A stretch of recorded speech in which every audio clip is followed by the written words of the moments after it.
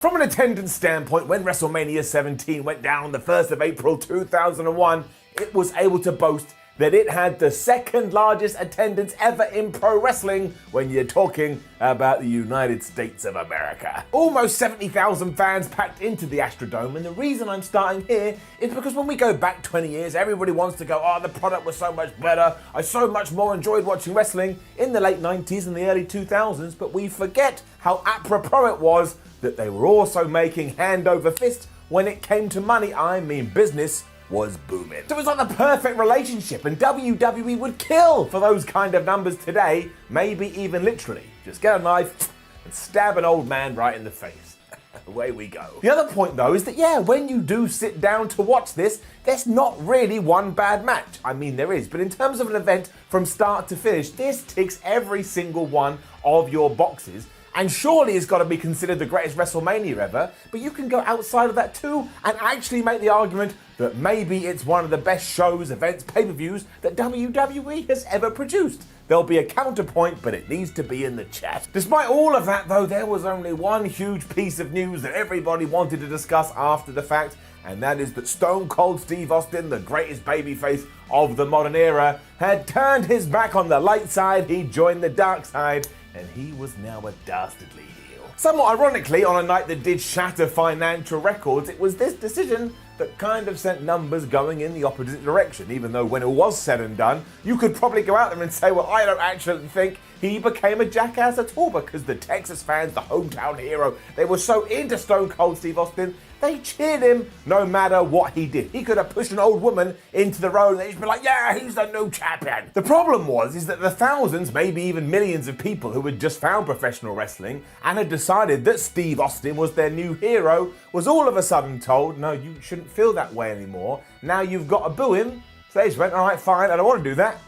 They turned off. It was even more dark because in the build to Stone Cold Steve Austin versus The Rock, which of course was the main event of this WrestleMania, it was painfully obvious what direction World Wrestling Entertainment, or the World Wrestling Federation as it was then, should go in. If Austin was seen, people went, wow, hey. And when The Rock was seen, everybody went, boo, boo, we hate you, you mainstream dick. I mean, WWE even went out of their way to confiscate signs if they saw one on a Raw or whatever, because they didn't want any hatred towards The Rock. And yeah, look, just to ground you in 2001, it's so funny. This happened 1 week after Vince McMahon had bought World Championship Wrestling.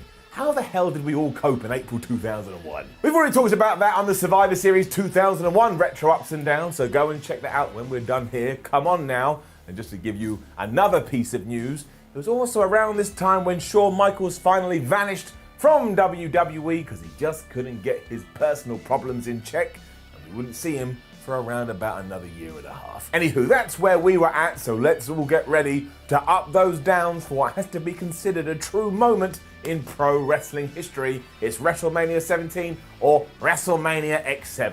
I don't care. Let's up those downs. The opening shot of this is just the best thing ever. It's better than pizza, it's better than losing your virginity, it's better than free money, because you just see a sea of people absolutely losing their minds. I mean, they are so frenzied because they're so excited and so happy they get to be at a WrestleMania. And I started to think, man, I need to build a time machine and I need to go back to this WrestleMania just so I can be a part of it. I just think the world was so ready for this to be a great event that you could have wheeled a couple of turtles out there and told them to have a wrestling match, and everyone after would be like, oh, it was a 5-star turtle match. I mean, even the chemistry between Jim Ross and Paul Heyman is fire.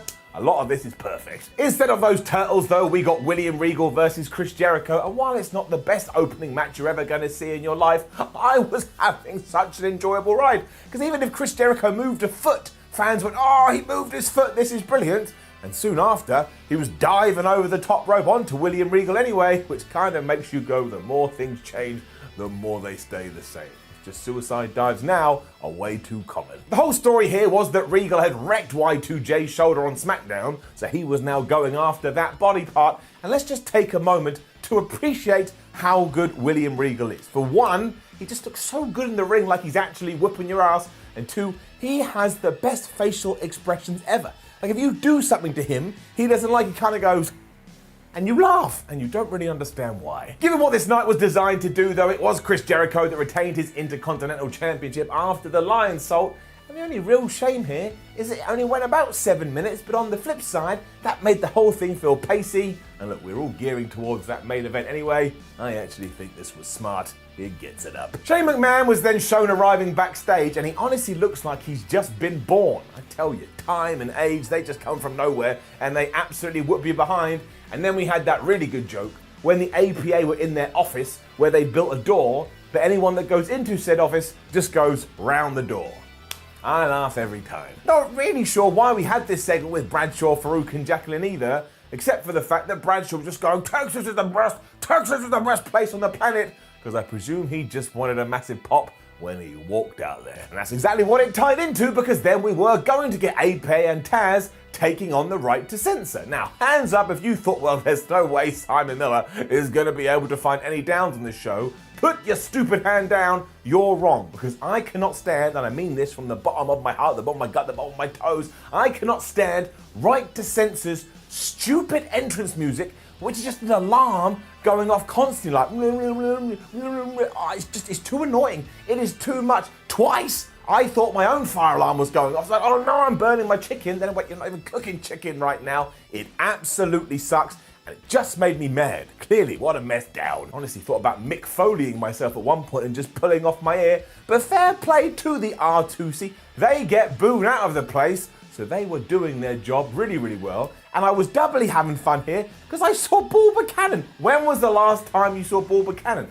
Also, he was way more agile than I realized. He looks like a big dude. And at one point, he just jumped up on the top rope like it was nothing. I have climbed up on that top rope. It is terrifying. I also don't think our friend Bull understood the gimmick, because whereas the Good Father and Stevie Richards and Val Venus were all stern-faced like, oh, nobody should be having any fun, Bull Buchanan is just smiling the whole time like he can't believe he's at WrestleMania 17. Who knew that I would wake up on this day and become a massive fan of Bull Buchanan? I am. Jacqueline also kept getting involved, and I'm pretty sure nobody who was actually officially participating in this match thought there were any rules, because it was just crazy, crazy brawling for around 4 minutes. But that also worked because WrestleMania X-7 or 17 is basically a variety show. Whoever put this card together, I guess Vince McMahon and his friends, sat down and they thought about ways to just change it up constantly. I thought it worked a treat. It eventually ended when Bradshaw gave the Good Father one of his clotheslines from hell, and we've talked about them before. I tell you, nobody wants to take that, and the fans were so happy because, again, they just wanted to see right to censor essentially be killed. I would take your argument if you said placing this second on the show kind of upset the momentum a little bit, but look, it's over faster than a new Mojo Rawley character appearing on TV. You can't stay mad at that. Up. And now it's time for a brand new feature here on Retro Ups and Downs, known as Out of Context Wrestling. Let's go. Hello, my children. My name is Simon Miller, and welcome to Out of Context Wrestling, where I'm just going to read you what happened in the next segment and let you take it for what it's worth. Because as Trish Stratus wheeled Linda McMahon through the backstage corridors, who had been comatose and drugs by her own family, Stephanie McMahon, the daughter, arrived and said to Trish, have you made sure she has been drugged so badly she isn't going to be able to stand up? And Trish Stratus then told her, yes, do not worry, Steph, this old broad ain't going nowhere. Stephanie was very excited that her own mother was in essentially a walking coma, and that later on, Vince McMahon, her father, was gonna beat the crap out of her own brother, Shane. And was any of this story explained prior, in case you were watching in 2020 and you were a brand new wrestling fan? No, it was not. You just had to accept it for what it is. Entertainment. Right, real talk, going back to what we were just talking about. Having your third match being Kane versus The Big Show versus Raven for the Hardcore Championship sounds absolutely mad. You think one person, probably Pat Patterson, would have gone, oh, yo, Vince, I don't think we should be doing this. Because apparently he's from New York now as opposed to Canada. I don't think we should be doing this. It's not going to work. You wrong, Patty boy. Even though I've just made up that you said that. Point is, it does again. Because clearly when they all got together, somebody came up with the idea of, well, why don't, because it is a hardcore match, we just have all three guys brawl in the back. So all of a sudden you've got this brand new setting and your eyes are happy. Yeah, it was all good up. It's also mad. At one point, Big Show and Raven are fighting on the outside, so Kane dives off the top. And we've already established how terrifying it is to be up there. Again, when I did it, I think my family disowned me because I looked like such a fool. But I think we forget that the Big Red Machine is a Big Red Machine. He's legit like 6'9". I don't know how he does it. Raven clearly wanted to beat that because at one point Kane grabbed him and just threw him through this pane of glass, and whether it's real glass or fake glass, he has bits all sticking out of him, so that made me feel weird in my tum-tum. And then you get that kind of famous scene, because WWE did use it in a lot of videos after the fact, of everybody just driving some golf carts. What does that remind you of? Raven eventually gets smacked in the ankle by one and sells it like he's dead, but honestly the best part is when our boy Raven gets in one by himself and Big Show kind of drives on the back, and he's so worried about this, he is just driving like he has had a bunch of booze and he's wasted. Like if you're at a wedding, you're like, no, Uncle Dave, you're not allowed to drive, you absolute buffoon. And he does anyway and he crashes into a wall. Don't drink and drive. It also had a cool, if kind of silly finish, because after they had all made their way back out to the rampway, the Big Show is about to gorilla press slam Raven off the top of there, because you know he's a loon, when Kane appears from nowhere, he big boots off both of them into this clearly gimmicked table setting, wooden, whatever you want to call it, and then he dives into the wreckage afterwards and pins the Big Show for the 1, 2, 3. And again, does it look faker than if I started to wear a wig? Of course it does, but little secret for you, wrestling is fake, or at least it's a work, you know what I'm saying. The point is that it is suitably ridiculous, and I had no problems with it. And talking about the suitably ridiculous, we then zoom backstage again, where Edge, Christian, and Kurt Angle were just being their goofy selves. I actually think this is my favourite portrayal of all these characters. Because E and C feel like they just fell out of a Bill and Ted film. They're such goofs and they're such morons. And while Kurt Angle, more often than not around this time, would play into it, he is absolutely in a trance, like Alexa Bliss in 2020, because he cannot believe that there is footage of him tapping out to Chris Benoit's crossface. And he's trying to justify in his head like, well, a referee never said that I submitted, even though you do see my hand tapping on a mat. So this is like the whole, if a tree falls in a wood, does it actually make a sound? And when you truly think about it, your brain melts. And Edge and Christian felt the same, because they were like, we don't want to talk to Kurt Angle today.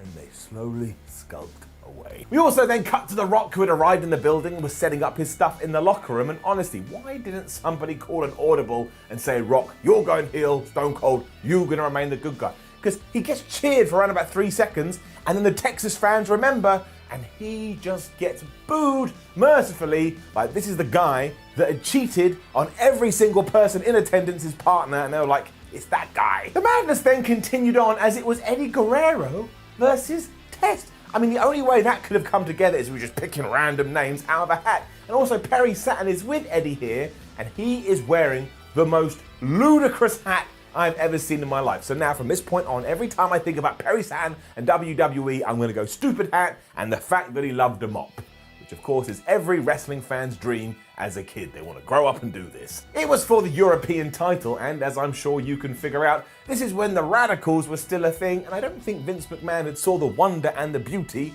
of Eddie Guerrero, because again, here it's April 2001. Those guys debuted in January 2000, and it was still going to be a while until Latino Heat made his way up the card. But the true great thing here is that Test is a giant, Eddie Guerrero is not, and yet somehow Eddie still makes you believe.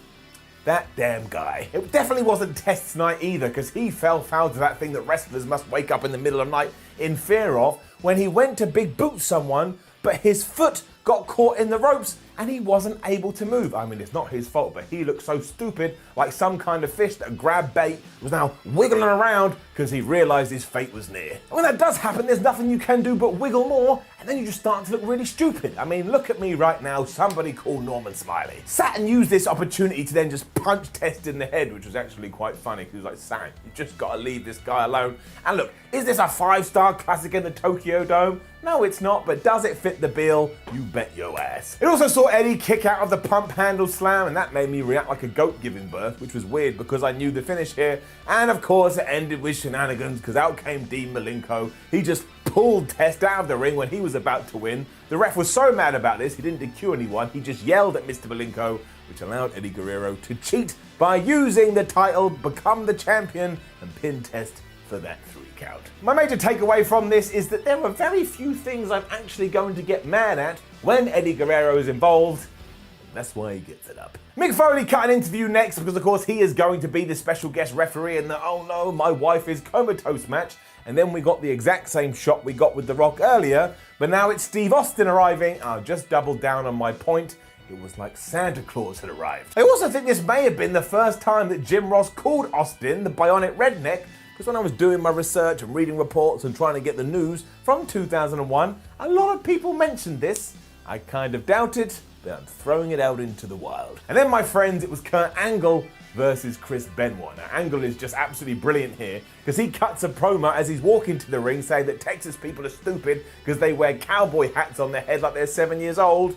And what a look into the future that is, because of course a few months later, that's exactly what the Olympic gold medalist would be doing. This was all set up too to focus on the fact that each competitor and each opponent felt absolutely personally insulted that they had indeed tapped out to the other's finishing move. Now, in other retro ups and downs, I've talked about my feelings on Chris Benoit, so I won't go on it here again. I would just implore you to watch that. But in terms of a wrestling match, this was pretty damn incredible. I mean, if you want to show something to a non-fan and try to get them to believe that sports entertainment is real fighting competition, you should probably show them the first 5 minutes of this. I mean, they are grappling and they are fighting and they are throwing strikes. At one point, even I was like, wait a minute, have I got professional wrestling wrong? Because of course, I'm a bald asshole and a bald moron. As it turns out, I was being worked. When Angle realised he was losing too, he just grabbed Benoit and chucked him into the steel steps before suplexing him around the place. And I genuinely think if you had surveyed every single person in attendance, they were like, we don't want to see wrestling and grappling. It sounds crap. We want to see shenanigans. And while we did get there later, they just built this so well, everybody would have changed their opinion. The only real point of contention is the ref bump you get towards the end of the match, because it kind of ties into what WWE does all the time now, which is 50-50 booking. Because up to that point, this really does feel like a legit war. And as soon as Jack Doan went flying, you're like, oh man, I forgot I'm watching a stupid rinky-dink pro wrestling match. But is that really a problem? It is a stupid rinky-dink pro wrestling match. Only you can make this decision, but it was done for one very specific reason, and that's because at this very moment, if you can believe it, Benoit did apply the crossface, and there's Kurt Angle tapping out again. But the referee, that moron, is on the floor going, oh, my head, I don't know what's going on. And of course, we did all that because Angle was going to win the match proper, but we have to keep everybody strong. Now, look, fair play to WWE. These two guys would go on to fight after WrestleMania, so I suppose this justified it. But there's just a little something you can argue about, especially because Kurt Angle only won here by booting Chris Benoit in the balls and then using the most devastating move in all of sports entertainment, the surprise roll-up, with the addition of holding the tights. All of this also meant that Benoit kicked out the Angle Slam, because, you know, everything that we've just talked about. And maybe WWE went one step too far, because then Kurt Angle was in the back cutting an interview when Benoit attacked him again, put him in the crossface, and Kurt was tapping out. And I was like, all right, I get it. At this point, WWE would have been better served just holding a sign going, please don't think Chris Benoit is a bad wrestler. That would have been a solve. But really, you can't be that down on this when it comes to what they did in the ring, and even if they did it in 2020, it would likely be getting rave reviews up. Michael Cole then just sticks a microphone in William Regal's face as he's coming back from the trainer's room and says, are you okay? And you have to go and watch this, because Regal's face is absolute gold, and he calls Michael Cole a miserable specimen. And I think we've all wanted to say that. He is just the best, he is just the best. It's then kind of weird as he goes into his general manager office and he sees Kimchi and Kamala just jumping around the place.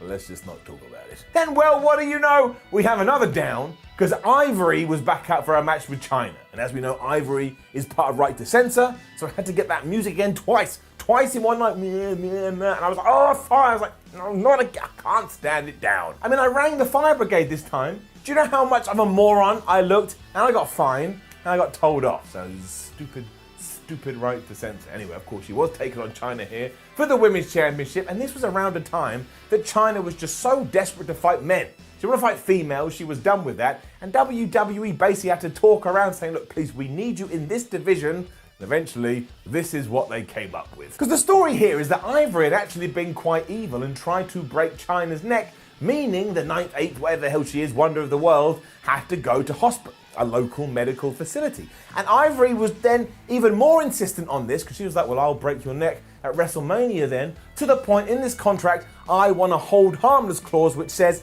if I do achieve this, so her achieving is trying to break somebody's necks, you can't sue me. China agreed, but then said, okay, fine, but Right to Censor can't be at ringside.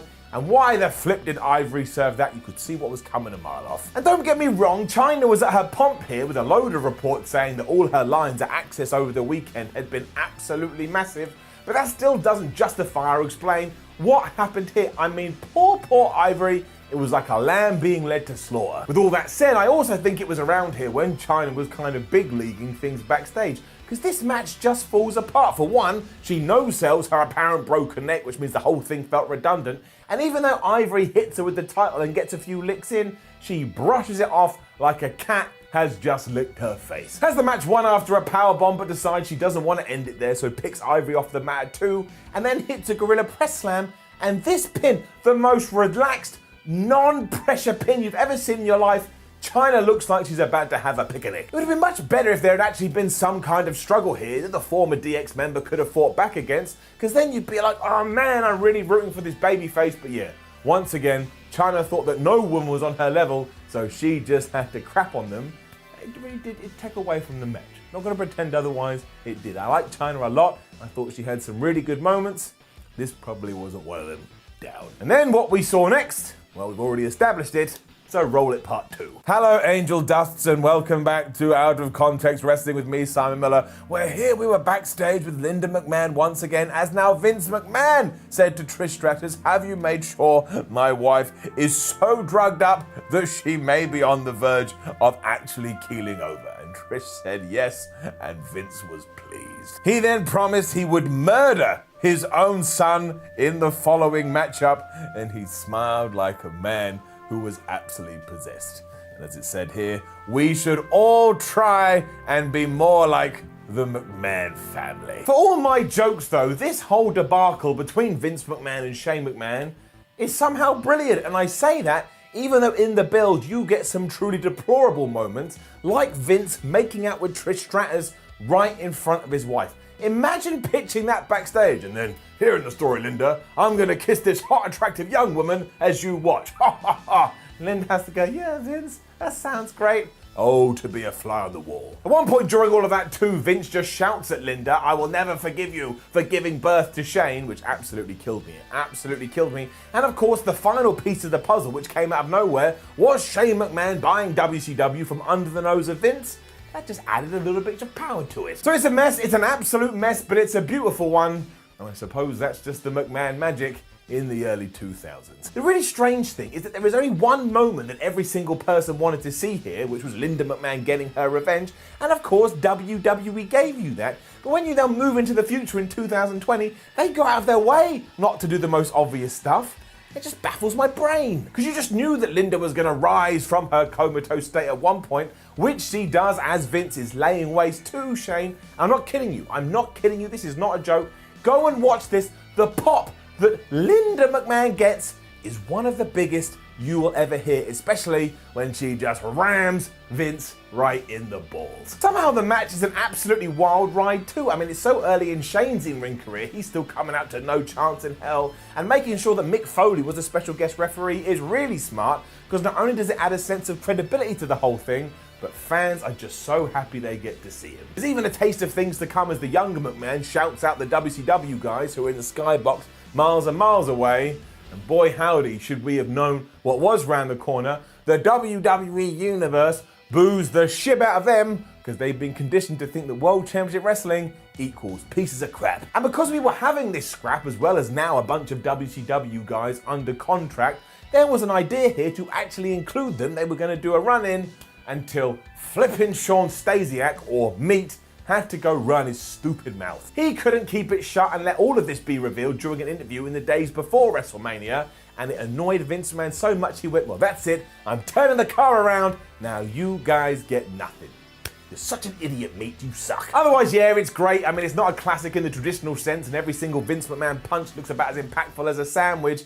I just don't think you can't enjoy this. It's Attitude Era done right. And the finishing shot of Shane McMahon just jumping and doing the Van Terminator as Vince has a trash can in front of his face, well, that is some poetic justice. And you see Trish Stratus go good and she beats up Stephanie McMahon. It's like they just wanted to give you every single payoff you could imagine. And fair play to Vinnie Mac. Honestly, he knew his role, he knew he was the villain, he knew he had to get his comeuppance, and he gets whooped from every single angle. So it's just WWE nonsense done right, but I didn't expect to be this into it almost 20 years later, and damn it I was giving it up. If that wasn't enough, what followed is the now legendary TLC match between Edge and Christian Dudley Boys and the Hardy Boys. I mean, what am I meant to do other than the obvious? Golden up. Put together to ensure that these guys did steal the show and forever have their names in fans' brains, you could actually say that this raised the bar too high. Because it's so crazy, it's so nuts, there's so much violence, there's so much carnage. Wrestlers for years, even now, would try to think of ways to top it. I'm not 100% sure they have. Much in the same way Mick Foley just ruined Hell in a Cell matches, it's exactly the same here, especially that spear on Jeff Hardy by Edge while he's climbed a flipping ladder and Jeff Hardy is hanging from the stupid title belt. I mean, I watched it about 10 times here, even though I've seen it about 1,000 already.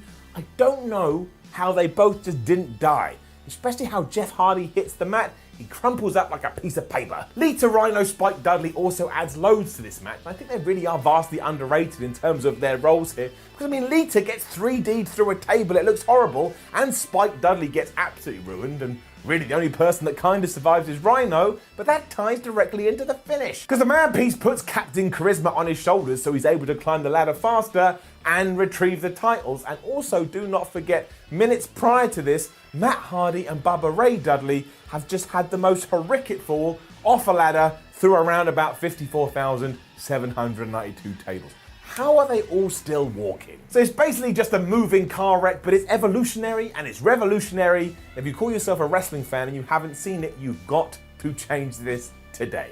I still can't get my head around it. I never will. Just a round of applause to all of you guys. You turned yourself into legends and you turned yourself into heroes. And now it's hard for me to know what to do. Because for years here on Ups and Downs, I have been singing the praises of Repo Man. Lots of people think I'm joking, lots of people think I'm just making it up, but I'm not. If I ever want to remind myself about how goofy and stupid wrestling can be, but also fills me up with joy, I just remember the gimmick of Repo Man and everything feels right again. Well, here at WrestleMania 17, he is indeed included in the gimmick Battle Royal, and I cannot explain how happy I was to see him. I mean, the crowd has no idea who this is, and I can imagine they're going, who's this Zorro-looking Mother Hubbard? But I don't care. Instantly, I was like, this is the best retro Ups and Downs we've done. Also, please, Barry Darsow, come back to WWE and give me one more run as Repo Man. I know so many people go, no, if we're doing that, do Demolition. Nobody wants stupid, stinking Demolition. We want Repo Man, please and thank you. It's also just a joy to listen to Mean Gene and Bobby the Brain Heenan on commentary because they are so good. And I would probably have gone to WWE and said, don't have Juke the Dumpster Drozy as number 2 in the thing. But hey, that's what we did, but it's okay. Because then the Iron Sheik is out and Bobby gives us the best line maybe in the history of WrestleMania when he says, by the time the Iron Sheik gets to the ring, it's gonna be WrestleMania 38. What a damn legend. In reality though, this is an absolute farce and it is an absolute disaster. Let's not pretend otherwise. And the only reason the Iron Sheik wins the whole thing is because medically he was told, you can't take no bumps over the top rope. So that's why he gets the victory. What a bunch of crap. He does throw out Hillbilly Jim to be victorious, but again, this is meant to be the pleasing WrestleMania. So Sergeant Slaughter gets back in there and he locks in the Cobra Crutch as Iron Sheik's like, oh, Bubba, I don't like it at all. And yeah, look, you should never actually watch this. But for nostalgia, I was rolling around the floor, I'm giving it up. They also need some help with what followed, because it was Triple H versus The Undertaker at WrestleMania 17. But I've seen all the WrestleMania matches between the Dead Man and the Game, and they never mentioned this one, so I must have just fallen asleep and made it up. I am, of course, being facetious, but wasn't it stupid that WWE went out of their way to never mention this, especially because it's actually quite good. Up. There's an amazing story behind it too, which maybe is why they want to remove themselves from it so much, and that is that when Jim Ross and Vince McMahon were going through the WrestleMania 17 card, they were looking at it going, there's something missing here, and yeah, 2 names, Undertaker and Triple H, they actually forgot to put them on there. That would not happen these days. And really, this is just 2 wrestlers going out there and laying it all on the line, as they say. But Triple H gets that amazing entrance as Motorhead are playing live, and that's so cool, especially because Lemmy is just clearly making up the lyrics here, so that will make you laugh. And yeah, when they're in the ring, they are just plowing each other with shots. They know their deal, they do it. Despite everybody and their Auntie Jackie thinking that Triple H would win, he did win a lot in 2001, and especially in 2000, Taker gets the victory here, and you have more crazy stuff, because he just choke slams like Triple H off this, I don't know what you call it, platform at one point, and once again it's into a gimmicked floor, but it looked good. And if it looked good, who cares? Not even the sledgehammer could help Hunter, because he smashes Taker with this, but we know that the dead man has an extra 10 MP points at WrestleMania. So he turns it around, he hits the last ride, he gets the 1, 2, 3. The crowd cheer him like he's like the biggest star they've ever seen. I don't know why this isn't talked about more. I had a really good time. We then need to break our system. I mean, it does happen. Sometimes Dave Meltzer gives things 14.29 stars, right? It was a 5-star scale, but if he can do it, so can I. So The Rock versus Stone Cold Steve Austin for the WWF title. It doesn't just get an up, it gets a golden up, which is the second golden up in this damn video, which makes no sense, but I can't help it. I love this so much. It was basically my everything when I was an idiotic child, and the opening video package vignette for this is just the best. I mean, it ties everything into that interview that Jim Ross had done with both guys, and it feels real, and Limp Bizkit going, yeah, come on, my way. Give you chills. You've also got wrestlers that you can root on depending on your desires, a championship that feels more important than your nan. At one point, The Rock is bleeding like a stuffed pig, which is doubly funny, because now if you do watch it, you actually see Earl Hebner just handing the blade. You're like, wait, how did I not see that 20 years ago? But I don't care, because it's just electric, the irony. I suppose the only thing we need to get into properly is the heel turn that ends the match, because it's not really a heel turn. Like I've already said, nobody in the crowd sees it this way, but if you're at home, like I was, Jim Ross and Paul Heyman are saying like, oh my gosh, he's now become the devil.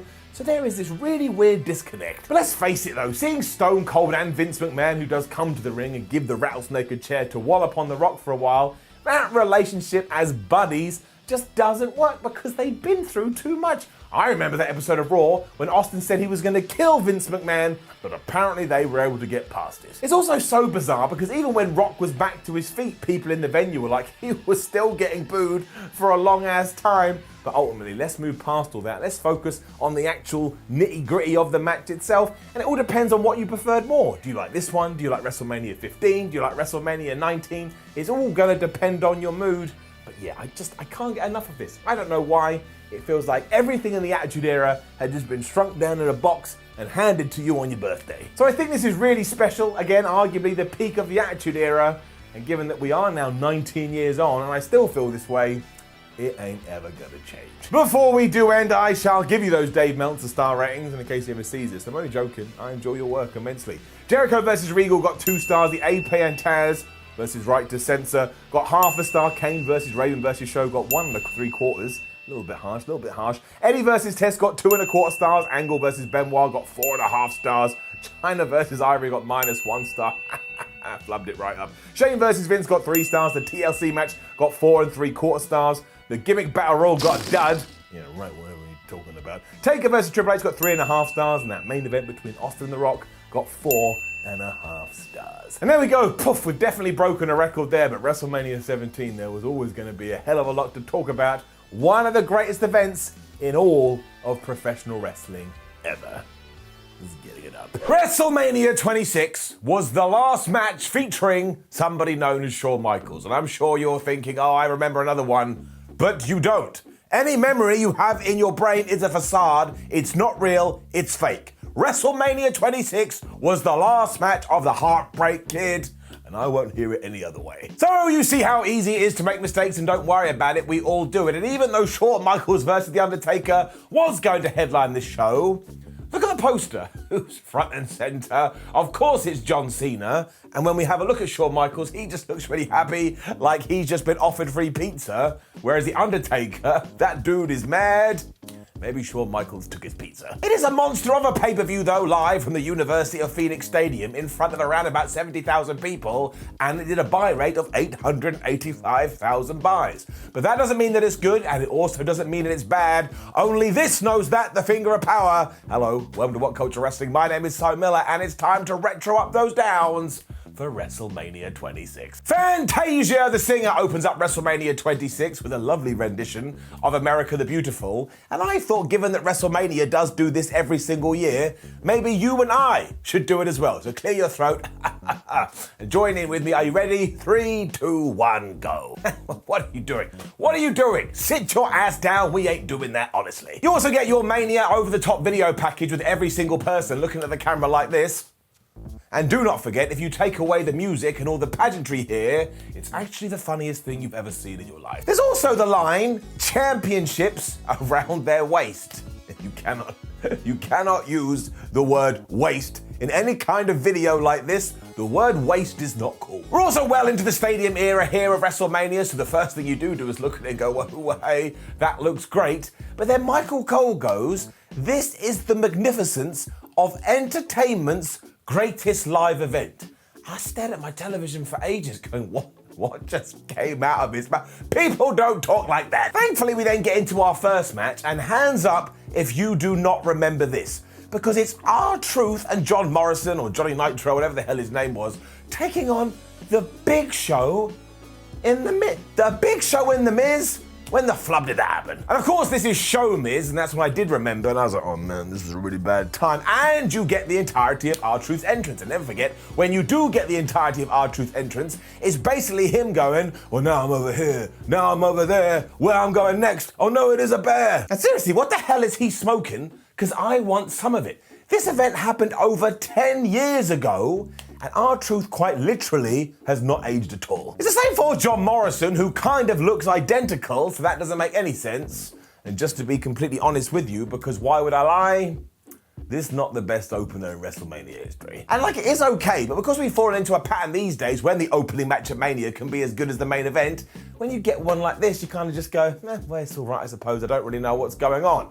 And additionally, because the Big Show and Miz come out together, you'll have to sit through their entrance theme, which is basically the Big Show, awesome, I came to play the Big Show. I was like, I'm gonna kill someone. I can't handle it. WWE, if you are going to make a new tag team, for the love of everything, give them new music. What really hurts is that it only goes 3 minutes, even though the WWE tag team titles are on the line. Doesn't that just sum up how WWE sees the tag team division? John Morrison also goes to Starship Pain at one point, and the Big Show pulls the Miz out the ring so early that when Johnny Boy decides to carry it on, it's like, well, you meant to be the good guy, I think. It wasn't made very clear, and now you look like a fool. Later on, he goes for a springboard too, but he hasn't noticed that the Big Show has blind tagged himself in, so he gets punched right in the face when he is on the ropes. Big Show makes the pin, and that's that. They still your tag team champions. And this is a real lackluster start. Down. What follows those is kind of one of those matches that's gone down as a sliding doors moment in professional wrestling. Because it is Randy Orton versus Ted DiBiase versus Cody Rhodes after their group known as Legacy had broken up. And just imagine that Randy Orton hadn't have won this, maybe Cody Rhodes was given the ball or Ted DiBiase, the landscape in 2021 could be vastly different to how it is. And it mostly is DiBiase and Rhodes whipping the ass of their former mentor before WWE asks the most original and unique of questions, well, how are these two going to be able to coexist? And the answer is they're not going to be able to coexist, because as soon as Ted DiBiase trying to get a pin, Cody Rhodes break it up, and then Cody Rhodes trying to get a pin, and Ted DiBiase trying to break it up. And I just want to go to them and say, did you not discuss this backstage? Are you this crap at being a team, even though it is a triple threat match? You didn't say, well, who's going to win? Oh, we'll worry about it out there. Nobody would do that, stupid. Because they are arguing constantly too. Randy just gets to his feet and goes, all right, well, now I'm going to beat you up. He gives them the double draping DDT. This must have been one of the first times he did it, because people go absolutely crazy. He punts Cody in the head, he hits Ted DiBiase with the RKO, and he pins him. And that's that. And there's nothing wrong with this, but man, one of the other guys absolutely should have won. It's 2010. I'm living in 2021. I ain't gonna go back and say, oh, this person should have been pushed over that person. I got real problems to worry about. I mean, look at my flubbing hair. That's a fine match up. Jillian Hall was then backstage doing that singing gimmick, and actually, if you watch this on the WWE network, you will not find it. I presume because it's an advert, so it's been removed. Thankfully, I do my research and I hunted it down. But my word, do I regret that, because this gimmick, and I get the idea, it's meant to piss you off, but when you have someone pretending to be Britney Spears, especially in 2010 going meh, meh, and making noises like a strangled cat, well, it makes me want to turn off. Thankfully, Santino Marella then pops up and he's got a Slim Jim, but this is one of those skits at WrestleMania that very quickly goes completely off the rails. Because after one bite, Jillian turns into Mean Gene Okerlund, then after another bite, he turns into Mae Young. And then Santino Marella has another bite, and it's then Mean Gene, but he's now in the dress that Mae Young was wearing, and I got worried that somebody had spiked my drink. We get one final chomp, and then Melina appears, and this is when Santino and her just go skipping off down the corridor. And once more, I suppose it was quite funny, like it did make me laugh, but I was also a bit like, I don't know what the hell is going on. In at number 3 on the card too is the Money in the Bank ladder match. And I've said this before, but I'll say it again. Man, do I miss this stipulation chaos being on the WrestleMania card. It just added so much to it. It gave it a certain gravitas. You also get, and I'm gonna have to read this because it's such a random collection of names, MVP, Evan Bourne, Kofi Kingston, Shelton Benjamin, Dolph Ziggler, Matt Hardy, Drew McIntyre, Christian, and Jack Swagger. And for the purposes of this video, we need to focus on Jack. For you see, 11 years ago, I really saw something in Jack Swagger. I don't know what it was, but I found him really entertaining, and I supported him no matter what. Until we got to WrestleMania 26. And what do I mean? Well, I used to frequent a little wrestling show known as the Ministry of Slam, which is now back on the air, and you should absolutely check it out. And when we were making our predictions for this match, even though I'd spent months I tell you, going, oh man, Jack Swagger, that Jack Swagger trainer finally is going to roll into the station. I didn't pick him, and then if you've never seen this event, he won. So I abandoned him at the first hurdle, and I still feel bad about this. No, I don't. That's not true. Why the hell would I care? But I said it for effect. And you already know the deal with this, but good grief, is it nuts? I mean, people are using ladders as weapons, people are being thrown through ladders, there's ladder bridges that people also get hurled through. At one point, Kofi Kingston gets 2, smaller ladders, and he's using them as stilts, and that doesn't make any sense. And it's just all the wildest thing you've ever seen in your life, especially when Drew McIntyre tries to climb up the ladder. That is fantastic, because every single person in this building hates him. They can't stand him. I don't know whether that's because he was meant to be a heel or because Vince McMahon had said, hey pal, you're gonna be my chosen one. But if you had told me that this was Drew McIntyre's twin brother, I would have believed you. It is so different. And soon after that too, I suppose we have to say the ladder match klaxon went off, because everybody just hits as many moves and they cause as much carnage as they possibly can for 3 minutes. It is just go, go, go, go. And it gets worse and it gets worse and it gets worse. And I'm sat there enjoying every single second, and I had an out-of-body experience. I'm like, what is wrong with me?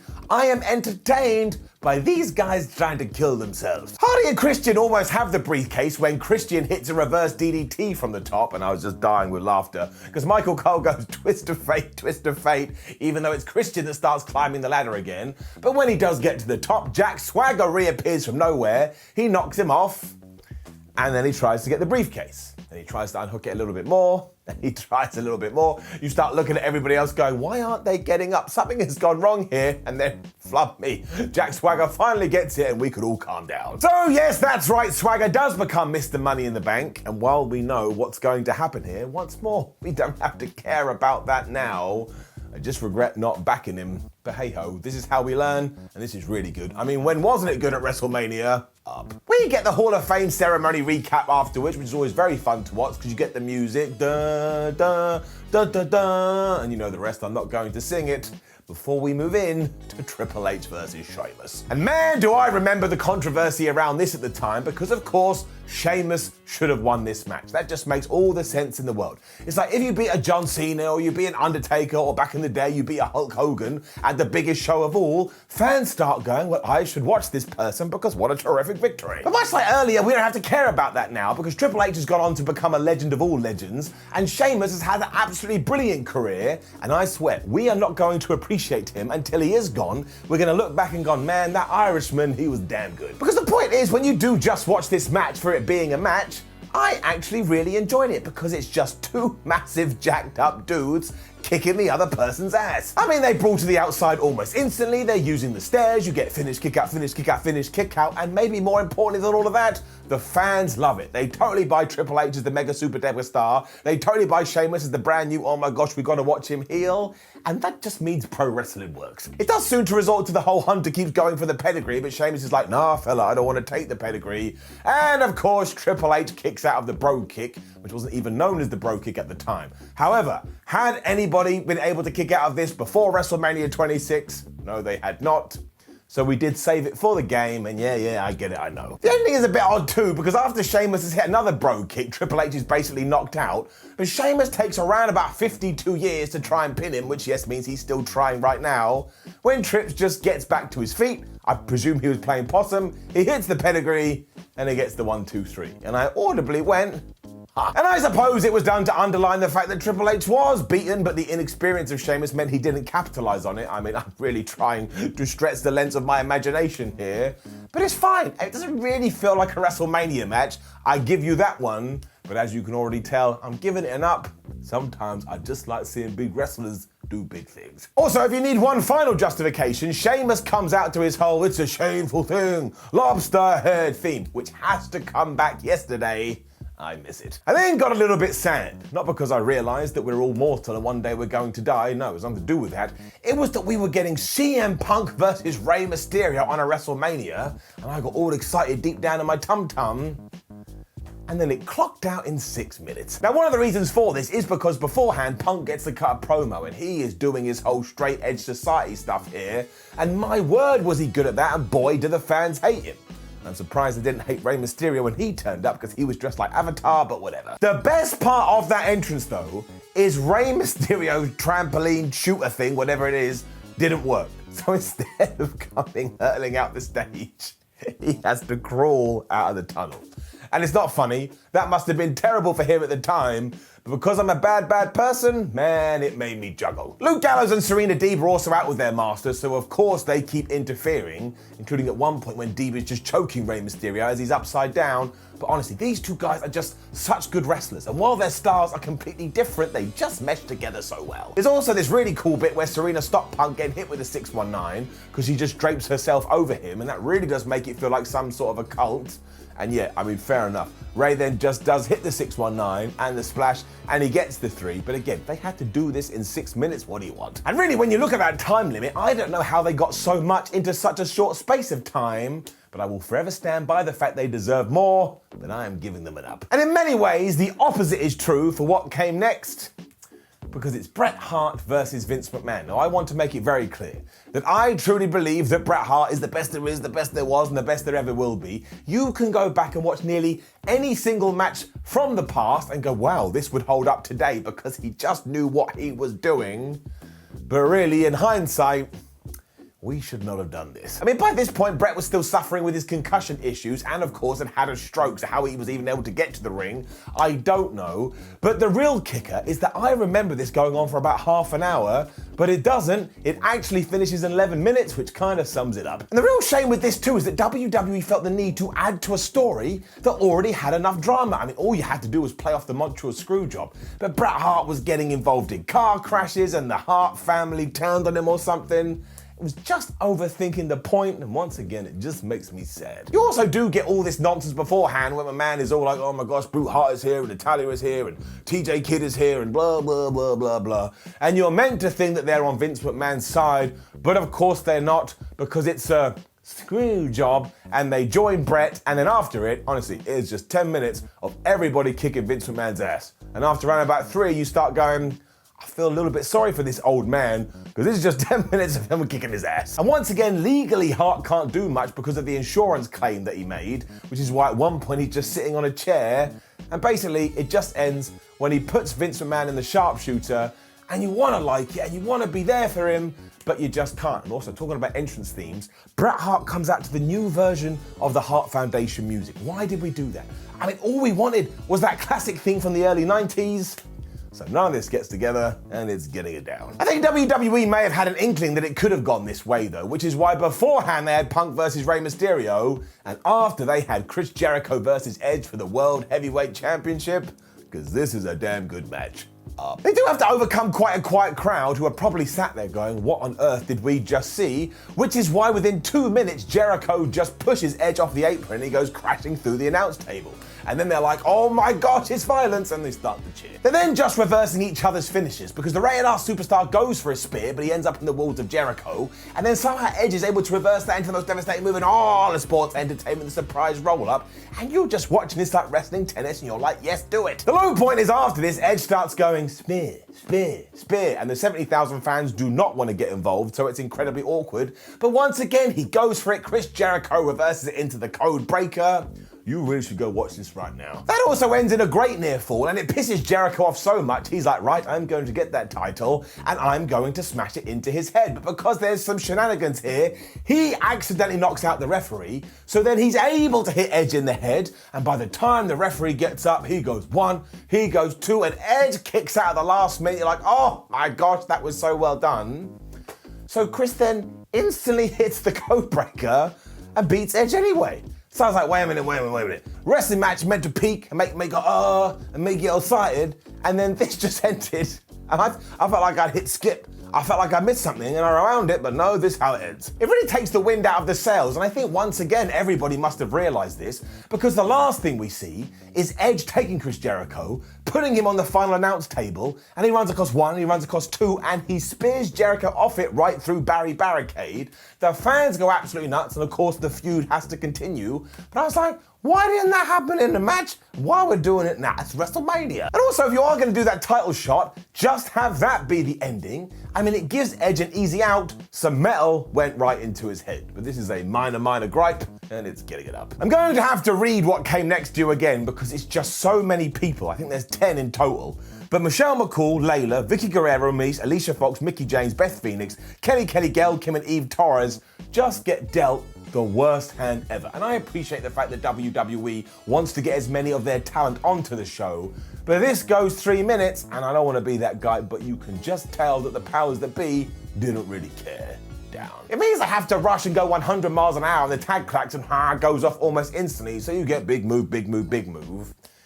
When it gets to the last big move, I don't really know what to say. Now, it is important to remember that Vicky Guerrero is not a wrestler, so the fact she did this to begin with is amazing, but she climbs to the top rope and she's about to hit a big splash on Kelly, but instead she kind of just jumps to the canvas and then falls down. And I get it, right? The top rope is terrifying, but I laughed. All right?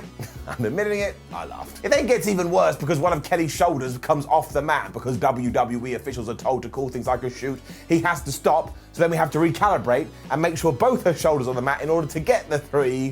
And this is just a little bit of a slog. It's very hard to get through, and it's none of their fault. I mean, everything was stacked against them. But if you do decide to watch WrestleMania XXX, maybe you want to skip past this. You then get the main event of WrestleMania. That's what I would be saying if Triple H versus Randy Orton from the previous year didn't go completely off the rails. Because of course back then WWE had decided to put the WWE title match on last, which makes all the sense in the world, even though they had Undertaker versus Shawn Michaels round 1. And after they had basically had one of the best matches in WrestleMania history, Randy Orton and Triple H came out there and they could do nothing. However, we moved forward 12 months and everybody had learned. It is a big contest though, because it is WWE champion Batista taking on John Cena, who were basically the 2 faces of the company at the time. And we were knee deep into the whole let's go Cena sucks era. So it really does have a lot of noise. I mean, it's so intense you have a line of fans in the front row, all who are wearing I Hate Cena shirts. And back in 2010, there were a lot of rumors that WWE would take some signs away, and you could do that, but you ain't taking away clothes. Nobody wants naked fans. I also think these 2 are just desperate to have a big time match because they are going so hard. I guess they wanted to prove to people they deserve to be in this spot. But my word, Batista gives John Cena a DDT and he just conks him right on his head. To the point you can even hear John Cena going, I need a minute, because clearly he's gone loopy. I mean, who wouldn't be? We also kick out of as many finishes as possible, because that's just what we do when it comes to WrestleMania. But the best one of these is when John Cena comes flying off the top with a flying nothing and he gets hit with a Batista bomb. And look, it's the most rough and horrible thing you've ever seen in your life, but I actually think it added to it. I don't want no smoothness, I want death. So a large majority of this match is Big Dave, and by the end of it he just decides, well, I do have this Batista bomb, so I've hit 1, I've hit 2, I've hit 3, I've hit 4, maybe I just hit 5 and 6 and 7 and 8, and he just keeps going for it, and eventually John Cena is able to reverse it into the STF with a hole so big I could have climbed through it, but it does have devastating powers. Big Dave has to tap out. Boy, howdy did the crowd not like that. And actually behind the scenes, there was a big argument going on. Who should win the match? Should it be Batista? Who should win the match? Should it be John Cena? Nobody could make up their minds.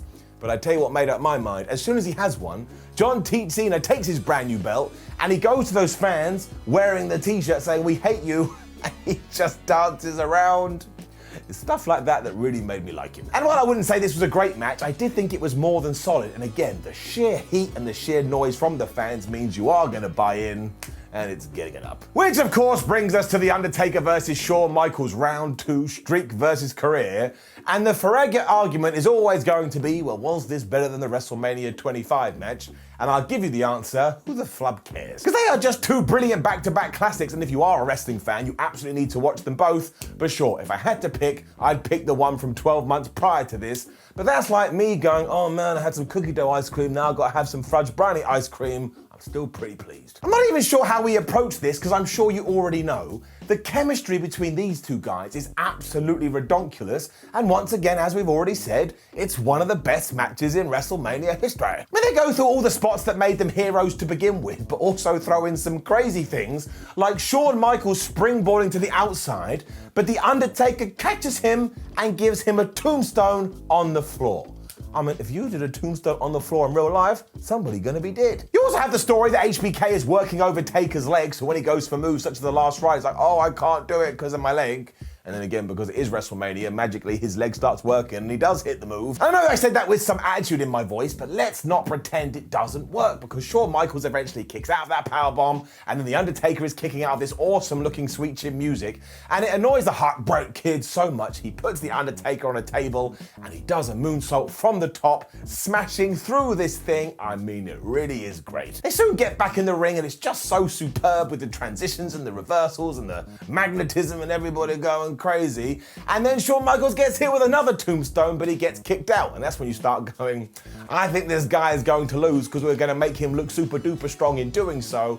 And you get the bit when he's climbing up The Undertaker, but The Undertaker's going, stay down, stay down. It's just two veterans that completely know what they're doing. It gets even better still when Michaels cuts his own throat and Undertaker's like, boy, you don't come into my yard and do my taunts, not in my face, and he gives him this jumping tombstone, which honestly, I don't know how you do it. I don't know how you protect somebody's head, I don't know how you protect someone's brain, but he slams Shawn Michaels down, he gets the pin, Undertaker then falls on his back like, oh, I'm completely spent.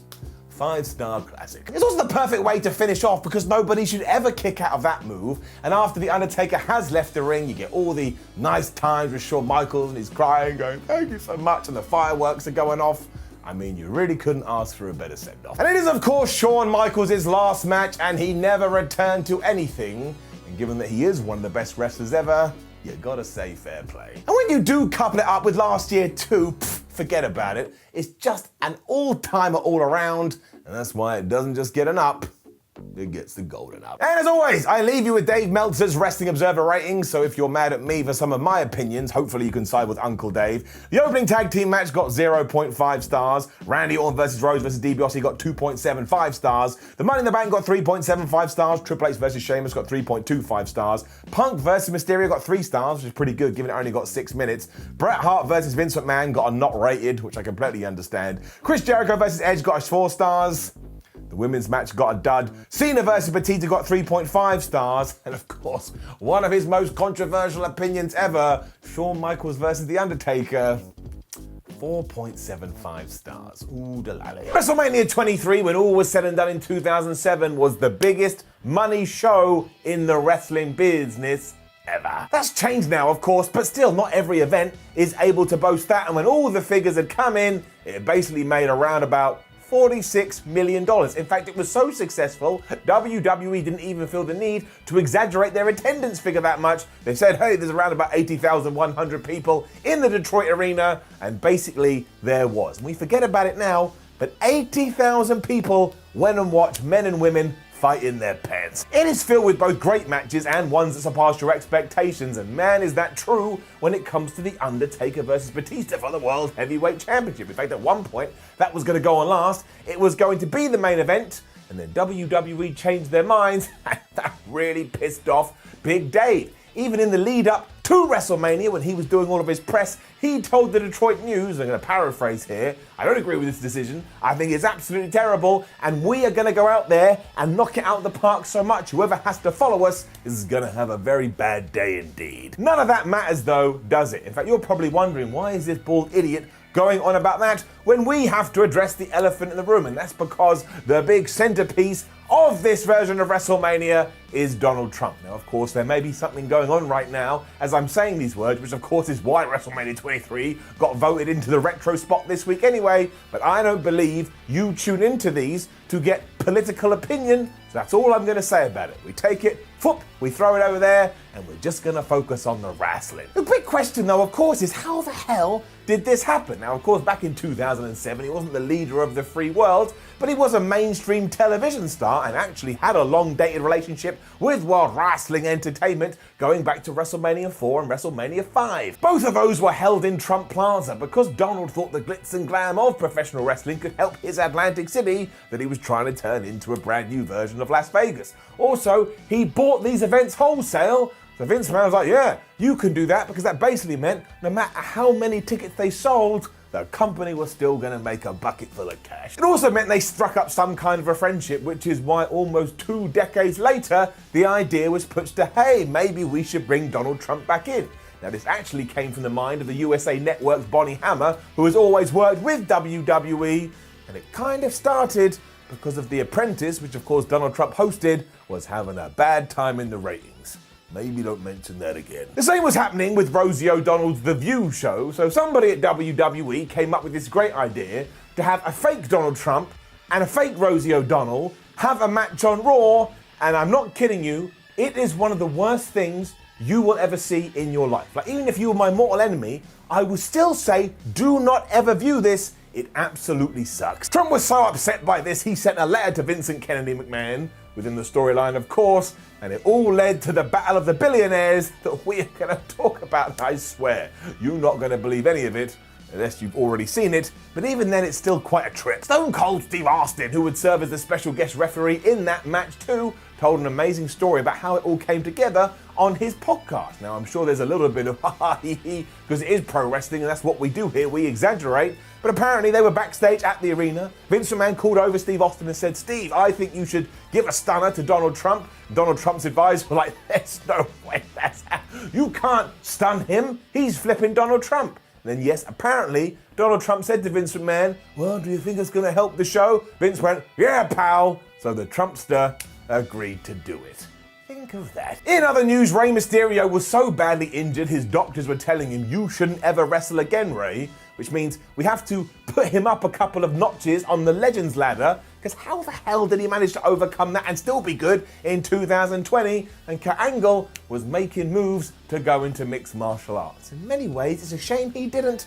I would love to have seen the Olympic gold medalist in the UFC, even though years of battling wrestling injuries probably mean he would have had his ass kicked. And with all that out the way, with the scene set, let's up those downs to WrestleMania 23. The coolest thing about the show is how it looks. Not only the set, but the sheer amount of people. I mean, flub me. Somebody told me there was around about 80,000 of them.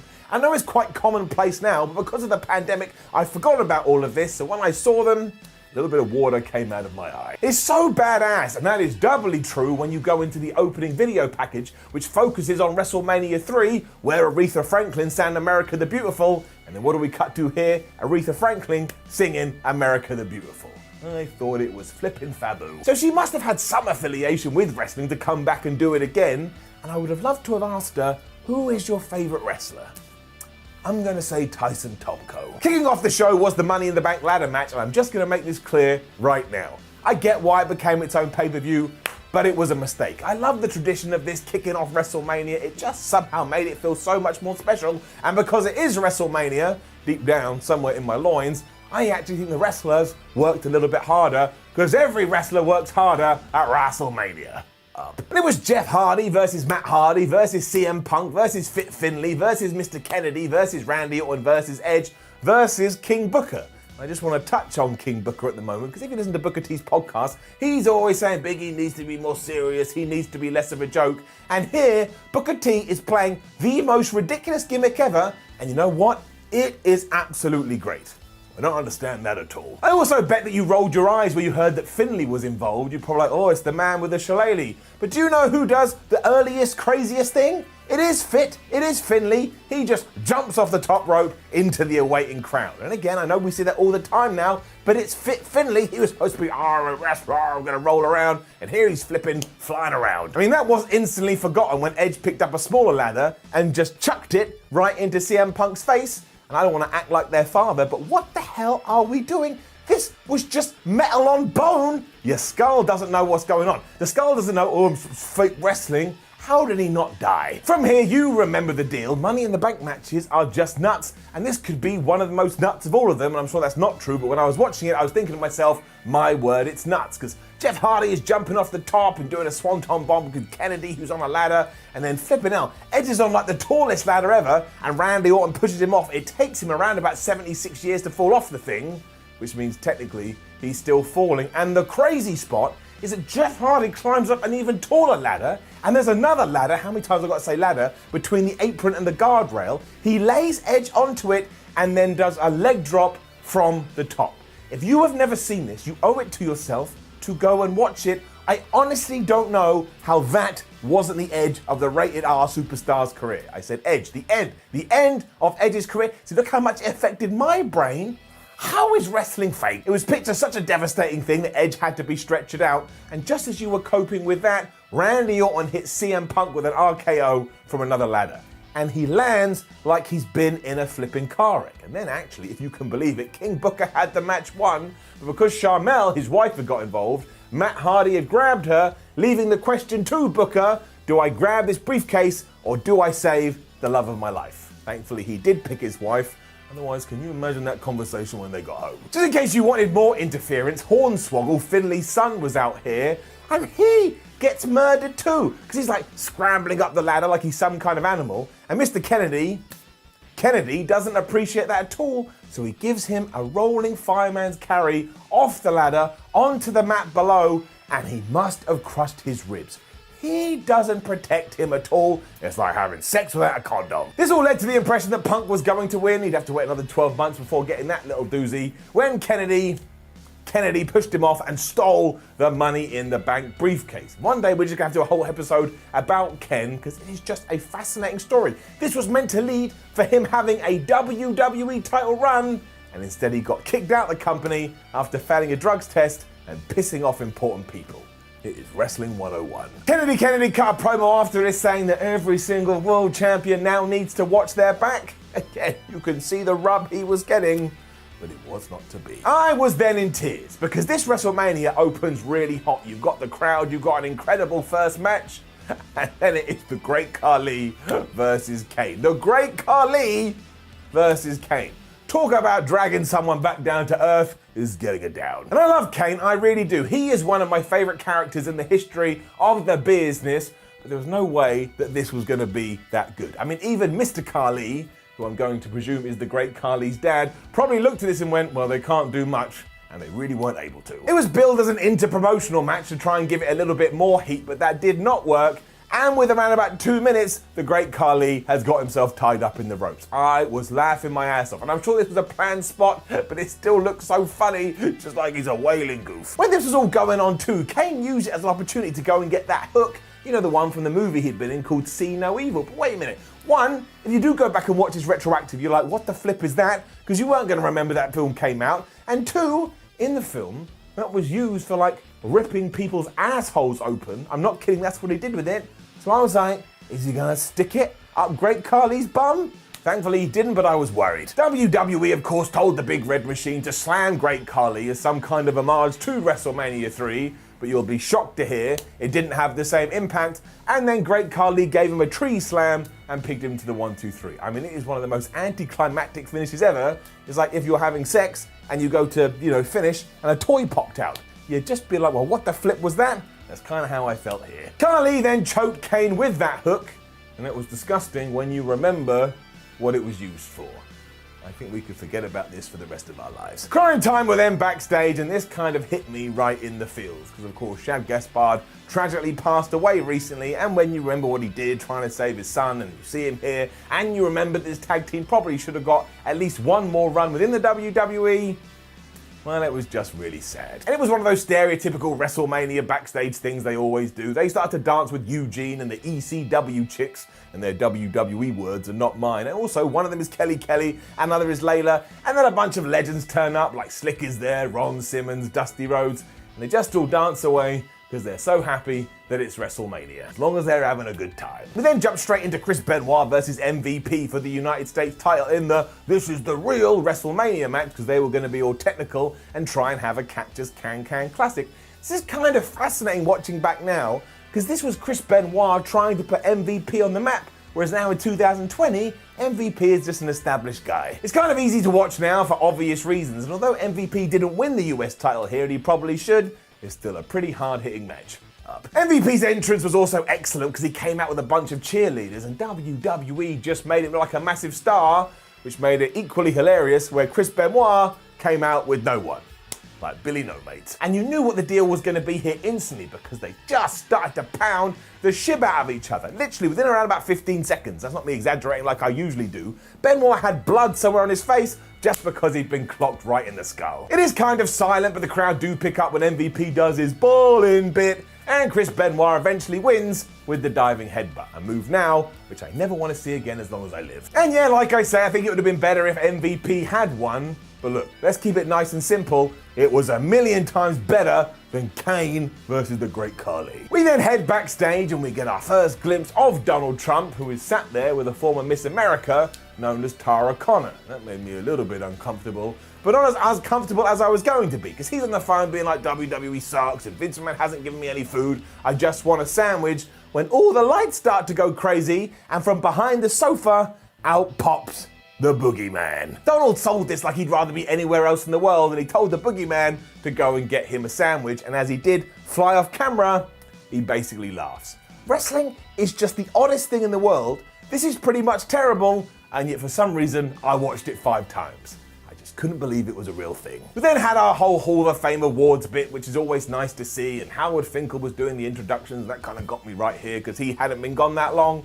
We're not going to get into it, but you know, these things are just great to hit you with a nostalgia gland is going to get it up. It was then time for The Undertaker versus Batista, with Big Dave coming in as the world champion. And do you want to know a little bit of a secret? At one point during this build, Batista was slated to win.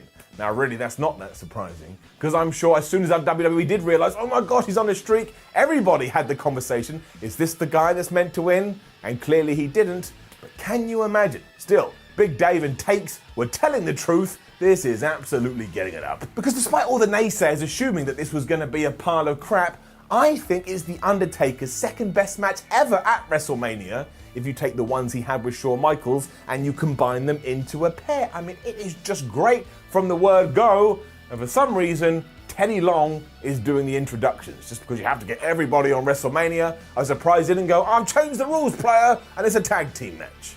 It stayed as singles. The Dead Man also had one of those entrances that either gives you chills or pisses you off depending on what side of the fence you fall.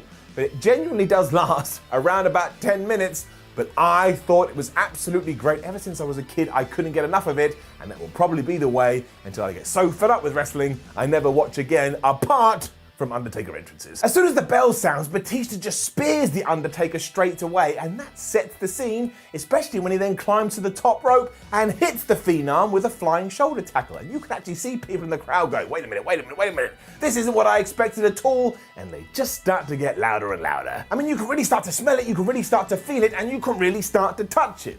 I mean, don't do that, because that would just be you stroking your television set. If anybody comes in the room, they'll be like, what are you doing? You have to go, well, I think The Undertaker and Big Dave Batista are really surpassing expectations, and you will be kicked out of your home. Taker also big boots Batista, and it is one of the stiffest big boots I've ever seen in my life, because surely backstage they're gone, right, no one believes in us, we're just gonna lay our stuff in. But honestly, poor Batista's face, I'm amazed it didn't lose a mark. But really, this is kind of when you understand it's a chicken and egg scenario. I don't think they would have worked like this if they hadn't been so perturbed that they'd been bumped, so it needed that kind of disrespect to get to the levels that it did, it just hurt your brain. So their working boots are on, as opposed to their, sleep boots. I never understand why people say that. Their working boots are on. Yeah, what do you think they're gonna do? Just fall on the floor and do absolutely nothing? And because this is prime Undertaker, or at least Undertaker before he'd racked up a bunch of injuries, he does that majestic dive over the top rope. And honestly, you need to watch this like David Attenborough. Like David Attenborough should commentate on it like, there's the Undertaker flying through the sky. It is one of the world's greatest sights. And he is right. Batista instantly feels like he needs to one-up him though, so as soon as he has got back up to his feet, he grabs the Undertaker, he gets on one announce table, and he running power slams him through another. It is unreal. They're back in the ring too. They kind of start to trade moves like it's an AEW match, which is incredible because these two guys are massive. And when Batista hits the Batista bomb, the near fall on that one. It is like 1, 2, and the hand gets to like hit. I mean, half a more millisecond and he would have won. Fortunately, he didn't. Because the dead man is able to avoid another one of these and he reverses it into the tombstone piledriver to not only defeat Big Dave, but to become the World Heavyweight Champion. In his career, he never won the big titles that much, so it does feel like a big deal. And the fans certainly think so. They're losing their damn minds. It is absolutely one of the most underrated matches in WrestleMania history, meaning Batista was right. He proved us all wrong again. And then, well, just roll it. Hello, my sweets. It's Simon Miller here with another episode of Out of Context Wrestling. I will just describe the next segment to you. Given that Stephanie McMahon had just given birth, she wanted to show her brand new grandchild to her father, Vincent Kennedy McMahon. Vincent Kennedy McMahon, being so inspired by this new life, knelt down by the crib when for some reason we got a camera angle from the baby's perspective. Vince McMahon then proceeded to tell this newborn child that he was going to decimate Donald Trump and probably try and kill him. Every time Stephanie McMahon, the mother, asked him to stop, Vince told his daughter to shut the hell up. I mean, why wouldn't you? Following on from that bizarreness, we then also get one of the most bizarre wrestling matches in WrestleMania history, because it is the old ECW guys taking on the new ECW guys. Imagine anybody in the late 90s had told you that was going to happen on, again, what was the most profitable wrestling show ever. It did mean that the Sandman, RVD, Tommy Dreamer, and Sabu were taking on Marcus Corvon, Matt Striker, Elijah Burke, and Kevin Thorne. And while you can get entertainment out of this, we also just have to be honest, it is a mess down. That's not because it's not fun. It is really fun, but it's fun for all the wrong reasons. Sabu kicks things off, sorry, I don't mean to be laugh, but he basically misses every single spot he tries, and by the end of this, I think every single person was injured because they were working like it was ECW from like 96, 97. There is no regard for anybody's personal safety. I mean, there is this amazing monkey flip that sends Matt Striker about halfway across the ring, and once again, you should get David Attenborough back. And of course, they're soon all hitting their big moves, because it's just one of those kind of matches. But no move is better than RVD's move, so he hits the 5-star frog splash also onto Matt Striker. Poor Matt Striker, he was just getting his ass whooped, and he's able to win it for the old guard. When that happens as well, Joey Styles, who is on commentary, pretty much creams his pants because he cannot believe that Extreme Championship Wrestling are even being focused on WrestleMania. And yeah, again, what I said earlier, I was kind of the same. They're in their old bingo halls, and now they're on the biggest stage of them all. You will not remember this as soon as it ends. And then it was our main event. I mean, it wasn't, it was the Battle of the Billionaires, but don't pretend otherwise. The whole show was centered on this clash, and the only reason WWE didn't put it last is because they thought Bobby Lashley was too green and that he wouldn't be able to handle that spot. In terms of the internal machine, they knew that this was the money maker, so they were gonna put as much into this as possible, and you just gotta call it as clear as day.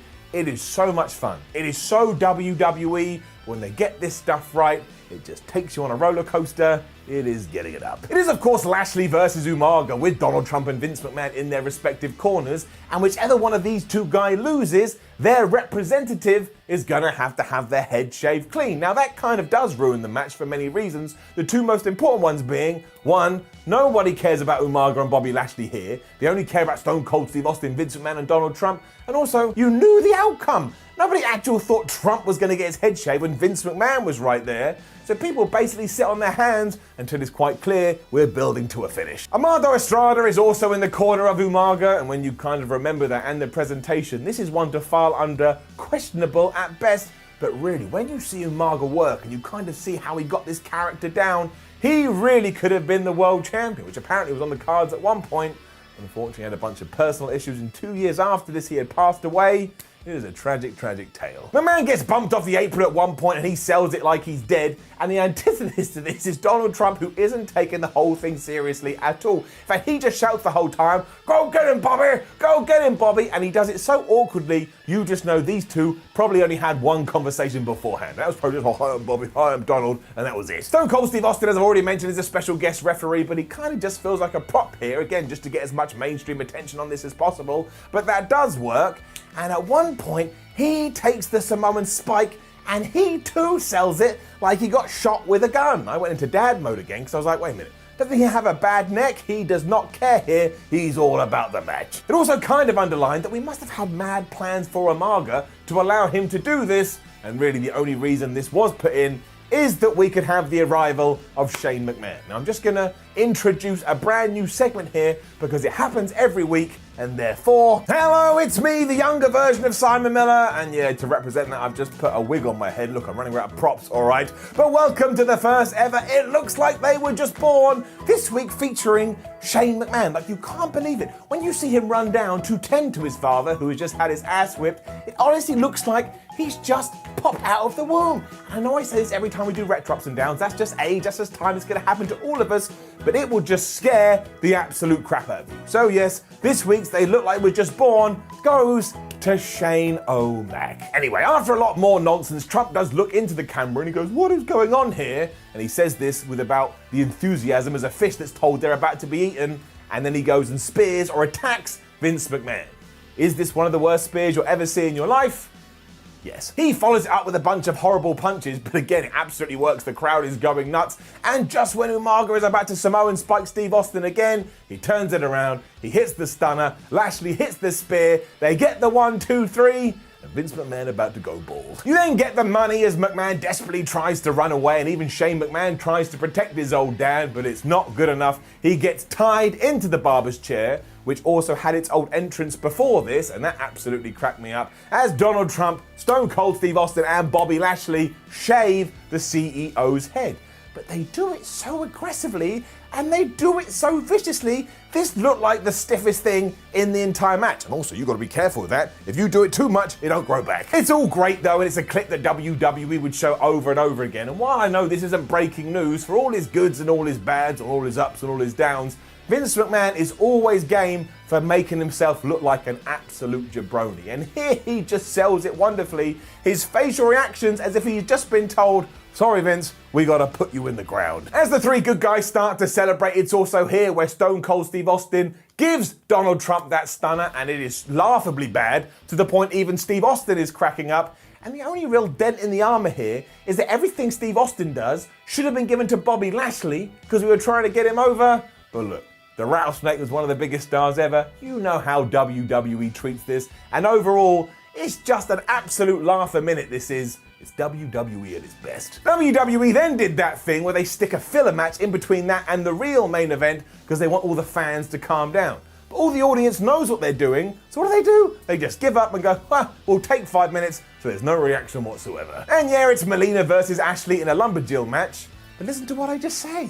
Down. Melina won with the most devastating move in all of sports entertainment, the surprise roll-up, and then because there was a bunch of women on the outside, they had a big brawl. And that was it. Which brings us to our real main event, which is Shawn Michaels taking on John Cena for the WWE title. And given that John Cena does hold on to the championship here, you could make an argument that maybe we should have switched this card around a little bit, but still, this is really, really good. John drives to the arena in a Mustang here, although obviously it's not him, but if it is, he should be arrested because it ends with him smashing through an arena wall and then just getting up like, "Oh, I'm John Cena." And Shawn Michaels has a very basic entrance, which again kind of didn't work. And I also forgot about this. Before they do lock up, some stupid moronic fan gets in the ring because they think it's all about him. Michaels thinks it's hilarious and even goes bye-bye as he leaves. But what the hell are you thinking? Don't get in the ring. This starts off really cool as well because Shawn Michaels, being the veteran, wants to have a hearty handshake, and John Cena goes, no, I'm not doing that. So Shawn Michaels slaps him right around the face. Then when things have calmed down and, Shawn Michaels has got John Cena in a headlock, you can audibly hear him go, take it easy, baby, because clearly Big Match John was too wound up for his big match. I love little things like that. Makes me feel like I'm behind the curtain. Makes me feel like I'm bored. The crowd was also mega into the Heartbreak Kid, and they were totally against John Cena, which would be a huge sign of things to come. And the big turning point here is when Michaels runs at John Cena gets out the way, because maybe Shawn Michaels couldn't see him.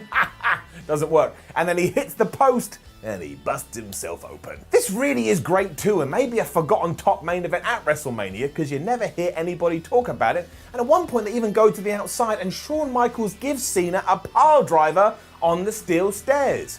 You are not seeing that in 2020, although there are a lot of ref bumps, and you'll definitely see that a lot now. Jack Doan was also challenging Charles Robinson here for the fastest referee ever to run to the ring at WrestleMania, and it's just after John Cena has hit the FU, now known as the AA, and once again you get such a close near fall you start to maybe believe that Shawn Michaels is gonna win.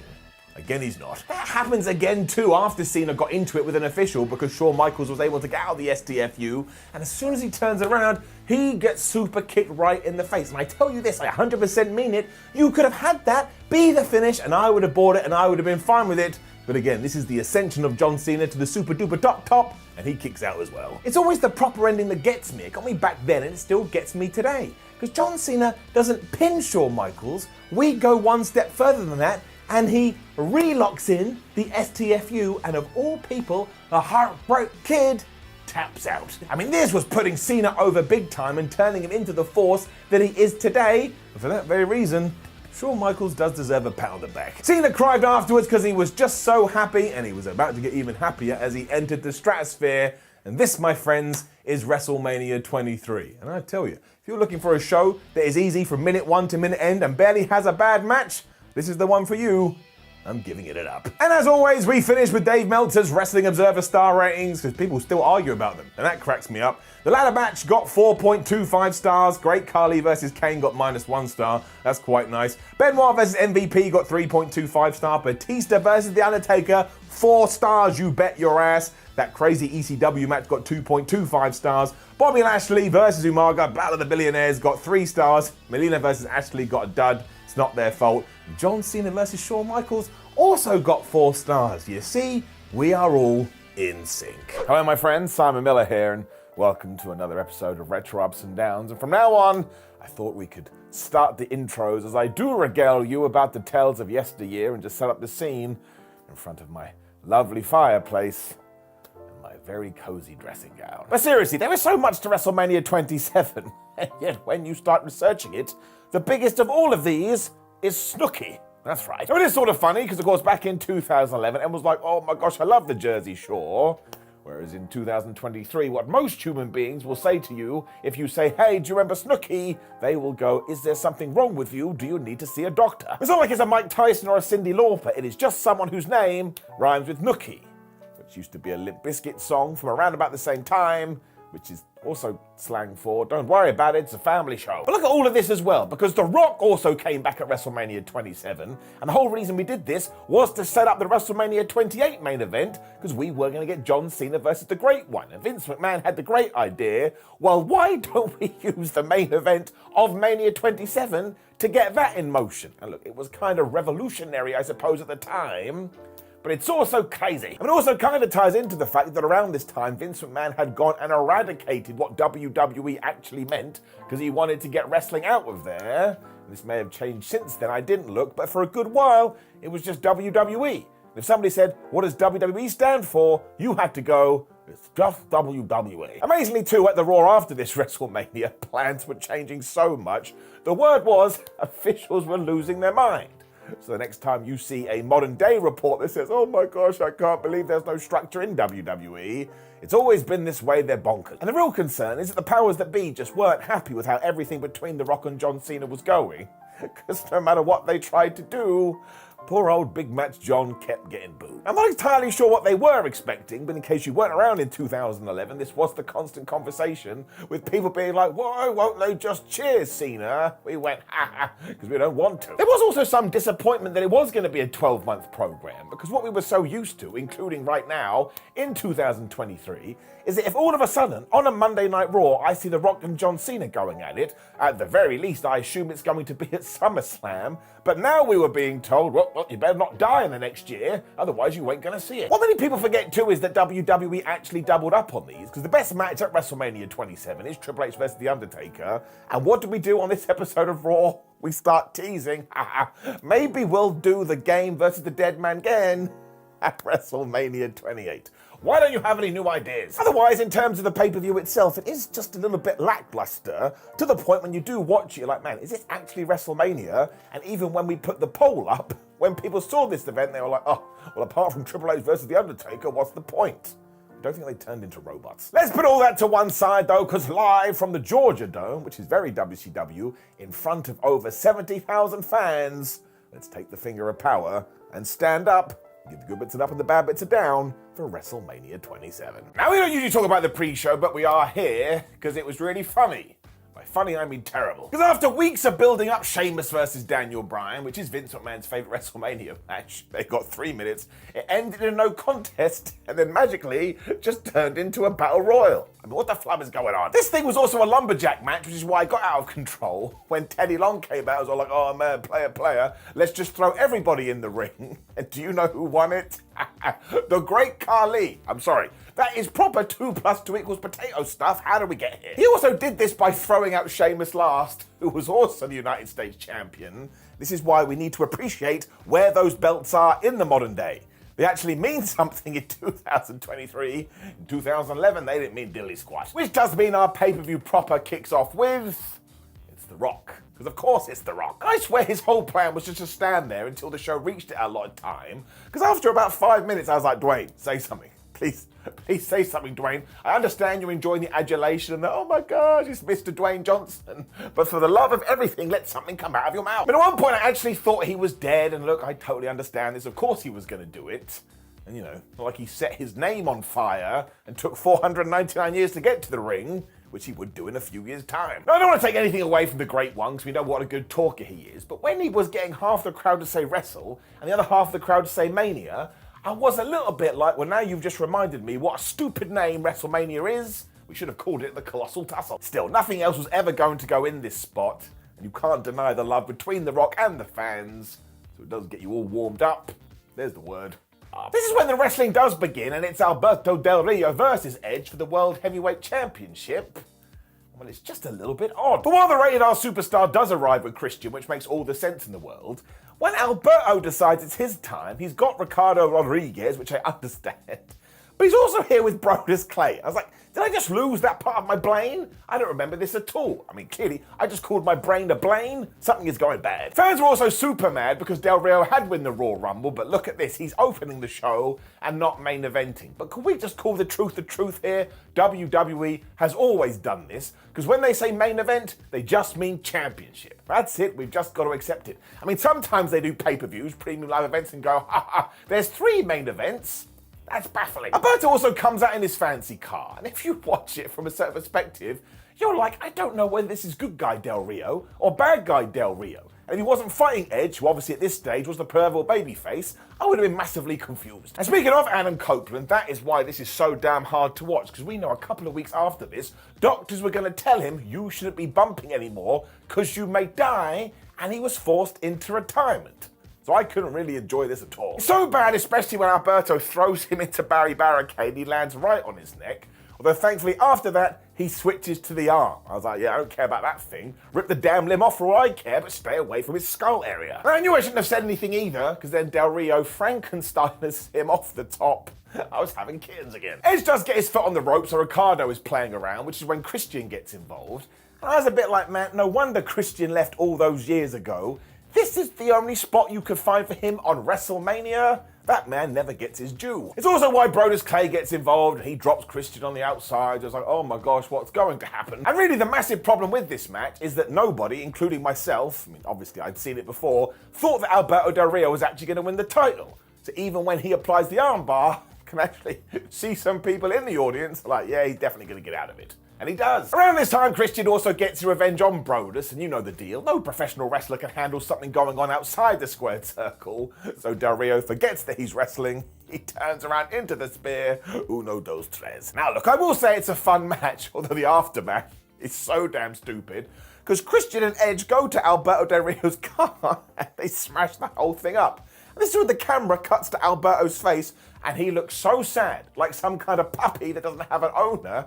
I felt sorry for him. So once again, the whole face dynamic is all over the place. Also, you do have to ask the question, what the hell did the car do? I mean, I kind of got over this because like Del Rio, why are you stuck in the ring? You know you could leave and try to save your vehicle. But look, given that it was Edge's last match for like 900 years or whatever it was, and it's a good way to open WrestleMania, I shall give it an up. When we get a proper throwback, because it is Cody Rhodes taking on Rey Mysterio. What a world. Mysterio is dressed like Captain America, and this is just yet more evidence, which always crops up on retro ups and downs, that Rey is actually probably the best wrestler ever. You can go to multiple decades and see him fighting, and he actually never has a bad match. Cody's big plan as well was to remove Rey's leg brace and work over his knee. And when you take this out of context, it's so damn funny. Because it's like Rhodes looked at Mysterio and was like, no, I don't like your ring gear, so I'm just going to start stripping you. I know I'm a weird dude. When that didn't work, Cody applied the dreaded nerve hold, so I was shouting, how dare you attack someone's nerves? And of course, this is the Rhodes character where he thought he was grotesque, so he would wear that mask thingamajig and put bags over people's heads. So don't tell me that Cody Rhodes didn't try and get over and often hit a brick wall when it came to management who just went, meh, you gotta be Stardust. He would do anything. It's no surprise now he's a megastar. It also allowed him to be a super heel because he was using the mask as a weapon. I was like, wait a minute, how is this allowed? Why does the referee not care? That's like me coming out with a gun attached to my arm saying, oh yeah, I need it because of injuries. I just start shooting people. I don't think it's gonna fly. Cody then stops the 619 using the damn mask and the ref does nothing, which is when he gets sawed and he impales Rey Mysterio. Now, of course, that didn't happen, but if he had have done, I presume it would have been totally fine. It does work because Rey then decides, well, I'm just gonna take that protector off your face, and honestly, man, Cody Rhodes is just the best. He sells it like it's the worst thing ever. Once again, I kind of felt a bit sorry for him. He also acts like his face is about to fall off, so somebody better call Nicolas Cage. And of course, it means when Rey Mysterio finally hits the 619, it's double damage, because he does have a bad head. Around this point too, Mysterio puts on the mask. I was like, this thing is totally out of control. I mean, imagine he did that with his wrestling pants. Wouldn't be so cool then, would it? There is actually a very nice callback though, because eventually Rhodes spills to the outside, and when Rey goes to dive on him, of course the referee isn't looking, so he gets that knee brace from earlier, he smacks Mysterio right on the head, he hits the crossroads, and he gets the win. Now look, I know WWE loves nothing more than beating Rey Mysterio, but this still came across to me like a big deal. Now I do get the criticism in the sense that once again, it just doesn't feel like a WrestleMania match, which you can kind of tie into the first one too, but it is entertaining, it is fun, I did get joy from it, especially from a retro point of view, for obvious reasons. When Mania went Mania, this was terrible. The super guest Snoop Dogg is here with Teddy Long, and they have decided that they are going to audition people for Snoop's tour or his new album or something. I mean, I'm trying to remove this from my brain because it sucks. It does mean the likes of William Regal, Beth Phoenix, The Great Khali, and Zack Ryder are here to rap. I couldn't help but think to myself, these poor people. They have trained so hard to be professional wrestlers, they've made it to WrestleMania, and now they gotta do flubbing silly things like this. There is kind of a good bit when Roddy Piper turns up and he hits Ryder with a coconut, although then I was like, wait a minute, that's just reminded me of a somewhat racist storyline from yesteryear. It then totally falls through the floor, because Yoshi Tatsu is doing a rap, as Chris Masters turns up and he does the peck dance. And by this point I was like, well, clearly I've ingested some drugs and nobody told me. Hornswoggle then joins in and Teddy Long's all like, oh, Snoopy can't rap because he can't talk. And then Hornswoggle does the rap and Snoopy's like, oh my gosh, it's the great thing ever. Who wouldn't want a leprechaun on tour? And I must have now seen this at least twice in my life, and I will never make it a third time. And I know, look again, I love goofy wrestling, this ain't it. The strangest part is that the Bella Twins just dancing in the background. And I understand why we do cameos on WrestleMania, and good for them, but down. Which also ties into our next match, which is also totally crazy. Because it is Kane, Big Show, Kofi Kingston, and Santino Marella taking on the core. I mean, the flapping core. Or Nexus 2.0 because we screwed the first one up. But it is Wade Barrett, Ezekiel Jackson, Heath Slater, and Justin Gabriel. And just to make you know that you should never ever get behind these 4 new superstars that we could push, they lose in about 90 seconds. On WrestleMania. It also means it's shorter than that mess we just saw backstage. And originally, Vladimir Kozlov was meant to be on the good guy team when the core took him out during the fan access event. But all that meant is that Kofi Kingston was subbed in and he helped beat them in this record-setting time, so it made Wade Barrett and his crew look even more dumb. And of course it ends when Marilla hits the Cobra onto Slater and Big Show smashes him with the knockout punch. And it's over so fast, when I woke up the next day, I had to ask myself, did that happen or did I just make it up? And if you went to get popcorn live, you would have missed it. Although miss is probably a little bit of a stretch. The absolute highlight though is Santino doing his power walk into a clothesline, and that guy still doesn't get his due. He is one of the best comedy characters ever, but I'm going to keep saying my catchphrase for this episode of Retro Ups and Downs. This is WrestleMania, damn it. And all we could come up with this, down. When of course we buried the Divas title. I mean, it doesn't take much, but still. For The Rock was backstage with Eve Torres, who said, "Oh, I don't have my belt because it doesn't match my outfit." I was like, absolutely tremendous. How I look is far more important than being a champion. For some reason, Rocky then says, well, whoever walks around that corner is going to get a memorable moment with the Great One, which is a ridiculous statement to make, because it is WWE. Who comes around that damn corner?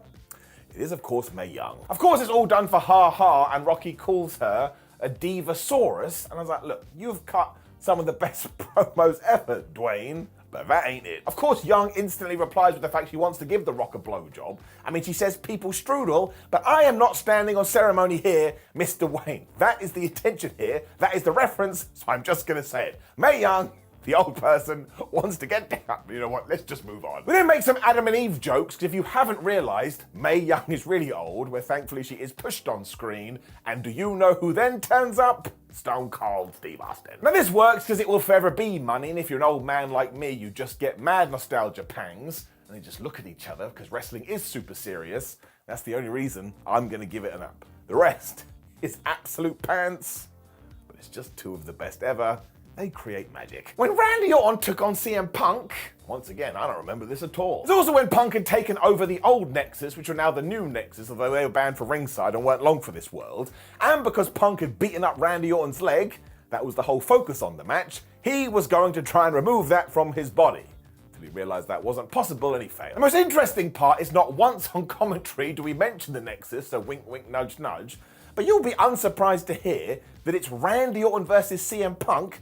So it's an incredibly well-worked match that has a damn good finish. Before then, CM was throwing Randy's leg into Rita the ring post when he applies the sharpshooter thing that Bret Hart used to do, and I always enjoy seeing that. And if you do go really quiet, you could probably hear the Hitman yelling about Goldberg. There's also a great bit where Orton goes for the Punk kick, but his leg gives out because of all of this. And it's when CM Punk goes to the outside, he goes to hit a springboard flying nothing, and Orton just catches him in the RKO. He gets the 1, 2, 3, but the camera actually finds some fans in the audience who are losing their minds. This is really damn good. We were obviously building up to the Summer of Punk away, which was going to tie into this because CM Punk was going to get really frustrated, which actually makes this even more entertaining to watch because you know where it's going. And he just gets murked and murked after this before kind of getting his due, but kind of not. But still, this is probably a good place to start. Up. And now I'm going to give you one guess as to what happened next. I'll give you a few seconds. Bow. I mean, if you've seen the show, you know. But if you haven't, and you said, we then go backstage and The Rock has a conversation with Pee Wee Herman, you should go right for WWE Creative because you're on the same page. And it all begins with the Great One talking to Mean Gene Oakland, who is essentially saying, Mean Gene, I think you're an idiot. Well, he turns around and there is Pee Wee, who like an absolute goober tells The Rock, oh, I really like John Cena. What are you doing? I mean, he may as well have gone, oh, I hate the XFL and overpriced energy drinks. And of course, The Rock says, oh, you've got to leave the Fruit Loop troupe and join Team Bring It. Then this damn thing did get me, because we cut back to Mean Gene, and for some reason, he's just like John Cena. I laugh. Herman then calls him a tool, which feels uncalled for. And when Pee Wee does the whole, if you smell what I'm cooking, I did cringe inside. But look, it is a positive Pete show. And because it did make me chuckle because Mean Gene did get dressed up, and also because Oakland is one of the best ever, I shall give it an up. But actually, between you and me, because there's nobody else here, a lot of the backstage segments with The Rock, well, they weren't very good. We then move into the Hall of Fame stuff after this, with the highlight being Drew Carey getting booed. Now, I like Drew Carey, and his appearance at the Royal Rumble is always a good time, but should he have been put in the Hall of Fame? No. It does bring us to our next match, though, and my word, is this the worst thing we've ever done in WrestleMania history? I think it may be. But that's right, it is Michael Cole versus Jerry Lawler, who had been bickering on commentary the whole evening, which is so annoying, and Cole was in his coal mine, which was some random box-like structure he had made for himself. I mean, who ticked off on that? Whoever decided this should go 15 minutes too has to be certifiably insane. And Stone Cold Steve Austin wasn't the special guest enforcer for this. I couldn't think of one positive and nice thing to say about it, and this is me. I suppose Jack Swagger being in Michael Cole's corner is pretty good, but it also reminds you, well, I think WWE's given up on Jack Swagger. But actually, it's hilarious to begin with, because Austin comes out on his carty-wart thing. He almost runs over Swagger. Honestly, if he hadn't have got out of the way, he'd probably be dead. Right away, Michael then goes and hides in the coal mine, so Jerry Lawler has to climb in there and beat him up. But it's so small, they essentially get trapped. I get it. The King throws him around for a while, but I was like, would you just get in the ring and have it over and done with? I mean, we honestly could have gone pile driver, stunner, 1, 2, 3, but we did not. Because after Jerry has hurled Jack into Barry Barricade and Michael Cole is like, please, please don't hurt me, Swagger is back.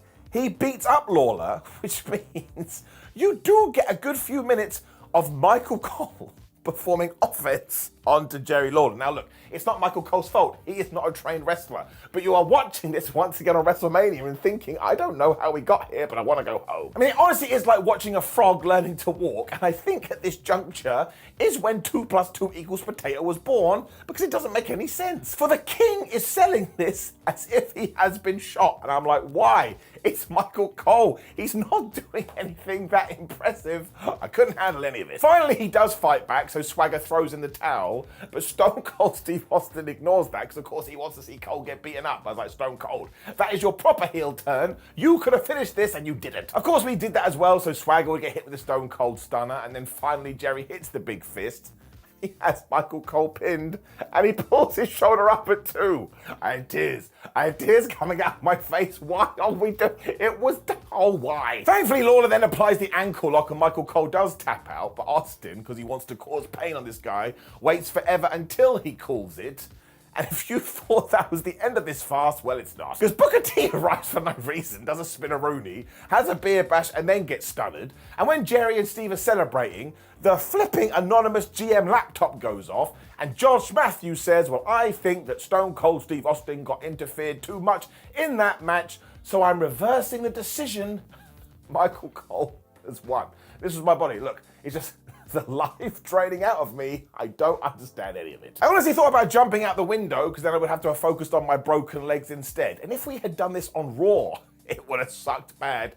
But on WrestleMania, and a big chunk of WrestleMania, well, you know the deal. It doesn't just get a down, it gets a brown down. And trust me when I say, you never want to watch this. Not today, not tomorrow, not in 744 years. I cannot believe it exists. And now look, I'm going to hit myself until it gets out of my brain. I can only assume that WWE knew this was going to be a disaster, because right afterwards, we go into Triple H versus The Undertaker. And as we talked about in the intro, this isn't just good, it's flubbing great. So they absolutely kick the shit out of each other, which is awesome. But the only real problem is that WWE, as you may recall, acted like this was their first WrestleMania match. I was like, no, it wasn't. They got booked at WrestleMania 17. And the only reason we do this is because apparently it's just a rumor. When we got to that WrestleMania in 2001, Vince McMahon forgot to book Triple H and The Undertaker, so he just threw them together at the last minute. The game even smashes Taker through the coal mine at one point, and I was like, don't do that, because then I have to remember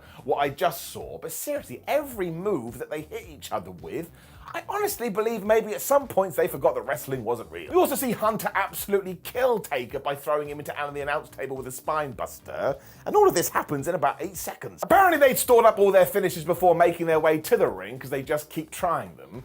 But actually this is smart too, because you can just survey the crowd and go, look, nobody's buying that the game is going to win this because of the Undertaker streak.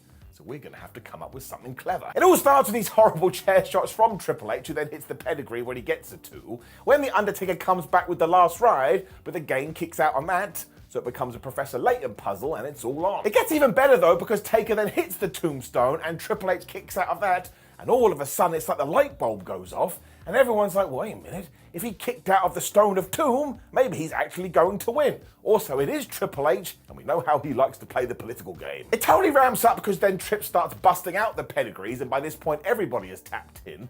When he goes back to the chair shots, and seriously, Mark Calloway must have owed him money. Because just to heighten this unsureness, Triple H starts hitting him so many times and so violently, I started to worry that the dead man was actually dead. And I even started pondering it out loud. Why are we doing this? Why would anybody want to take this much punishment when you could just say, hey, Paul, why don't you back off a little bit? It all leads to Triple H, of all people, smashing Taker with the tombstone. And this has got to be one of the best near falls in history. Once again, go and look at the fans' eyes. They totally buy into it, as did I. Which is foolish, because I knew the streak didn't end here, but it is an all-time moment. This intensifies when Hunter is all like, well, if that didn't work, I'll murder him with a sledgehammer, which he does get.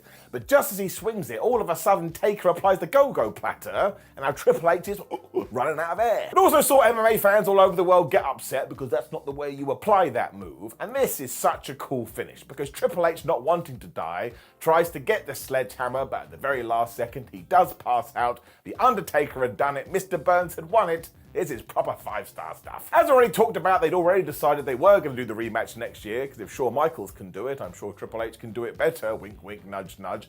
And everybody sells this like death, but especially the Undertaker. Like, even though Triple H lost, he does walk away. Whereas the Phenom, it's just totally broken. I mean, he even gets stretchered out, but it just meant this all felt very well done. And that maybe, just maybe, we were doing this because when we got to WrestleMania 28, Triple H would actually win. So not only does it get a round of applause, but it doesn't just get an up, it gets a golden up. And that's very rare on ups and downs. We went from a brown down to a golden up. Kind of underlines WrestleMania 27. When this Mania freaks out again, because we've already gone from stupid match into amazing match. We go back to stupid match times 2, because here comes Snooki. Now, I totally understand why we did do this, because in many ways, Snooki being on the show may have got more interest than The Rock, because I cannot underline how massive Jersey Shore was 10 years or so ago. It was massive. I mean, I didn't even watch it, and even I knew who the Snook was. Sums it up. The poor lady had no idea what she was walking into, though, because as soon as she did arrive, it's just boo. Boo. We hate you. I mean, what did she do? She accepted opportunity. How dare you? She's also teaming up with John Morrison and Trish Stratus to take on Michelle McCool, Layla, and John Morrison. So once again, this is not something you can watch normally. It kind of feels like you're having some kind of fever dream. What will really make you laugh, though, is one of the first things you do see is Snooki slaps Dolph Ziggler, because it doesn't matter what year you're in, WWE will find a way to humiliate Dolph. It's such a roller coaster as well, because around here was when we were telling the whole story of, oh my gosh, can Lay call stave, friends? And there was no way Snooki was going to lose here.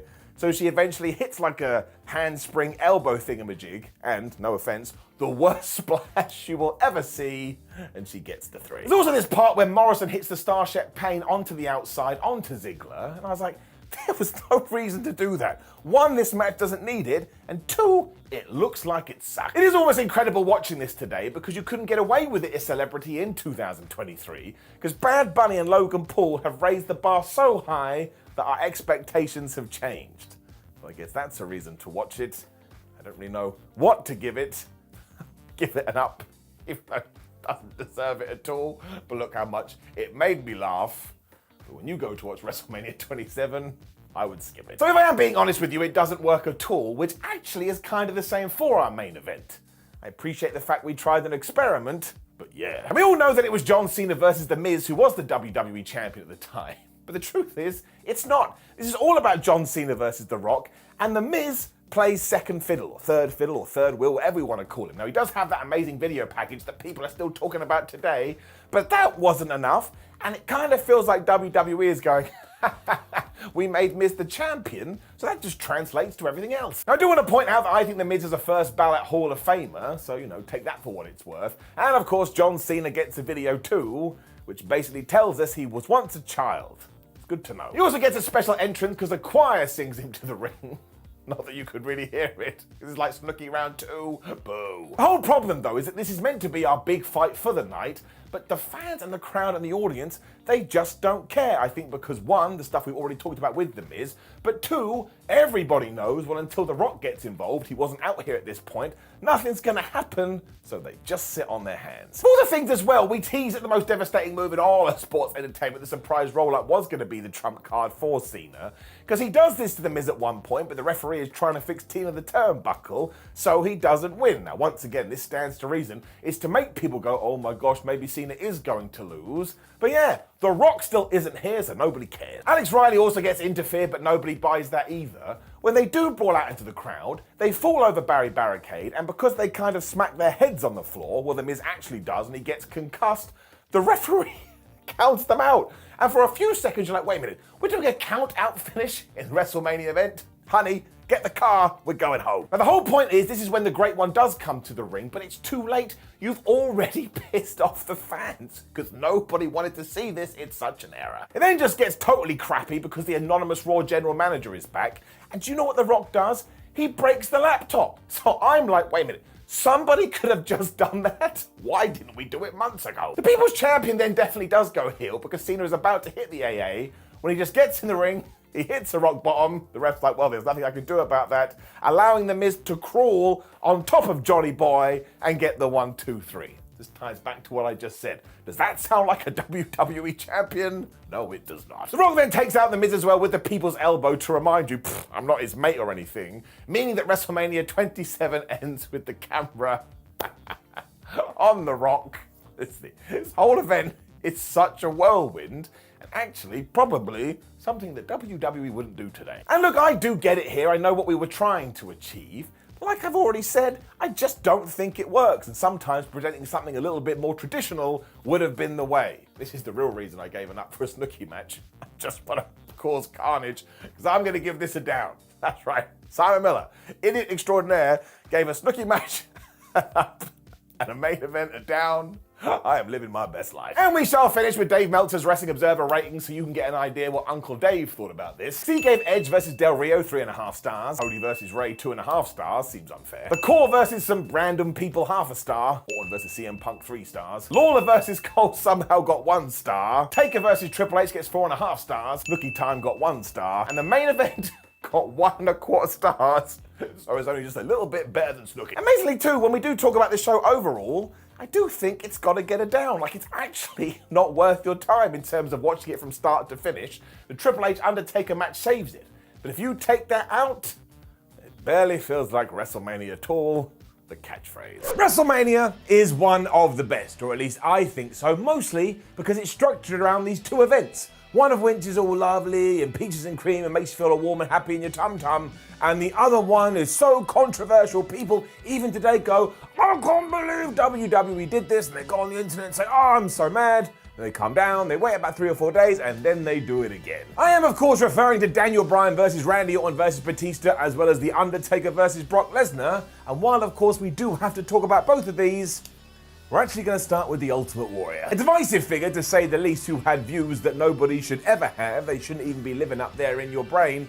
2 days after WrestleMania 30, and after he'd made his big WWE comeback, he collapsed and he passed away of a heart attack. This would have been shocking anyway, given that he was one of the biggest stars of the 90s. But when you throw in that on Raw, he had said every man's heart beats his last beat and every man breathes his last breath, was kind of spooky. So you'd have to figure that the once Jim Hellwig knew that he was in poor health. And actually, if you do a little bit of research about this, you can find a lot of testimonies of people who work with the Ultimate Warrior that straight up said, he told me all the stuff he was taking to look that way, and I couldn't believe it. And because of that, and the fact that both his father and grandfather had died in their 50s, the Warrior expected that he would follow suit. Kind of tragically, that's exactly what happened. Somehow now, this is almost 7 years ago, and when you do dive into this, you also find out that he basically became a wrestler by mistake. But I kind of feel like if you are going to do a deep dive into WrestleMania 30, you do have to mention this, because it's just not very nice at all. It's a completely different case when it comes to Bryan Danielson, a man who loves professional wrestling so much, he has said time and time again in interviews, I would do it for free, I don't care. I just want someone to allow me to go into a ring and I can run wild. It's that kind of genuine nature that made him such a fan favorite and why it was the crowd, it was the audience, and it was the WWE Universe who willed him into the WrestleMania 30 main event and never think otherwise. While we were hammering on about him being a B-plus player in the storyline, that is exactly how WWE management saw him. He was a great hand, but he was never going to be a top dude, so we're always going to try and keep him below that, but that's not what any of us wanted. That's exactly why they would beat him, and then they would beat him, and then they would beat him, and they would beat him. They were essentially trying to beat the enthusiasm out of the fans, but once more the fans were like, look, no, we've made up our mind, and the more you do this, the louder we're going to get, and oh, can you believe it? We've literally taken over Raw, and we're just going to shout, yes, even when Daniel Bryan ain't in the ring. So basically, this was like the flipping emperor from Star Wars. You remember that? He was like, Darth Vader, strike me down and I'll get stronger. And WWE didn't realize that's what they were doing, but they absolutely were. And then Daniel Bryan obviously appeared at WrestleMania and lightning came out of his hands and all was good. But yeah, seriously, you can go to any Raw in the build-up to this WrestleMania and everybody is just making so much noise for Bryan, even when he's not around, which is also known as the Poochie effect. Vince McMahon, I assume, just eventually threw his hands up in the air. He was like, okay, for goodness sake, just put him in the main event, because his plan at one point was to have Daniel Bryan versus Sheamus for approximately the 62,491st time. I don't know why Vince McMahon liked that match so much, but my word, did he book it a lot. I mean, can you imagine if we had done that too? Can you imagine the reaction? The world would have melted down. So you could say it was a last-minute decision. Was the same when it came to The Undertaker. What we all seem to forget today is that streaks only work when they're given time to become a streak. Like, we're all fascinated by Goldberg when he got to like 183 wins or whatever the hell it was. But if he had gone 10-0 and then he would have just lost, you would have gone, well, that was a good run. I don't really care. But it's even more crazy when it comes to the dead man, though, because he was undefeated at WrestleMania for 23 years. 23 flipping years. His first victory was Mania 7 when he took on Jimmy Snuka, and his last one before this was obviously WrestleMania 29, where he had defeated CM Punk. Every time we do mention that, we also have to drop the caveat. Imagine WWE had said, hey CM, you can do this. Who the hell knows where we would be today? Maybe I would cease to exist. We just don't know. On top of that, you also do need to make reference to the point that when he fought the Giant Gonzalez, technically, that wasn't a very good win, and chloroform got involved. But as always, let's take it and swallow it and just forget it ever happened. But yes, this wasn't always the way, because at some point during April 6th, Vince McMahon went to Mark Calloway and he said, Mark, it kind of feels like this could be your last hurrah, and if that is the case, I want Brock Lesnar to beat you. And The Undertaker has made it very clear when he did all those promotional interviews recently, personally, he didn't want to do this, but if that's what the boss wants, that's what the boss gets. I'm also pretty sure that even the Wizard in the Sky thought this was a terrible idea because it couldn't have gone any worse. The Undertaker suffered a massive concussion during this, to the point it's actually hard to watch in 2021 because you feel so bad for him. But it also suffered because nobody and their grandma actually thought Brock Lesnar was going to win. So there was no atmosphere, there was no buzz, and when Brock did hit that third F5 and got the 1-2-3, well, we all know what happened next. Because the reaction is absolutely incredible. You have basically 70,000 people who cannot believe what they've just seen, to the point, not only do you get the faces, but you can see certain people going, oh no, they've made a mistake, that referee, he's in trouble. And then 21-1 appears on the screen, and people audibly gasp. Audibly gasp! When do you ever hear an audible gasp in the modern day? You'd have to strip and get your thingamabob out, but don't do that because it's illegal. I mean, you can't replicate it, and the reason you can't replicate it is because we had invested over 2 decades worth of story and 2 decades worth of importance, and as you can probably figure out, it's why I love it so much. It's like a social experiment. There is more to this crazy card though, so make sure you pull up a chair and sit down, because it's weird watching a YouTube video stand up. Let me zoom you to New Orleans, and let's up those downs for WrestleMania 30. We all know the deal when it comes to the opening of WrestleMania 30, because it starts with 3 of the biggest stars we have ever seen in our life. You get Hulk Hogan, you get Stone Cold Steve Austin, and you get The Rock. And unfortunately, when you do watch it today, all you can kind of think to yourself is, man, can time really shake stuff up? Because Hogan is massively controversial for obvious and appropriate reasons. The Rock is an even bigger movie star than he was back then. Austin is just kind of Austin, driving his truck around, having his IPA beer, sometimes going on Twitter and going, hell yeah. Kind of weird that you wouldn't have thought it back like at the turn of the century. Especially when he was making Vince McMahon piss his pants. Anyway, the Hulkster is out here first, and of course, he is going to be living in 1987 and at WrestleMania III for the rest of his days, because he gets on the microphone and says, "Man, I'm so happy to be here in the Silverdome," even though they're in the Superdome. More interesting than that, though, is that The Rock and Stone Cold Steve Austin only signed their deals to be on this show during the lead up to WrestleMania. And that's why none of them were mentioned on Raw, and they were only mentioned on social media like a couple of days beforehand. That's how close to the wire we came. Otherwise though, yes, this is just fabulous. When Stone Cold is out there, he's insulting Hulk Hogan straight away for flubbing up his lines. And when The Rock arrives, he's doing that weird dinosaur thing that he always does when he walks to the ring, and he's showing you his goosebumps for some reason. But everybody's going nuts. So you can't help to go nuts. It just feels like it's really, really important. Keeping with The Rock though, he does have some really weird ideas. Because he goes on this big tirade about how in 9 months' time, there's going to be a bunch of Rock babies, because people watching at home are going to be so revved up, they're just going to whip off their clothes and have sex and also get the person pregnant. Like, it wasn't even in their plan to start a family, but they're like, "Man, I'm so horny about The Rock, let's just bang." If you did that during WrestleMania 30, you've got a serious problem. Also, you paid a lot of money for this show. Maybe you should watch it. With all that said, it is a classic. It's an absolute must watch, and therefore you should absolutely go and watch it just for the sheer energy alone. It's on this night too where we just have one big long story which both opens the whole thing and closes it, because of course our first match is Daniel Bryan versus Triple H, with the stipulation whoever does win is going right into their main event for the WWE title. A lot of people also assume this meant that WWE was about to screw them over because, you know, it's Triple H and you're always a little bit worried. But that just makes this oh so much better and is getting it up. Triple H also comes out here like he's the king of Mortal Kombat or something. I was half expecting him to go finish him.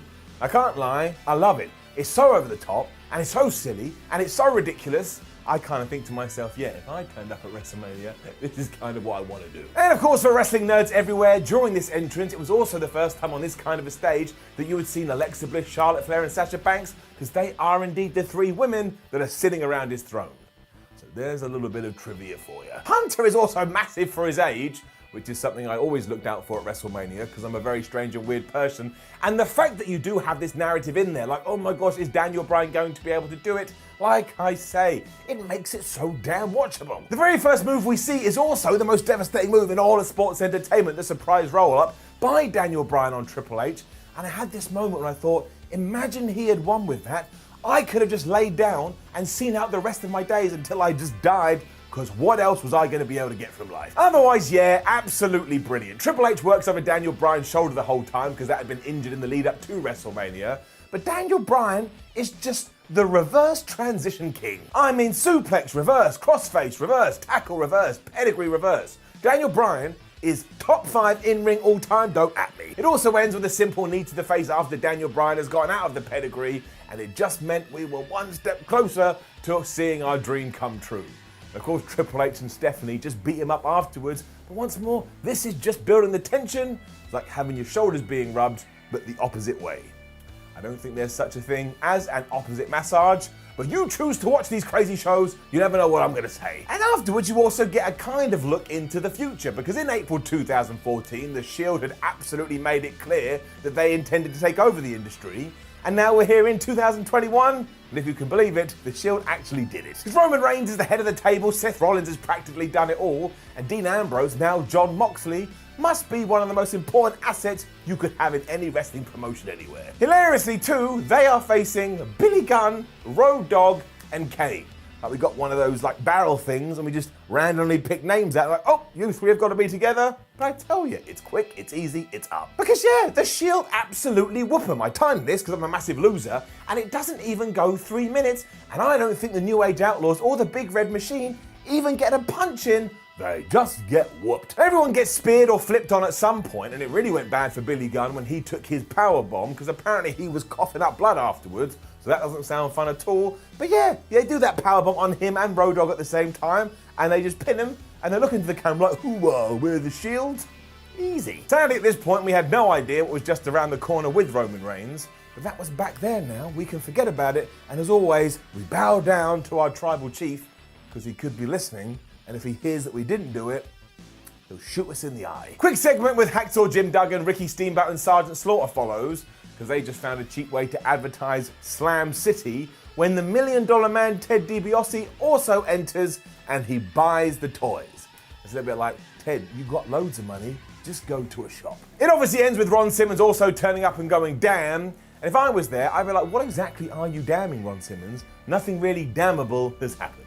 You know what we do at WrestleMania. We have these fun skits, they're always fun. And then we get to a brand new thing here on Retro Ups and Downs that we can only do on Retro Ups and Downs because now we have the power of hindsight when we indeed do look back to the past. I am, of course, talking about the first ever Andre the Giant Memorial Battle Royal, or Armbar.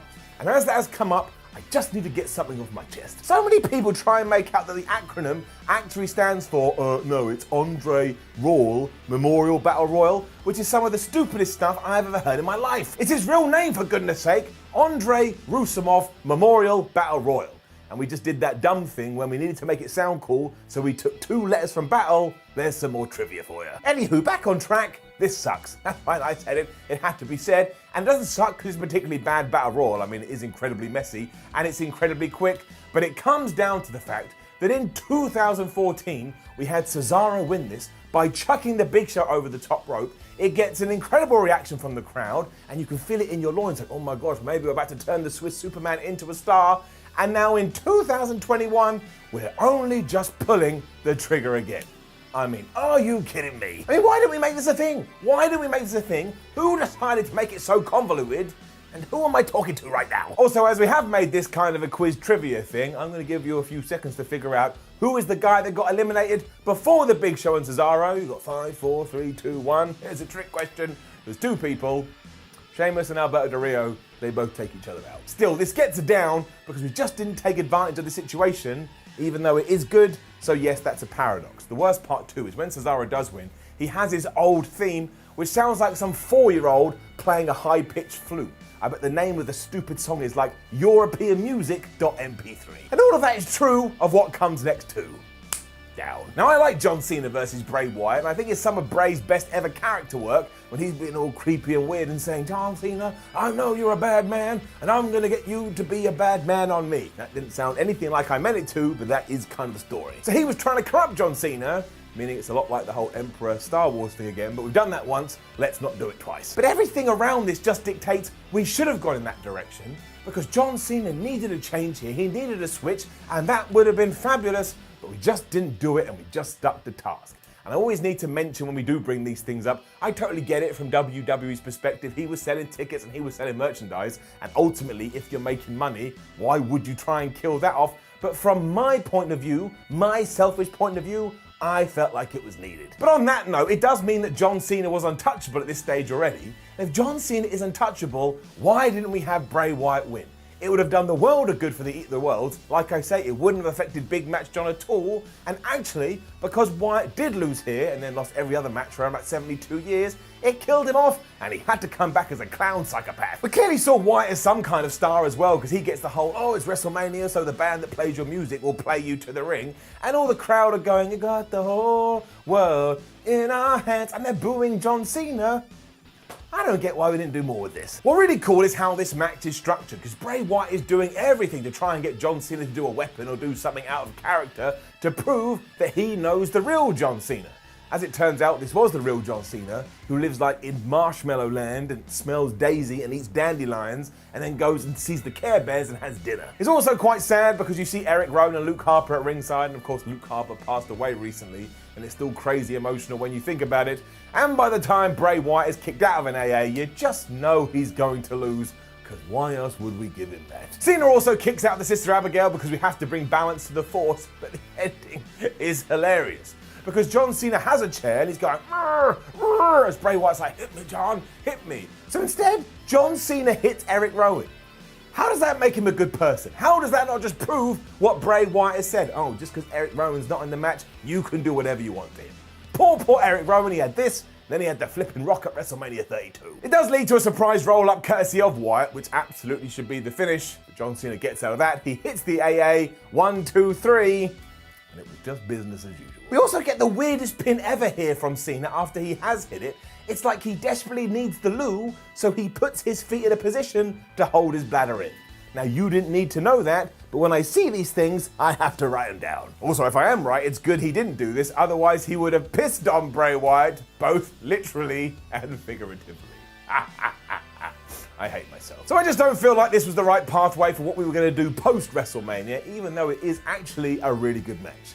So we've created this alternative reality again, and we give it a down. It's Hall of Fame ceremony time after this, which of course ties into all the Ultimate Warrior stuff we talked about earlier, because he was the main inductee in 2014. And you also get Lita and Razor Ramon, not Scott Hall, Carlos Colon, Paul Bearer, Jake Roberts, and Mr. T.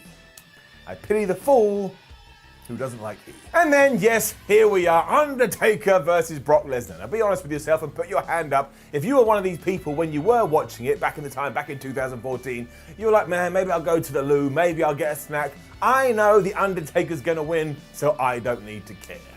Well, what a mistake you made. And all that really matters here, given that we've talked about everything else, is how big Brock Lesnar is. Like, if you had told me, oh, the finish was that this Brock Lesnar was just going to eat The Undertaker after he had eaten the old Brock Lesnar, I would have gone, well, that makes perfect sense. Look at the man. He's the size of a house. Like he's become Lesnar squared or something. And as for The Undertaker, he just looks really orange.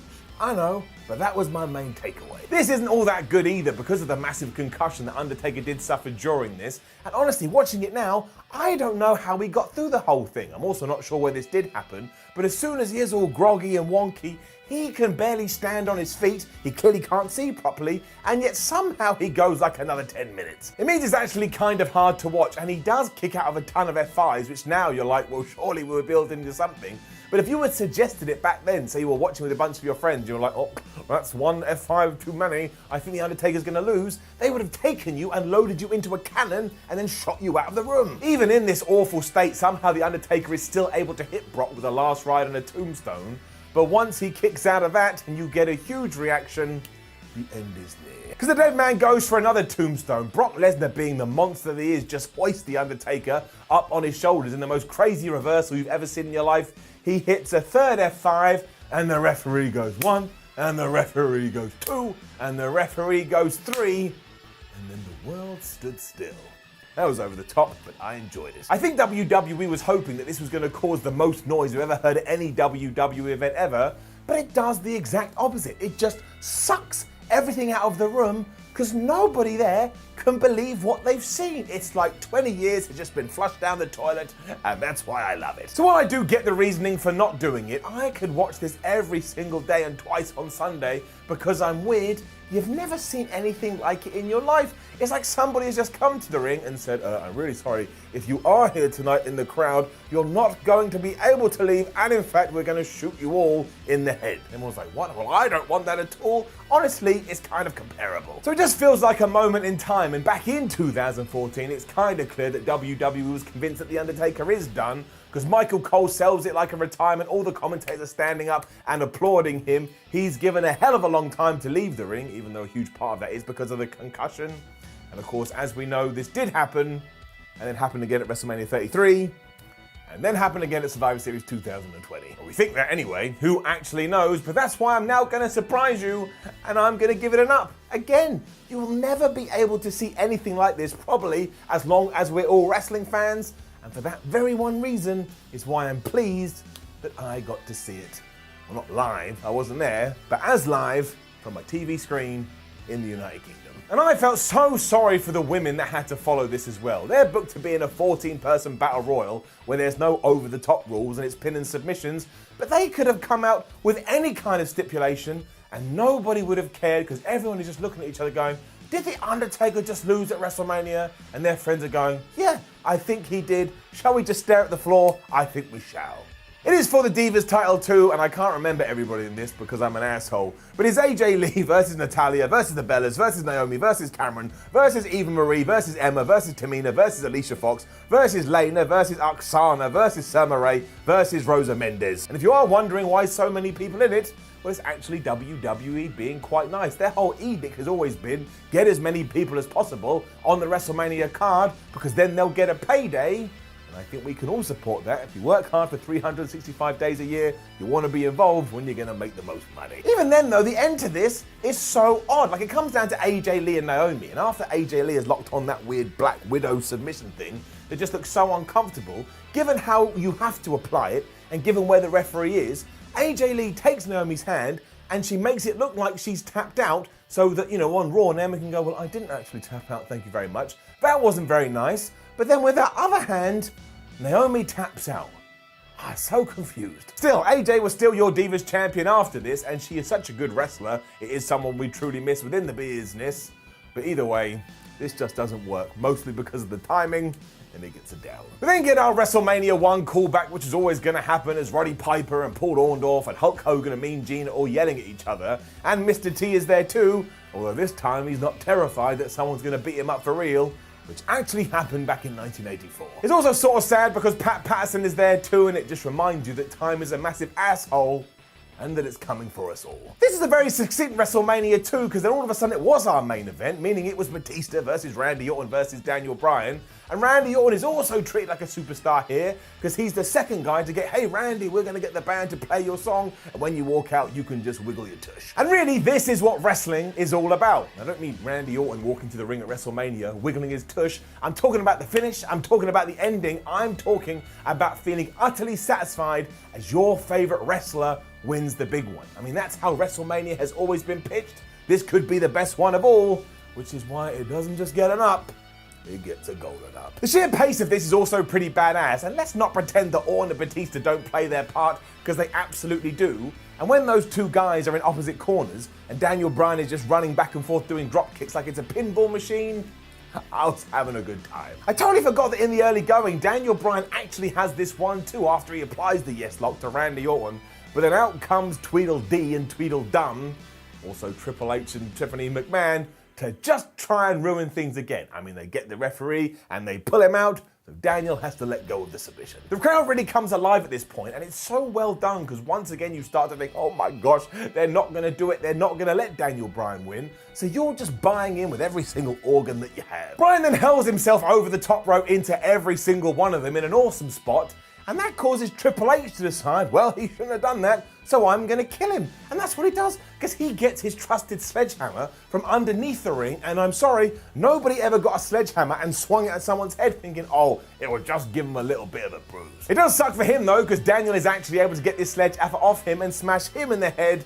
and that's the end of Triple H, that's the end of Stephanie, and yet we still have one roadblock to overcome. Because that leads into the spot that WWE would replay for years, and that is the awesome part where Daniel Bryan not only gets Batista bombed through the announce table, but Randy Orton finishes it off with an RKO as well. Honestly, we could still be watching this in 100 years, and it will always look pretty damn badass, because it is a pretty damn badass spot. Once again, the fans are livid because they're like, oh man, we're gonna get screwed, because it just feels like this is a way to get Daniel Bryan out of the thing.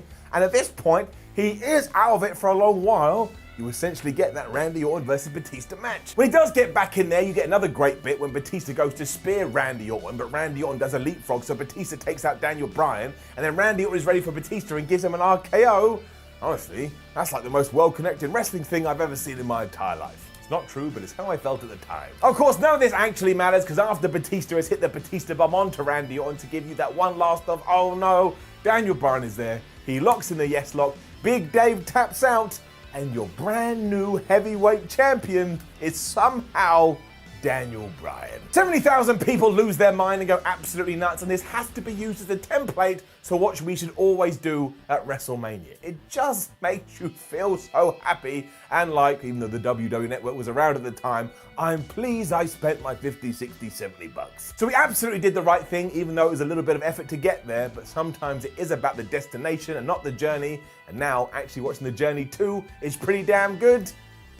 Makes me feel all warm and fuzzy in my tum-tum. And as always, we finish off with Dave Meltzer's Wrestling Observer ratings. He gave the opener between Daniel Bryan and Triple H 4.25 stars. He gave that Shield Tag Team match 2 stars. I mean, what else could you give it? It only goes 3 minutes. Cesaro winning the Andre the Giant Memorial Battle Royal gets 3 stars. John Cena versus Bray Wyatt gets 3.5 stars. Brock Lesnar versus The Undertaker gets 1.5 stars, but I guess what the hell can you do? The women's match got 1.25 stars, and that main event got 4.5 stars. I would probably give it the big 5 because I'm a massive nerd. So, here we are, WrestleMania 1. Even though it's not called WrestleMania 1, At the time, it was just WrestleMania. Amazingly, it was almost dubbed the Colossal Tussle, because that's what Vince McMahon wanted to call it. And I tell you, I get super duper sad about this. If you told me we were on the cusp of Colossal Tussle 40, my life would be exactly 2.97% better. Instead, it was legendary ring announcer Howard Finkel that came up with WrestleMania, because of course Beatlemania had a big thing. And he was like, well, let's just put wrestle in front of that. Bob's your uncle, even though his name was Howard. Most of the other stories you've heard about all of this are true too, because way back in 1985, pay-per-view wasn't really a thing, and even closed-circuit television, which is what the WWF was going to use, was still a crazy concept, to the point the sell job here was, well, you need to see this amazing sports entertainment event, to the point you have to leave your house and go to a theatre or some kind of arena to watch it. Think of that, it's rainy and it's horrible, and you're still going to go somewhere live, but not actually be part of the live experience. What? And it also was make or break too, because when you do get into the research, it does sound like if this had been an absolute bust, Vince McMahon would have been in trouble, but instead, over 1 million people decided, you know what? I have to go and check this out. And it was easily the largest wrestling event anybody in the United States had ever watched on CCTV, unless you were down in Pennsylvania. Because there, in the Civic Arena, halfway through, there was a tech issue, and WrestleMania just shut off before it had finished. So do you know what the people did? They started to throw garbage at the screen. Also meant 2 weeks after this, WrestleMania aired for free in the area, but I just love the idea of someone going, well, now I don't know if Mr. T is going to win. Give me that tomorrow. And while we do see this as a huge step forward now for the WWF, let's not pretend otherwise. The reason WrestleMania was born is because Vince McMahon wanted a big old event to compete with Jim Crockett's promotion Starrcade. That meant the powers that be went to work and they organised a very special relationship with Madison Square Garden, which, yeah, you could still going on today in 2023. You also have to talk about MTV, which was a huge reason for this success, because McMahon went and made a deal with that network when we had the brawl to end it all, which we know now is a massive lie. I mean, think how many brawls you've seen since 1985. There was also a second one called The War to Settle the Score. I get angry when I was reading this. I was like, can we stop with the alliteration? During all of this too, they forged a bond with Cyndi Lauper, and can you believe it? She's still not in the WWE Hall of Fame. Now, maybe she doesn't want to go to the Hall of Fame, and that's perfectly cool, but if she does, what the hell are you doing, WWE? I mean, you can just smell it all over this show. Without her, you would have been toast. And it totally did what it was meant to do as well, because the Rock and Wrestling connection means now we're gearing up to WrestleMania 40. It has sold 90,000 tickets already. I mean, that's over 2 days, but still, you go back to the first WrestleMania, and that did close to 20,000, which at the time was amazing. But look at this escalation. Now we're in front of a massive MGS crowd, and kind of like going back to the Stone Age. Let's up those downs for WrestleMania 1.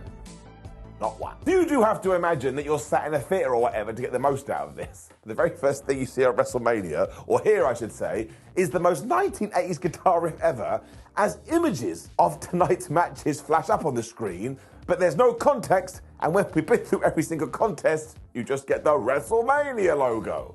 But if I had paid for this, I would have got up and shouted, excuse me, friends, what the flub is going on? Wonderfully, we do then cut to Gorilla Monsoon and Jesse Ventura, who are going to be our commentary team for the evening. Now, look, they're both heroes. But given that Monsoon is no longer with us anymore, just an absolute treat. Howard Finkel is also here with the funniest microphone you'll ever see in your life, because it has a massive Madison Square Garden sign on it. But it is so huge, you can't even see his face. So he's trying to pop up from behind it. And I was like, man, whoever designed that should have been fired. He passed over to Mean Gene Okerlund, who has been given the task of singing the national anthem. So once again, this has definitely changed. Because if you had told me this was somebody's drunk uncle who didn't know the words, I would totally believe you. Now look, Mean Gene is one of a kind. This is terrible. Lord Alfred Hayes is then here for no reasons, but he just says, oh, well, we did do a couple of interviews with Tito Santana and the Executioner, so I guess we better play them. I was like, oh, thanks, Alfred. Good to see you care. This will just throw you right back into the 80s as well, because Tito is up first. He's all like, well, you know, my opponent is pretty big, but he may be big, but I'll take him down. Arriba! And he just walks off. Like, man, you didn't talk me into the building. I totally forgot about the Executioner, though, because even though he has this intimidating name, he comes in wearing the worst ring gear you've ever seen, and this red mask that kind of makes him look like a gimp. I mean, he's basically got tights on his face, and he says, Tito Santana, I'm gonna work your legs. Like, man, Chief, you don't have this down at all. when the match just starts. No pageantry, no showmanship, no entrances. I mean, a few people do get it on WrestleMania, but in terms of the overall presentation, we weren't there yet. Also, and please do forgive me, this is bad. I mean, it's also amazing because we are treating the Executioner as if he's the best thing going, but it's mostly just a match to shine Tito Santana up. He's more interested in just doing arm drags for a while. It's like, hey, go Tito. That is the whole point though, because you do have to watch it as if you are in the 80s, because when Santana gives this guy a back body drop, just look at the fans. They lose their minds. The big man also started to kick Tito in the gut, and I was like, you lied to me, Executioner. You said you were going after the leg when he applies the leg lock, which he holds for around about 3.4 seconds. And then just get a bunch of body slams and splashes. You know, this is WrestleMania, because of course we're thinking about it as it is today, when Tito just locks on the figure four and the Executioner gives up. I'm like, man, X, you suck. He's also a massive liar, and I bet he's never actually killed anyone either. And look, I do understand this. The whole point was it was a platform to build Tito Santana, who was go on to be a pretty big star. But in terms of me watching it right here in my office, well, it's definitely getting it down.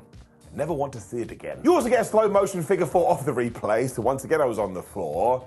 Surprise, surprise, the Executioner vanished soon after this. Then I had more interviews, this time with ST Jones, and he told us he's going to get down with the fans. Doesn't sound kosher at all. He is also super excited, even though he is taking on King Kong Bundy, managed by Jimmy Hart. And here's the crux of their promo. Once again, I'm a big man. Look how big I am. When I go out there, I'm going to crush you because I'm a big man. And in a couple of years, this dude was going to be headlining Mania. Guess how long this goes to? If you're shouting 20 seconds, you're right. But all Bundy does is go bear hug, splash, bigger splash, 1, 2, 3. And that pissed me off. I was like, Bundy, isn't your gimmick meant to be the whole 5 count thing? But as soon as the ref has got uno, dos, tres, he just gets up. I was like, what is the point? So once again, I've already forgotten about this, and I had to check my notes before I spoke it to you. But it's just absolutely has no point. There's just no point to it. Down. When we get a very interesting chat. Because Mean Gene is chatting to Matt Bourne, and yeah, in around about 7 years' time, he was going to become Doink the Clown. And even though he doesn't do much here, go and look into his eyes, you can kind of feel it. He's also about to take on Ricky Steamboat, who he says is a crappy pro wrestler because he's too nice. When Steamboat comes in and says, well, yes, maybe I am a little bit too nice. That's why tonight I have to prove I'm a tough guy. But seriously, screw all these 2023 promos. I want more of this. Now look, this isn't anything amazing and you shouldn't go out of your way to see it. But because it is Ricky Steamboat, one of the best pure in-ring wrestlers ever, and because Matt Bourne does just get it, this one actually kind of works. Now, of course, the Dragon was going to go on to much bigger things than this, but it's the way he moves, it's the way he sells, and it's the way that he just does all of his moves. You kind of stare at him and you just feel it deep down in your tum-tum. You want to like him. You also feel like you have gone back 40-odd years when he does win with a crossbody. And of course, I was chuckling at that because it is the ultimate comeback move of 2023. But in the modern day, everybody does it, and back then, Rick could beat you 1, 2, 3. So you can just tell the Steamboat is going to go on to do something super special here, and I like that. It's like a walk down memory lane. Getting it up. But the real issue with WrestleMania 1 is it's just such a copy and paste job, like the first Assassin's Creed. There's a different video for a different day, because then it is just right back into another interview. Now it is David Sammartino, son of Bruno, and this poor guy. Talk about living in the ultimate shadow. And the whole time, everybody's just like, oh, man, it's Bruno's kid. He is also going to face Brutus the Barber Beefcake, and as we have arrived here, we have to remind ourselves that, yes, Brutus had decided, well, I want to be a good professional wrestler. Maybe if I learn how to cut hair, that will help me. Whatever you want to do. Luscious Johnny Valiant is also his manager. That's a terrible nickname. Nobody wants to be Luscious. And because he's such a mega asshole, he doesn't let the Beefcake speak. And amazingly, he gets to the ring, and Brutus is announced from parts unknown. Oh yeah, spooky barber. Now I am going to be a horrible person again, so I do apologize, but this too is terrible. Like, you could put 2 turtles in front of me and tell them to race, and even if they took 45 years to finish the damn thing, I'd enjoy it more. Because it's honestly just strike, hold, eye poke, put them on the floor, do some kind of a hold, get up, strike, poke, go down, do a bit of a rest, kind of stare at each other for a little while. When it ends in a double DQ. So the next time people go on the internet and go, nah, wrestling never used to do stuff like this. Fuck me, they didn't. This is Shenanigans Central. It is amazing though, because when David does get thrown out of the ring, people treat this like, oh my gosh, he got thrown out of the ring. This is when Valiant is there. He attacks, which is actually when you get to the good stuff. Because Bruno Sammartino is at ringside, and he comes in to help his son. and just go and watch the MSG audience. They absolutely love him. It also means we do get this double DQ, even though I was like, excuse me, ref, Johnny was the first person to interfere. But honestly, I've had toilet breaks that were more worthy than this. Terrible thing to say. So I'm going to give it a down. But because of that Bruno Sammartino pop, it is getting an up.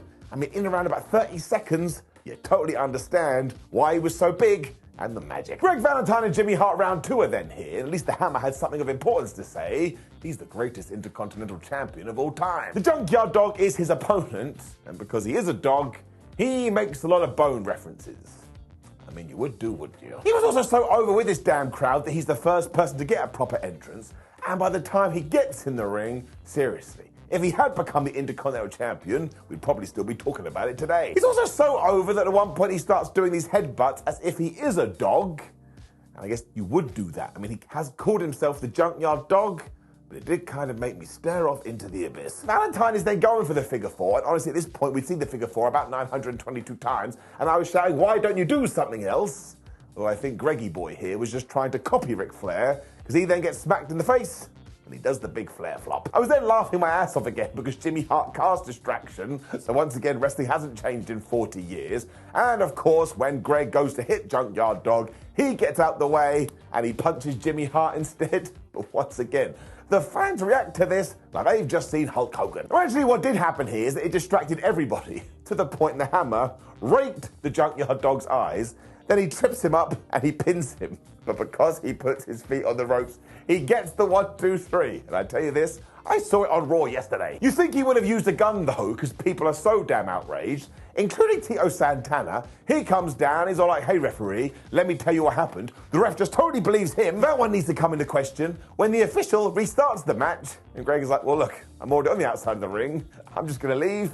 He gets counted out. This is absolute nonsense, but I tell you why it clicks. Because Greg the Hammer Valentine is a good heel, the Junkyard Dog is a good babyface. Like everything in between is utter nonsense, but I don't mind that.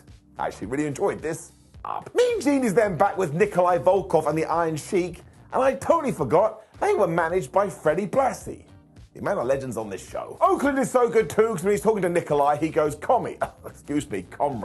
It's those little things that we should be doing today. When we cut to Lou Albano, who is there with Mike Rotunda and Barry Windham, or IRS and the Stalker. Of course, we get Volkov singing the Russian national anthem before this to mega heat, as Iron Sheik is all like, whoa, Russia #1, Iran #1. I was like, well, how can they both be #1? When out come the baby faces, and flub me are they beloved. Now, this of course worked because they were the US Express, but once again, it comes down to good wrestling workers. Because Rotundo knew what he was doing, Wyndham absolutely knew what he was doing, and when they get a rocking and a rolling, well, it doesn't matter, it's 1985, good is good. The other side of this, though, is Volkov and Sheik, and while they're never going to be 6.25 stars in the Tokyo Dome workers, because they're so damn good at the characters, well, I think that anybody can actually buy into this and have a good time. You also get a sunset flip at one point, and people react to this like they've just seen a 450, like they can't actually believe it. And because Iron Sheik hates this modern crap, he applies the abdominal stretch, and we got an atomic drop. I was loving it. I don't know what this is. Once again, it proves that wrestling hasn't changed, because it's Barry Windham that gets the hot tag, and all the way back in 1985, he was running wild. When he also hits this awesome drop kick and gets the 1, 2, ooh. That's when I was like, oh yeah, Barry Windham, he also really, really good. Iron Sheik is responsible for breaking up that cover too, and Mike Rotundo cannot believe that people could be so heelish. So he gets in the ring, that distracts the referee, so there it is again, which is when Sheiky Baby gets Freddie's cane, he just smacks Barry Windham, and he's done. Volkov just pins him too, can't be bothered to do any kind of a move, and he gets the 1, 2, 3. And this does come across as a big deal, because of course, not only do we have brand new tag team champions, but now the people that own them are the heelest of all heels. So it really is just quintessential old school tag team wrestling, especially because afterwards we talked to Freddie Blassie. He's like, what are you talking about, a cane? I don't even own one. I mean, I think I love this. Give me more of it all of the time. When we got some damn sports entertainment. What a world. Because it was the $15,000 John Studd Body Slam Challenge, and while he is taking on Andre the Giant, one, the money is in like a WWF gym bag, which looks totally terrible, and two, Andre, for about 3 minutes, does everything but try to slam him. What? I think this was mostly done to get Andre on the show, who wasn't moving as well as he once did, because of course he was getting a little bit ill.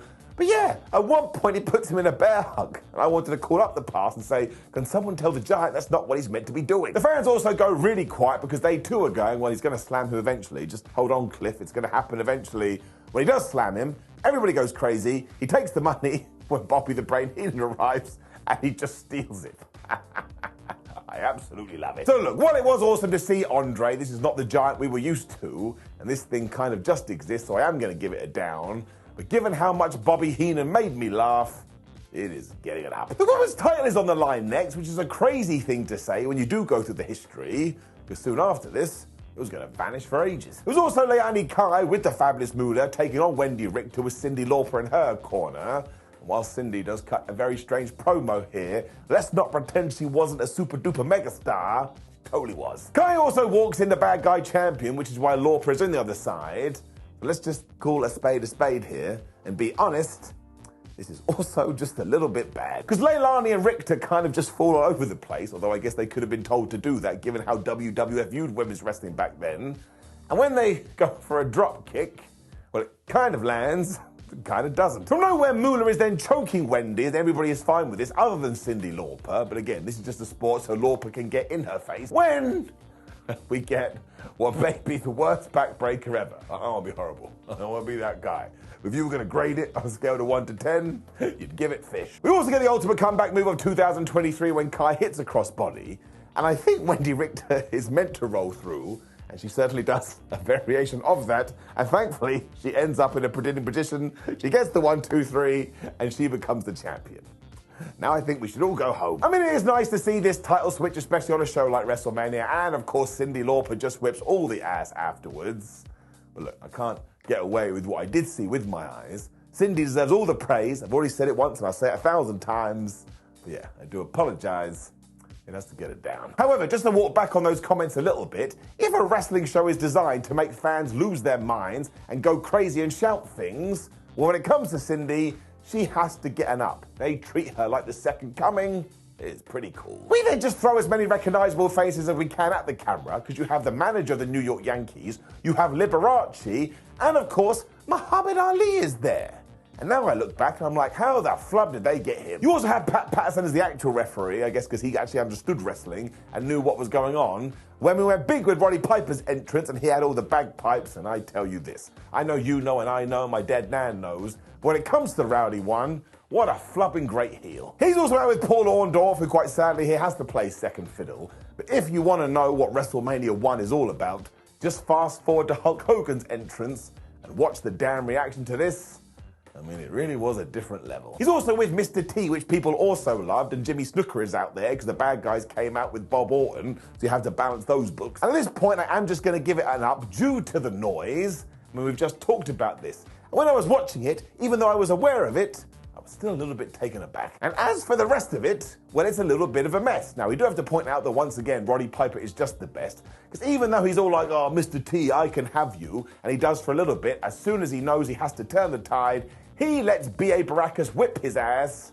He's just like, damn, Roddy, you got it completely. He's so mad he gives him a fireman's carry when we do get this massive brawl, and Muhammad Ali decides, no, we can't possibly have fighting in a wrestling match, so he's trying to stop it. Hogan knew what to do in such a situation, though, because he grabbed the heels and he clonked both of their heads.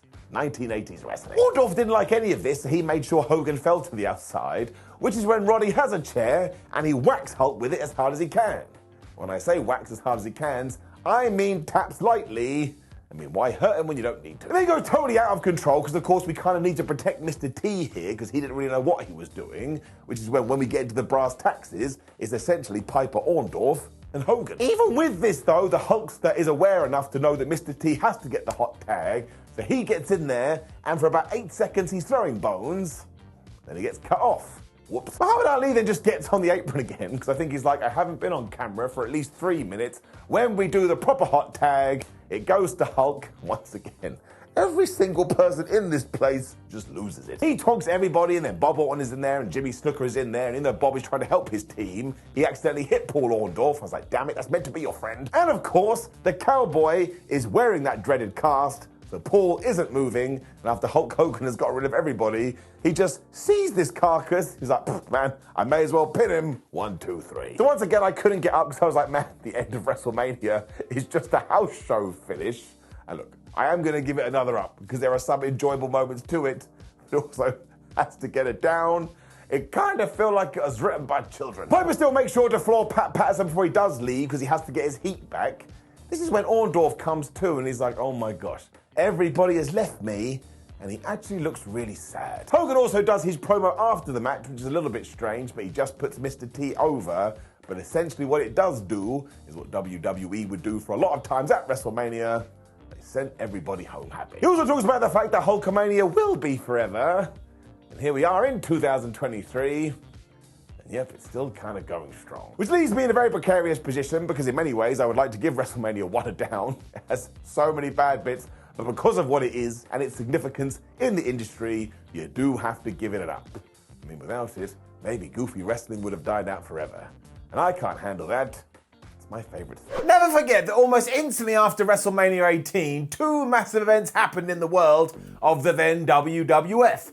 Stone Cold Steve Austin walked out because he wasn't happy with creative, but also we got the first ever brand split in 2002, which basically means Raw and SmackDown have been their own entities for almost 20 years. And sure, there were some breaks in between, but the argument is still going on about whether this was best for business, even though the blue brand was only part of the entire structure for basically about 3 years. So we all need to move on, but we never will. And when it comes to WrestleMania 18, there's only one match anyway that anybody wants to talk about, which is The Rock versus Hulk Hogan, icon versus icon. And really, if you want to kind of spin it, the proper return for the Hulkster to the World Wrestling Federation. I mean, he had been getting good reactions ever since he returned with the NWO in February, but on this night, the Toronto crowd decided we are going to step into a time machine and we are going to transport ourselves back to WrestleMania 6 and we're going to scream until we can't scream no more. As a result of all of this too, a lot of people say that this is the best match ever just due to its reaction alone. Now, we can have that debate forever, meaning that we shouldn't, but forget about all that. Forget about what's the best and forget about what's the worst. Just know that you can still go and view this today and get goosebumps on your arm because the atmosphere just screams out of the television and it smacks you right in the face. The conversation didn't start this way, of course, because it was meant to be Stone Cold Steve Austin versus Hulk Hogan until the Rattlesnake decided, I don't want none of that. And it kind of came down to two factors and you basically pick one. Number one is that Austin was right. He didn't think their styles would mesh well together. So on the other side, people would look at it as a disappointment. Or two, he was still annoyed about Hulk Hogan coming into WCW and basically ruining his push and stealing whatever spotlight he was going to have. And also kind of felt like knowing Hulk Hogan, he would try and make it all about him. And given what did go down, he did have a point. And does it matter? No, not really, because pun very well intended, what we got instead absolutely rocked. And while the reaction was a surprise to some, it shouldn't have been if you'd been following fan access that happened in the days leading up to WrestleMania. Apparently, any time anybody saw Hulk Hogan, they lost their flipping minds, so you kind of had a sniff of what was coming. And sure, nobody thought The Rock was going to get booed as much as he did, but I guess that just comes down to wrestling maths. If 100% of people are screaming for the other dude, someone's got to get jeered. And WWF at the time spent more money advertising this one matchup than they had done ever, because they were desperate to try and get some of the nostalgia fans to come back and taste their product. Mostly because they were terrified as the Attitude Era was slowly going away. Just to double down on this too, the day before WrestleMania, Vince McMahon put Hogan on a jet to go home, get his red and yellow gear and a bunch of pictures, because everybody had decided, hey, we want to bring back Hulkamania. So this whole last minute stuff has been happening for 2 decades and probably longer. Why couldn't you have just made this decision, I don't know, 5 days before? All of this came together perfectly though. There was almost 70,000 people in the Sky Dome. They made around about $4 million at the gate, and they sold around about $700,000 in merchandise. That was the third largest number in WWF history at the time, even though they were about to hit some rocky waters. I don't know how I keep doing it. Forget all that though, because who cares? Let's take the finger of power and go through WrestleMania 18 and give the good bits an up and the bad bits a down. Right, here is the truth about WrestleMania 18. It is a fun show to watch, but try and come up with more than, I don't know, 3 other matches that are on the card, and you can't Because like I've already said, people only cared about The Rock versus Hogan. Because this just ate everything up, including the brand split. Because never forget, we never had a probative narrative for that. Basically, somebody walked on TV and went, well, we came up with a good idea and we've decided to do it. Do you remember how much you loved The Rock versus Hogan? Just worry about that. And oh yeah, Raw and SmackDown now different shows. Saliva are also the first thing we see on the broadcast, and that is the most 2002 WWF thing ever. They flippin' love saliva to the point I don't think I ever saw them outside of a World Wrestling Federation event. If you had told me Vince McMahon had made them up, I'd believe you. Thankfully, it starts really nicely because we have Rob Van Dam taking on William Regal for the Intercontinental title, and they just understand what they've got to do. Keep it short, keep it quick, keep it exciting, get the fans all pumped up. It's kind of funny too, because it was around this time RVD had been told, look Rob, you need to calm your offense down because you keep hurting people, and it's so obvious here because he's being so careful. And then in around about 2 minutes, he's still busting open William Regal's lip. As always here on Retro Ups and Downs 2, William Regal is just a treat. Like the first thing he does is take his hand and he's fiddling around his pants trying to find those brass knucks, and when Van Dam kicks them out of his hand and they fall to the floor, his facial expressions, well, they are just a treat. He also smashes RVD with this half Nelson German suplex thingy that looks like it kills Rob Van Dam. And then silly Regal, he had to go after the brass knucks again. The rest sees all this though and he goes to sort it out, and because Regal's a wrestler, he gets distracted, he gets booed in the face, he then gets smashed with the 5-star frog splash, he loses his title, but again, it's only about 6 minutes, and it really is very entertaining. This cannot be said of match 2 though, even though it clocks in around about the same time, because DDP, the European champion, was defending that title against Christian, and it's just the way both guys were being used. And I have made my feelings very clear on other episodes of Ups and Downs about how great I think Christian is, but I also think DDP kicked ass, apart from when he came into the WWF, because we didn't get him nothing. Firstly, he was a stalker when he chased the Undertaker's wife around, and here he was like the smiley, positive, happy dude, which was kind of funny, but it also kind of sucked. And the best version of Diamond Dallas Page was the one we'd seen in WCW, but because that had been invented in WCW, he was never allowed to do it in the WWF. Down. There is a fantastic promo beforehand by Christian who's doing that smirking thing that DDP had taught him. Because if you've forgotten the story and you just tuned into this, you would have thought Christian's having some kind of a breakdown. And of course it was all about using DDP to get back to his winning ways, hence why they'd signed this match. But really the only reason we did do it is so DDP could hit Christian with a diamond cutter and then get on the microphone and say, oh, hey, Christian, my buddy, it's great. You didn't throw a tantrum, because at the time Christian was throwing a load of tantrums. And of course, as soon as DDP said the word tantrum, Christian threw a flipping tantrum. I think the main problem is that nobody in the building really cares, which WWF went out of their way to make sure was the case, because they said Christian was now from Florida instead of Canada. And honestly, if you would just put this match on any episode of Monday Night Raw, I don't think anybody would have said that. We then get our first glimpse into what is coming later, because The Rock is here to cut a promo, and this may as well be Rocky Maivia from 1998, because while you can hear a few cheers of Rocky, Rocky, you can also hear thousands of people going boo. Much like me, he calls Hulk Hogan Hulk Hogan, because that's just so much easier to say when you're in your flow, and makes it very clear that whoever wins later is going to be crowned the best ever. I bet Stone Cold Steve Austin loved hearing that. The People's Champ then goes after Coach because he finds out that he's not taking his vitamins or saying his prayers, and actually gets the Coach to get down on his knees and say a prayer. And I think we all just have to give kudos to Coach in these segments. He always did very well. Rock kicks him out of the shot before telling Hogan to bring Hulkamania because he wants to kick him in his Hulkastrudel.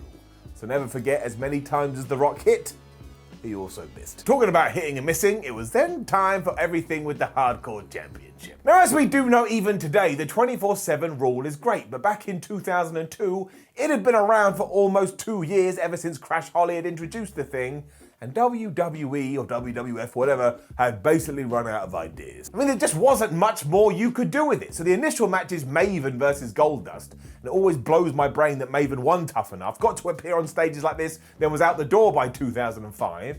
And when they both knock each other out with trash cans, Spike Dudley just runs down, he steals the pin, and for a little while, he is the Hardcore Champion. This actually does extend throughout the whole show though, meaning you get a match, then we go back to the Hardcore title, then you get a match, and we go back to the Hardcore title, and you get such infamous segments as Molly Holly knocking out the Hurricane with a frying pan, because she's so desperate to become the champ.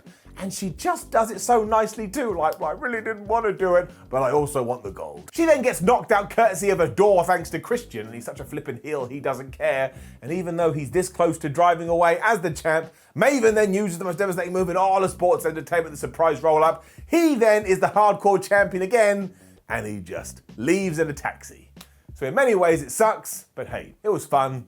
We also get a performance by Drowning Pool, and just take everything I said about saliva and apply it here. I swear, the WWF's favorite song ever is Bodies. Remember, let the bodies hit the floor. They used it for flubbing everything. Following on from this too, you get Kane versus Kurt Angle, which is a very, very interesting match. Because it's not bad by any means, and having Kurt Angle get on the microphone beforehand and just rip into Canada for their figure skating gold medal, which was won under dubious circumstances, is excellent.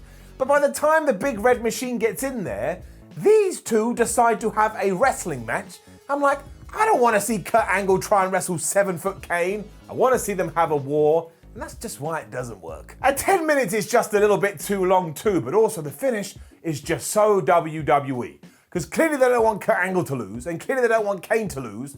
Kane is allowed to kick out of the Angle Slam. He also gets out of the ankle lock before, in this really messy bit, Angle kind of uses the most devastating move in all of sports entertainment, but also puts his feet on the rope and pins Kane, even though he doesn't really pin Kane. So it just ends with such a whimper, and you never get your WrestleMania all-right moment, and you kind of question why it was on the card to begin with.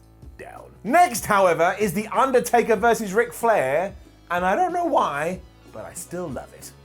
Maybe it was just because it was something I never expected to see in 2002, all the facts that came out when we were done. Like, for example, that Ric Flair going into this had lost all his confidence, even though all of his peers and many fans considered him the greatest pro wrestler ever. And that just goes to show too, it doesn't matter what you've done in the past, it doesn't matter how other people see you, if your brain isn't in the right frame of mind, you're always gonna feel sad. And there's nothing wrong with that, but make sure you go talk to someone. The Undertaker was a psycho during the build to this too, as he beat up Ric Flair's family and beat up Arn Anderson.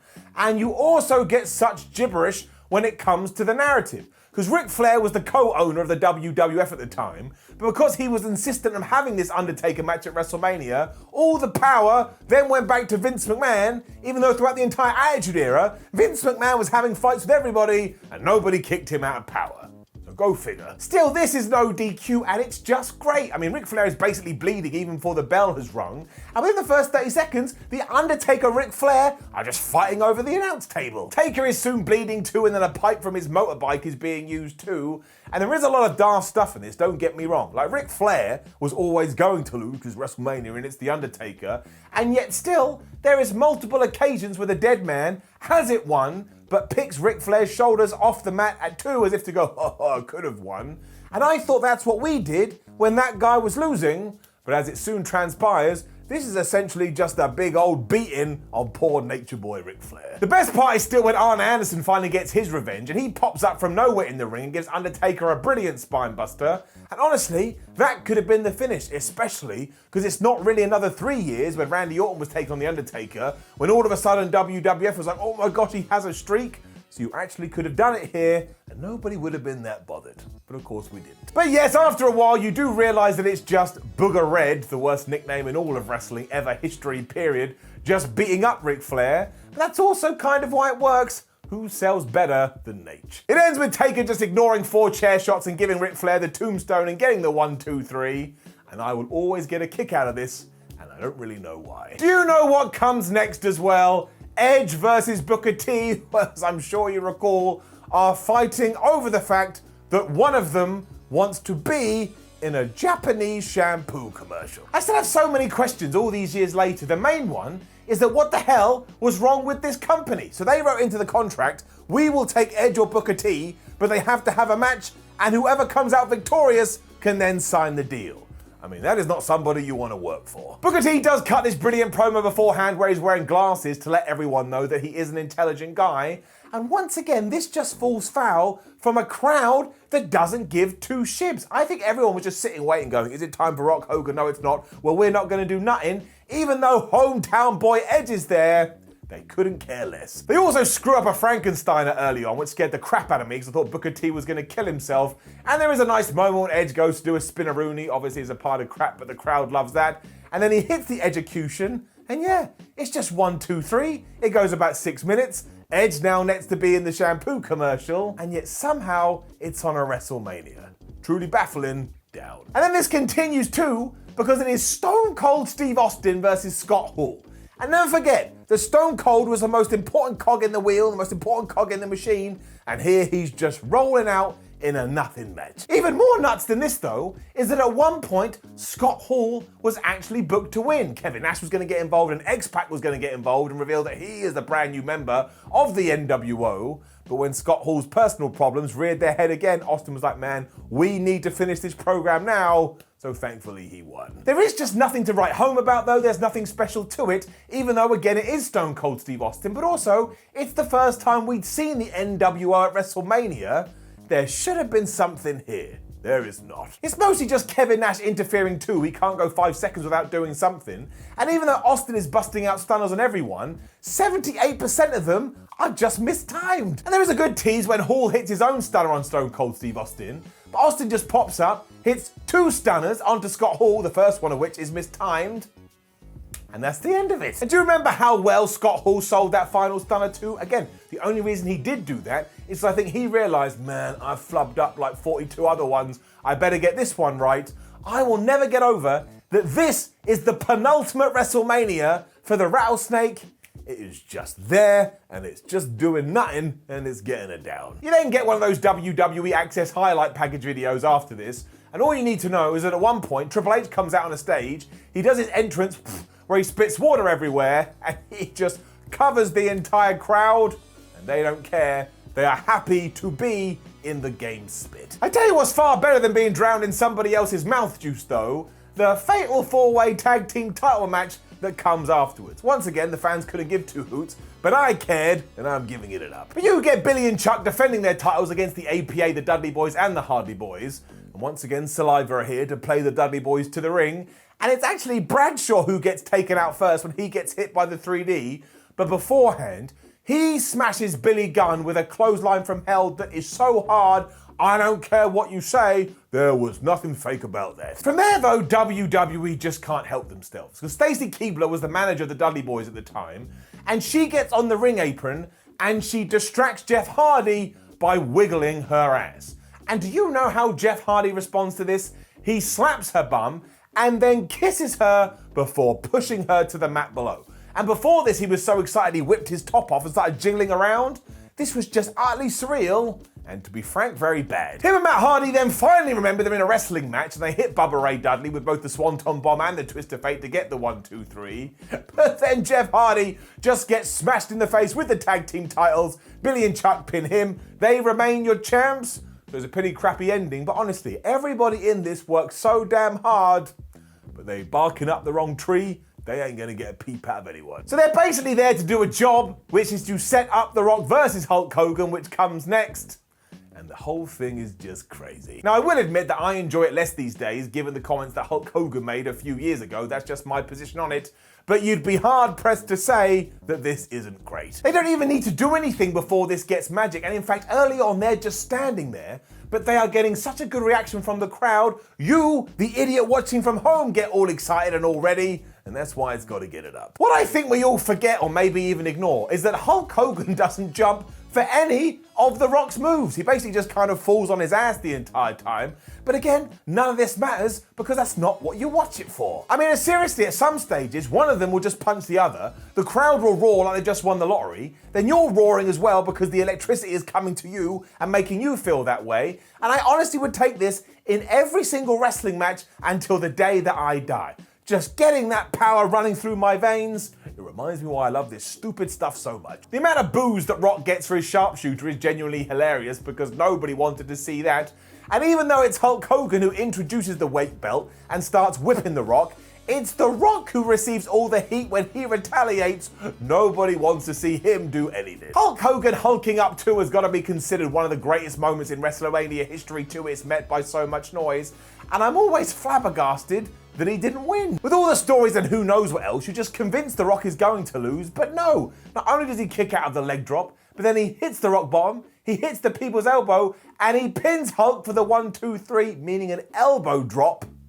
is what finished this. But let's face it, Hogan knew exactly what he was doing, because as soon as this was over, he was the most important person in wrestling again. We then smashed the fast forward button really quickly to let you know, oh, Hulk Hogan is a face now, because Kevin Nash and Scott Hall run down to beat him up, but The Rock makes the save before he puts Hogan in the ring and says, Hogan pose, and he poses and he cuppers his ears as 70,000 people just cheer him as if he is the hero of the world. I mean, I honestly don't know where all of this noise keeps coming from, but I do know from moment one until they have left the building, you will have the hairs on the back of your arms and the back of your necks go up. It is just a well put together masterpiece. I mean, go and show this to people that don't like wrestling. If when they've watched it, they're still not hooked on wrestling, the truth of the matter is, they ain't ever gonna be hooked. I then have never felt more sorry for three people in my entire life, because Jazz is out to try and retain her title against Trish Stratus' Alita, and this crowd didn't really care about anything before The Rock versus Hogan, so now, well, they'd rather be doing anything else. You also don't get much from it, because we all know how WWE used to treat the women's title, although Jazz is very good here, so we have to give her a pat on the back, and she just hits a fisherman suplex from the top rope on Lita after around about 5 minutes, and that's that. Down. Which brings us to the biggest mistake on the show. And look, it's nobody's fault. This is all about hindsight being 2020, but if anybody had known just how nuts The Rock versus Hulk Hogan was gonna be, ain't no way when we were drawing up a card we would have gone and we end with Triple H and Chris Jericho for the Undisputed title. It's also too long, all things considered, and I never noticed this before, but I had read reports, if you do keep an eye on the crowd, loads of them actually do leave. The other real problem is that this wasn't actually Triple H versus Chris Jericho, even though Chris Jericho was the champion. It was Triple H versus his ex-wife Stephanie McMahon. Jericho's first title run was always so weird because of this, because he was essentially a lackey for somebody else, even though he was going to be the guy in the ring doing all of the work. And while it's far easier for me to stand here in 2021 and say, well, they should have done this, they should have done that, they should have just made this really short, they should have made this really wacky, and they should have made this as over the top as possible, and maybe that would have salvaged a little bit, but otherwise you watch it and it just doesn't feel like a main event. Steph gets pedigreed before the end, and of course that leads to a tease that maybe Y2J is going to retain his titles, but come on now. Triple H had returned from his massive quad injury in January 2002, and the whole reason for that was to culminate here and become the champion, and after he has pedigreed Y2J, that's exactly what he does. It would have been absolutely fine as well if it hadn't have gone on last, but you can't undo the past, and that's why we have to give it a down. And before I do leave you overall, I will give you Dave Meltzer's star ratings. Everyone loves them. RVD versus Regal got 2 stars. DDP versus Christian got 1 3/4 stars. All the hardcore title stuff got -0.5 star. Oh boy. Angle versus Kane got 2 1/4 stars. Taker versus Flair got 3 stars. Edge versus Booker got 1 1/4 stars. Austin versus Hall got 1 star. The tag team match got 2 1/4 stars. Rock versus Hogan, a measly 3 stars. The women's match got -1 star. Triple H versus Jericho got 3 stars. So according to Dave Meltzer, it was as good as The Rock versus Hogan. Ruh-roh. But it is fine. It's fun enough to watch. It's just massively propped up by and hurt because of one match. Right, before we do get into this week's retro ups and downs, yes, I look like something's happened to my face. That's because on another video, known as AEW Ups and Downs, I dressed up as Sting, and who knew that when you use face paint, it's really hard to wash off. So let's all laugh at me. Ha ha ha! Oh, right, we're over it, let's go. Because this week we have a very special edition of Retro Ups and Downs, because it's WrestleMania 24, and if you so care, I was there. I sat there live, it was my first ever WrestleMania. I may have cried when the countdown clock got to 0, because I am a massive nerd, and it also meant I got to see Ric Flair's retirement. We have to do it in inverted commas these days, but I got to see Ric Flair's retirement up close and personal. And I was so inspired by all of this, the very next day after I'd landed back here in the UK, I got in my car and I drove to a wrestling training session. I had made up my mind I was going to become a professional wrestler, and it took me a few more years before I actually kind of succeeded with that. And then the pandemic came along and ruined everything, but look, better late than never. But better never late. The point is, I thought I'd regale you with some of my tales from that event, because I didn't just go as a fan who wanted to have a good time. I mean, I did, but at the time, I was also editing a couple of video game magazines. And because people wanted coverage, THQ said, hey Simon, we're doing a lot for that year's WWE game. Would you like to come to this magic venue and interview some wrestlers? I said yes. So Matt Hardy was there, MVP, Beth Phoenix, and also Santina Marella, who was so tired from all the press that he'd already done, he just went, look, I'm going to talk in my normal accent, but when you write it up, if you want to add some of my twang, that's fine. Not going to lie, one of the best days ever. I was also told that Randy Orton was going to be in attendance, but the last minute that got changed, and everyone was like, well, that's a shame, but what are you going to do? And then later on, when I needed to go and use the bathroom, I found a cornered off area, and who should be sat there? None other than the Viper. Because I'm all like, you got to take these opportunities when they come and punch you in the face. I went up to Randy, I extended my hand, all of this is true, and I said, Randy Orton, I am a big fan, you are a great wrestler. And he looked at me, and he said, F off. And ever since then, he's been one of my favorites. I mean, who doesn't want a Randy Orton story like that? The highlight of the trip, though, happened when I first arrived at Miami Airport. Once again, from afar, I saw a professional wrestler, and I was like, well, I gotta go and say hello because I'm an absolute buffoon. But this time, it was Scott Steiner, who of course was in the area, because 2008, TNA would run shows around WrestleMania weekend. So when once again I did extend my hand and said, great job, buddy, I didn't say the buddy, I was far more respectful at that, I got a little bit concerned, because Scott looked at me like I just slapped his mother. Then after I'd left and was headed down to the exit on an escalator, all of a sudden I just heard this. Thud, thud, bang, bang, thud, thud. I turned around, I looked back up the escalator, and who was there now staring at me once again like I'd stolen his wallet? It was none other than Scott Steiner, and we just locked eyes until I got to the bottom of the escalator, and I just walked off. And to this day, I have no idea what was going on. But I do know I feel lucky to be alive. Otherwise, well, it's WrestleMania 24, isn't it? Of course, the very last match, kinda, technically, who knows, of Ric Flair. And it really is just the perfect send-off. Like 70,000 people in the Citrus Bowl were well and truly behind him. Just gets you right in the heart, it gets you right in the tum-tum, it gives you all the feels. Don't pretend that this is all peaches and cream either. In the back in the office, they were hoping that Shawn Michaels' Ric Flair in Ric Flair's last ever match may push the buy rate for WrestleMania 24 over 1.1, so that's a lot of pressure. And who else was drafted in to try and make sure this happened? Almost kind of feels nuts when you think about it, but it was Floyd Mayweather who was going to take on the flipping Big Show. That's right, the boxer who apparently can never have enough cash was reportedly paid $20 million for this. It was far closer to $5 million, but let's not pretend that WWE was throwing around that cash for fun. They wanted some more eyes on their product. Of course, it was also all built around the fact that at No Way Out a couple of months beforehand, Floyd Mayweather had actually broken Big Show's nose. Now, it's really hard to know whether this is true or not, because it is pro wrestling. Someone could turn up on Raw and just make up a bunch of baloney, and because we're all sheep, we go, meh, meh, we believe it. But no, this certainly did seem to be legit, especially if you go back and look at the Big Show's nose at that event. I mean, it was all twisted and twangled. Big Show has also told the story that he said to Shane McMahon, you better hold me back, otherwise I'm gonna kill him.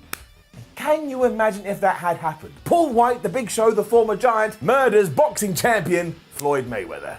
I mean, you couldn't make it up. Jeff Hardy was also meant to win the Money in the Bank on this show, but didn't when he ran into some personal problems and also burned down his house. And I'll try and get this right. The Hall of Fame was held at the Amway Arena, which then died and then came back as the Amway Center, maybe the other way around, but either way, that's where the Thunderdome 1 was. So the more things change, the more they stay the same. Anywho, let's jump back to 2008 and take the finger of power to which was at the time the highest grossing WWE pay-per-view ever.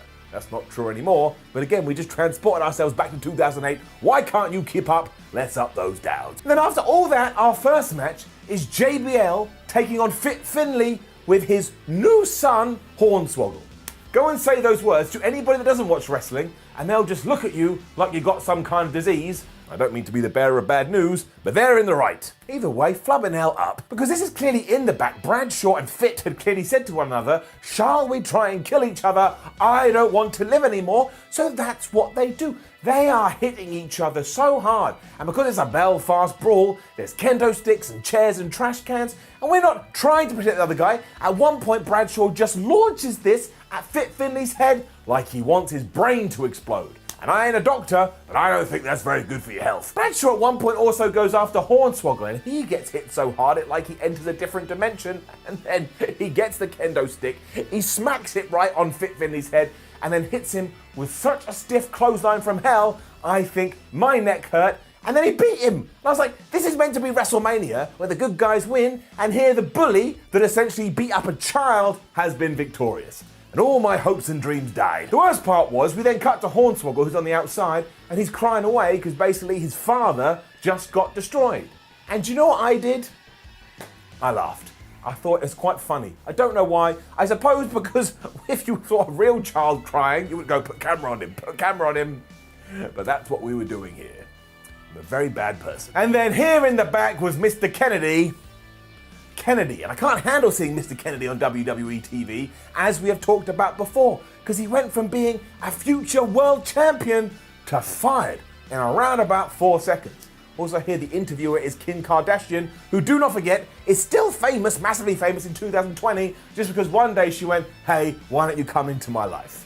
I don't get it. With all that warm-up out the way, though, we do go right into the Money in the Bank match, and I just can't help it. As much as I enjoy it having its own pay-per-view, it's one of the few stipulations we haven't run into the ground, it is so much better as a WrestleMania tradition. As soon as I realized what was coming, I lit up like a Christmas tree, which is very apt for the time of year.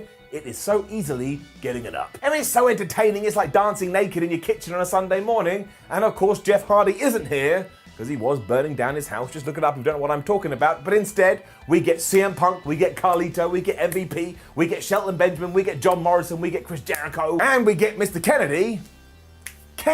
And I think they must have taken inspiration from the first match and from every other Money in the Bank ladder match we've ever done. Because again, some of the spots here, I mean, I always try and do my research and I look up what other people said at the time, and you get stupid lines like it wasn't as crazy as other ladder matches. Who cares? That's like a serial killer going, well, we'll let you off murder number 41 because it wasn't as bad as murder number 37. All of them are unreal. Morrison was doing a moonsault with the ladder onto everybody quicker than you can go, why is your character the same now as it was 12 years ago? And by the time Mr. Kennedy is doing a rolling fireman's carry with a ladder onto CM Punk, you just grit your teeth and you go, oh my word, how does CM Punk's ribs not just explode? Shelton Benjamin then runs up one ladder and gets tossed off that, and he falls to another one that's been propped up on the outside and just goes crashing into the mat. So he's out of this, and it's only then when MVP goes, wait, why are we just chucking ladders at each other? We're meant to be trying to get the briefcase, and he finally climbs. Honestly, this has been going on about 4 hours before somebody remember, go up. This is a brilliant moment though, because all of a sudden Matt Hardy makes his big return to WWE, and he had been taken out by MVP, and he hits him with a twist of fate off the top of the ladder. Honestly, what we should do with Money in the Bank, once again, get more non-wrestling fans in, make them watch these, and then play a game where you go, here's 50 wrestlers that were in Money in the Bank, here's the spot they did, do you think they're now alive, or do you think they're in the grave? And I bet they go, everyone, they're in the grave. I don't know why I'm so focused on death,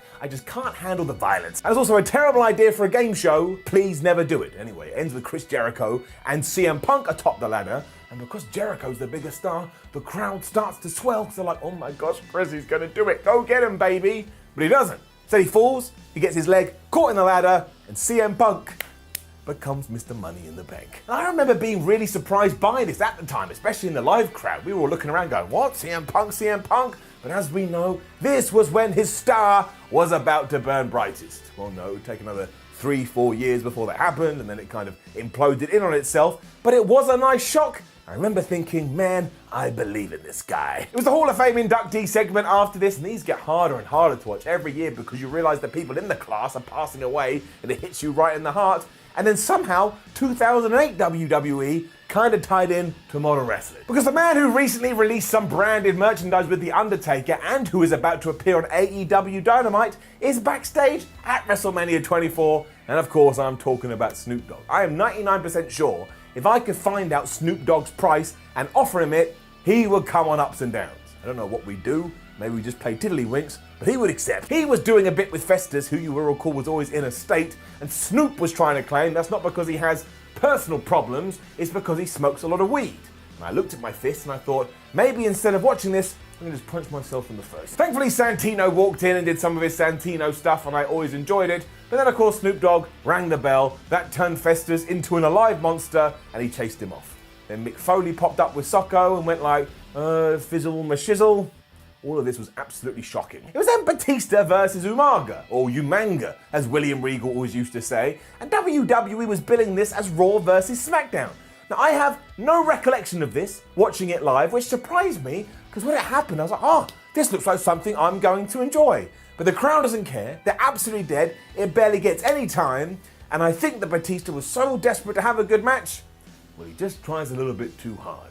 Sorry, Dave, down. And I guess that's a stupid thing to say. It's like when you're watching sports and the commentator goes, "Will he hit it too well?" And you're like, what does hit it too well, you absolute moron? But it all kind of ties into the finish, because Batista decided he was going to hit Umaga with the Batista bomb. So everyone's like, how's he going to do this? Umaga is not a small man. But being the professional wrestler that he is, he uses all the spring in his legs, and then sadly he oversprings. Batista goes flying backwards, kind of just drops him on his back, makes the pin, but you can just see everyone involved going, "Oh, we all okay? Thank goodness we got through that." Everybody sold it like, "Oh my God, this is the best Batista bomb ever," just because he hit it. But that's like me saying I'm not bald because I have some hair on my head, and I desperately wanted this to be good, but it kind of felt like it was just shuffled in, because in 2008, which they still kind of are now, WWE is just obsessed with Raw versus SmackDown. All the time, Raw versus SmackDown. I can't even remember who was Raw and SmackDown here. That's not true. Umaga was Raw and Batista was SmackDown, but I wanted to make a point. We then really crapped the bed down. I remember all of this, so it must have meant something. But before WrestleMania had kicked off, we had a pre-show battle royal, which was won by Kane, meaning later on, he was allowed to fight for the WWE ECW Championship that was currently held by Chavo Guerrero. As it turned out, though, we finally learned that WWE didn't care about their rehabbed ECW brand, because this is how it went. Chavo Guerrero spends around about 19 hours getting to the ring. I mean, he takes longer than The Undertaker. Then Kane's music plays. He appears behind Chavo, hits him with a chokeslam, and beats him for the 1-2-3 to become the brand new ECW champion. So in case back in 2008 you were just waiting for WWE to get a gun and kill this off, well, this is one of the moments where it happened. Also when there was a mummy on the program and the December to Dismember pay-per-view, which we've done here on Retro Ups and Downs. Also, nobody, and I mean nobody, gave two hoots about this, probably because it was over quicker than it takes someone to use the toilet. But there is more to this, or so was said at the time. Because those TNA shows were in town, everybody in WWE had been told, don't go to the TNA show after one of the Highlanders had been caught at one of their TV tapings and it had kicked up a stink. Apparently Chavo Guerrero wasn't really into this and spent some of his time talking to the TNA talent, and this was his punishment. Is it true? I don't know. I quit in 2007. And then Raven was here from She's So Raven. You remember that TV show that had a stupid title because who else is she going to be? She's Raven. She's So Raven. I don't mean the wrestler Raven. I mean the TV star Raven. This segment, you can't explain it. She was just here. She had to pretend that she was well into wrestling, but a blind person could have told she wasn't that into wrestling. I mean, all of this was about as authentic as Vince McMahon saying he doesn't want to own his wrestlers. Little jibe. Too soon. We then got into our main event, which actually wasn't our main event, Ric Flair versus Shawn Michaels, and if Ric Flair loses, he has to retire. Now, every fan on the planet and their dog knew that the Nature Boy was about to say goodbye, but it's so well built, it's so well done, it's so flippin' emotional, it is in many ways perfect. Even watching it now emotionally, it puts me right back in the Citrus Bowl and that damn video they played before this. Leave the memories alone. It's like, don't cry. Please don't cry. There's only one thing you can give when it comes to this. I mean, if you didn't emotionally invest, I don't know what's wrong with you, and it doesn't just get an up. It gets a golden up. Even if you thought somehow the Nature Boy wasn't going to lose here, he comes out in such an audacious and over-the-top robe. On the back, it may as well have said, oh, by the way, I'm about to retire. But again, who gives a flub? Within seconds, he's transformed into the dirtiest player in the game. He refuses to shake Shawn Michaels' hand and he's slapping him around. Just deep down in your stomach, you kind of think, oh, maybe he is going to do it, even though your brain is sending you messages going, are you that stupid? I'm out of here. So that Homer Simpson thing, and then you just fall on the floor. Flair freaks out at one point going, oh Jella, I'm not old Jella, because of course HBK had made reference to that. And the best thing about it is it reminds me of that Nitro promo, which we'll never probably talk about here on Retro Ups and Downs, when Flair goes absolutely insane, whips off all his clothes, and then starts elbow dropping his jacket. Once again, if you want to have a good time, go and show that to someone who doesn't watch wrestling. It is so entertaining, you will have an orgasm. Not have an orgasm, it's just quite funny. And then there's that terrible bit where Shawn Michaels goes to do an SIA moonsault and Flair gets out the way and Shawn Michaels just flies right into the table. I mean, much like CM Punk earlier, how did he not break his sternum? How are his knees still working? This was a man coming back from major back surgery. This should have been the end. Once again, wrestling makes no sense. It looks so bad, but the joy is this is when Ric Flair takes over. And before all of this had taken off, Flair had said to Vince McMahon he doesn't want the main event slot even though he'd been offered it, just in case this didn't go to plan. But I tell you, even now 12 years later, I don't think these two could have done a better job. Flair misses another catch on the outside on Shawn and he goes walloping into the floor. So once again, I was like, how is he walking away from this? And by the time Nature's locked in the figure four, fans are losing their minds because they just want to believe. And never forget, that's what wrestling's all about, suspending your disbelief, even when the story is punching you right in the face. That one was too hard. And I know that is true because I was there and everybody in the crowd were just making so much noise. We were essentially playing our roles. And sometimes that's just what you want fans to do. The Flair strut into the sweet chin music is one of the best near falls you're ever likely to see, especially because afterwards Rick takes his hand and wham Shawn Michaels right in the testicles. Who knew balls could bring so much joy? And on that note, who knew a finish in wrestling could bring so much sadness? Now we all kind of forget before he hits the second super kick, Shawn Michaels smashes Ric Flair with another one. But when it comes to the follow-up, he stands in the corner, he whispers out loud and makes sure that everybody can read his lips, "I'm sorry, I love you." He then finishes him off like old Yeller, shoots him, puts him to bed, 1, 2, 3, and everybody in the crowd started to cry. I mean, no one more than Ric Flair. You can ring up Ric Flair on the telephone and go, "Hey Rick, how you doing?" He just starts blubbering away. But all of it, I tell you, it's what wrestling is about. I just said that, I'm saying it again. It's just absolute must-see TV. I felt privileged for being there. And when Ric Flair takes his final bow and walks off into the sunset, it's like a legend has come to a close. You do have to forget he then went to TNA and continued, but even Flair has said he hadn't have done that. We all make mistakes. Either way, this rules. Edge is then being interviewed backstage to try and bring us all back down to earth. And he's wearing that big entrance jacket he used to wear. And I was like, one, where did you get that made? And two, when you go out in normal life, are you wearing that? Because people probably stare. His whole point here is that he's going to beat The Undertaker and prove to everybody that relies on The Undertaker's WrestleMania streak that they're slight losers for doing that. And I don't want to say anything too loud, but when he said it, I thought to myself, well, to be honest, if anyone does actually rely on The Undertaker's WrestleMania streak, I'm just a little bit of a loser. And then poor Maria, Beth Phoenix, Ashley Mazzaro, and Melina, and all the other lumberjacks in this Playboy bunny bout, or whatever the hell they called it. Not only are they wheeled out just to sort of be in whatever this farce was, along with Snoop Dogg, who's out in a pimped out golf wagon, but none of the fans could give two hoots because they're absolutely spent that they just saw the best wrestler of all time say goodbye. I mean, we should have just had a break here. Someone should have just come out with popcorn and sold it. Down. Santino Marella gets punched in the face by Jerry Lawler, and when Beth Phoenix is about to win, all the lights go out. It's like the wrestling powers that be have just gone, we don't care about this, shut it down. I mean, remember we talked about earlier how Ric Flair should have come out with his robe that said, "I'm gonna retire." Here, a WWE official should have come out with a flag, and on it should have said, "Look, right now in 2008, we're not gonna lie, we just don't care about women's wrestling." I mean, it's so unfair and it's so awkward because after Santino Marella takes the mick out of Maria and Snoop Dogg clotheslines him, Maria and Snoop Dogg make out for way too long. And I had one of those out-of-body experiences when I thought to myself, somebody is trying to tell me that Maria and Snoop Dogg making out is entertaining. Let me tell you this, it was not. The sheer madness of Mania 24 then continues because it's a triple threat match for the WWE title. Now, if we were booking this in 2020, WWE absolutely would have swapped this in the women's match around, but we got Triple H, we got Randy Orton, and we've got John Cena. And I tell you this, they don't get much time, but they make the most of it up. And you kind of thought to yourself, maybe Orton is going to retain here, because of course, this wasn't going on last, so why else just throw it into kind of the middle of the card?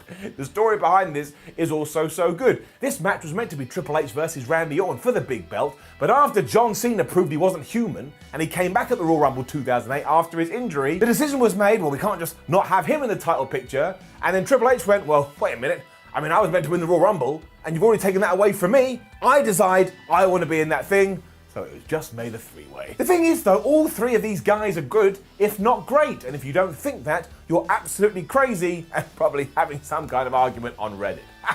Shots fired. Randy here as well is on absolute fire. He has found his feet as the asshole heel champion everybody despises, but because he was so good in the role, you have that 2008 wrestling thing where some fans were like, well, now I'm the biggest Randy Orton fan ever, and you can even hear him cheering his name. Otherwise, this is just your classic WWE triple threat match. At one point, Randy Orton is in the STFU, so Triple H saves him. When John Cena gets him back in the STFU, he applies a crossface to John, because why wouldn't you do that even though it makes more sense?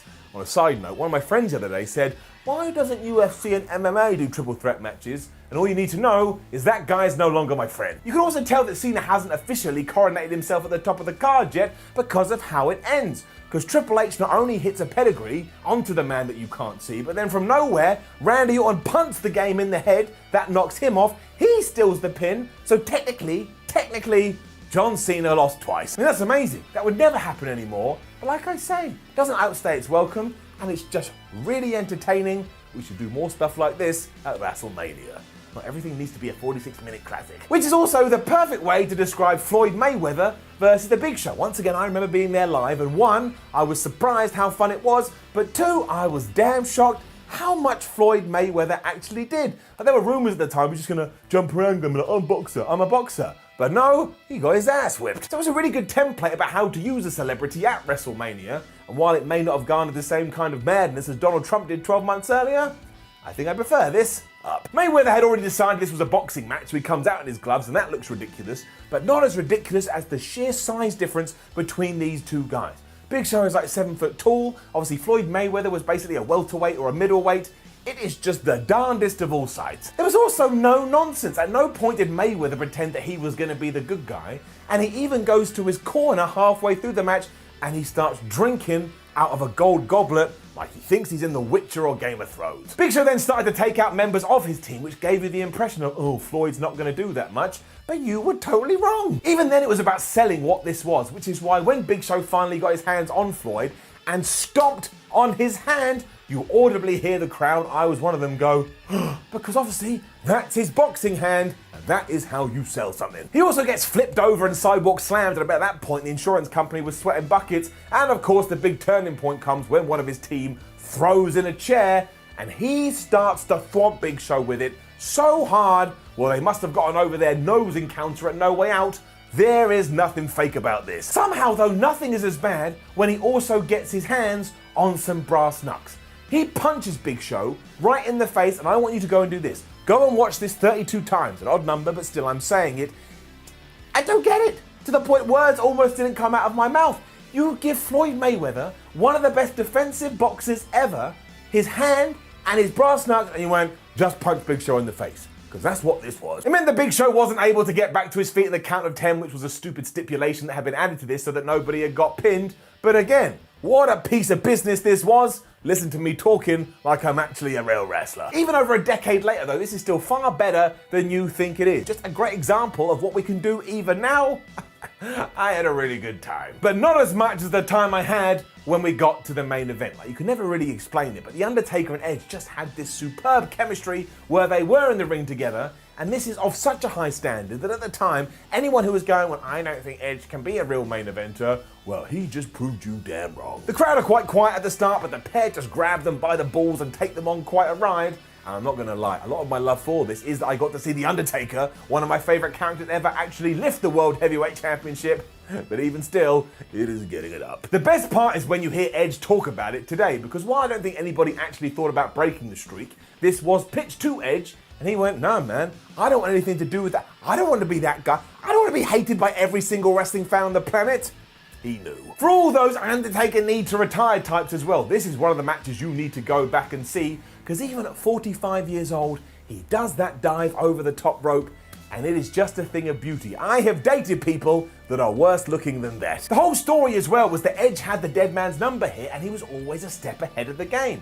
And also, if you can believe this, we get a ref bump in this match, and let's just take a minute, wind your brains back. Have we mentioned one referee bump on WrestleMania? No, we haven't, because WWE had limited themselves to the single number. I mean, somebody in WWE melt down if you suggested that today. Today we have to have 56 distractions and 42 surprise roll-up and at least 4, oh, somebody else's entrance music is playing, I forgot I'm meant to be fighting in the ring. It allowed Edge to hit Undertaker in the balls, which of course wasn't the first one on this show, and then he goes out of the ring and gets a camera and smacks that into the Undertaker's face as well, which was a play off everything that had happened at Survivor Series. Now there it had worked for the Rated R Superstar, and it may have worked here too, but he goes to get the ref, but he's so aggressive with him, he knocks him back out. Referees in professional wrestling are like paper. It was here when Taker did his big sit-up, and man, I remember this like yesterday. 15 years, I had wanted to see The Undertaker sit up like a zombie, and when he did, I was so damn happy. This is also the match where Charles Robinson takes that massive run down the huge WrestleMania rampway,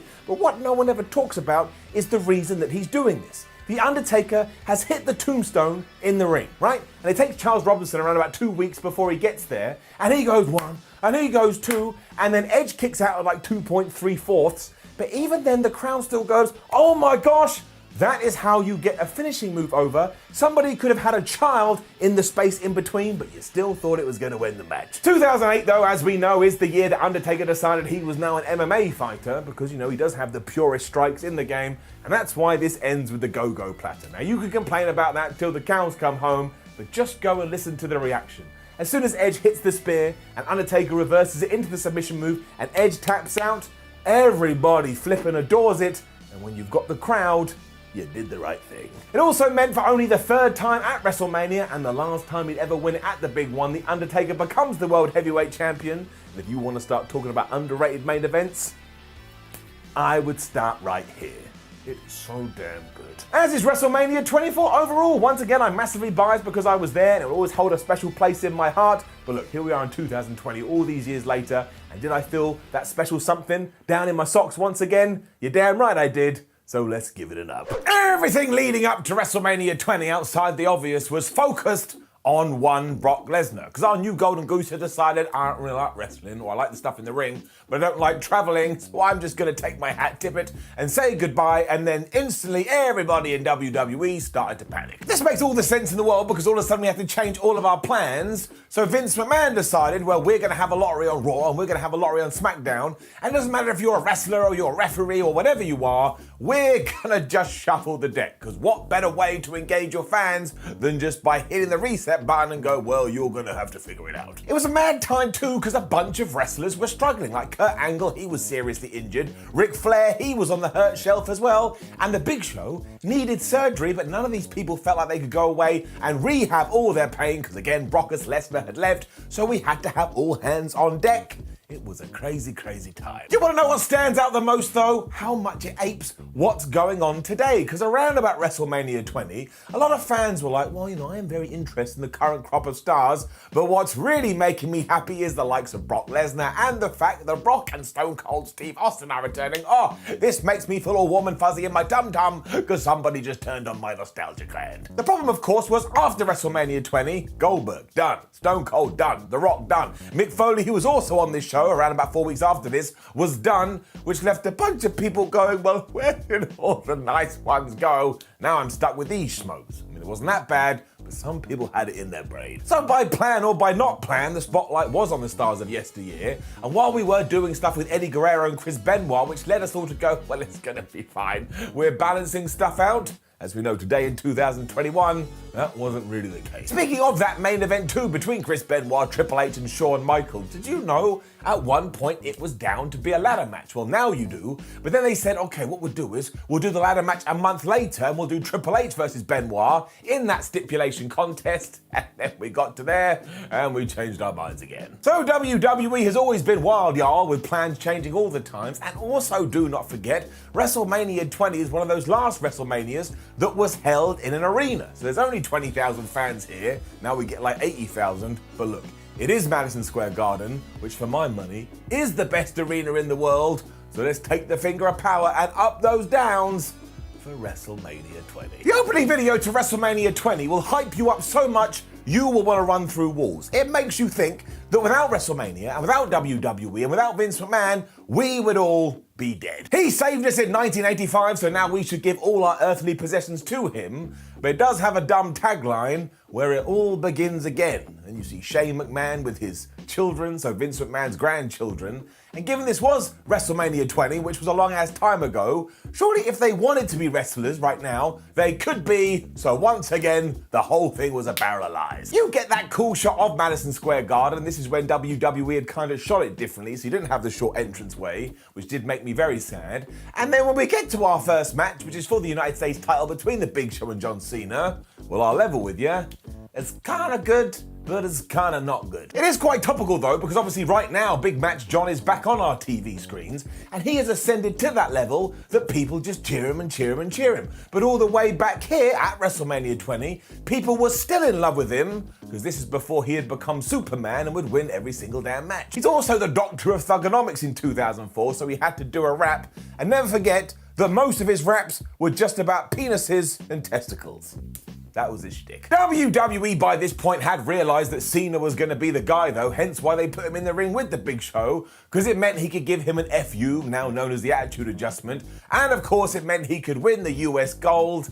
And this is why it does get him up, because you knew what you had to do, and you went out there and you did it. Plus you gave it the noise of, oh my God, it's the first match of WrestleMania. This is smart stuff. It is absolutely filled with shenanigans though, because after hitting one FU, Cena goes, well that didn't work because he kicked out two. I'm gonna get my chain and I'm gonna, I don't know, strangle the Big Show until he's dead. And the referee, Jimmy Corderas, is like, no, you're not allowed to do that. Come on now. Nobody wants to go to jail. But when he does throw out the chain, instead Cena gets his brass knucks, he punches the Big Show, gives him another FU, so it's like, oh, how did he did two? And then he does pin him. So I have the question, why were we trying to protect the Big Show here? I think John Cena probably could have just won. Still, it was going to be an upward curve to this point, until everybody started to hate him. Wrestling. We then zoomed to the back with Eric Bischoff, who was instructing Coach, who was basically his lackey, to go and find The Undertaker, because of course he was about to return as the dead man at WrestleMania 20.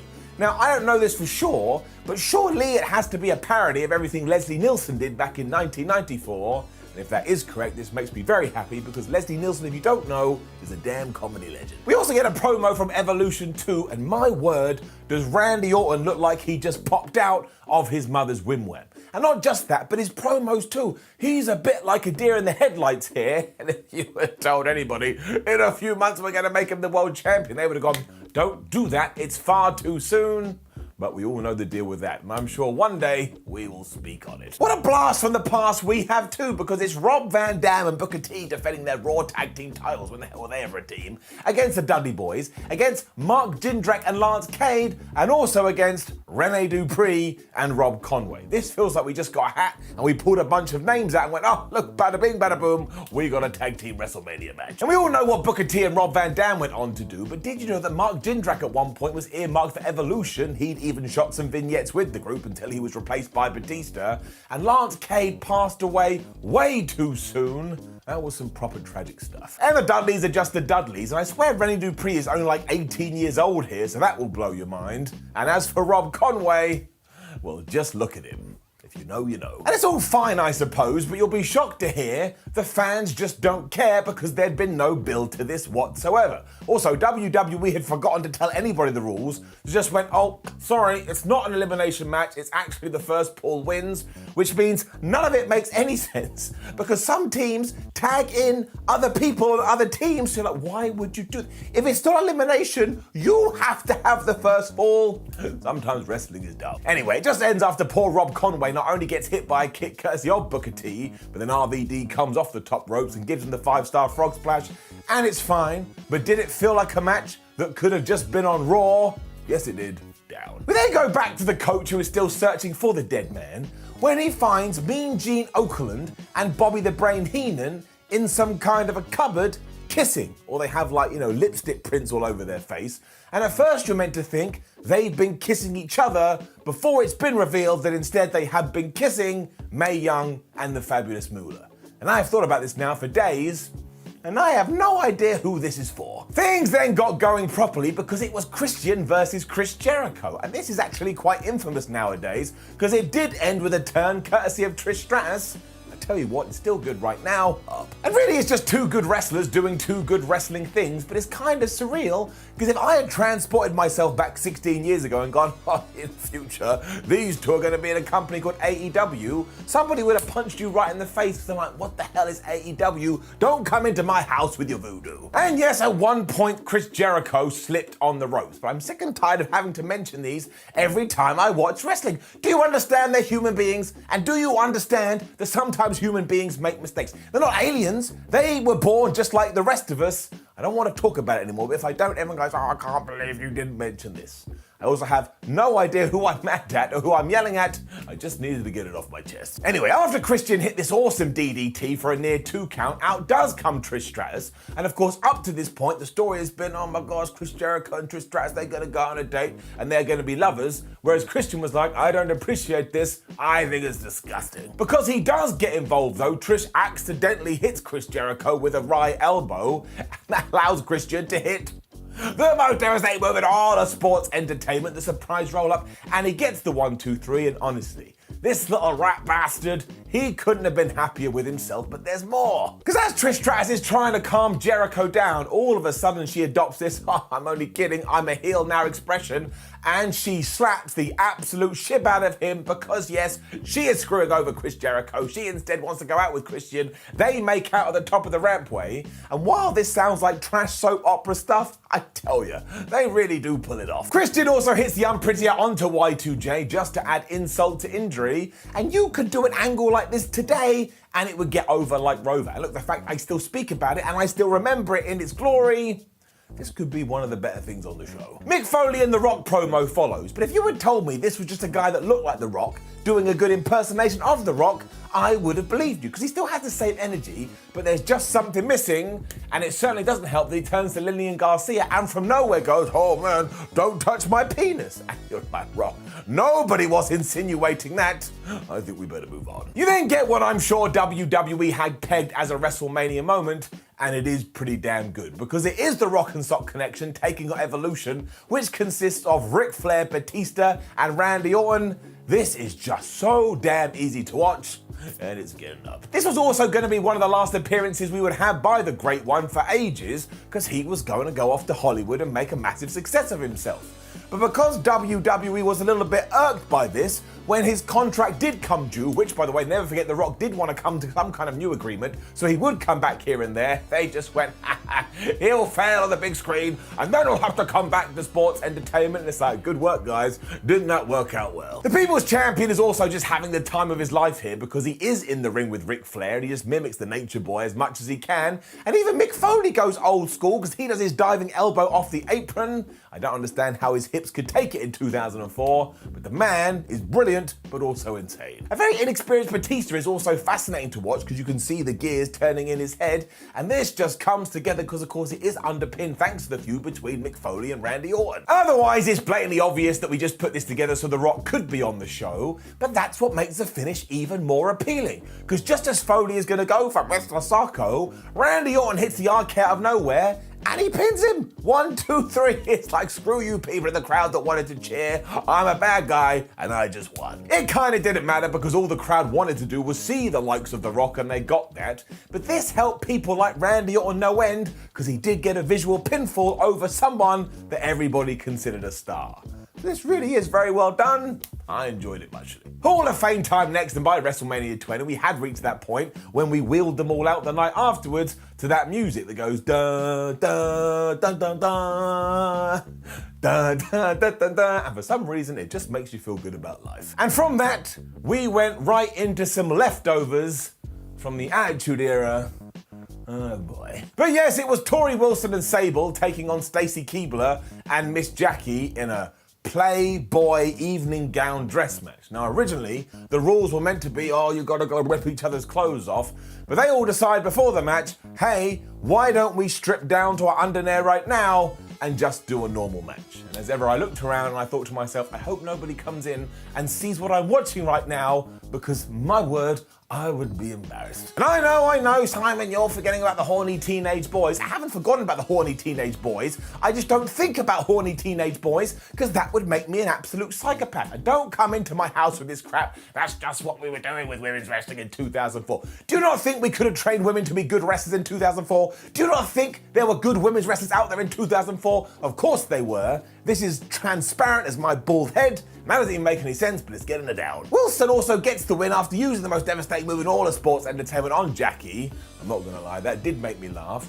But then she sits there afterwards and just spanks her ass, and all my humor just fell out of my body. There's also a tease afterwards that maybe Jackie and Stacy Keibler are gonna break up as a team, and I was like, oh no, please don't do this, however will I cope? We then cut from this to some absolutely amazing vox pops from the fans. And you know how these go. Somebody shoves a microphone into a fan's face, and they just go, I can't believe I'm here at WrestleMania, I don't know what to do in front of a camera, so I'm going to talk really fast. And then the alternative is, yeah, I'm really happy to be here at WrestleMania. I want to see what's going to go on. There's no in between. We also see Eddie Guerrero and Chris Benoit in the back, and in a shocking twist, Eddie Guerrero says, I don't think you can win the match later, Chris. And then he gets super mad. But of course, it's Guerrero just trying to G up his friend.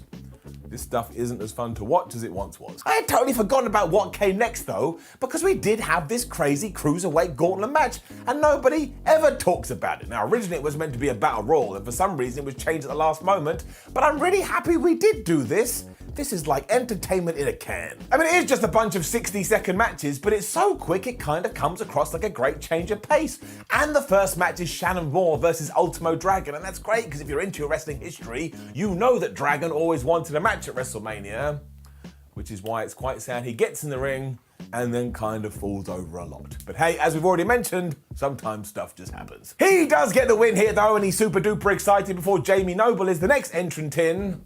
And then Jamie Noble just won. Jamie then sees Funaki diving off the top rope, so hits the most devastating move in all of sports entertainment and beats Funaki in like 10 seconds. And that irked me because Funaki is the best announcer in SmackDown history. And then of all the people, Nunzio is in here. And clearly Jamie Noble is worried about him because he does this crazy dive to the outside and almost lands right on his head. It does mean Zio can't beat the count, so he's out of here. And then in comes Billy Kidman. Now, we just talked about people landing on their head, and around about this time, Billy Kidman had decided, well, I'm just gonna do these crazy shooting star presses, and nobody knows where I'm going to land, although about 87% of the time, it's probably gonna be on my noggin, and my word, the one he lands here, I thought it was gonna die. I guess he managed to break Noble during that as well, because he gets him back in the ring, hits a second rope powerbomb and gets the 1, 2, 3, but then he's absolutely screwed, because Rey Mysterio is next. He beats Billy Kidman, then Tajiri's in here and he beats him too. Because as we've said time and time again here on Retro Ups and Downs, Rey Mysterio, I mean, we know he's one of the best ever, but he's better than you think he is. You can go to any point in time, like the last 30 years, and Rey Mysterio will be having one badass match. The only problem here was Tajiri wasn't very happy that he did lose, so the Buzzsaw boots Rey Mysterio right in the head. So when Chavo Guerrero gets in there, it's kind of easy pickings. And of course, he wins with the most devastating move in all of sports entertainment. Although he gets help from his dad, who just holds his hands. And I'm sorry, anytime a wrestler does that, well, it's really, really dumb. So look, this was all over the place, but we got people on the card, and I did have a good time. I've been to weddings where I've had worse times, and that doesn't even make any sense, and I don't know what my point is. I suppose what I mean by that is when you go to weddings, you expect you're going to have a good time, but half the time you just stood around going, well, I'm at a wedding now, what the hell am I meant to do? I suppose I'd rather watch a cruiserweight 10-man gauntlet.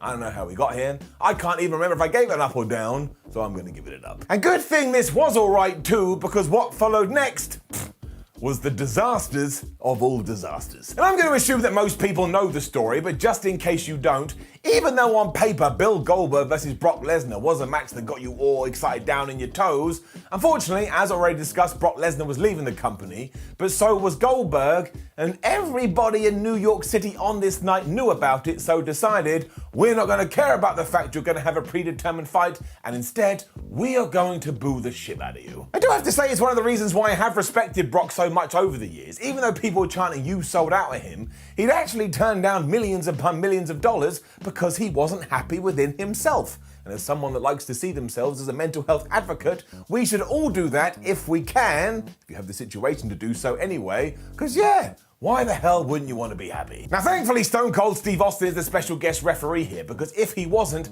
this would have been even worse than it already is. And I still get the question today, why did Bill Goldberg leave after just a year? Well, I'll tell you why. Maybe it's because within that 12-month period they've gone, well, Bill, we need to give you some personality. And WWE's idea of personality was to put a gold wig on his head.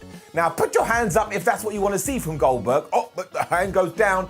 I just want to see him beat people up. The reason it absolutely falls through the floor is that you can see Lesnar is truly upset about this, whereas Goldberg is just laughing it off. And yes, Brock was meant to win this, but I suppose Vince McMahon was more upset that the Beast was leaving, so Goldberg gives him the spear, Goldberg gives him the jackhammer, 1, 2, 3, then Austin stuns everybody and the fans lose their minds, so once again the Rattlesnake, the savior of the day. The whole thing is a massive disappointment though, which is why I was so glad over a decade later in 2016 they got to do it properly, because my word, that was good.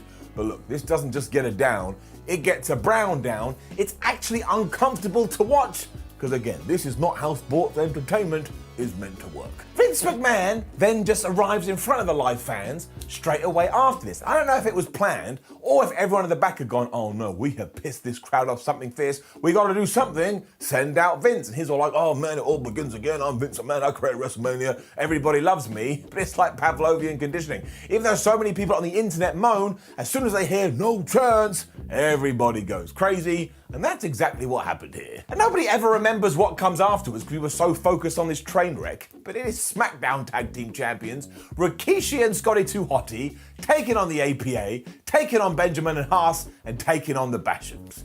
What kind of universe we living in? It also means that we took the Raw Tag Team title match and just replicate it for the SmackDown Tag Team title match. What does that sound like?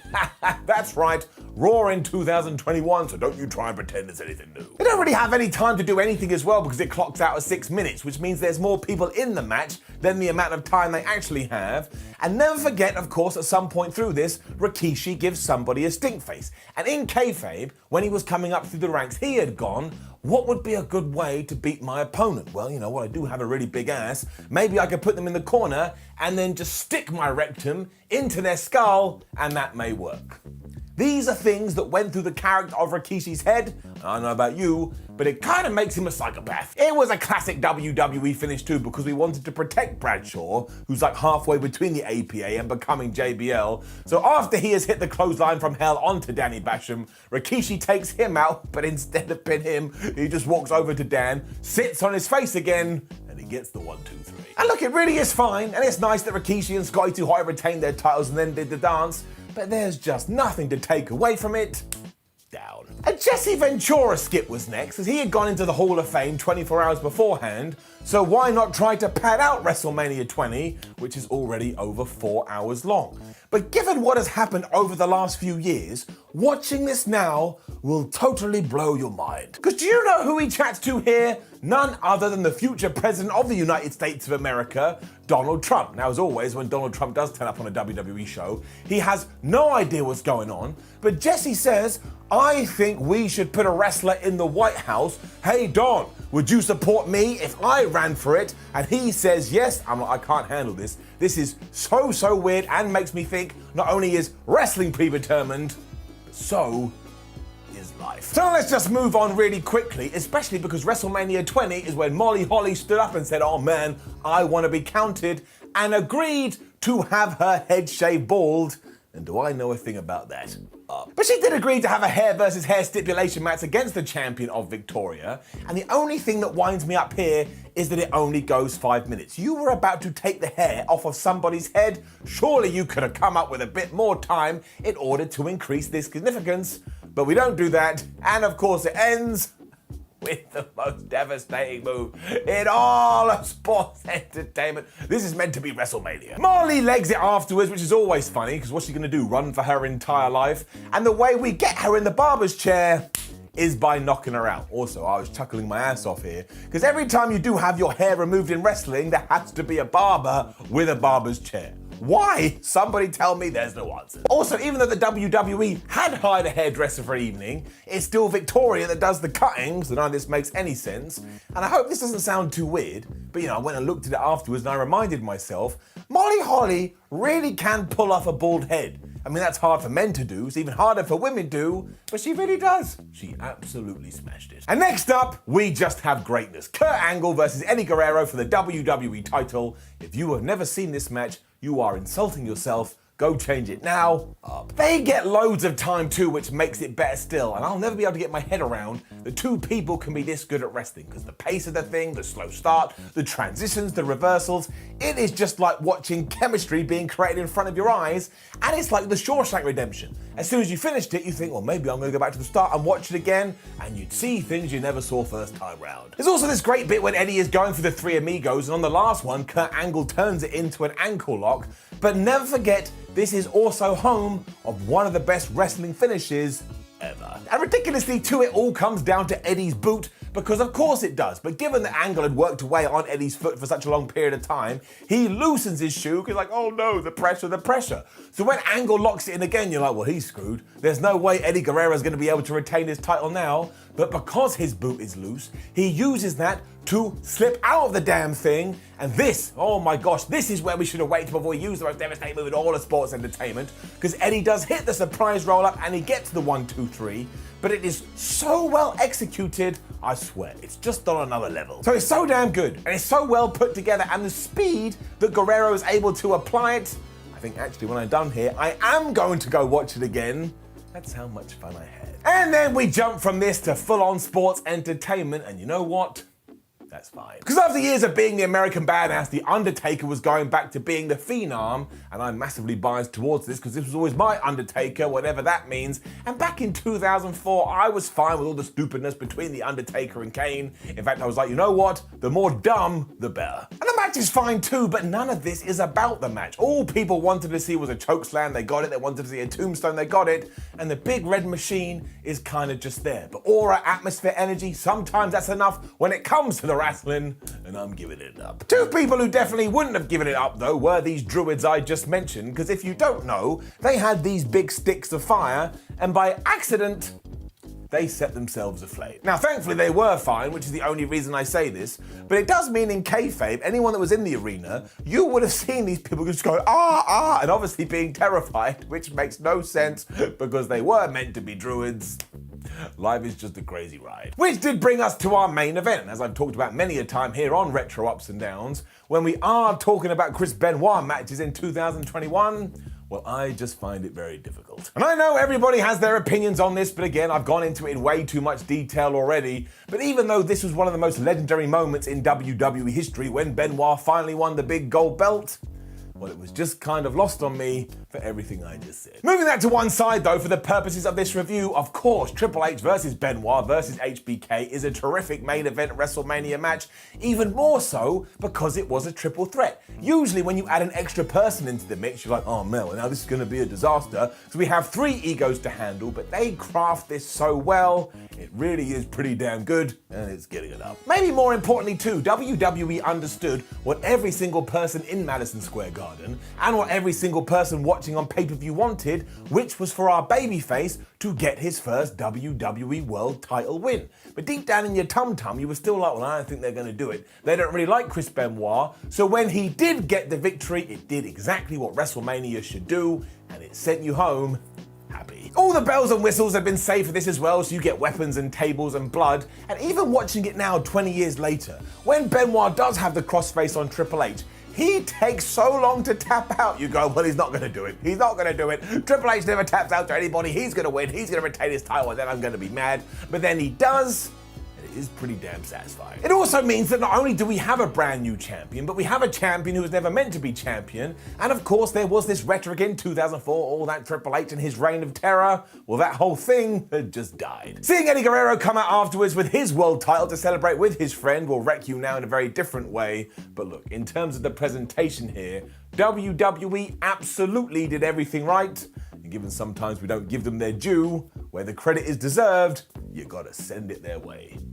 That's why I just did it. Which brings us to the part of Retro Ups and Downs where we do give you a second opinion courtesy of Dave Meltzer and his Wrestling Observer star rating. Cena vs. Show got 1.25 stars. The Raw Tag Team title match got 1.5 stars. Christian vs. Jericho got 3.5 stars. That match with The Rock got 3.75 stars. Oh, we're going up. The Playboy Evening Gown match got 1/4 star. The Cruiserweight match got 2.5 stars. Goldberg vs. Lesnar got 1.25. Don't know where he got that from. SmackDown Tag Titles 1 1/4. Molly vs. Victoria 1 star. Not fair given Molly's head. Eddie vs. Kurt 4 stars. Taker vs. Kane 1.25 stars. And Triple H vs. HBK vs. Benoit wins the night with 4 3/4 stars. And yes, there is some nonsense on this WrestleMania that doesn't feel like WrestleMania at all, but given both our world title matches and some other fun skits, I think overall WrestleMania 20 deserves an up. The last stand of Stone Cold Steve Austin. I mean, it seems kind of crazy to say it now, but one of the most successful pro wrestlers in the history of pro wrestling just decided, you know what,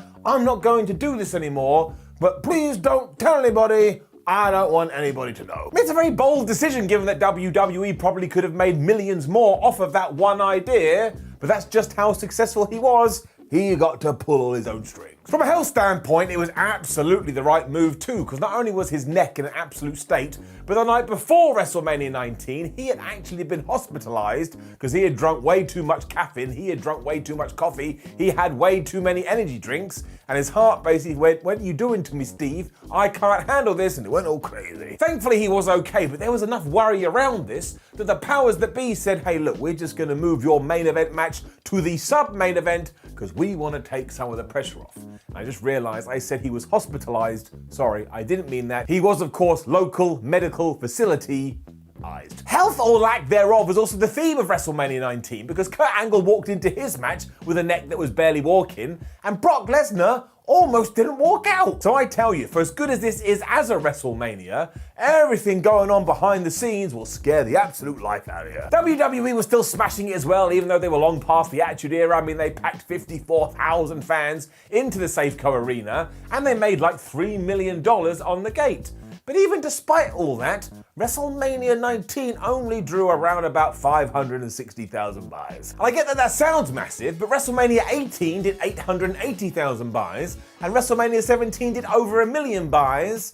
So this was around the period where they started to head in the wrong direction. Still, we don't have to worry about any of that because we're fans, and who cares what the business bottom line says anyway. So let's take the finger of power and go all the way back to 2003 and give the good bits up and the bad bits are down for WrestleMania 19. WWE loved Limp Bizkit, didn't they? It was like those few years where they were obsessed with Flo Rida and decided there was no other musician in the world other than Flo Rida. But they are singing us into WrestleMania 19 with the official theme song, and Safeco Field is such a crazy arena. Like, it looks absolutely massive, but you could also see these pockets of pure nothingness where fans are just roaming around. Jim Ross also tells us he's wearing his John Wayne cufflinks, and he told me, so I'm telling you. And when we cut to Michael Cole, he looks around about 7 years old. As good as this event is, though, it starts on a downer. Therefore, it gets down. Because Rey Mysterio is the #1 contender for Matt Hardy's Cruiserweight Championship, and how much fun is that given that in 2021, Matt Hardy is an integral part of AEW, and Rey Mysterio is an integral part of WWE. Don't really understand how they've lasted this long, but good for them. Then within 5 minutes, it's over. I already went, oh, because I was so deflated, and I was even more upset because this is Matt Hardy version 1, which is the best version of Matt Hardy. He's even got that entrance way where like the video screen is buffering, which actually you could do today, and that would make you a pretty stupid bad guy. But yeah, it's good for the few minutes you do get to watch it, but just as you're settling in, getting your ass ready in that sofa, it's over. And I suppose I should have known this, because the first thing that you see is Rey Mysterio doing this crazy corkscrew drive over the top rope. I mean, Rey Mysterio, man, he may be the most important person ever in wrestling. Just go back through these retro ups and down shows, he is always there. There's a badass moment when Hardy goes for a splash mountain, but at the very last second, Rey Mysterio turns it into a Hurricane Rana, and my word, I thought he was going to land on his head. And then he finally hits the 619, he goes for another, this time springboard Hurricane Rana, but as they're kind of rolling each other up, Matt Hardy grabs the ropes and he steals one to retain his title. This was also when Matt Hardy was like, oh man, I gotta do all this cardio to get down to the weight limit. Matt Hardy is great. So now that I've actually thought about it, the time definitely deserves a down. It 100% deserves a down, but the match is so flubbing entertaining, I'm gonna give it an up. I know I'm just breaking all my own rules here, but you watch ups and downs. There's no rules on that either. It's just me and my bald head running amok. And then, backstage, the Miller Lite catfight girls arrive. One of them thinks that Vince McMahon is going to win tonight. The other thinks that Hulk Hogan is going to win tonight. And I have never seen a segment in WWE history that feels as scripted as this one does. It wouldn't surprise me if they didn't even know who Hulk Hogan and Vince McMahon were. I mean, they really do have the fakest argument of all time. I mean, one of them is just smiling throughout it. That's what a psychopath would do. Imagine you were having a round, someone's like, oh, I hate you so much, and the person's like, yeah, well, I hate you too. You're like, you know what, I don't want to talk to you anymore. Remember what I said about Limp Bizkit too? They then have a live performance, and Tony Chimmel announces them as WWE's favorite band and the best band in the world, the band that we all love and the band that one day we want to have children with. I'm like, all right, Tone, calm it down. They're all right. They're here to play The Undertaker to the ring too, but because we get a performance beforehand, The Undertaker comes out about 3/4 of the way through this, and as such, nobody in the crowd realizes he's there. And I guess he had a bit of an ego moment, because he starts to really rev his motorbike like, because he just wants somebody to look at him and give him a little bit of a cheer. We then, however, do get a proper down. Because if you've ever wondered, why did The Undertaker take on the A-Train and Big Show at WrestleMania 19 in a handicap match, it's because originally it was meant to be a tag team match with The Undertaker's partner being my Uncle Nathan Jones. But for the second time, WWE officials had freaked out and decided, oh no, Mr. Jones, he's not ready. So they had pulled him out of the match. To do this too, during Heat, which aired before the pay-per-view, Nunzio stole Nathan Jones's wallet and he lured him into a room with the Big Show and A-Train, who beat him up in the showers, and apparently it was so bad the dead man was now going to have to go alone. You're probably now going, well, why the hell would they put him in this position to begin with? Well, Vince McMahon had seen Nathan Jones's physique, and you know the rest of the story. As such, you do get this slightly dull handicap match that even Paul Heyman realized, because he was meant to be the manager of Big Show and A-Train, but he was like, no thanks, I'd rather do something else. And the best thing I read is that beforehand, The Undertaker had dedicated this to his nephew that was fighting in Iraq, and as soon as bookies heard that, they were like, right, that's it. No one else is allowed to bet on this contest, because come on. Was The Undertaker ever going to lose, especially with that nugget of information? No. Otherwise, this is just Big Show and Albert beating up Undertaker for a while before Nathan Jones is fine. He comes out, he kicks everybody's in the head, and Undertaker gives A-Train a tombstone. And no wonder we banned the pile driver. I know that never extended to the tombstone, but The Undertaker just drops this man right on his head. And that is that. I mean, it does count towards The Undertaker's streak, but it's one of those, if you're ever going to go back through every single match, you could probably just miss this one. There ain't much to write home about. The Catfight girls were then back, and I just went, oh no. They run into Stacy Keibler and Tori Wilson here, and they go, oh, Tori, you were so great in Playboy. And Stacy, you're a marketing genius because you came up with testicles. I thought about turning off at this point. I thought about just emailing WhatCulture and going, I've decided not to do retro ups and downs this week. But continued I did. And I am glad I made that decision, because afterwards we get a really decent wrestling match between Jazz Victoria and Trish Stratus for the women's title. This is where Trish had really found her groove as a wrestler as well, and could just have a good match with anybody. Plus the fans absolutely love her and cheering her from start to finish. This is a rollicking good time and is getting it up. I mean, if you want to say that this is the best thing that we've seen on WrestleMania 19 so far at this point, I wouldn't argue with you. Although I always do chuckle to myself when Trish Stratus does come out, because I don't understand her entrance music. It goes, whoa, it's time to rock and roll. This time I'm in control. What? When were you out of control? Stratus even got the fans to bite when she was trapped in an STF by Jazz. Honestly, when she goes to the rope, they all lose their minds. And because Stevie Richards was a somewhat manager of Victoria at this period, he gets in the ring. His plan is to hit Trish Stratus in the head with a chair, but because he was being booked as a goof here, he misses, hit the ropes, the chair comes slamming into his face, and Trish honestly gives him the best stratisfaction I've ever seen in my life. She then follows it up with a chick kick on Victoria to become the women's champion, and yeah, like I say, this is just really, really fun stuff. One of the best things on WrestleMania 19. Rock promo followed afterwards, and of course you hear a bunch of boos here because he's playing the bad guy. But sometimes you think, well, maybe at WrestleMania he'll get cheered. The Great One is well aware that's not going to happen, and he just goes at the fans. He tells them that, yes, I am a sellout because I've sold out every WrestleMania I've been at, which is a very good line. And I just like Hollywood Rock, though he's still wearing a shirt that says, hit it strong. I mean, what does that even mean? A total blast from the past was next too, because this is our tag team champions Shelton Benjamin and Charlie Haas taking on Chris Benoit and Rhino, as well as Chavo and Eddie Guerrero. Much like the opener, it is nuts and really rushed because they only get 9 minutes like they were told, if you go over to 10, we're gonna shoot you in the head. But man, do they make the most of this. It's really cool though, because at the time it was Benjamin and Haas's biggest match ever, and you can tell that it's etched all over their faces. And then back in the ring, Chris Benoit went nuts with German suplexes, and he gave Chavo Guerrero 4 of them, and every time he landed right on his skull. Also, because we were talking about entrance music earlier, remember when Eddie Guerrero used to have the Viva La Raza entrance music? I used to think it followed that up with Latino feet. That's right, not heat. As a stupid child, I thought he was singing about Latino feet. This is solid stuff though, and it's tremendous that the world's greatest tag team do hold on to their titles because it made them feel like a big deal. Although the absolute highlight here is when Eddie Guerrero breaks up a pin with his frog splash.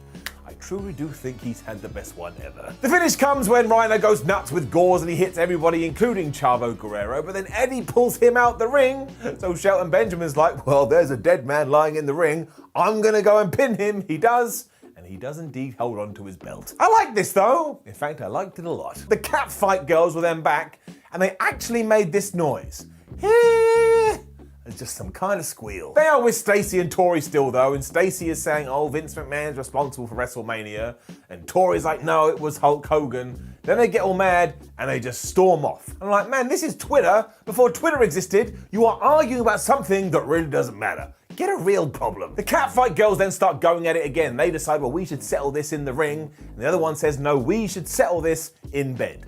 What does that mean? Somebody please message me and tell me what that means. We are going to settle this argument in bed. We're going to hump each other and then just see what's going to fall out from that. It is utterly gibberish and utterly transparent. And if you are now thinking to yourself, well, I hope we cut out of this to Jerry Lawler, who had some kind of creepy comment, of course, that's what happened. We then get going with the truly big matches because it is Chris Jericho versus Shawn Michaels. And during the opening video promo for this, you have some of that old school WWE production music that, my word, they need to bring back yesterday. It made me feel all oobly boobly. The story absolutely rocks too, because Chris Jericho had been like, man, when I was a kid, I wanted to be the next Shawn Michaels, but now I've grown up, I realized I want to be the first Chris Jericho, which at this time was just a massive asshole. He would cheat and do whatever the hell he had to win. This ties into the start of the match as well, because both guys are stealing each other's moves. And if you are interested how rare dives were back in WWE in 2003, when Shawn Michaels does one, the audience loses their damn mind. It's like someone's been decapitated. We carry on this whole whatever you can do, I can do better shtick when Chris Jericho does a nip up and then Shawn Michaels does an even better one. And by the time Jericho reverses a Hurricane Rana into the walls of Jericho, you are just having a good time. It's like it's Sunday afternoon and you've gone for a picnic with your nan. Well, no, not my nan. She's passed away, sadly. She's dead. I wouldn't be having a good time, I'd be absolutely terrified. You also get this 5-star near fall after Chris Jericho has hit his own version of Sweet Chin Music, and then you get an even better one when Shawn Michaels has hit his.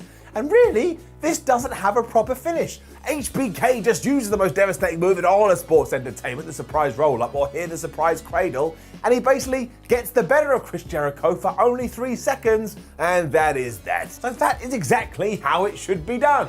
And afterwards, Jericho pretends that he's going to hug Shawn Michaels, but then thinks better of it, and he just boots him in the balls. He was gearing up to assault Michaels the next night on Raw too, and of course back then everyone was like, oh, I can't believe we did this, grumble, grumble. Shawn Michaels shouldn't have won, and we shouldn't have given it to Chris Jericho. You know what? You're probably right, but this was 2003. I'm not going to worry about it now. It's 2003 Simon's problem, although to be fair, I don't think he would care either. Either way though, up. The whole show then from nowhere just falls off a cliff. Because not only do we get another Limp Bizkit performance, and I was fine with the one we already had, but we get the culmination of everything that has happened with the Catfight girls.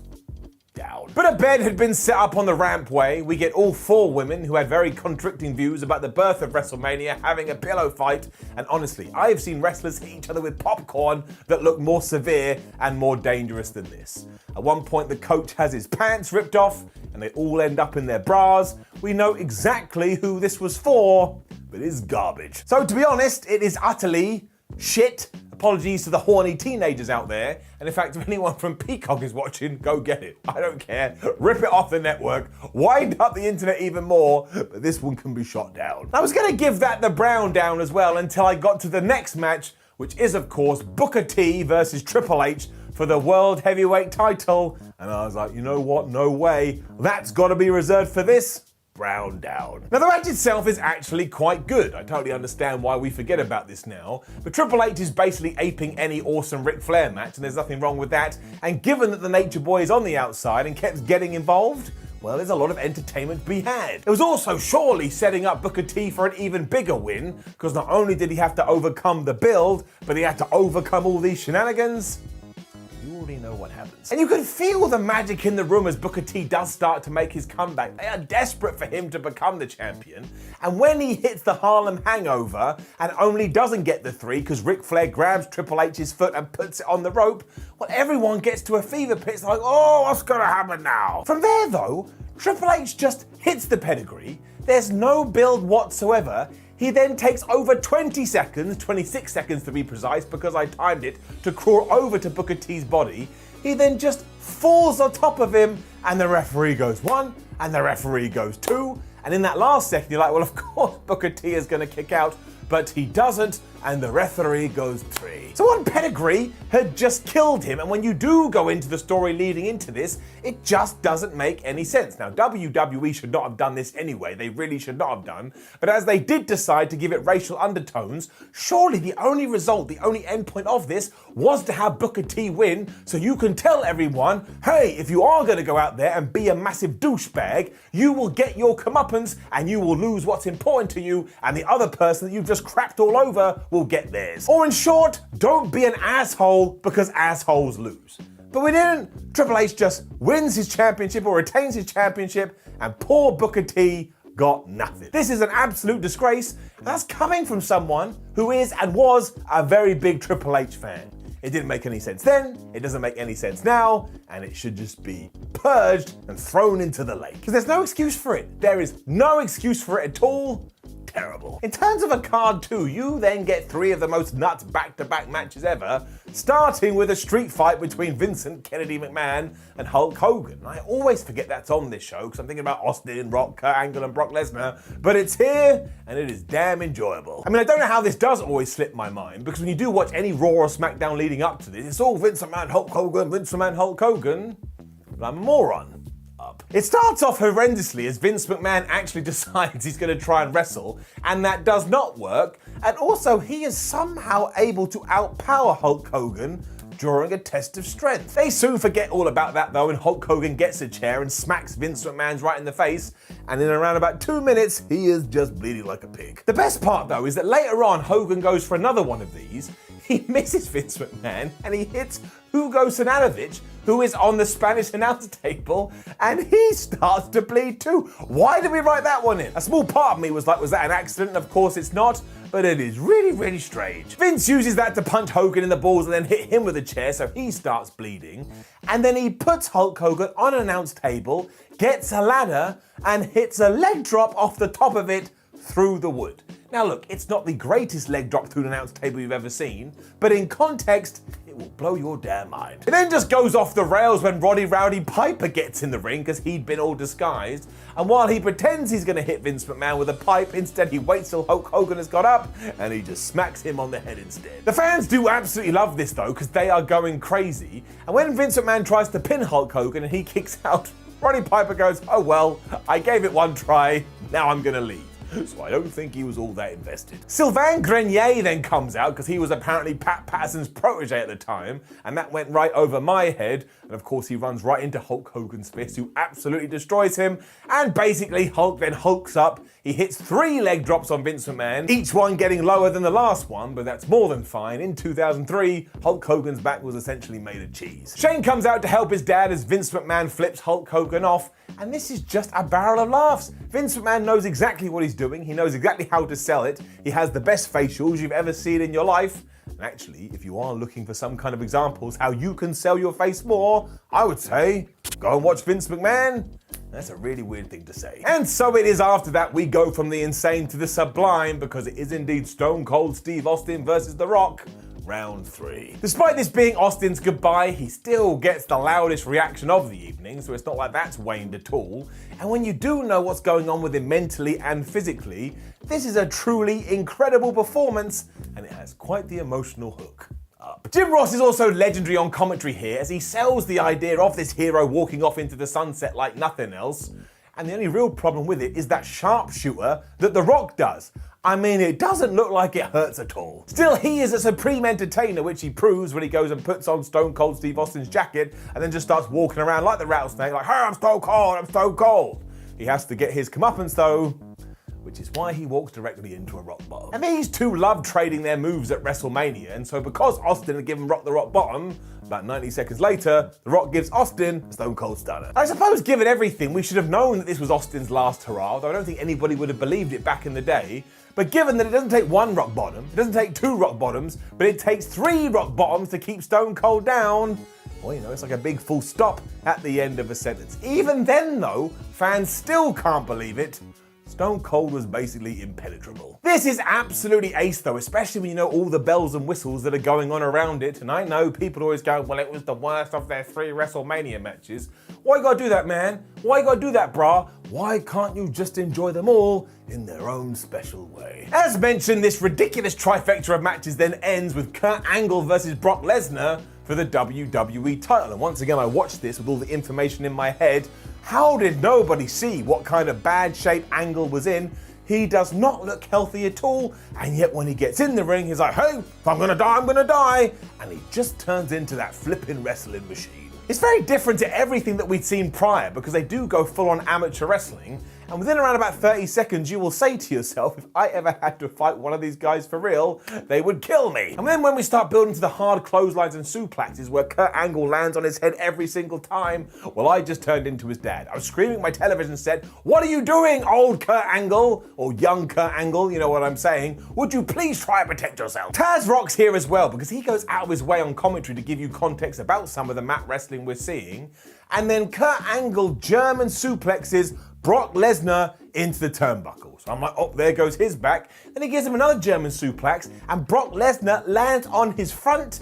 That man is just freaky deaky athletic. And it almost seems silly to talk about the ending because you already know. Somebody had told Brock Lesnar, the largest man on the planet, why don't you go to the top rope and try and flip yourself over to end this thing? And while it does always look spectacular, here he lands right on his head, and so many people have said if he wasn't as big as he was and he didn't have these huge traps, he probably would have died. So it's scary as anything, and it properly knocks him loopy to the point you just see Kurt Angle scream at him, give me an F5 and pin me, because Brock Lesnar doesn't know what the hell is going on. It's why the last shot of WrestleMania 19 is so kind of, well, weird, because you have a brand new champion, but he's just looking into the abyss like this. He's got that glass stare, he doesn't know what's going on, and then blood starts rushing out of his nose. You're like, man, this is just a little bit too real for me. However, getting rid of that horrendous moment at the end aside, this is a tremendous match. Kurt Angle and Brock Lesnar are just like 2 pro wrestlers like none other, so it would be remiss of me to do anything but give this it up. Before I do leave you though, I will give you the WrestleMania 19 star ratings from Dave Meltzer of the Wrestling Observer. He gave Matt Hardy versus Rey Mysterio 2.25 stars. The Undertaker versus Big Tro and A-Train got 1.25 stars. Trish versus Jazz versus Victoria 2.25 stars. That big tag team match got 3 stars. Chris Jericho versus Shawn Michaels got 4.25 stars. Triple H versus Booker T got 3.25 stars. Hulk Hogan versus Vince 3 stars. The Rock and Stone Cold Steve Austin 4 stars. And that main event, 4.25 stars. And I will tell you this again, WrestleMania 19 is really pretty damn good. Aside from a few things that we just talked about. Looking back at events after the fact is just a nuts thing to do, so let's go back to 2009 and WrestleMania 25. And do you know what the general consensus was back then? People were going, well, I don't have that much interest in it, maybe I'll catch it at some point. But now when we think about it from a 2020 perspective, we all go, my gosh, Undertaker versus Shawn Michaels, that could be one of the best WWE matches ever. Now, just to spark the comments, my favourite Taker versus HBK match is actually the Hell in a Cell from Bad Blood 1997, but I'm also a piece of trash and deserve to be thrown in the garbage, so we put that one to bed. But if you can believe it, and this kind of ties into topical events, Shawn Michaels and Mark Calloway were very invested in not only the storyline, but the match itself. So it's almost like these wrestler dudes know what they're doing, they understand their characters, and maybe they should be allowed some more input in the direction they're about to head. I don't know, seems crazy to me. It is such a topsy-turvy event though, because you also get Triple H versus Randy Orton in a blood feud, and yet when they get in the ring, they basically just have a standard wrestling match, and John Cena was described as one of the biggest wastes of a top guy at a WrestleMania in WWE in years. Now personally, I think that's very unfair, but hey, I read it all on the internet. He was of course going for the WWE title as he took on Edge and The Big Show. Do you want to know what the story arc here was? It turned out that general manager of SmackDown, Vicky Guerrero, was having an affair with Big Show, but at the same time, she was dating Edge. So when you put it like that, yeah, I can kind of understand. I mean, it ain't like Stone Cold Steve Austin was walking to the ring, getting a microphone and going, hell yeah, I'm banging the general manager. So maybe you do have a point. Better than all this though is that WrestleMania 25 is when we got a celebrity appearance by Mickey Rourke, who had a little beef with Chris Jericho, and I love this story, I love it so damn much. As you can probably figure out, at one point they were meant to have a proper match, but Mickey Rourke's people got in his ear, they're like, no, don't do it, Mickey, it may affect your chances of getting an Oscar for the film he had just starred in that just so happened to be called The Wrestler. But do you want to know the real reason he decided not to get in the squared circle? Because he convinced himself that Chris Jericho was gonna beat him up for real. He had seen Jericho doing the promotional rounds where he kept going, I'm gonna take my fist and jab it into Mickey Rourke's eyes, which by the way is all that wrestling is, and he had decided that this may actually happen and therefore he was gonna stay well away from it. I mean, talk about the stupidity and talk about the irony given that his job is an actor. It's why when he was shown sitting in the crowd next to him, he had Frank Shamrock, who he had taken from the mixed martial art world because he wanted some legitimate protection. And this just keeps on giving, because when Vince McMahon heard about this, he turned to Jericho and he said, well, if anything does kick off, you can take out Mickey Rourke and I will go after the small guy. And the small guy, once again, was Frank Shamrock, former UFC champion. I mean, if that doesn't sum up Vince McMahon's mindset, I don't know what does. Personally, I think it all worked out for the best because we get that incredible match against Ricky Steamboat, and don't worry, I'm going to go crazy when we do talk about it. And if you care about WWE films in other news, 12 Rounds had just come out, and well, it had bombed. Taz was also getting ready to leave the company as a commentator, and 11 years later, he's now in AEW, which is just crazy times. And word on the street was Shawn Michaels was now walking a little bit gingerly backstage, as if his knees had given up on him, and as if he was about to retire. On top of that, John Cena had also called The Rock out on MTV News for not wrestling anymore. I wonder where that one could go. And so it was that in front of 70,000 fans at the Reliance Stadium in Texas, we did have WrestleMania 25. Let's take the finger of power.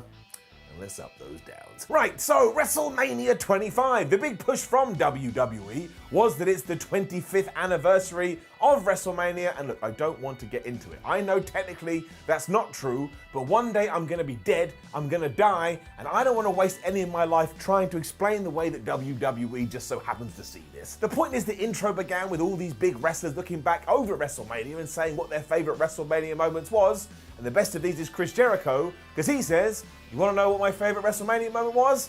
Any one that I was in. What a damn dick. And what I really like about this week's ups and downs is because you did choose WrestleMania 25, and last week you chose WrestleMania 24, we can now see how certain wrestlers have performed in the 12-month period between the two.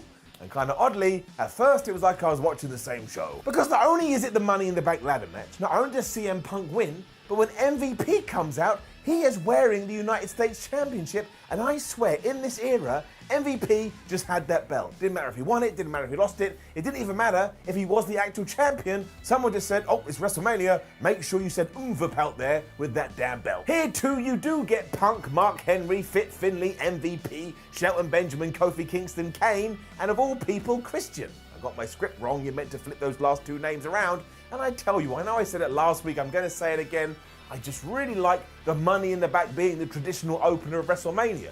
It didn't really last that long to say it was a tradition, but I want WWE to bring it back, even though that ain't never gonna happen. Kofi Kingston's ability is also just showcased throughout all this, and it's absolutely crazy. Somehow over the year period, Fit Finlay is now more Irish than ever, because that's WWE, and some of the falls off ladders through tables, well, the impact is just unreal. There's no way it doesn't hurt. Like this.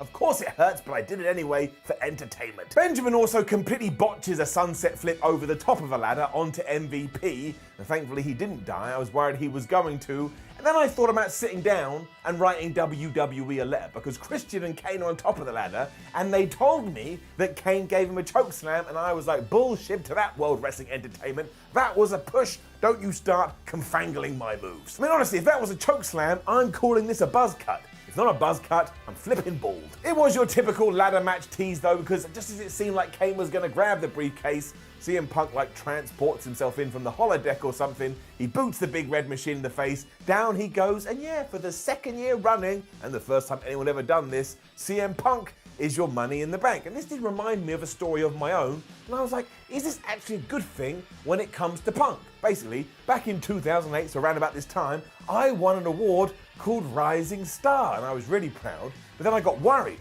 Because like, well, if I win it again in 12 months, it means my star hasn't risen, so have I failed?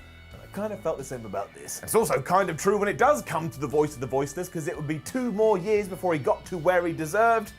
My word, what a great ride it was. And so yes, it's not the best Money in the Bank ladder match you're ever going to see, but it's still damn flipping good. In fact, usually, that's always the way. And then it happened. And I remember that it did happen, but I think I've been spending the last decade or so trying to push this knowledge out of my head, because for 15 minutes after this carnage, you get a Kid Rock concert. Look, if you like Kid Rock, that's absolutely fine, but I don't sit down to WrestleMania to see Kid Rock perform.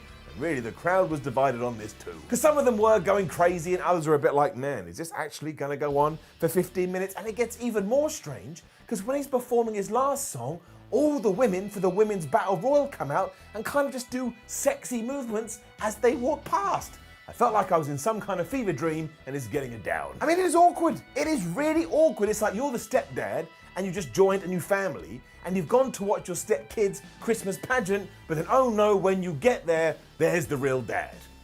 Awkward. It also means the Women's Battle Royal starts off terribly, because why would you walk down the aisle side by side with your opponent? You tried to punch them, but also, no offense, this is such a rushed mess. Down. It's also kind of difficult to talk about now, because of course the winner of this was Santina Marella, which was just Santino Marella in drag. Now I'm going to be honest with you, back in 2009, I thought this was quite funny, because I thought everything Santino Marella did was quite funny. He was great at this character, but I do understand and appreciate the problem now. It basically just crapped all over an entire division. I mean, what did it say about women's wrestling in general? And of course it led to the women's revolution that would happen years later. But yeah, this is not the way that you should be portraying people that are really good at their job. Or in short, they were basically treated like a joke. Now, I'm not going to run down the 25 competitors here, because we'd be in it all day, but the very worst bit is when Santina Marella does win, the commentators are told to pretend that they've never seen this person before in their life, even if a moron could have just looked at it and gone, well, that's clearly Santina Marella. I swear, this is something WWE has to stop. If I'm sitting at home on my stupid fat ass and I can figure it out, why can't you? You're like 10 foot from the ring. I mean, they just pretended they had no idea who this mysterious woman was. Like, if I do this, you all of a sudden get confused, and you're like, wait a minute, I thought I was watching Simon Miller. Who the hell is this guy? It's no wonder the likes of Trish Stratus, Lita, and Wendy Richter went, look, I really appreciate you getting in touch, but I don't want anything to do with it. But that said, the rumors at the time did suggest that Trish Stratus had been in negotiations to appear, but they had fallen out. Maybe they literally offered her peanuts or something. It's also really bizarre, because true legendary figures like Sunny and Molly Holly are only identified once they've been thrown out of there, so why do we do it to begin with? This really was a waste of 5 minutes of my life, and that's right, it only goes on for 5 minutes. Like Booker flipping T. What was next though, oh my gosh, I loved it so damn much, is getting it up. Because Chris Jericho had decided that he hated the past, and because of that he was going to take on 3 legendary figures, Roddy Piper, Jimmy Snuka, and of course Ricky the Dragon Fire Steamboat. And don't even worry about Roddy Piper and Jimmy Snuka, and I say that with all due respect, but look, right now, if The Rock walked onto my little set and I stood here with a massive sign saying, oh my gosh, I've got something incredible to tell you, you wouldn't care about that, even if The Rock was just stood here smiling, because it's the flipping Rock. he is going to steal your attention away, and that is exactly what Steamboat did here. And why? Because he is 56 years old in 2009, and he was a better wrestler than anybody else I'd ever seen in my life. Now that is massive hyperbole, but WWE kind of knew this too, because Roddy Piper and Jimmy Snuka are out of there in around about 5 minutes, and then it is just the Chris Jericho and Ricky Steamboat show, and they have such a good one-on-one match. And look, yes, did Steamboat miss a few spots here and there? Of course he did, but he's 56 flipping years old. If I can even get out of bed when I'm in mid-50s, I'm going to be doing backflips, which doesn't make any sense. This is so good, and I won't hear otherwise. And the legends, as they were being called, were never going to win, but it is still so worth your time. And I tell you, if I'm even half as good a wrestler ever in my life as Ricky Steamboat, then I will be the best wrestler on the planet. I know that doesn't make any sense. Also forgot I was wearing the wig. Fantastic. Anyway, he does lose after Jericho smashed him with the code breaker, and then Ric Flair's in there to try to defend his friend's honor, and he gets code breakered as well. And of course, we only do this to set up our spot with Mickey Rourke, and I'm gonna say that it's okay at best. I mean, it's basically average. Because Mickey Rourke comes out of the crowd, the two get in the ring, and apparently Mickey Rourke used to be a boxer, so he punches Chris Jericho, but you could barely call it a punch. Even my mum would be embarrassed to call that a punch. Basically just grazes his face, and poor Y2J has to throw his ass right on the ground. But you know, WrestleMania loves celebrities, whatever. Still, as a WrestleMania segment overall, I did think it was damn good, and it's all I need in my life. That and pizza. What followed was Matt Hardy versus Jeff Hardy, and we have talked about this before. Despite being one of the best tag teams ever, when they did have singles competition, it was never bad, but it never really smashed it like you hoped. The catch here, however, was that it was an Extreme Rules contest, and of course that suited them down to the bone, and yeah, it's pretty damn fun.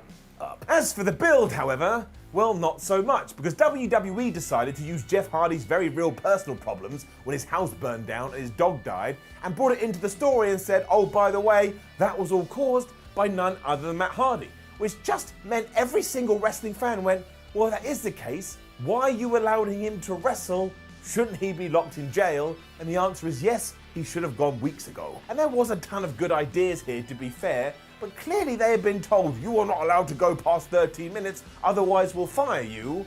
And knowing Vince McMahon, there's a good chance he actually did say those words, but they are just speeding through things so fast. It also is a big reminder that Jeff Hardy should be dead. I mean, that is too much. But at one point, he lays Matt Hardy on a table outside, puts a chair on him, then puts another table on top and just dives through it through the top rope, and this easily hurts Jeff Hardy more than it hurts Matt Hardy, and then he follows that up by getting back in the ring. He gets two massive ladders out, and he vaults one ladder over the other one to do a leg drop, and Matt Hardy moves, and Jeff Hardy lands right on his back, and I went, well, that's it. His coccyx has got to be up his ass. It allows Matt to pick him up and hit a twist of fate while Jeff's head is in a flipping chair. I'm not gonna lie, that was a great ending, and he does get the victory, but it also means on WrestleMania, which is meant to be a feel-good show, the attempted murderer just beat his innocent brother. I mean, this one is a real crazy feast. I do think this is the best match they've ever had, though. But saying that, I haven't actually gone through every single one of their single matches recently, so now I'm just saying things, but it does fit very nicely on this card. Remember what I said about Time 2 and maybe WWE being a little bit up against it? JBL versus Rey Mysterio for the Intercontinental title, 20 seconds.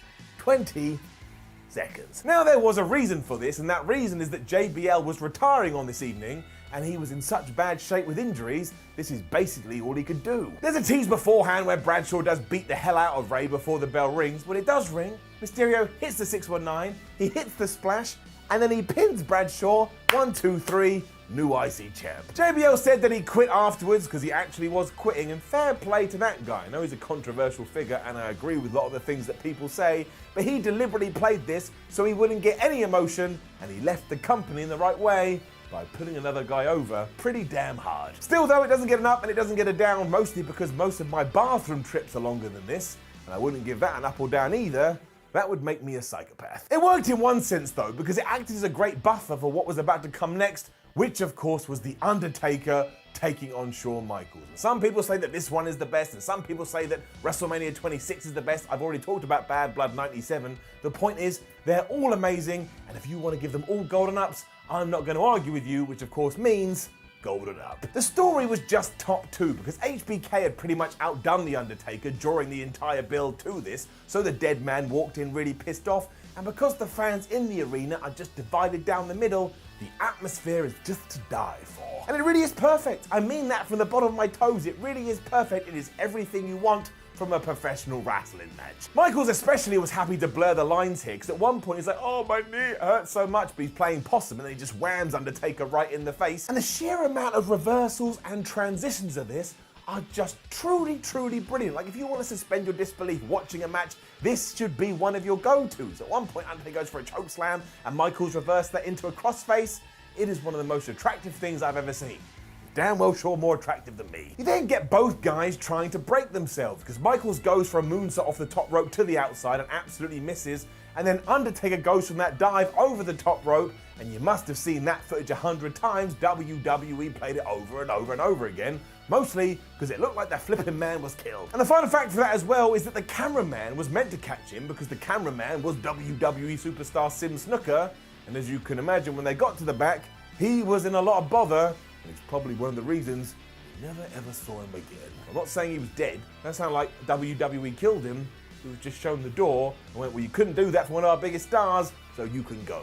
He's not dead. From here, it is just unreal. A sweet chin music gets kicked out of, a last ride gets turned into a sunset flip, and then a tombstone pile driver gets kicked out of, and then another tombstone pile driver gets turned into a DDT. It is madness, and they don't screw any of this up. I can't even screw up walking downstairs to having a cup of coffee. These guys are doing an incredible match in front of 70,000 people. Whereas if WWE would tell you 200,000. I mean, it is just smoother than my head, and the finish will make you fall on the floor and just feel orgasmic. Because Shawn Michaels goes for one final moonsault, the Undertaker catches him, gives him a pretty damn devastating tombstone pile driver, and 1, 2, 3, this is done. But does the Phenom look like a winner? No, he does not. He collapses on the floor, he's given it all, and he's got nothing left. I mean, look, it really is as good now as it was in 2009, and even when we are in the year 2047 million, whatever the hell that would be, people will still be able to sit down and watch this and go, well, that's a pretty good damn wrestling match. And is it one of the best WWE matches ever? You bet your ass. And then John Cena and the Warring Lovers, the Big Show and Edge, have to go out there and fight for the world title. And it really sounds like it should just fall down and explode. I actually thought it was pretty damn fun. Now the crowd is a little bit spent, so that does hurt the match, but the sheer juxtaposition, there's a big word for you, is so funny. Because this is the John Cena entrance when he comes out with all the other John Cena looking like rappers, and then Vicky Guerrero is wheeled out there by Chavo, and you're like, well, we got this one over the top entrance, and then we had this. It also made me laugh because straight away Texas go, wait, we're meant to boo John Cena, and they just hurled down upon them, and then WWE goes all WWE.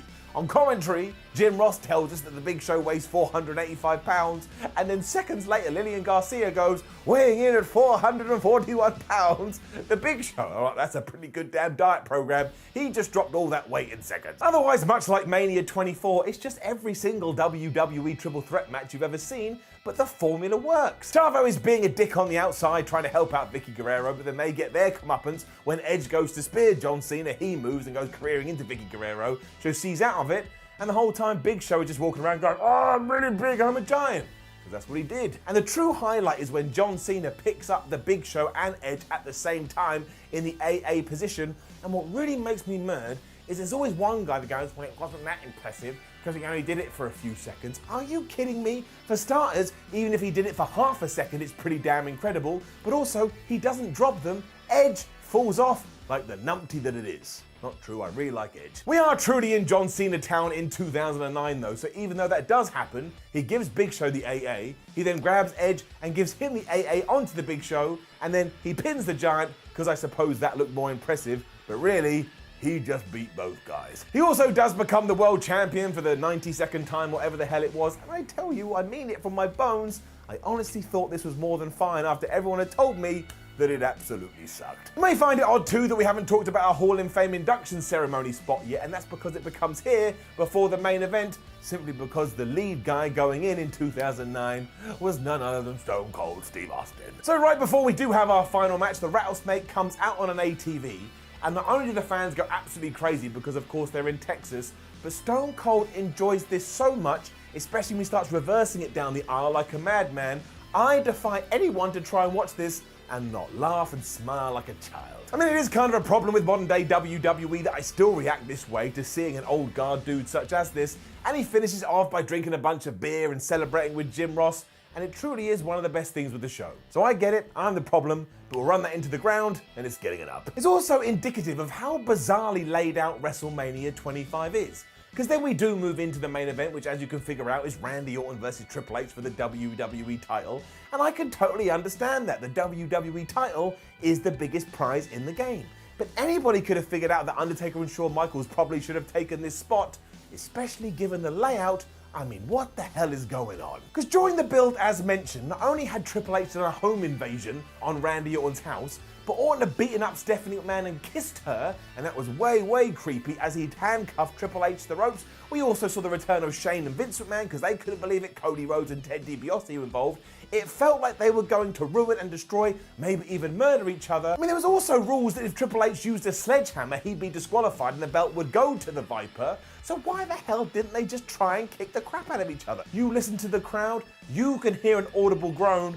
This is the last thing they wanted. I don't blame them. I really don't. It makes absolutely no sense. And if you can believe it, the main event of a WrestleMania, and this is going to be rare, is getting it down. And also when it comes to the finish of this, I mean, it would just blow your mind because the referee's running around like, oh, I'm a WWE official. I don't know what I'm doing. So Triple H gets the sledgehammer anyway. He smashes it into Randy Orton's head, gives him the pedigree, and pins him and retains the belt after the 1, 2, 3. So as a fan, you're like, okay, well, I guess he's going to tie into Raw. Randy Orton's going to come out and go, he used a sledgehammer. It's not fun, but it doesn't do that. It just peters out. Barely anybody mentions it. So you're like, why the hell did I invest all my time in this? It is like running into a brick wall. So it's just a bust, to be honest. We should have kept this simple, and we didn't. And the fact you never see Vince McMahon or Shane McMahon or Cody Rhodes or Ted DiBiase is even stranger. And again, go back and look at what the audience is doing for large portions of this match. They're looking at the entranceway, they're looking at the aisleway, because they expect to see someone. And throughout WrestleMania, you saw Randy Orton hanging out with Cody Rhodes and Ted DiBiase. You saw Triple H hanging out with the McMahons. Why would you tease that and then not deliver? It is baffling. So it's a shame. It's a real shame. And like I said, I think Randy Orton is one of the best ever. I think Triple H is one of the best ever. But this did not work. And you never want to end WrestleMania like that. You want to end it feeling all warm, fuzzy, and excited in your tum-tum. But overall, especially because before I did watch this, everyone was saying, oh, WrestleMania 25 is really crap. Well, I massively disagreed. I had a great time. I mean, mostly because you have one of the best wrestling matches ever right there in the middle. But there's good stuff around it too. There's also a lot of crap, but either way, is getting it up. It's also very important that we do go through Dave Meltzer's Wrestling Observer star ratings this week because it will make you go absolutely crazy unless you're a normal person and realize it's just one man's opinion. But the Money in the Bank ladder match gets 3.75 stars. The Miss WrestleMania Battle Royal gets a dud. Can't argue with that one. The Jericho match gets 2 stars, a little bit unfair because Ricky Steamboat is the best. Matt Hardy versus Jeff gets 3.25 stars. Rey Mysterio versus JBL gets not rated, me and Dave on the same page. And Shawn Michaels versus The Undertaker gets 4.75 stars. I never really understood why it wasn't 5. I mean, what else have these guys got to do? But again, remember, it's just one man's brain. It don't matter. John Cena winning the World Heavyweight Championship gets 3.25 stars. And Triple H versus Randy Orton gets 2.5 stars, which I actually think is a little bit generous. We are getting proper old school now when it comes to retro ups and downs, because today we are headed to 1997, which is why I've dressed how I looked 24 years ago. Which is not true. I never had hair this good. It basically escaped me before I was a mere adult, and I was never a pirate. So I'm just lying to you right now. Very sorry. But honestly, those 12 months may be some of the craziest when it comes to pro wrestling, even when we're not talking about the headline stuff. I mean, sure, Michaels lost his smile and had to go home. There were rumors that WCW wanted to buy New Japan. Dennis Rodman went to World Championship Wrestling after he'd been negotiating with the WWF. And dudes like Ken Shamrock said, I'm not going to do mixed martial arts anymore, and I'm going to work for Vincent Kennedy McMahon. Out of all of these, though, the one that affected WrestleMania 13 the most was when the Heartbreak Kid had realized he couldn't find his grin anymore, so decided to go home, because the the plan, or so it is said, is that WrestleMania 13's main event would have been a rematch between Bret Hart and Shawn Michaels, although this time Bret would win. But given that Shawn Michaels had also been told that he had to drop his WWF title to Sid Justice, he thought to himself, nope, I don't want to do that, so he left. And of course there is talk about him having a knee injury, or the fact that he was just so burned out from the road and the constant pressure, he needed some time off. And I don't think we're ever going to know what the truth is, but ultimately, it meant WrestleMania 13 had to change. And even though there was some worries that he may jump ship over to WCW, that was never going to happen because Shawn Michaels had a 5-year deal with World Wrestling Federation, and they weren't just going to let him get out of that.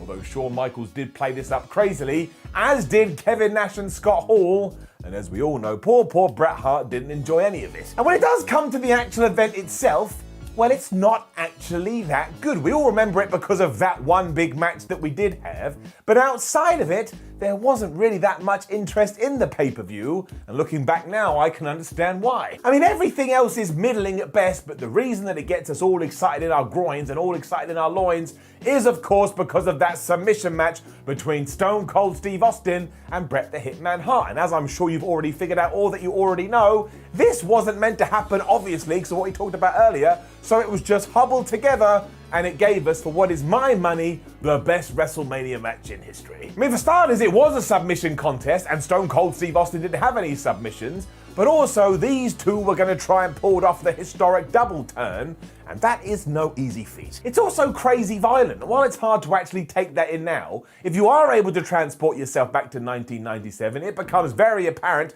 that Vince McMahon's MO has become, hey, let's push the envelope and see what we can get away with, and then just say sorry afterwards. It's why people started using swear words like shit, I think I'm allowed to say it now, and it's why we had some questionable angles that dealt with race, and we probably shouldn't have done that one, but you know the prelude to the Attitude Era, everything was on the table. While many of these weren't the answer, WWF was still able to put over 18,000 people in the Rosemont Horizon, but outside of this, nobody actually cared that much because it only did 237,000 buys on pay-per-view. And given that WrestleMania 12 had done about 290, WrestleMania 10 had done about 340, and WrestleMania 10 had done about 420, well, the graph was going in the wrong direction, which means nobody was happy. Worse than all of this, though, is that what the flub is that poster? I mean, for one, the company's name, someone just found word art and started mucking around with it, and then we just found some crappy PNG of some fire and then wrote heat underneath WrestleMania 13. I mean, it looks like I did it. Still, as you voted for it, let's get in our time machines and go back 24 years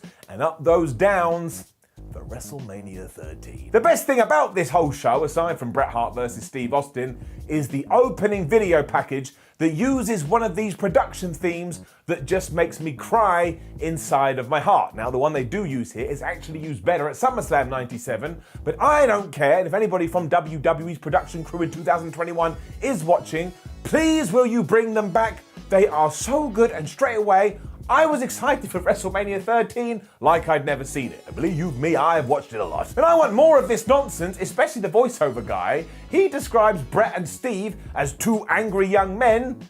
Bret Hart was almost 40. Also, I do believe this is the first episode of Retro Ups and Downs when Vincent Kennedy McMahon is the commentator, and flub me sideways, he is just so good. Because you get the whole, and when he's doing pinfalls, he goes, 1, 2, oh, I didn't do it. I don't get how Vince does this with his voice. He is kind of projecting it, but also unprojecting it. I think he is vastly underrated. Do not forget what we said about WrestleMania 13 though, because the first match is the Headbangers versus Doug Furnas and Philip LaFon versus the Godwins versus the New Blackjacks. And as we have talked about time and time again, if you put the word new in front of anything when it comes to wrestling, you have already doomed them to fail. Also, what the hell would you do if we were still doing this today? Are we going to get the new day? And now that I've said that, I probably willed it into existence, but I think that goes to show how stupid this is. The New Blackjacks also get a promo beforehand, and my word, the moustaches, if you told me after this contest they had gone to star in a porn movie, I would have believed you. And also, as Barry Windham is cutting his promo, Bradshaw, who is beside him, is just going, and then when he gets on the mic, he's just laughing the entire time, and I have absolutely no idea why. I mean, all of it felt like I'd taken a bunch of hallucinogens. And on that note, we have mentioned the Godwins, which means by law I am required to remind you that yes, their names were Phineas I. Godwin and Henry O. Godwin, because when pushed together, they became Pig and Hog. I wonder why this gimmick never took off. McMahon also describes this as an unusual matchup, and I suppose that is kind of true, because it's one of the first occasions where the WWF had said, hey, we're going to put 4 tag teams in the ring, and you can tag anybody that you want, including somebody else's partner. Now, why the hell you'd want to do that? If you wanted to win the match, I don't know, but it also falls apart instantly, because as soon as Mosh and Thrasher are in there, McMahon goes, oh, if they don't fight, they're going to have to forfeit, so they push each other, and then they just tag out, and nobody gives a crap. It's also a #1 contender match, but there is no hoopla around that. And poor Doug Furnas and Philip LaFon. While everybody else gets some kind of entrance, they walk out like they couldn't give a damn. And that kind of sums up that team. Otherwise, sheesh, this falls apart almost as soon as the bell rings. I mean, the new Blackjacks get disqualified because Bradshaw just attacks the referee. And then Doug and Phil, they're out of there because they start fighting with the new Blackjacks, so they get counted out. And then after about 5 minutes, Mosh hits this kind of jumping Fez breast thingamajig, and he gets the 1, 2, 3, and I watched the whole thing, and I had no emotion in me. None. I wasn't happy, I wasn't sad, I wasn't interested, I wasn't angry. I was completely neutral, and that's why it's got to get it down. So this is not a good way to start WrestleMania, and neither is the next match, although it is a fascinating look into, well, where the hell are they now? Because we have the Sultan, who would soon transform into Rikishi, taking on Rocky Maivia, who I do believe became one of the biggest Hollywood superstars we have ever seen. It is also the perfect piece of evidence as to why everybody crapped over the Great One when he did arrive, because he is the most cookie-cutter wrestler you've ever seen. I mean, he's brilliant and he's smiling and he's dancing. And actually, I don't mean to be this guy, but he is a little bit annoying. It's almost like he doesn't realize that he's being so over the top. And because he has no self-awareness, you're like, damn it, I just want to boo you. And I tell you, the fans are booing already. You even hear, Rocky sucks. The Honky Tonk Man is also doing guest commentary for this match. So once again, I'm abided by law to remind you that this guy within the world of kayfabe thought, how can I be really successful at wrestling? How can I win championships? Oh, I've got it. I'll pretend to be Elvis Presley. Good for you, Jack. I also don't really get, and nor did I back in 1997, who or what the Sultan is. He comes out with Bob Backlund and the Iron Sheik, and nobody actually explains why. And I think it was the whole, he can't talk because somebody cut out his tongue. So was I meant to think that the Iron Sheik cut out his tongue? But to be honest, Bob Backlund, he's so crazy, I'd actually put it on him. Otherwise, this is just something that could have been put on Raw. I mean, it's the least WrestleMania thing ever since Snooki had a match. And The Rock doesn't even get a proper win, because he busts out the most devastating move in all of sports entertainment, the surprise roll-up, and he gets a 3 count before he can even celebrate with his Intercontinental Championship. Everybody is just whooping his ass. This was of course done so Daddy Rocky Johnson could come down and they could have somewhat of a WrestleMania moment, which begs the question why we don't focus on this at all anymore. I mean, the fans don't buy into it that much, but it is kind of nice to see father and son together. But yeah, in 2021, it's kind of been buried, and I don't really know why. But still, down. Although I do have to say, the best part is when the Sultan has The Rock in some kind of neck hand grip thingy, and The Rock puts his hand over his mouth and starts calling spots like this is going to be enough to know that he's not speaking. Like right now, you know that I'm speaking, even though that I'm doing this. I thought it was flubbing tremendous. Ken Shamrock cuts an interview next, and this must be the most calm version we've ever seen on Ken. And he's basically taking us through after he'd beaten up Billy Gunn on Raw, saying, well, now I'm doing this kind of MMA move, and now I'm doing that kind of MMA move. I wasn't going to break his ankle, I was just letting him know I could. All that really matters here, though, is that he's wearing a zip-up hoodie like I am now, but his zip is like down here, because you always, at all times, must see Ken Shamrock's pecs. We then cut to a promo between Triple H and Chyna, and because Chyna only just popped up in the WWF, Doc Hendricks is all like, oh, Triple H. Been calling Triple H, not Triple H yet. Hunter. Chyna, is she your boss? Is she your employee? Is she your personal assistant? And Hunter herself just goes, I don't want to talk about it. So you're like, well, that was a waste of my life. Honestly though, you could tell someone that this version of Hunter Hearst Helmsley was the now Triple H's brother, and they would believe you because they kind of look the same, but they also look totally different. Let's head back into a weird time capsule because our next match is indeed Hunter Hearst Helmsley, not yet Triple H, taking on Goldust. And once again, imagine in 1997 you had told someone, well, the dude with long hair, he's basically going to be in charge of the company in a few years, and the other one, he's going to go to a company called AEW and be a pivotal part of their growth. I mean, when you said AEW, somebody would have gone Gesundheit. Otherwise, I quite enjoyed this. For some reason, I remembered all of it as well. It just must be one of those random matches that is etched into my brain. But what I did not recall was when the two were fighting on the top rope and Hunter Hearst Helmsley pushed Goldust off and his face just goes smashing into the ring apron, and I will tell you this, that was not the plan. And you also see a pile driver mid-match, and I went absolutely ballistic for that because that's like a UFO sighting in WWE 2021. In fact, you're not allowed to do it and you would probably get fired. So when they did it here, man, it was like my guts had come out of my mouth and just spilled all onto the floor. China and Melina, who were in the respective corners, get into it at one point because of WWF. And of course, what does that lead to? You already know, the distraction. Because Goldust tries to help his wife, but then Triple H rams into him, and that sends Melina into China, who ragdolls the absolute hell out of her. Honestly, you have one shot, and I was looking at Melina going, well, have they swapped that for an actual mannequin? And Goldust is so terrified by all of this, he gets hit by the pedigree, 1, 2, 3. And sure, yeah, it is kind of just there, but it is more than watchable, and for all the reasons outlined, it is fascinating.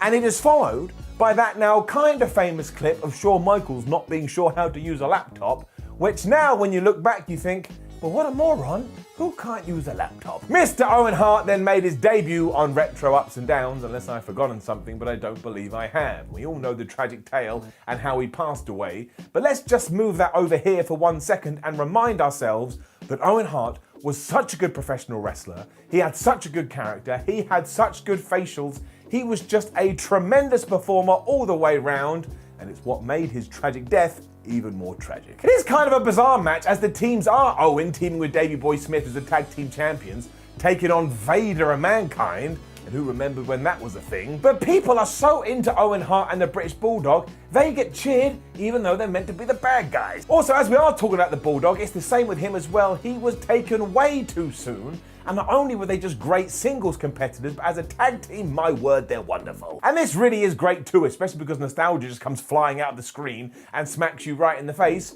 And the only reason it suffers is because, once again, WWF had to go WWF. I mean, it's one thing on Raw, but to do it on WrestleMania, you gotta be kidding me. Because somebody had decided that nobody could lose here, so in our World Wrestling Federation tag team match, both teams get counted out. Imagine we had done that at WrestleMania 37. AJ Styles and Omos taking on the New Day, and it ends with everyone just falling out the ring. The internet would have exploded. But yeah, Mankind applies the mandible claw and then Vader just starts running around and he hits into everyone, which means they all spill out to the outside. So the ref just goes 1, 2, 3, 4, 5, 7, 8, 9, 10. And that is that. Even still though, I had a hoot watching this up. It doesn't really matter though, because it's building to what's coming next, which is the submission match between Stone Cold Steve Austin and Bret the Hitman Hart. There's no titles on the line here. It all came down to personal beef. And I swear, this thing is never gonna age. I mean, the amount that came out of this too and the direction it gave us and the performance from these two men, I truly do believe it to be one of the best matches in history, which is why it doesn't just get an up, it gets a golden up. It's also the sheer amount of barriers that they had to overcome to ensure they achieved their goal, such as, again, yes, Stone Cold didn't have any submissions, we had to make the crowd believe, and the fact they needed blood, even though the official line was we weren't allowed to bleed in wrestling matches. It's why Hart spoke to Steve Austin beforehand and said, look, here's what we're gonna do, and if you don't want to get any heat, I can be the guy to nick your head so it's all on me. We all need a friend like that. Otherwise, it's just ridiculous. I mean, the Rattlesnake still gets a huge evasion when he arrives, so we are well on our way. But so does Bret the Hitman Hart, meaning they did have work to do throughout this whole thing, even though it had been teased leading up to it. And honestly, they couldn't have done a better job, which means it's perfect. I mean, don't forget what we did here. The Hitman, who had been the WWF's best babyface for a while, was going to end that. He was going to become the biggest bad guy in the company, but in doing so, he was going to take somebody else and catapult them to the top of the mountain. I mean, that shouldn't work. That should be a disaster, and yet it's the most beautiful thing you will ever see. You just need to watch it if you've never seen it, because it absolutely is essential viewing, and by the time they're brawling in the audience, fans can't believe what they're seeing. I know we see it all the time now, but this was 1997 when the world was in black and white. Maybe. Austin also whips Bret into the ring step, so Bret retaliates by going after Steve Austin's knee, and you can actually feel this thing building, especially when Bret Hart gets madder and madder that Steve Austin won't just tap out. The frustration is all over his face. And if you were a fan of his like I was, you were like, "What's wrong, Bret? You don't usually act like this." Because apparently when I was a child, I talked like I was in Oliver. You see that figure 4 around the post, and that was more complicated than Einstein's theory of relativity when you were a child, because it just looked absolutely devastating. And then Bret takes this one step further, because he gets the ring bell and he clocks Austin in the head.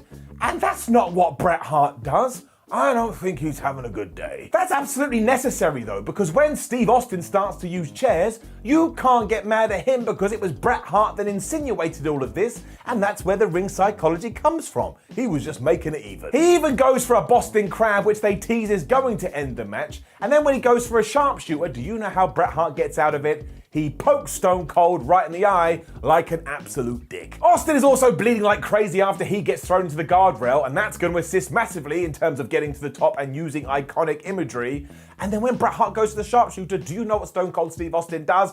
He pokes Bret Hart in the eye. And just go back to what I said 10 seconds ago. He also follows it up with a shot to the balls, so Jim Gordon was right. It is all about escalation, and you don't get mad at Steve because he's just doing what he needs to do. Hart then dings Austin in the head with a ring bell once again in order to get him in the sharpshooter, and you will have seen this scene time and time again, but oh my gosh, it still has all the drama. Shakespeare would look at this and go, "My word, they did a good job." Steve Austin is in this move for ages as well, but the crowd just keeps getting louder and louder as blood does run down his head into his mouth. But never forget, he doesn't tap out. He doesn't say, "I quit." It's up to Ken Shamrock, who, by the way, is a special guest referee in this, but you don't need to mention him up to this point because he's played his role so well, to go, "Hey, that guy's passed out. I think it's over. Bret Hart, you win." Even then though, there's more work to do, because as soon as Bret Hart does have his hand raised, the fans cheered. So what does the Hitman do? He goes right after Steve Austin's leg after the bell,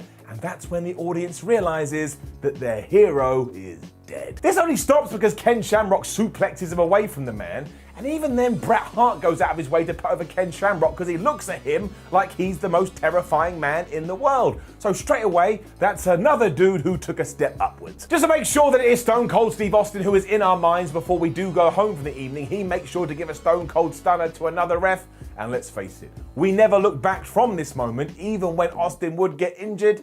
It is the absolute best, and it made me feel so good in here, aka my tum-tum. If you've never seen this, we cannot be friends. WWE was really smart with this card too, and while I doubt they knew how much of a masterpiece that was going to be, the next match is the Nation of Domination taking on the Legion of Doom in a street fight, and everybody just kicks everybody else's ass, and it is tremendous fun. This is a really weird version of the Nation as well, because it's Savio Vega, Crush, and Farouk with Clarence Mason, D'Lo Brown, and everybody else on the outside, and the guy making up the numbers for the LOD is none other than Ahmed Johnson. He's another guy I don't think we've ever talked about on Retro Ups and Downs, and honestly, what an anomaly this man is. If you go and research him on the internet, nobody has a nice word to say about him, and the only thing you get close to is why the hell did he used to wear knee pads on his elbows? And he does. He wears knee pads on his elbows. What a strange, strange human. He must have had something though, because I remember when he joined up with the Nation of Domination a few months later in June, I was so devastated and I was so upset, I even went and watched all of the WWSB supplemental programming. Hopefully they'd give me an update, even though I knew deep down they weren't going to tell me till Raw. But I still watch every minute because I'm an idiot. And it is just a war from start to finish, and Hawk and Animal get an eruption of an invasion because they're in the hometown of Chicago. And then somebody has clearly been watching ECW in 1997, because we even just wheel out a bunch of weapons here, and then everybody starts hitting everybody else. Johnson is also hilarious because he is not wrestling and he's just beating up people for real. I don't understand how somebody can be so stiff. And we've got tables, we've got nightsticks, we've got 2x4s, we've got garbage cans. And the only real questionable bit is when we take some kind of a rope and we tie it around Ahmed Johnson's neck, and then we kind of hang him Peacock, if you're watching this, I would go and delete that right now. It really is just the Legion of Doom ruining everybody towards the end until Ahmed Johnson gets a 2x4, wedges it in his armpit, and clocks Crush with it to get to win. But then he goes and grabs D'Lo Brown and he gives him the Pearl River Plunge. And I was absolutely terrified because that's just a legitimate powerbomb. He doesn't try and protect him at all. I mean, there is every chance that it wasn't planned. And of course, we send the fans home happy because the Legion of Doom bust out some doomsday devices. I actually thought this was one of the better things on WrestleMania 13. I don't know whether that's a good or bad thing. But really, it doesn't matter because it all works very well. Which is not true of our main event. Sid Justice versus The Undertaker was a rushed together match anyway, given everything that we talked about earlier, but also it's just two big guys who aren't really gelling well together. Shawn Michaels is also on commentary during this, and man, that guy does not give a shit. I mean, when he gets to the entranceway, he just does the NWO sign, which 24 hours later caused Kevin Nash to go on Nitro, "Hey, Heartbreak Kid, saw what you did, I love you, man." So nobody here cared less. What I had totally forgotten is that Bret Hart always has a presence during this, because before we even get going, he is out here to run everybody down, including looking at Shawn Michaels and calling him a pussy. That made me laugh. Bret also goes after The Undertaker and tells Sid that he is the real world champion, which doesn't end very well for him because one, Principal Seymour Skinner didn't appreciate it, but also two, Sid Justice just gives him a powerbomb. It is surprising though because it means there is so much shenanigans and so much nonsense in the WrestleMania main event, but once again it truly needs it. And Taker and Sid do all they can, but it just doesn't click. Case in point, after Sid has slammed the dead man through a table, he puts him back in the ring and applies a chin lock for about a week. I mean, I think I grew a beard. The fans are also clearly done and Sid takes too much of this match to really G them up, although that massively changes when The Undertaker goes from the tombstone and Sid Justice reverses it and gives one to the Phenom, and this was like a Pearl River Plunge moment. I don't think we should have been letting Sid Justice do tombstone pile drivers. It's then when the Hitman is back, but this time he's got a chair and he just pulverizes the hell out of Sid Justice, including after he's hit the powerbomb and probably could get the win. But of course, because of that, The Undertaker is finally able to hit his tombstone, 1, 2, 3. So Bret Hart has not only cost Sid Justice the match, but also cost him his WWF title. On that point too, if anybody starts walking around and telling you, oh, WWF had the Undertaker streak planned from day one, no they did not. This barely counts as a victory, and at this stage in 1997, nobody had even clocked it. What was awesome about this ending is that The Undertaker and Bret Hart leave WrestleMania just staring at each other, and we all know the feud they were about to go on, and it's a personal favourite of mine. There is another story as well when it comes to the WWF Championship though,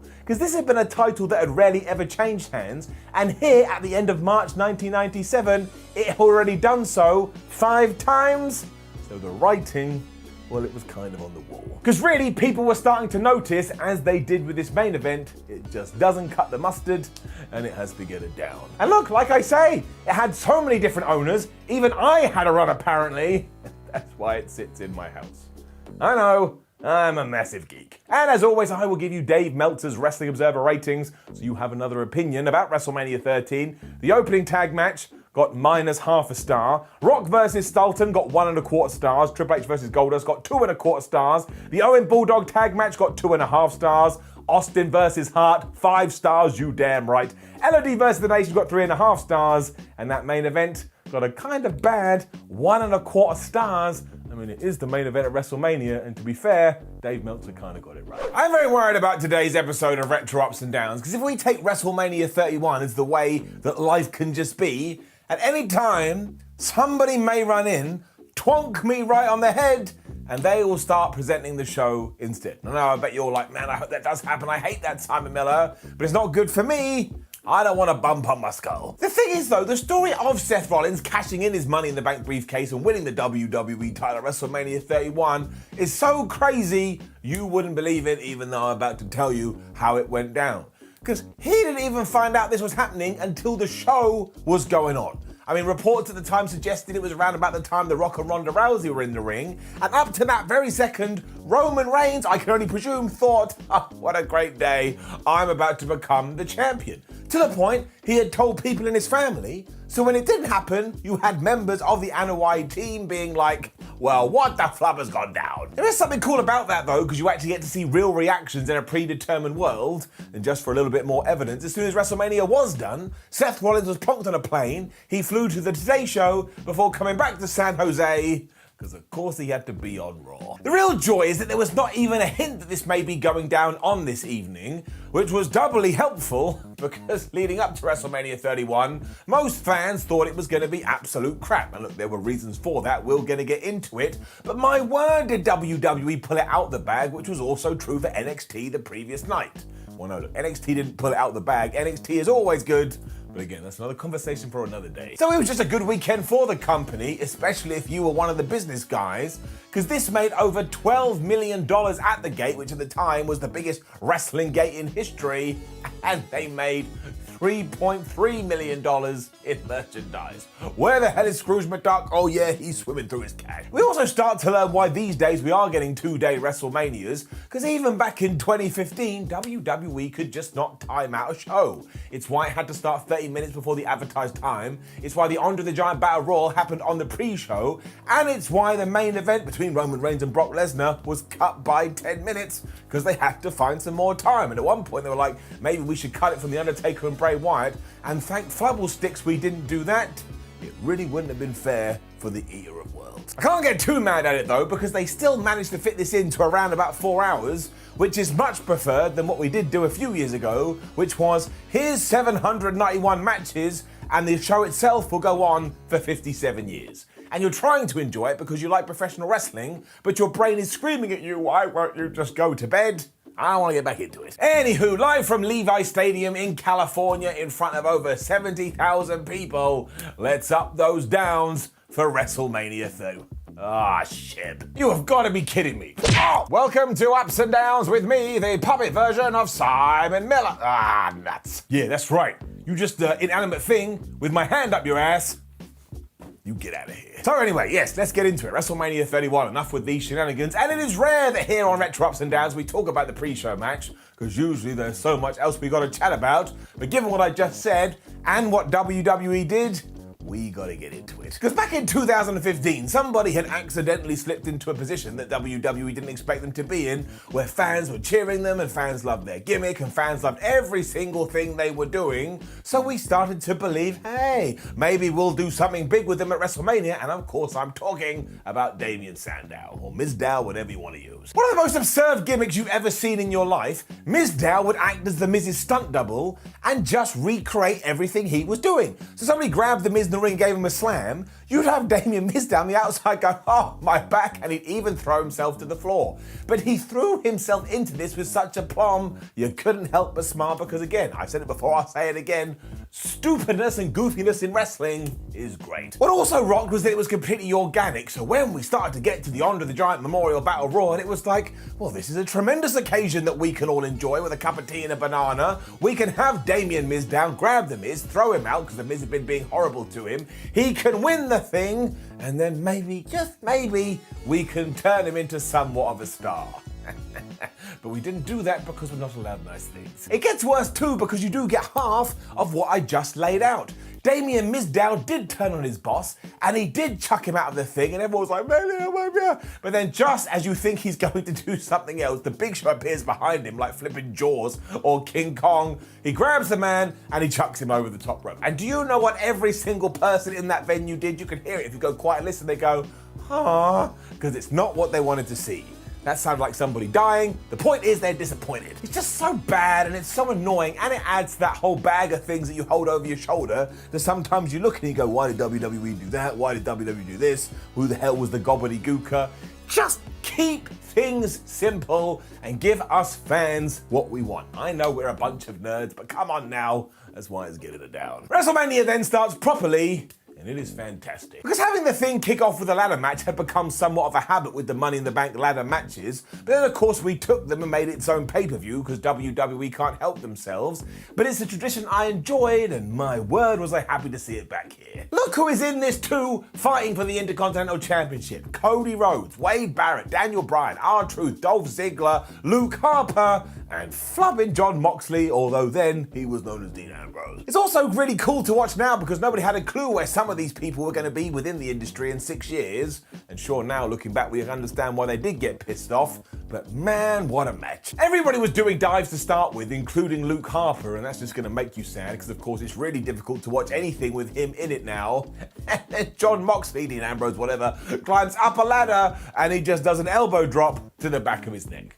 Because, of course, before they got out there, they'd all have a conversation when they were like, shall we just try and kill themselves? And everyone else was going, yeah, that sounds good, it's WrestleMania. The ladder is then being thrown into people's faces as Wade Barrett gives Cody Rhodes as Stardust a suplex off one of the things. And then Dean Ambrose is back to it. Because Luke Harper grabs him and gives him a powerbomb through a ladder that has been set up on the outside. And this just looks like one of the worst bumps you've ever seen in your life. And it actually takes Moxley, Dean Ambrose, out of the match. And even at the time, and now years later, I'm pretty sure that must have hurt him a little bit.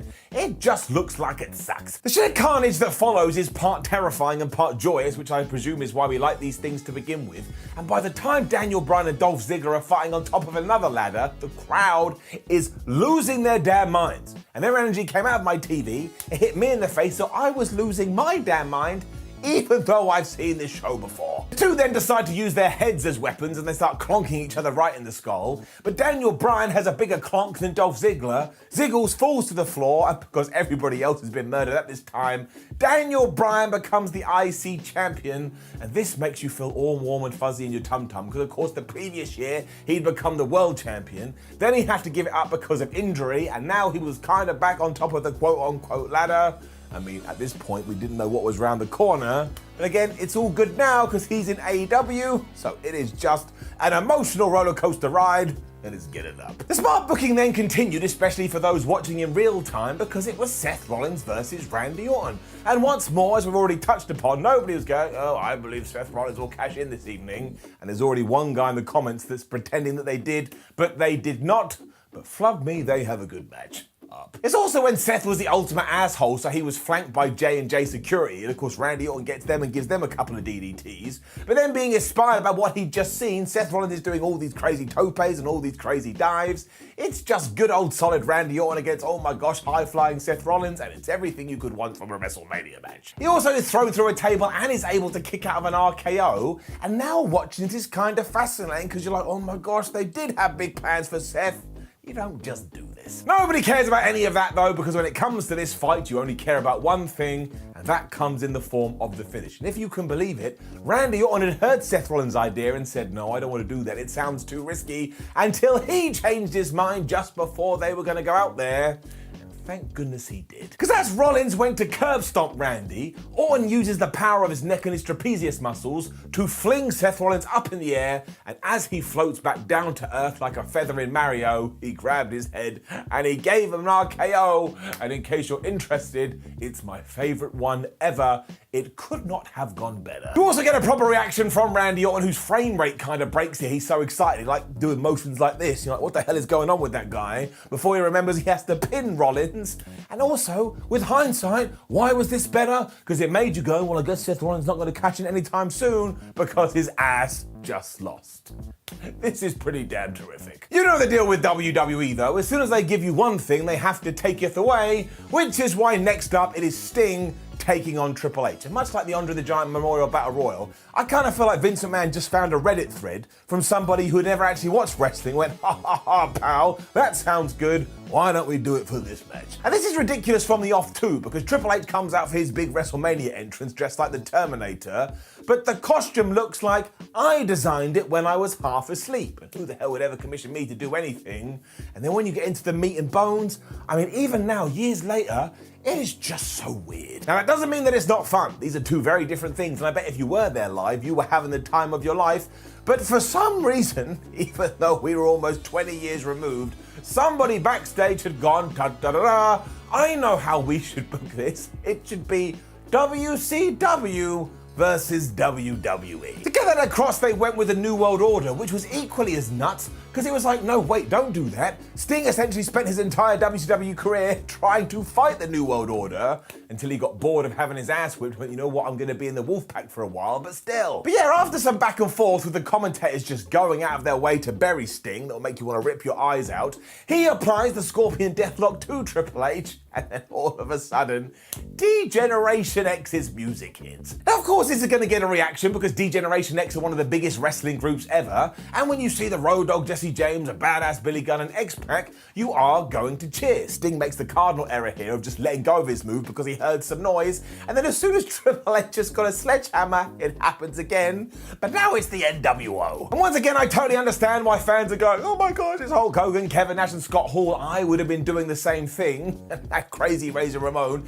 he takes a back body drop onto the floor, which he did not need to do. But in all of this fracas, Triple H gets the sledgehammer, he slams it right into Sting's face, he goes down, and Triple H just wins. As the commentators essentially say, oh, WWE's finally the victor. It's like, what do you mean finally the victor? You bought their company in 2001. You have won this thing a hell of a long time ago. People are growing up. Some people were born when you beat WCW and now they're adults with jobs. Would you just let it go? There's also more nonsense because before all of that, Shawn Michaels just runs out and he super kicks Sting right in front of the referee. The ref's like, I don't care. What you paid me for, not this. And my word, parents all over the country, all over the world were like, oh, the crotch chops, the crotch chops. Please don't encourage my kid to do crotch chops because everyone's going like this. And you can't do that in public. We forget about this now. If you walk around and go, ha-ching, there's my groin, somebody is going to get upset. It also sucks, this was essentially Sting's first match in WWE, and then he just lost.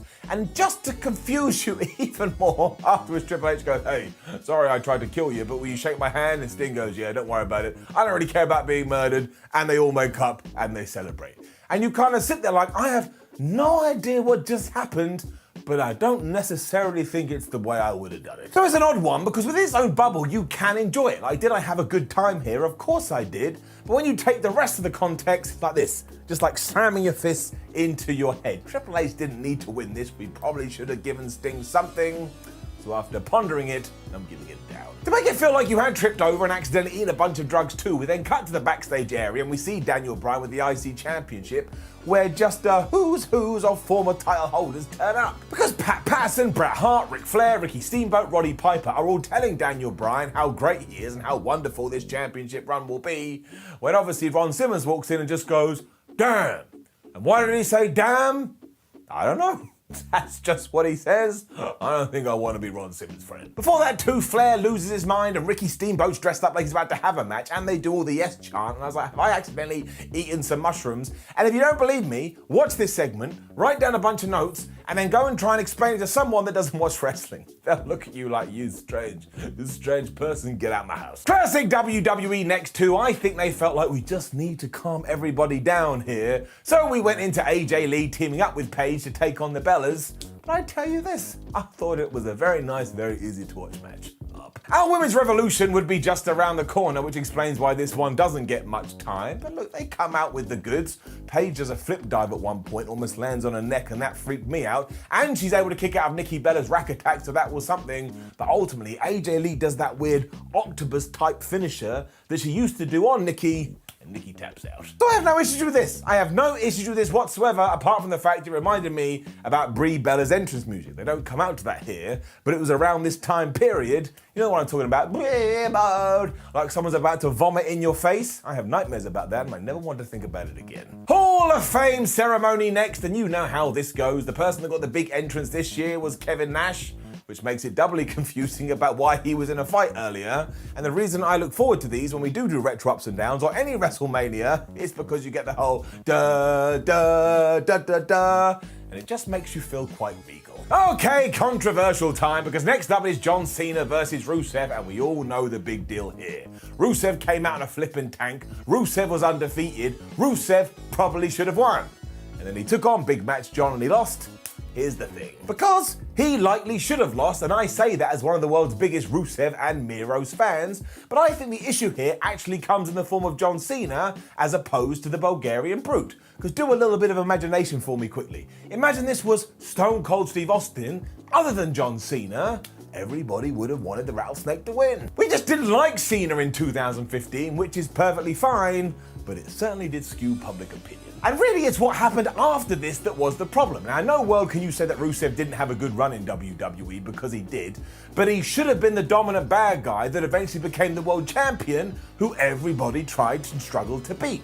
even when we didn't go in that direction, and instead we came up with Rusev Day by accident, he was still told, if you can believe it, well, I know you're selling a bunch of merchandise, but we think it's a fluke.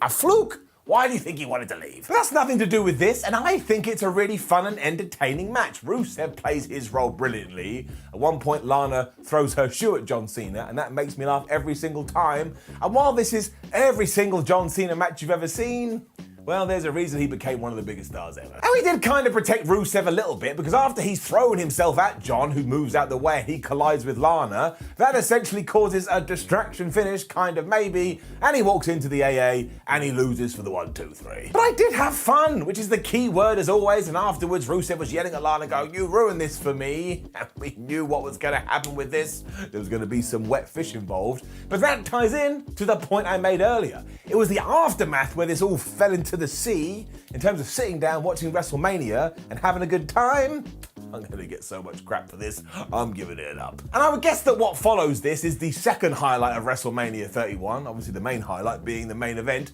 but Triple H and Stephanie McMahon are back out here, which is another kick in the balls to Sting, because Triple H is just all like fresh-laced and fairy-footed, like, it's barely like I've been in a match. The main reason of this segment, though, is not only to introduce Ronda Rousey to the WWE universe, and it makes you dirty just saying it, but it's also to ensure the Great One makes his appearance on the grandest stage of them all. And speaking of The Rock, my word, does he take a long time to get to the ring. I bet The Undertaker was backstage rolling his eyes like, man, this guy, he's really lapping it up, but nothing would be as crazy as what he did a year later where he set his name on fire. But you can't complain about this. Go and look at every single person in the crowd. They are losing their damn minds, and they are so flippin' happy. But it does take him around about 45 years, and of course he starts running down Triple H and Stephanie, with the hint being that he was going to take Kurt Angle's place in that eventual WrestleMania match.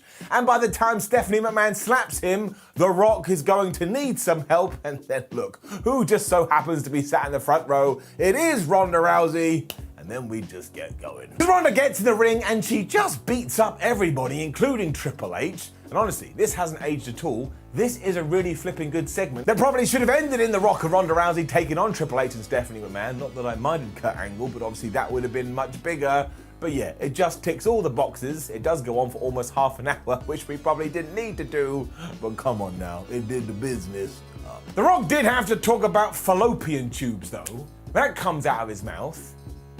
The guy was a little bit obsessed with this stuff. Okay, remember everything I said about John Cena and Rusev? If you don't, I'm worried about you. Please go and seek medical attention because there's something wrong with your brain.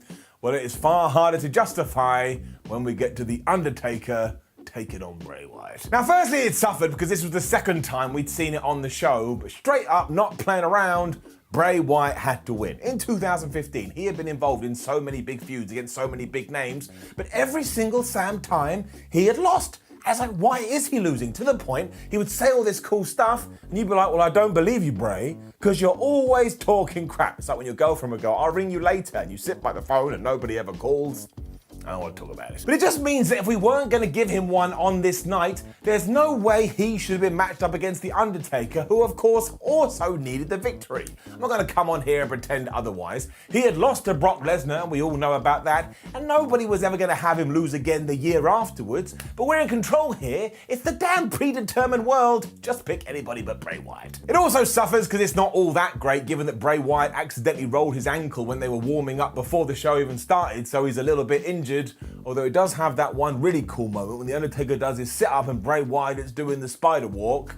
But that's not what we should be talking about in 2021. We should have been going, oh my gosh, do you remember that time Bray Wyatt beat The Undertaker? But we're not, because it didn't happen. It's even worse now with the knowledge we do have, because we then transformed into The Fiend, and then he got released. And imagine I had told you this all these years ago. One day Bray Wyatt will be fired from WWE. You would have gone, who's this guy? And you would have tried to rip my nose off. Doesn't work, it's really silly, and it's getting it down. You soon forget about that though, thanks to an absolutely fantastic main event. And if you are going to go back and watch WrestleMania 31, before you do, go on forums, go on websites, go on whatever the hell you want, and read the general opinion towards this match. It is absolutely hilarious. I hate Roman Reigns, this is going to be the worst match ever, I'm never going to watch wrestling again. And then they walked out here, and it's kind of a bit of a mini classic. Now look, there was nothing wrong with thinking this, because if you had watched the Raw leading into WrestleMania, you would have seen Roman Reigns and Brock Lesnar pulling the WWE title as if it was some kind of a toy.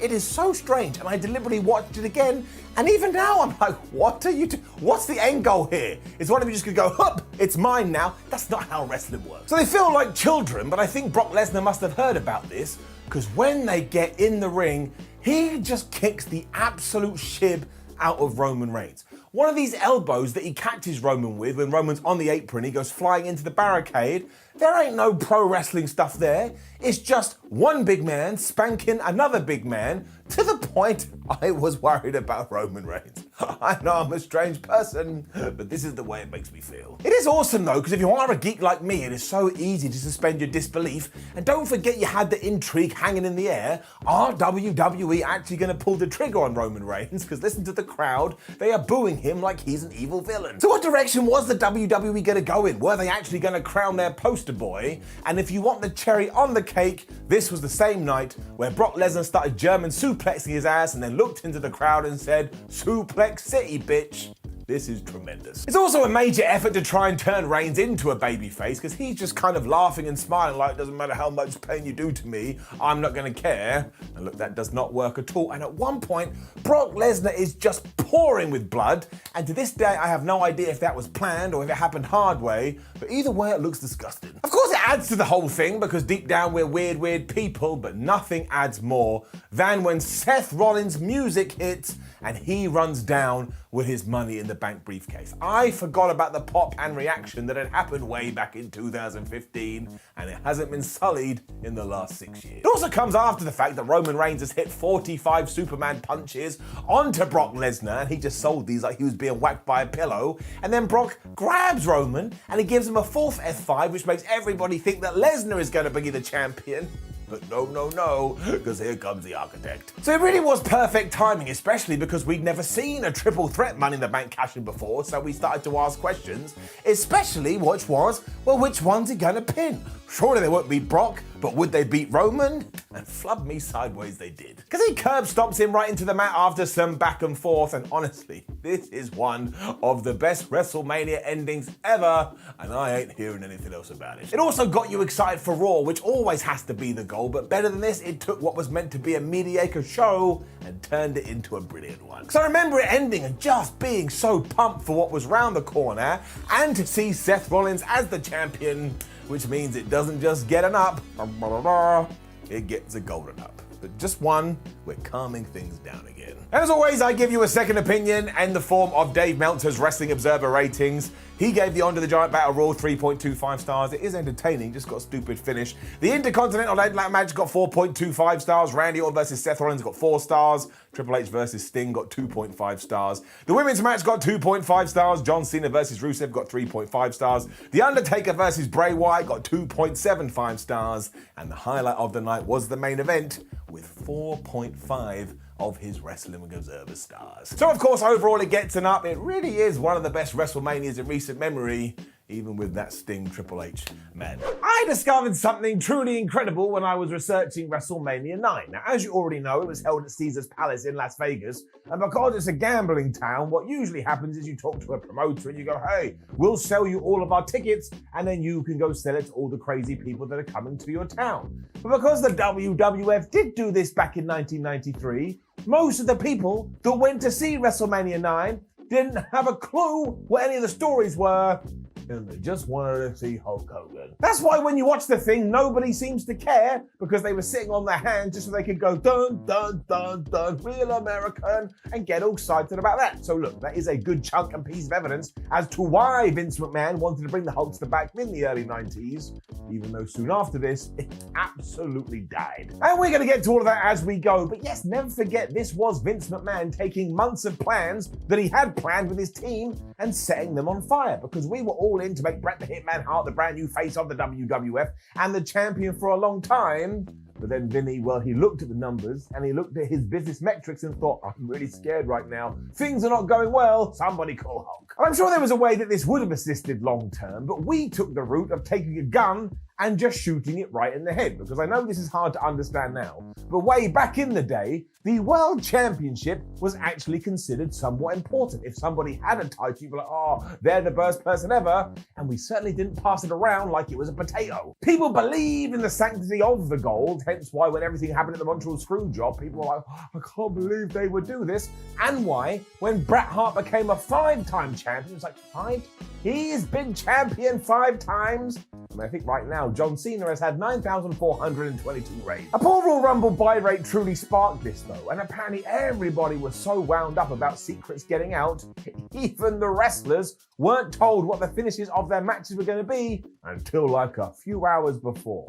That just sounds very stressful. There was a bunch of problems with this event too, you'll be surprised to hear, because for some reason the powers that be just couldn't time it out. Like if you go and type this into your Google machine, you will find out that we were meant to have Kamala versus Bam Bam Bigelow, but it was just booted off the card because again, we had to save some time somewhere. Oh, I'm not gonna lie, did I miss that? Answer is no. Often cited as the worst WrestleMania of all time, well, I can certainly see why that would be the case. I mean, it's even hard to watch because it is set outside and the ring is just covered in darkness because of the shade. And that's not the WWF's fault, but it still sucks when you're trying to get through it. Also, a week prior to this, the Repo Man had his last match in the WWE, the WWF, before he went off onto the indie scene. Which means it has been a long ass time. For the love of everything, can we please just bring the character and the gimmick back? And yes, I will do it. Forget that though, because deep down in Las Vegas, in front of almost 17,000 fans, it is WrestleMania 9. Forget what I said earlier, I'm just going to call it now the worst WrestleMania ever. The first 2 things you see at WrestleMania 9 are Gorilla Monsoon and Jim Ross in togas. And all I could think to myself was, do you think when they were growing up they thought, man, I'm going to go into the wrestling business and dress like this? The answer is no. This is also JR's first show with the company, and he has to stood there dressed like he's in some kind of budget Greek mythology play, although I will say, I actually think the theming is the best part about all of this. I mean, it's just so over the top. We even get an introduction for Julius Caesar and Cleopatra. And who are we meant to think that is? Like WWE just like buried them up from the dead and then wheeled them out and somehow brought them back to life? It don't make no sense. It gets weirder and weirder too, because Jim Ross then spends about 5 minutes putting over the elephants that are helping people get to the ring. You honestly think that they would be next in line for a big push to the top of the card. But this goes on for ages. Oh, elements, they're so amazing, they're so incredible. Oh, I love the elements. Elephants.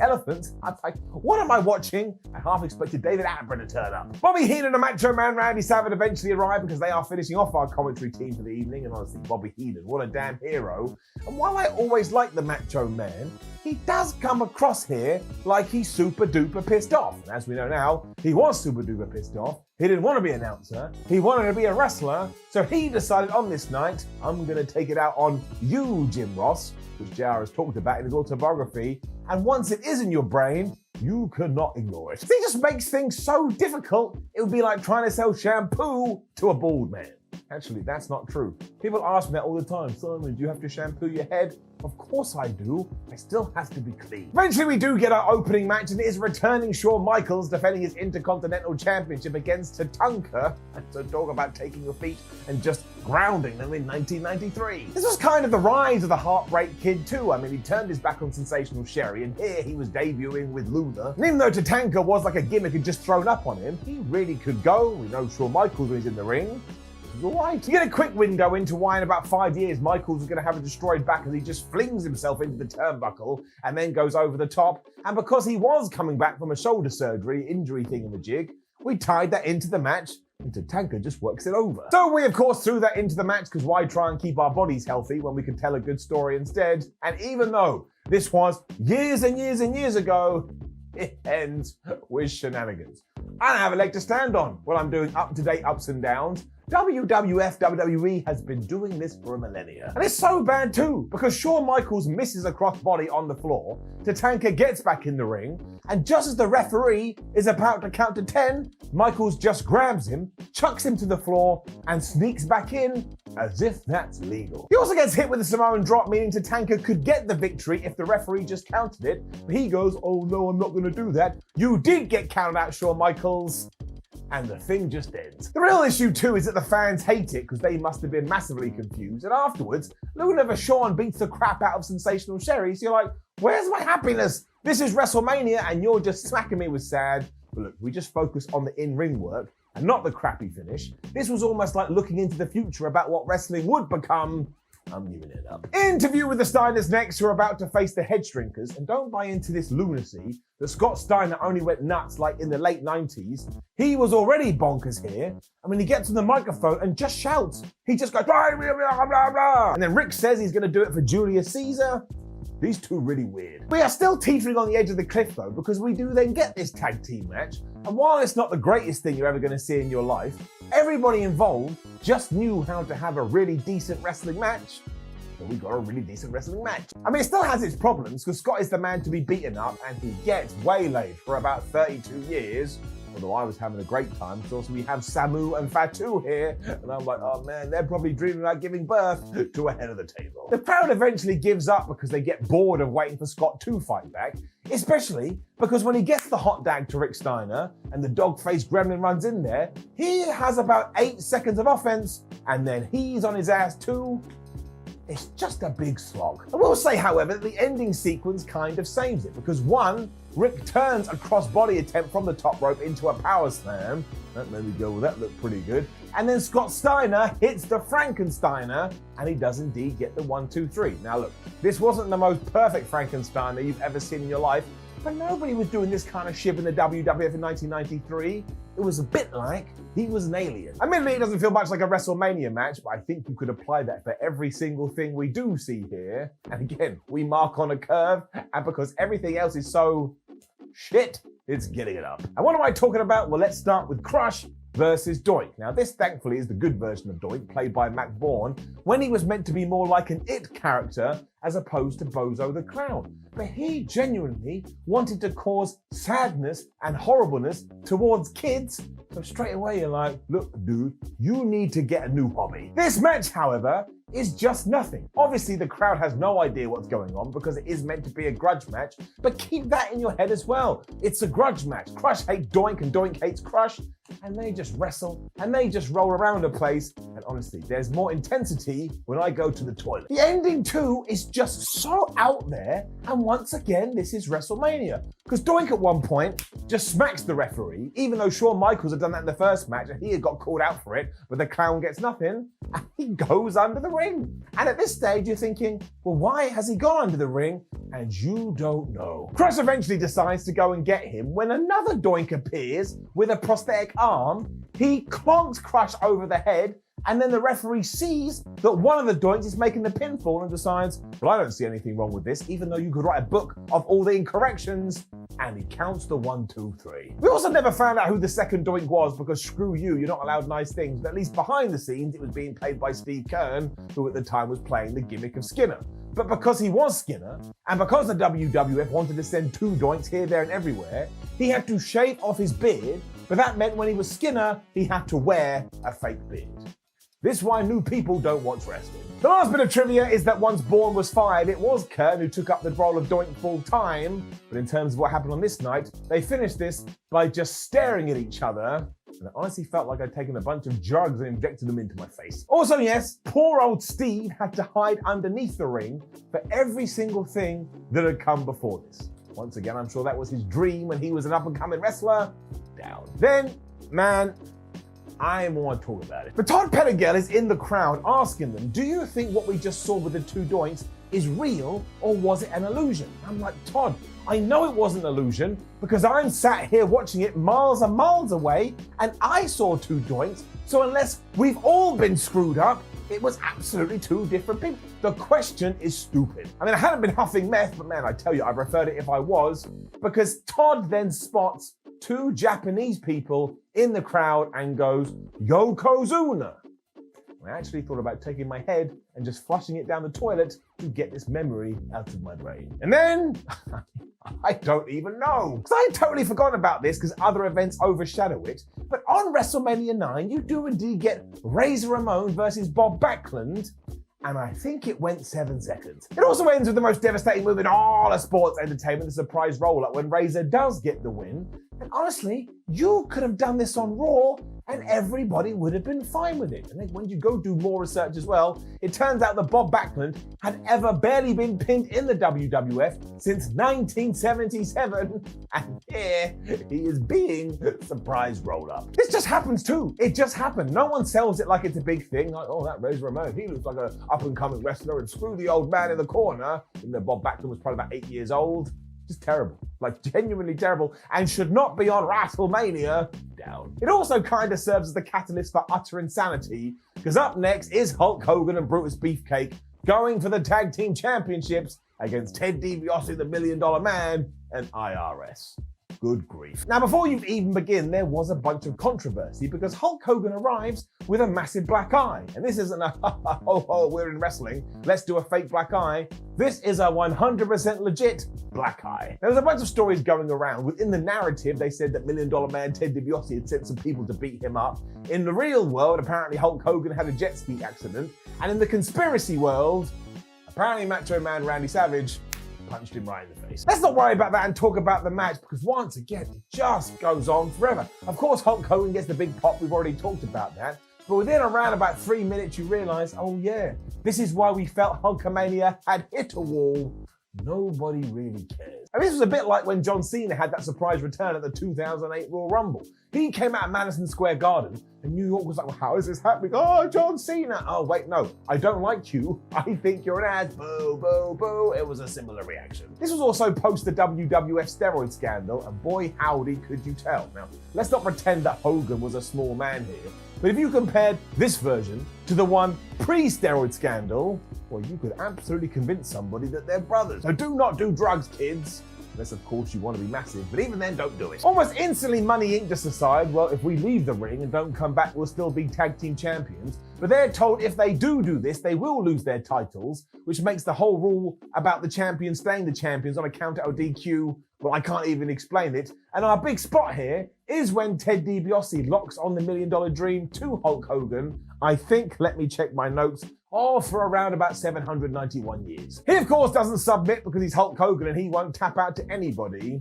And you can already see the amount of nonsense that is about to come our way. Because another referee then gets taken out, and if you are keeping tabs, I think that's like 80% of the matches with the referee going down, which allows Brutus and Hogan to hit a weird double team move, and they have the match won. They make a visual pinfall, but there's no official to count, so if anybody had any doubt in their mind, no, Hulk Hogan was not going to lose because we had just seen him win. Just to make sure that we were clear on this too, Jimmy Hart gets in there, he goes, 1, 2, 3, and he even starts saying, well, new tag team champions, until another wrestler walks out and goes, that's not how it works. What are you guys, would you stop mucking around? I mean, this could be the second worst finish I've ever seen in my entire life. The first, ironically, being what happens in the main other secret main event. Before this as well, Hulk Hogan had used Brutus Beefcake's face mark that he had to wear as a weapon, and because of that, he got disqualified.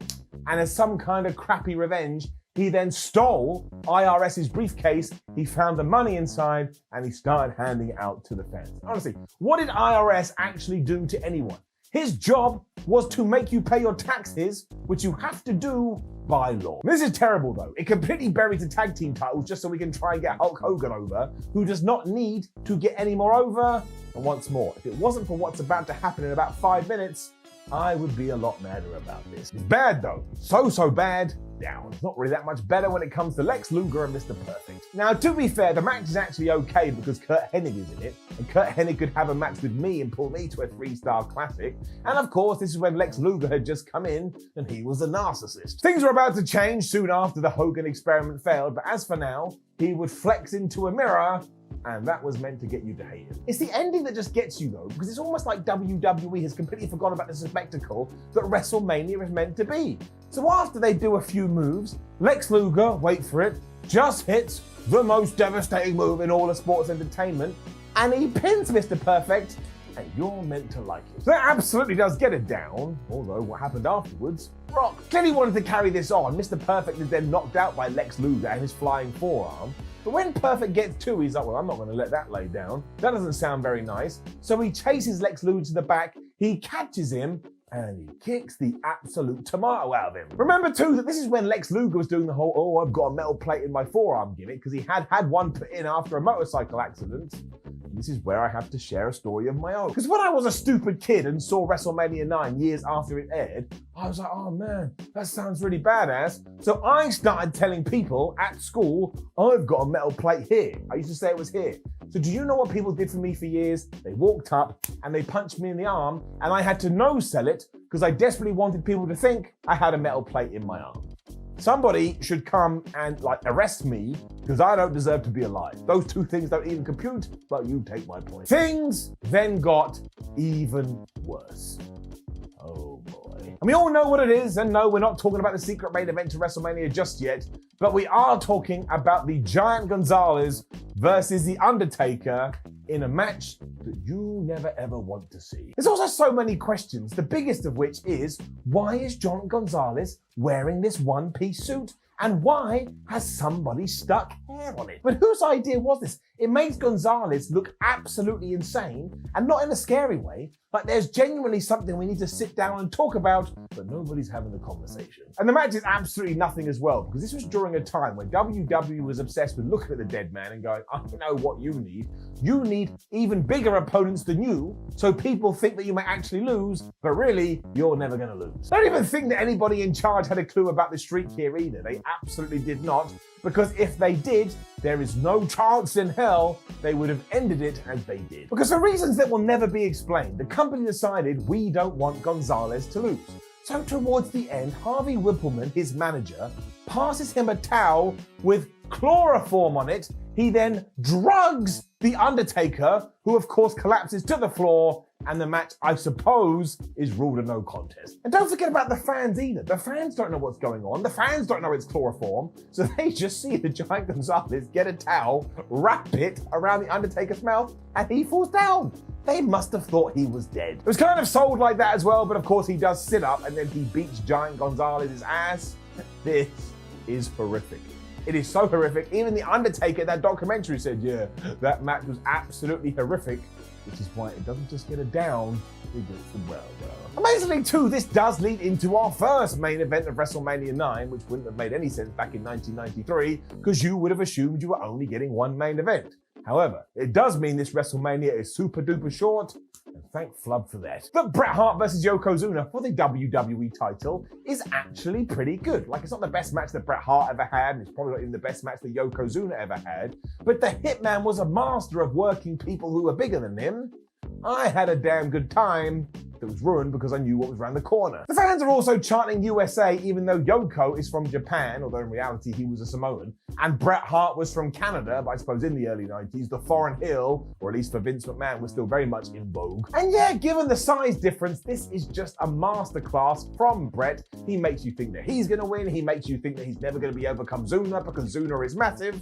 I would watch this one again. And sure, the ending is fine, if not a little bit silly, but after he's rammed Yokozuna's head into the exposed turnbuckle, he's actually able to lock in the sharpshooter, so you think he's won. The commentators also do a great job, because like, oh, how can he lock in his finishing move? Yokozuna's legs are too big. So when he does, well, you're just popping like you're stopping. Unfortunately, Mr. Fuji was the manager of Yoko at the time. When he sees what's going down, he gets some salt from his pocket, and he chucks it into the Hitman's eyes. And we do have to say, this did kind of feel a little bit like mild racism. He can't see, and for some reason, that's enough for Yokozuna to pin him. Like, I would like to assume that if I was blind and somebody applied pressure to my shoulders, I would still know to try and kick out. Well, I guess Yokozuna is huge, so we can just spin it that way. I did enjoy myself, though. I really, really did, and it's another in that whole Bret Hart could be the best worker ever book, and I'm giving it up. Of course, the only reason we did all of this is so Hart could be put in a position where somebody needed to come out and save him.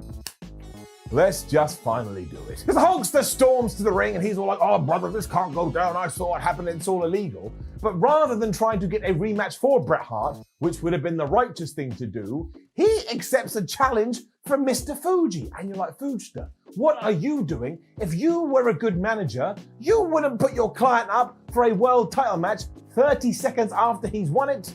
Yokozuna should have fired him then. Apparently he did have a plan, which was to throw this death salt into Hulk Hogan's eyes. This is Hulk Hogan. He doesn't succumb to death salt, so he gets out of the way, he hits a clothesline, he hits the big leg drop, and in what, 8, 9, 10, 11, 12 seconds, he has become the brand new WWF champion. Sadness is the real winner though, I tell you, ultimate sadness. And of course the fans go nuts for this. It's an instinctive reaction. If you see a title change on any show, not talking about the 24/7 title, you're going to be like, oh my gosh, I can't believe it.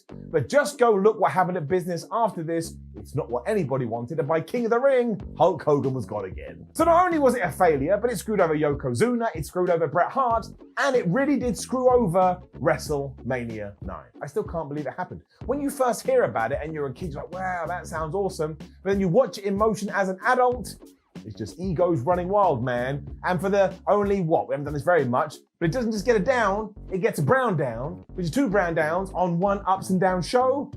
Maybe I've never done it, but I stand by it. We also have the Dave Meltzer Wrestling Observer rating, so you can get somebody else's opinion. He gave Shawn Michaels versus Tatanka 3.5 stars, the Steiners versus the Headstringers 2.5 stars, Doink versus Crush got 1.5 stars somehow, Bob Backlund versus Razor Ramon got -1 star, that tag team match with Hulk Hogan got 2 stars, Lex Luger versus Mr. Perfect got 1.25 stars. How is that possible? The Giant Gonzalez versus The Undertaker got the same, which means now I need to double check these because that does not seem right. The main event round 1 got 3 stars, and the main event round 2 got a dud. And talking about duds, the overall ranking for this is a down. And it also means we have to bring back our crappiest pay-per-views ever board, which I have forgotten, but it goes right in there at number 4. Because we've got December to Dismember, whatever the hell that WWE ECW show was called. We've got Heroes of Wrestling.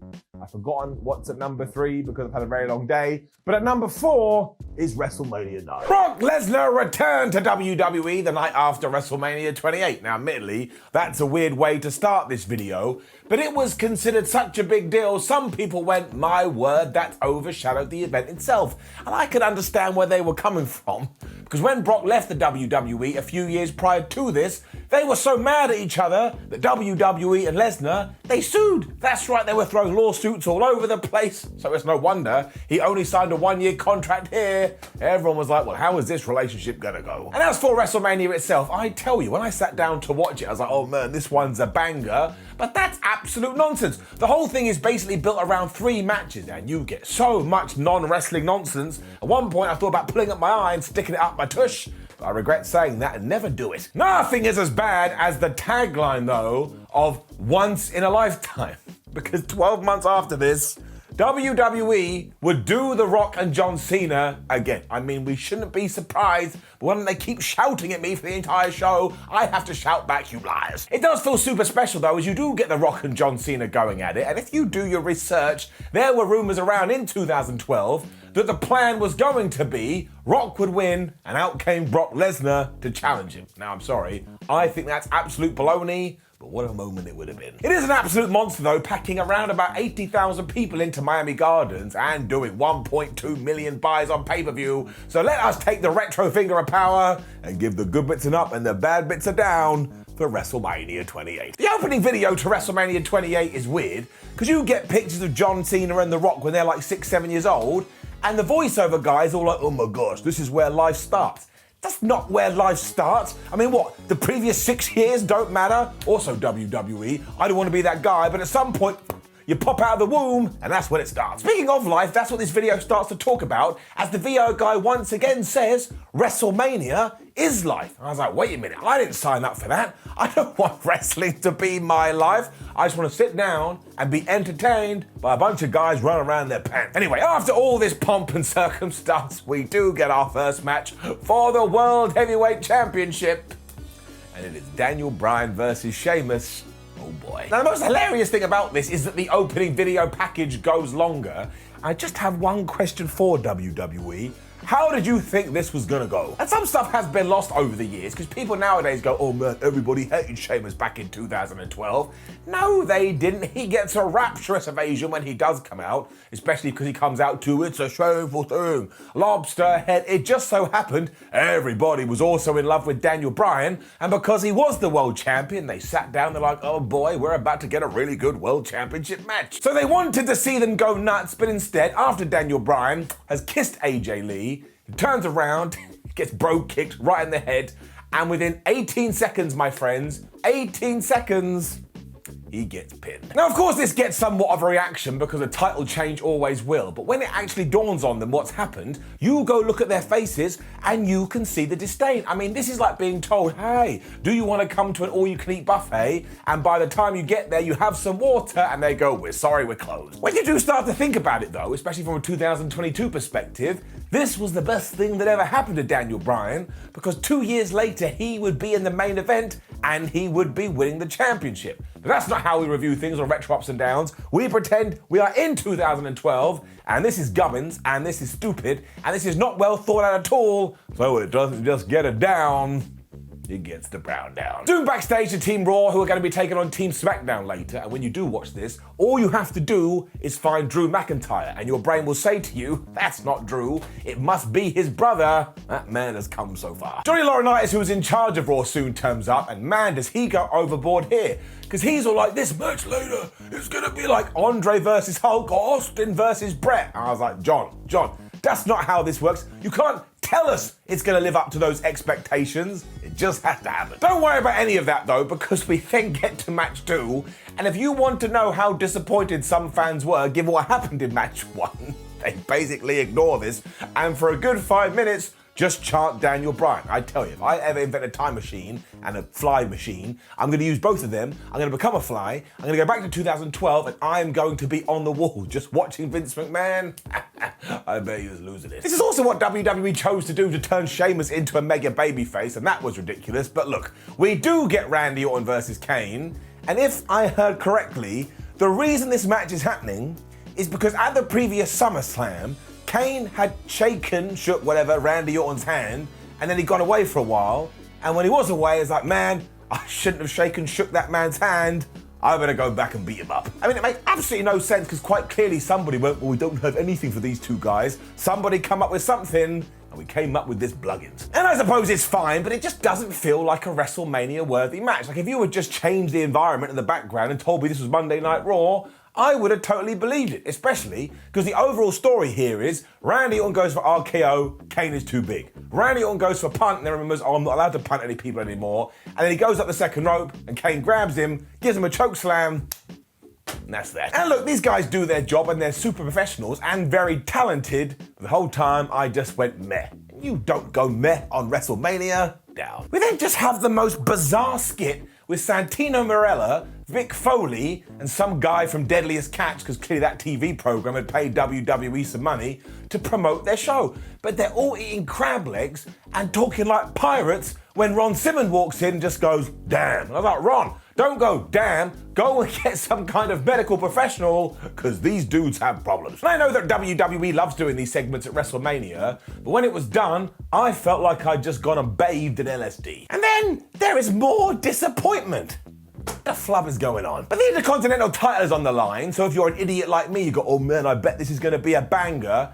And it goes 5 minutes. That's how long it gets on the biggest card of the year, 5 minutes. No wonder nobody cares about it in 2022. Michael Cole also telegraphs the ending to an absurd degree, because when the Big Show comes out to challenge, he's like, oh, Big Show, what a flippin' loser. His record at WrestleMania was like 3 wins and 8 losses, and every time he has been on the winning side, he didn't even make the pinfall. Also, he's never had a WrestleMania moment. Let's all take our fingers and go, ha ha ha, at the Big Show. And then when Cody Rhodes come out, who's the champion, they go, wow, Cody Rhodes. He's been the champion for a hell of a long time. Nobody could beat him. And I was like, thanks very much, you goobers. You ruined the end. This is also surreal to watch in 2022 because, of course, Cody Rhodes may be about to come back to the WWE, whereas Big Show is now Paul White doing commentary in AEW. And if you got up to somebody in 2012 and got AEW, they would have punched you because they probably thought this was some kind of voodoo magic. And it's classic stuff because Cody walks over the Big Show's leg because he's tall, and if he can't stand up, he can't do nothing.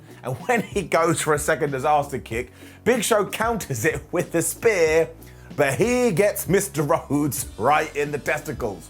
And you can tell this wasn't planned because when Cody hits the mat, he's just like, my balls, my dick. It looks horrible. This allows the Big Show to hit the knockout punch and become the Intercontinental Champion. This is when Michael Cole gets his obvious shovel. And he just smacks you over and over in the face going, it's Big Show's moment, it's Big Show's moment. I was like, I just told Jory Laurinaitis this. This is not how moments work. They just have to be organic and grow out of the ground.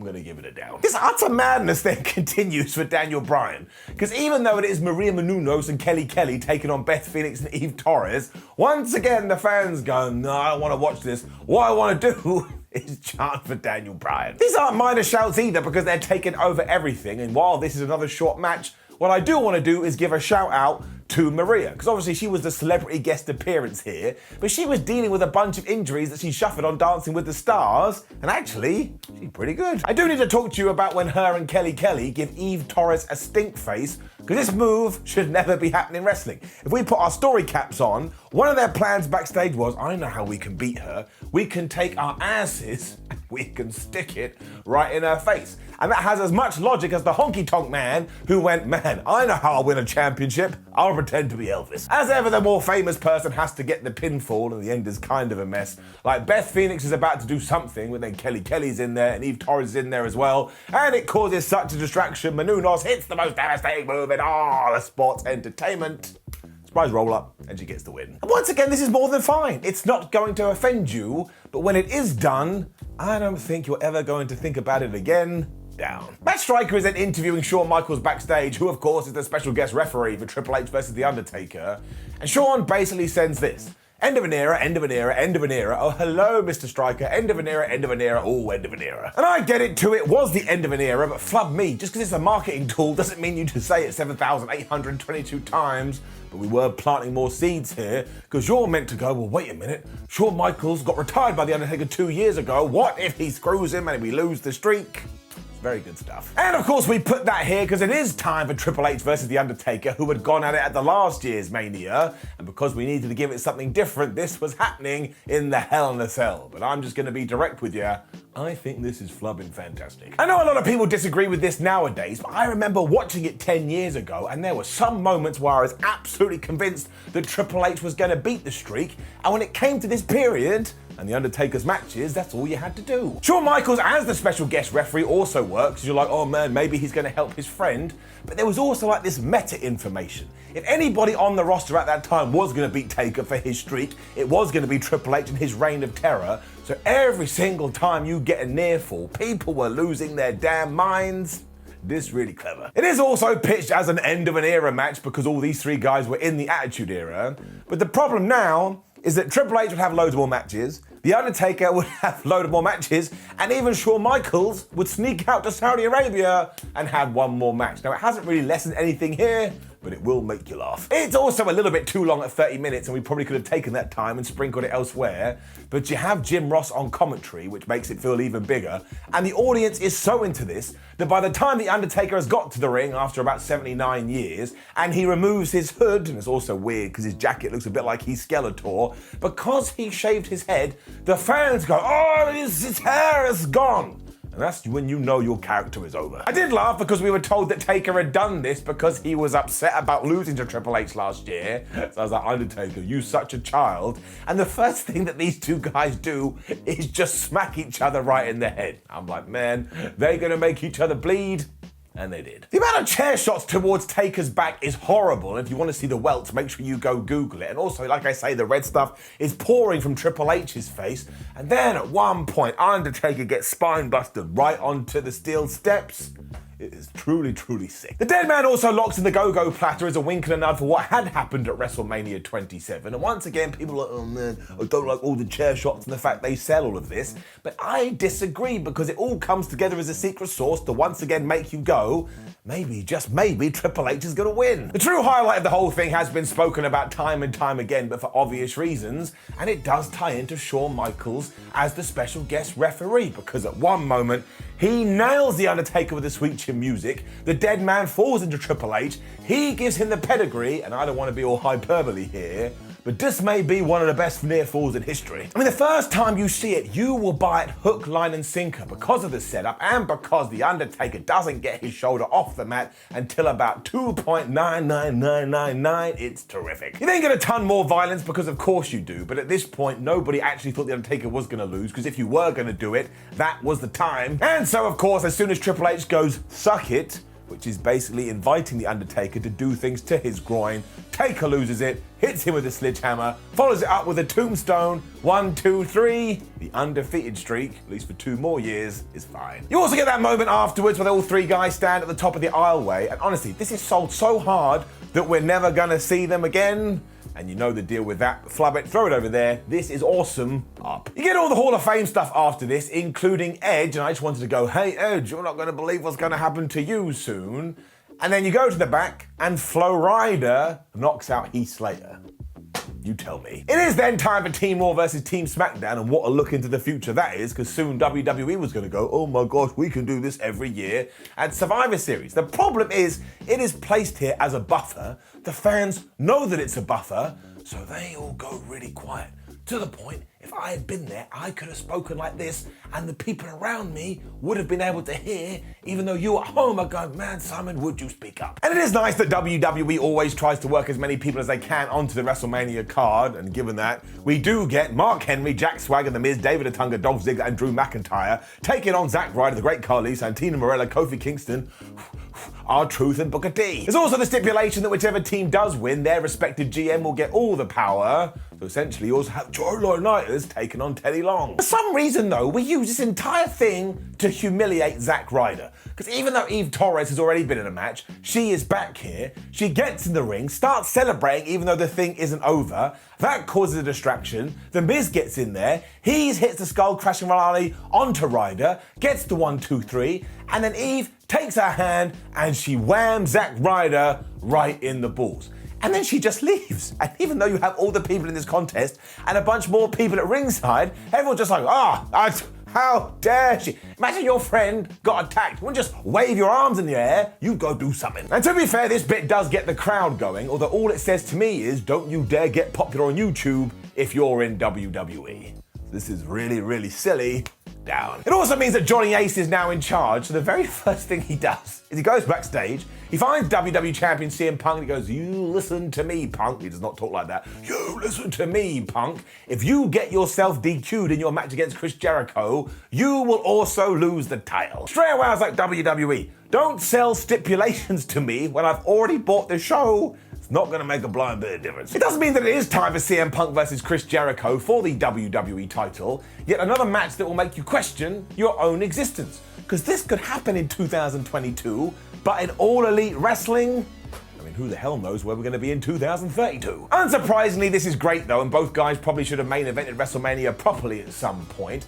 And you do have this wonderful story hanging over everything, because the entire build, Jericho had been going, oh, Punk, you may be straight edge, but your dad was an alcoholic, and your sister was a drug addict. He starts to do that here again, so Punk gets really mad, and he thinks about hitting Chris with a weapon, but we're all like, no, Punk, don't do it, you're gonna lose the belt. Of course, he doesn't do that because he's too smart, although you do get this gnarly bit where CM Punk is on the top rope, and Jericho pulls him off, and Punk just goes slamming face first right into the canvas, and you can tell it must knocked him a little bit loopy because Chris goes and buys some time. He does shake off the cobwebs and goes for a Hurricanrana though, which Jericho reverses into the walls of Jericho, and for some reason it's at this moment where the fans go, wait, these two guys are really good pro wrestlers. I think Punk and Jericho feel that, and for the next 8 minutes, it is just go, go, go. Jericho keeps reversing stuff as Punk goes for a flying nothing, but gets hit by a code breaker instead for a great near fall. Then he keeps going for GTS after GTS, but he can't do it. He does get put in an old school lion tamer though, but do you know how he reverses it? With the most devastating move in all of sports entertainment. It doesn't work, but if you know, you know. They then start trading Walls of Jerichos into Anaconda Vices and Anaconda Vices into Walls of Jericho,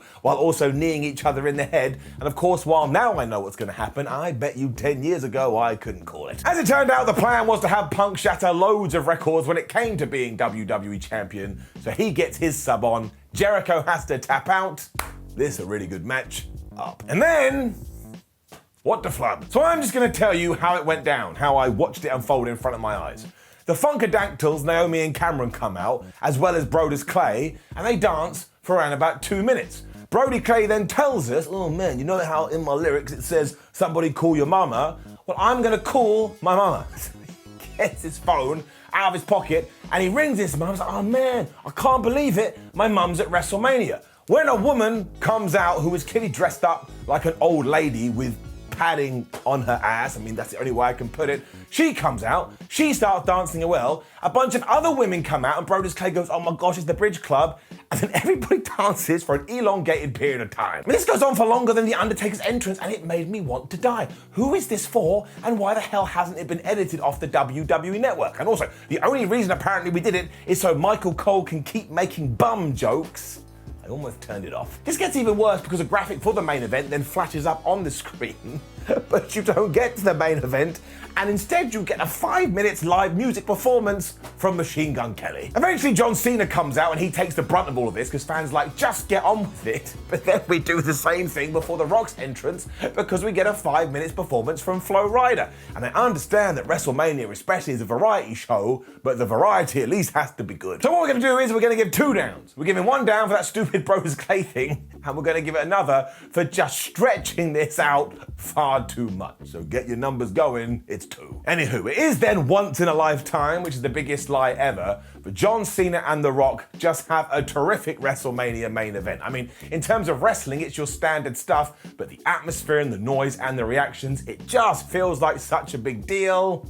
I like it. And I get it if we are going to be nerds and take a step back and look at their work specifically. It's not the best thing you're going to see, but when you have this aura around the thing, especially when it's the main event of WrestleMania, well, I just think it ticks the box. The sheer noise also plays a huge part in this, so it's basically The Rock versus Hulk Hogan again, and in the early going, The Rock goes for one of his sharpshooters. This is like watching a kid be given a Rubik's Cube. It's clear they understand it, but also they have no clue. The Rock is treated like a flipping hero throughout all of this as well, whereas Cena, who turned up to work every single day, is booed out of the place, and around about halfway in, you will notice, if you are paying attention, The Rock is definitely tired. Now, I'm not saying this from a critical point of view, but if you want some evidence that pro wrestling is really hard unless you are doing it day in, day out, well, here it is. Rocky's clearly in good shape, but he gassed. It's why Big Match John deserves another pat on the head for what he does here, because he turns into a ring general and he basically drags The Rock through it. But before he does do that, he climbs to the top rope and he hits one of those flying leg drops, and I thought The Rock was dead, or at least there was a movie executive, someone going, oh my gosh, that project is absolutely doomed. I mean, he gets it. We then get more sharpshooters, which I could have done without, but this is all to set up John Cena locking in the STF when we get that old school spot when The Rock's hand goes up 1, The Rock hand goes up 2, and just when it's about to go 3, he finds the power. It's also here when they decide to hit the near fall button, and this is genuinely hilarious. I tried to keep count, but it was impossible, but there must be around about 169 near falls, and John Cena especially, he hits the AA and The Rock kicks out and he accuses the ref of bribery. I've never noticed this before. He's like, oh man, I know we're in Miami, but that wasn't cool. So I thought that was a nice, neat little touch. Cena then becomes an idiot because he decides the best way to follow up on this is to give The Rock the people's elbow. So surprise, surprise, pride comes before a fall because The Rock gets back to his feet. He catches Cena with the rock bottom. 1, 2, 3. This is done. Everybody goes wild. And that's that. There's also a nice moment after the fact because The Rock clearly thanks John Cena for helping him through all of this. As I already say, I get what WWE is. I get the entertainment aspect and I understand the main event of Mania. I am giving it an up. And as ever, I shall leave you with a second opinion, courtesy of Dave Meltzer and his Wrestling Observer star ratings. Sheamus versus Bryan got a dud. Orton versus Kane got 1 3/4 stars. Big Show versus Rhodes got 1.5 stars. The Divas match got a 1/4 star. Triple H versus Taker, best match of the night, 4 3/4 stars. Team Raw versus Team SmackDown, 2 1/4 stars. And Punk versus Jericho and Rock versus Cena got 3 3/4 stars. It also does mean that WrestleMania 28 is such a weird event because seriously, there's 3 good matches and the rest is kind of ludicrous. But those 3 matches are so good, I'm giving it an up. The raging climax was apparently the tagline for WrestleMania 15, and doesn't that just sum up the Attitude Era? Don't pretend the WWF didn't know what they were doing. It was all double entendres and as much nonsense as you could fit into a box. It was also a WrestleMania pre-stadium, so it came at you from the First Union Center in Philadelphia in front of 20,000 people, and it did 800,000 buys on pay-per-view as the rise of Stone Cold Steve Austin really did start to kick off. Amazingly, time hasn't been kind to this spectacle though, as you're about to find out. Hello, my name is Simon Miller from WhatCulture. I have this, the finger of power, or in this instance, an old finger of power, because of course it is retro ups and downs. And let's up those downs for WrestleMania 15. Boys commencing America the Beautiful to kick off WrestleMania 15, and nothing sums up the Attitude Era more than the fact that everyone boos. That's right, the crowd just go boo, boo, boo, because unless they are seeing hardcore violence, they don't care. You also get one of those opening video packages, this time narrated by classy Freddie Blassie, and honestly, it's just so over the top and it's so epic. Even though this went down 22 years ago, I was like, man, I better run through some walls. And I realized what I was doing and I stopped. These days too, WrestleMania 15 is considered somewhat of a disappointment, and I think a large reason for this is the announced team of Michael Cole and Jerry the King Lawler, because when Al Snow is making his way out to the ring to kick off this hoopananny, do you know what they say? Do you know what their conversation is? Oh, here's Al Snow. He's a little bit strange. Oh yeah, he's a real creep. Oh, what an oddball. I sat there going, this is WrestleMania, damn it. Make me believe. Part 2 of all this is how WWE just switched the deck days before this thing went down. Like from nowhere, Billy Gunn, who had been the Intercontinental Champion, was now the Hardcore Champion. And while he was taking on Al Snow and Bob Holly, you were a bit like, well, I don't care about this. You guys haven't been interacting at all. So there you go. Doesn't matter where it's 2021, doesn't matter where it's 1999. Plans change, brother, so shut up. This was also the first time the Hardcore title had been defended at WrestleMania. And you know the deal when we start talking about Hardcore championships. It's fine. I mean, they just brawl around the ring, they find every single weapon they can. There's a hockey stick at one point which would really hurt. And they just smash each other in the face as hard as they possibly can. Even with all this though, WWE couldn't help themselves and had to do their favorite triple threat finish. So, when Billy Gunn actually has his title retained after hitting the famous on Al Snow, Bob Holly just absolutely smacks him with his steel chair, throws him by the wayside, and then he pins Al to become the brand new champ. I swear that WWE loves this ending more than some people love their kids. I mean, again, if you go through this year, you will see it happen multiple times. But look, it's just fun, easy to watch stuff. You're not going to be offended by it, which is why I'm giving it up. And then talk about tag teams that you forgot existed, because it is D'Lo Brown and Test. And before I got the video package on WrestleMania 15 that told me, I was like, why the hell did these two get together? Like I actually started squeezing everything together, going, trying to put the information in my brain. It wasn't there. And when I did find out, I actually wanted to throw it out there again, because on Sunday Night Heat, there had been a battle royal. Test and D'Lo Brown were the last two guys, so now they're fighting for the tag team championships. I mean, aside from D'Lo Brown's mother, who the flub is going to care about that? And there is some serious nostalgia to all of this as well, but some of it isn't good because, of course, in this era, the champions were Jeff Jarrett and Owen Hart. And every time I see Owen Hart today, I just get really sad for reasons we're all aware of. Seriously though, when you do watch him in the ring, you do realize that the guy was just way ahead of his time. And if what happened just a few months later hadn't have gone down, can you imagine some of the classics he would have had? I mean, you could have done Owen Hart, Chris Jericho, you could have done Owen Hart, Dean Malenko, Owen Hart, Eddie Guerrero. I'm not sure I ever would have got over those. And very upsettingly, it never came to pass. This is pure WWF tag team scene in the late 90s as well, because despite it being on WrestleMania, and despite it being for the tag team titles, it runs a grand total of 3 minutes 54 seconds. And you have to put up with Test and D'Lo Brown and the whole, how they're going to coexist storyline. So that's right, 1999, how are they going to get on? 2021, how are they going to get on? Please, WWE, listen to me. Listen to this bald a-hole, kill that narrative. To be fair though, these guys do maximize their minutes. When D'Lo Brown and Owen Hart are both in the ring, my word, the feud that they could have had. But my word, does that fall apart when we get to the finish, because D'Lo Brown is about to powerbomb Jeff Jarrett. Owen Hart sees this, he drop kicks D'Lo, which means Jeff hits the most devastating move in all the sports entertainment, surprise roll-up, and he gets the 1, 2, 3. I don't want to make even more comparisons to the modern day, but I'm sure you can. Ivory, who was managing D'Lo Brown here, and I don't know why, then gets mad at Test because she decides that Test was more interested in PMS, who had just randomly ran out here, than what was going on in the match, so she gives him a slap. D'Lo Brown then sees this, he walks over to the Test, and these two start fighting, and I kind of just sat here with like wide eye and a slack jaw, so I was like, what the flub is going on? So then it turned out that Brown and Test were not able to coexist, so I suppose we did get an answer to that conversation, but I did want someone to just enter my room and punch me in the face, because I couldn't believe I had to go through all this again, even though I time traveled back to 1999. down. And do you want to know what one of the biggest memories people have when they start discussing WrestleMania 15? It is, of course, the one and only Butterbean. And this is why when you look back on this event, you're like, man, wasn't it so crap? Because you remember what happened in the fallout for the Brawl for All. Because Bart Gunn was essentially punished for winning this tournament because WWF wanted somebody else to win. And this always gets me riled up because I'm like, guys, come on, sit down. You are running a company that is all about predetermined finishes. So if you have picked a superstar that you want to put up the ladder, don't put them in a real fighting contest. Just have them beat a bunch of people and then you'll get what you want. So when you did say, hey, Bart Gunn, want to make some extra money by doing some real fighting, and he is victorious, don't slap him around the face. That's not fair. And as most of us know, Bart Gunn versus Butterbean lasts about 35 seconds because of course it did. While Butterbean was a little bit of a, stupid boxer, he had still been fighting for years, whereas Bart Gunn had done it for 42 seconds in the Brawl for All, a stupid concept that Vince Russo dreamed up. For some reason, Gunn doesn't try and take down Butterbean either, which is madness because that is in the rules. And then, my gosh, when Butterbean hits him, he sparks him out so badly. Like on the second punch that knocks Bart Gunn out, his head is literally at 180, like he's trying to watch TV on the backstage of Raw. This was so bad too, it completely derailed Bart Gunn's career, and he was released soon afterwards.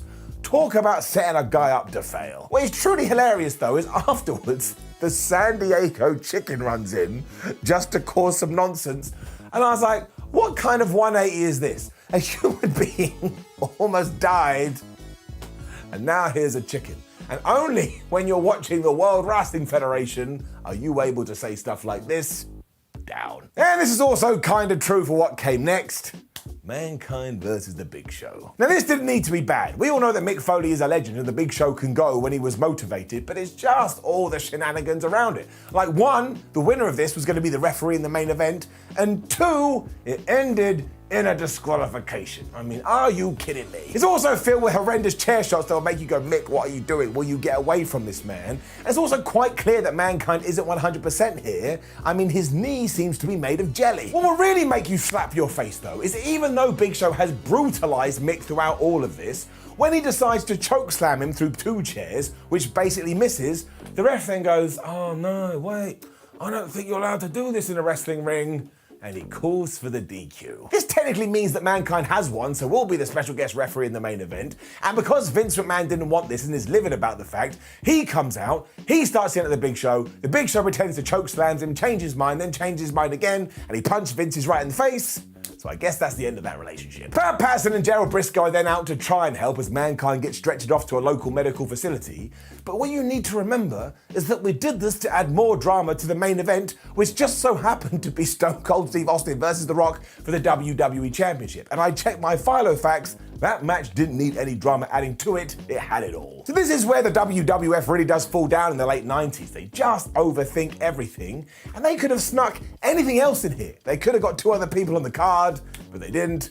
Down. And then literally, instantly afterwards, WWE proves this again. Man, because we touched upon it earlier, but yeah, right before the whole thing, we just switched the belts around involving Billy Gunn and the Road Dogg. So here came Jesse James as the Intercontinental Champion, even though nobody cared about the fact that he was the Intercontinental Champion. So he is defending his gold here against Ken Shamrock, Goldust and Val Venus, and yes, his name rhymes with penis. And while it's a fine wrestling match, it has no heat because of course, there's no relationship here. It's just a bunch of guys that have been thrown together into one big pile because it sounded like a good idea to do. It wasn't. It's also even worse when it comes to WrestleMania because this is the pay-per-view where you pay off all your angles, not start new ones. And while there is this cool bit where it's like, well, I'm gonna hit your finisher on me and I'll hit my finisher on you, or words to that effect, the only two things that actually get our reaction is the Road Dogg when he starts to dance and when Val Venus accidentally falls into Goldust's groin. I mean, wrestling really is very silly. From nowhere, it turns out that this is an elimination match, which means Ken Shamrock and Val Venus gets counted out.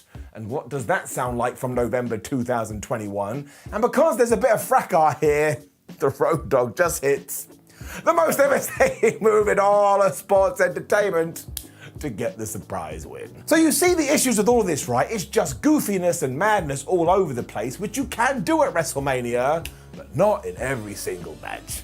Down. After this, the Big Show then gets arrested. Yep, you heard that correctly. don't adjust your ears. And I suppose this is because he assaulted Vince McMahon earlier, and to be fair, you do get a skit with Vince saying, oh my gosh, I want the cops down here. But this is pure wrestling logic being flushed down the toilet, because sometimes people do get arrested for this stuff, and sometimes they don't.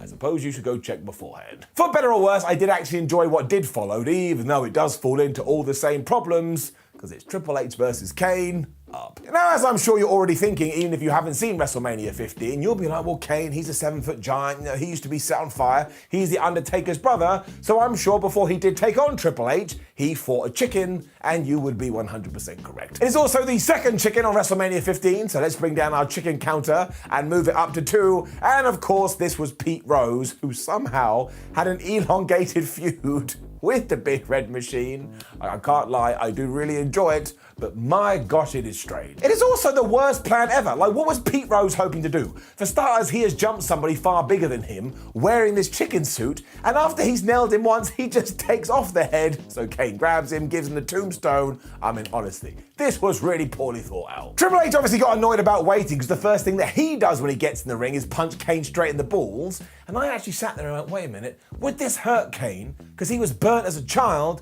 so surely his testicle area got damaged as well. But then I remembered that was all a lie, and the WWE changed the story a few years later, so I was cool with this. And that was good for me, because I didn't really want to spend much time considering whether the Undertaker's brother had a penis or not. And like I say, the meat and bones of this are actually pretty decent. Like Kane, who is a very large man, does this crazy dive, and because this is 1999 Triple H, he is just bumping all over the place.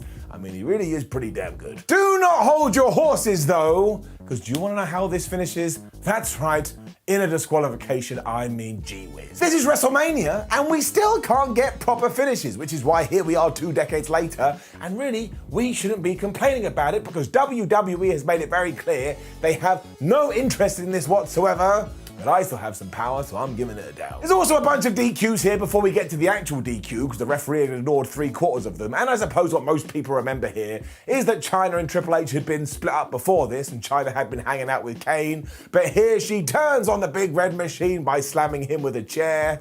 2 words, Vince Russo. This was a swerve that worked though, because of course it was about to start their mega super duper heel turn. I mean, there were a few issues along the way. That, my friends, is just wrestling. Back to Vince McMahon after this, and he decides, because Mankind is in a local medical facility and we need a referee for the main event, he's gonna do it. And I can only imagine just off screen, there's somebody frantically pushing the shenanigans button, because my word, it never stops. And then, well, it is Sable versus Tori.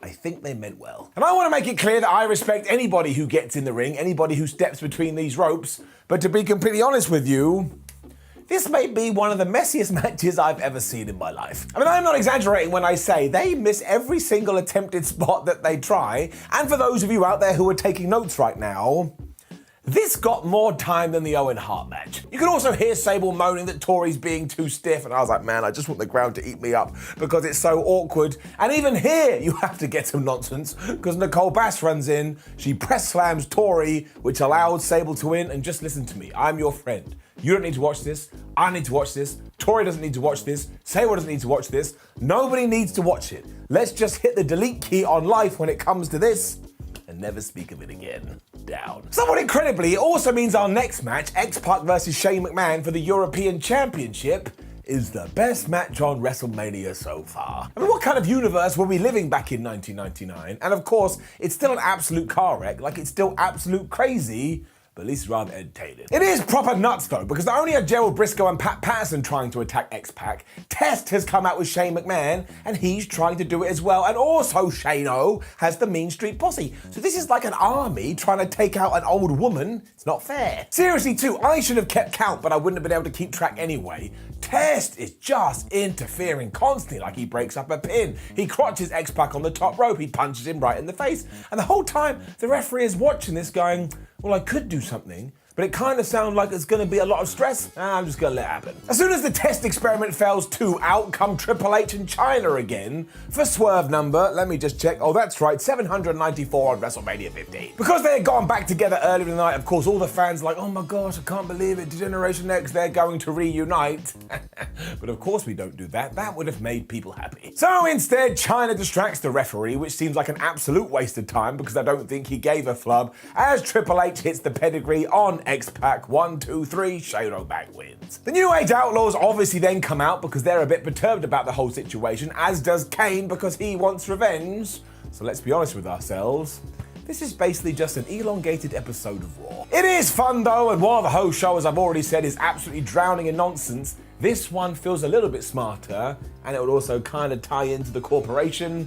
It can have it up. And if you've never seen WrestleMania 15 too, I want to assure you that the words that are about to come out of my mouth are very, very true and very, very real, and this absolutely happened. But as the big boss man tried to end the Undertaker's WrestleMania streak, the dead man got a noose. He hung it from the top of the Hell in a Cell where they had been fighting. He ties it around the big boss man's neck, and then he tries to kill him. I don't even think we need to talk about the rest of the match, because all we should be talking about is the fact that this is attempted murder, and you actually see the big boss man with the rope around his neck as he swings from side to side. As you sat there, especially in 99, going, well, he's been murdered. I saw it happen. Everybody just acts like this is fine though. When we cut to Michael Cole and Jerry Lawler, at first like, oh my goodness, but then they instantly go, oh, do we have the main event for you? And you never see him get cut down. So to this day, nobody knows what the hell happened. I mean, it's been 2 decades and I still can't work it out, especially because soon after this, the corporation and the ministry would join forces, which meant the big boss man who survived this ordeal had to team up with the person who once again tried to get him. So never watch this. Honestly, don't. This is WWE completely off the rails. It's probably offensive in at least 78 different countries. And I missed a fight. He kills him. I can't even remember the end of the match. I think the Undertaker gave Boss Man a tombstone. I can't. Brown down. All right? Just brown down. Mark it up. Put it in the color. What is going on? It really puts The Rock and Stone Cold Steve Austin in a little bit of a hard place too, because as our main event does start, there are people in the crowd scratching their heads going, did we just see that? Or have we ingested a lot of drugs? What helps instantly is that Jim Ross is back to announce, and he comes out to a wonderful reaction because he had been away because of illness, and that'll make you feel all warm and fuzzy in your tum-tum. And then as Vince McMahon is storming to the ring, Shawn Michaels, who was the kind of commissioner in 99, was like, no, Vince, you're not going to do it because I don't want you to do it, even though when HBK had got the job, the whole point was he wouldn't meddle in Stone Cold Steve Austin's affairs. He also bans the corporation from ringside, which is about as legitimate as me telling you I have a full head of hair. So once again, this was just Raw. Finally, the Rattlesnake and The Rock do get at it though, and you already know the deal. They have terrific chemistry. It was some of the best brawling in wrestling you could ever hope to see. And there's a reason why they became the guys, aside from the obvious. It didn't matter whether they were in the main event of WrestleMania or they were on some house show that nobody saw. They just put the effort in. My word, do they go nuts. Austin gets backdrop on a lighting rig at one point. I was like, man, we don't need to do that to the already broken man. But then Austin gets his revenge almost instantly when he gets a cord and he's choking The Rock. And somewhere at that moment, you just know that Daniel Bryan was like, well, that doesn't seem very fair, does it? The only thing that really screwed them over is when they tried to do a table spot and the table didn't break. And of course, this all leads to Mike Chioda, the referee, getting a ref bump. Because it's WrestleMania 15, it's 1999, it's the Attitude Era, and it's not like we hadn't had around about 2000 already. Rocky then takes out another referee because who needs these guys? But that actually does lead to a wonderful near fall, because Stone Cold hits the stunner, he pins the Great One, and that's when Earl Hebner comes running. He goes 1, he goes 2, he doesn't get the 3. And just go look at the fans, they loved it. Vince McMahon then feels like he's being left out, so he too comes to the ring and he beats up Earl Hebner, because why the hell not? And then him and The Rock start beating up Stone Cold Steve Austin. But this is all so we can trigger another surprise return, because here is Mankind, and look, it is very entertaining, but it will wear you out. It of course all leads to the big stunner and the 1, 2, 3, and Steve Austin becoming the champion once again. And while this would be in 3rd place when it comes to the Rock Austin Mania trilogy, it is still so good, and it will always be there first. It always is a little bit beautiful. Stone Cold then whacks McMahon for good measure as Earl Hebner absolutely loses his mind, like to the point you think he had just become WWF champion. And while I wouldn't call this a WrestleMania classic main event, good grief, is it an enjoyable roller coaster?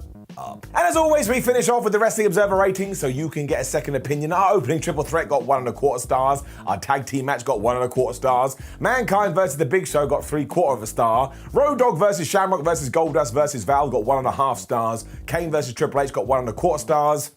Sable versus Tori got -2 stars. Shane versus X-Pac got 2.75 stars. I mean, Taker versus Bossman got a dud, but it should really say criminal offense. And the main event got 3.5 stars. All of this does mean WrestleMania 15 is quite hard to sum up, because after the main event is done, you feel pretty good, but good grief do you have to go through a lot of stupidness just to get there. But hey man, sometimes it is about the destination, so I'm gonna give it a very, very dumb up. Okay, we have so much to talk about when it comes to WrestleMania 22 for this episode of Retro Ups and Downs. What we're gonna do is just go, whoa, whoa, WrestleMania, because the song back in the day was really good, and then we're gonna go, hello, my name is Simon from WhatCulture, and let's take the finger of power and up those downs for WrestleMania 22. I mean, seriously, why the hell is there so much in it?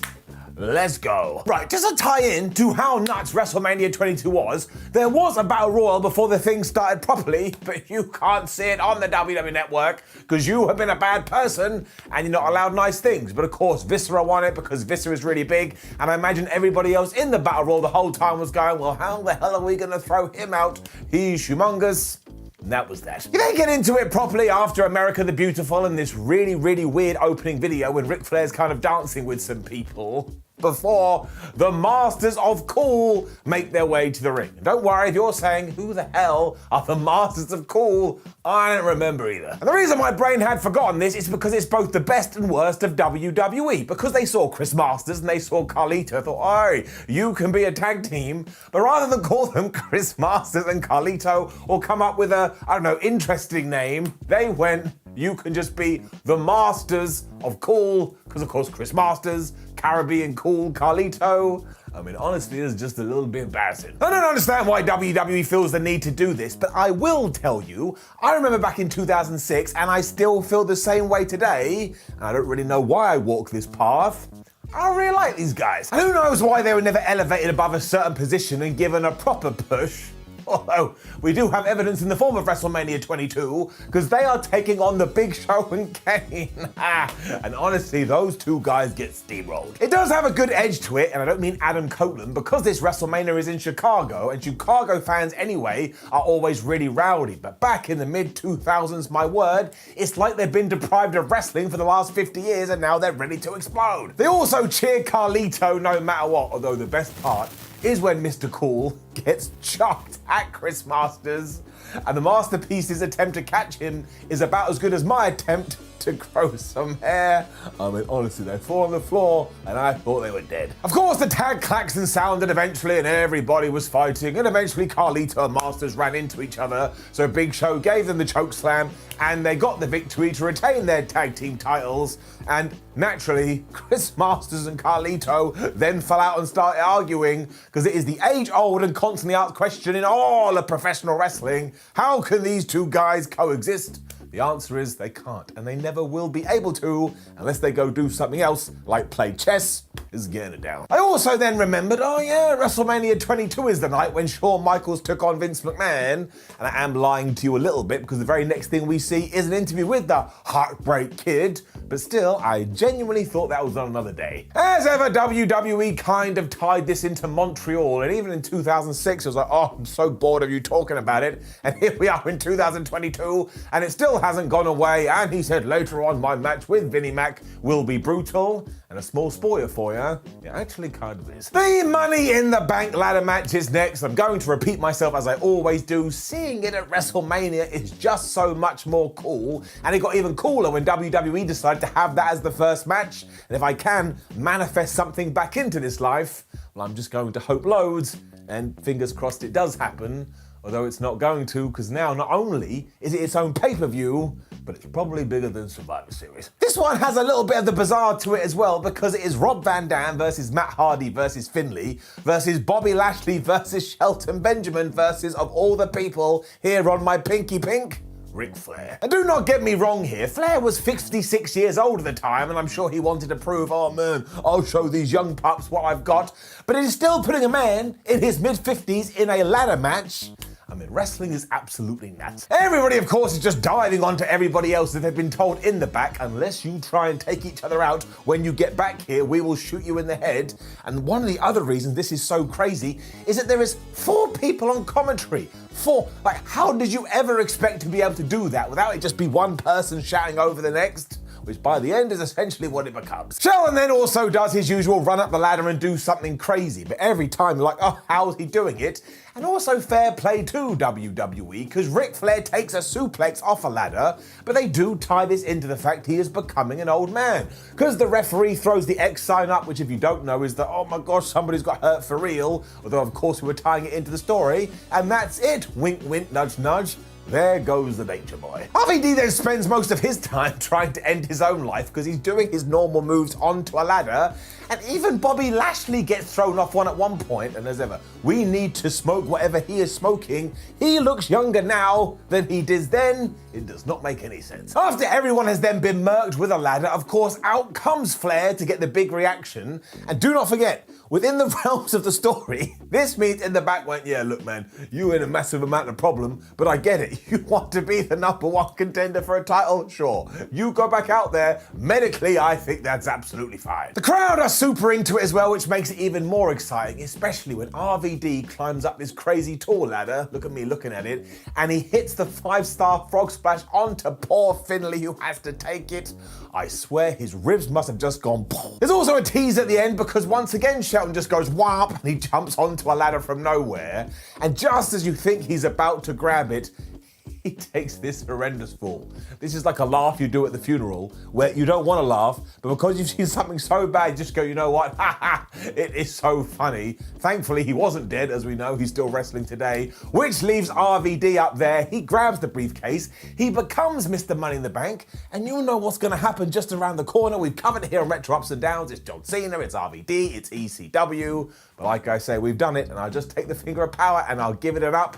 I mean, was there ever a bad Money in the Bank at WrestleMania? I don't think there was. Randy Orton then goes super prick because he interviews a Mean Gene Okerlund interview backstage. And of course, in 2006, Batista was getting ready to make his big comeback. So these two find each other, they face off. Batista's like, man, I'm gonna beat you soon. That is essentially what happened. Things then do get a little bit sad because Howard Finkel is here to dun dun dun dun dun do the Hall of Fame segment. But back in 2006, it was Bret Hart that headlined the class, and he had very understandably gone, you know what? I don't feel very comfortable going out at WrestleMania, so I'm not gonna. And again, what did I say a few minutes ago? Shawn Michaels was talking about Montreal on this very show. Bret probably thought he was going to get screwed again. JBL and Chris Benoit are then put in an awful position because one, the US title is on the line, and even back then I don't think anybody cared about the US title, but they also have to follow that ladder match. The crowd is completely beat, so they just don't bother to get up for this at all. I think they kind of knew this, so what they do is they just smack each other in the face for a while, but even that can't even get a little bit of a cheer. And because Eddie Guerrero had died recently, at one point Bradshaw gets up and he starts to mimic his movements. And look, I know, people say Eddie would have wanted this, and maybe he would. I didn't know Mr. Guerrero, but I am a fan, and I know what I enjoy seeing on my television. That kind of stuff always makes me feel really uncomfortable. I also cracked up because honestly, WWE hasn't changed in the last, 16 years, or whatever the hell it is. Because clearly they've gone, well, we don't want Chris Benoit to lose properly, but we would like JBL to be the champion. So as soon as Chris goes for the crossface, Bradshaw hits the most devastating move in all of sports entertainment. He grabs the tights, he gets the 1, 2, 3, and honestly, I think the crowd did this.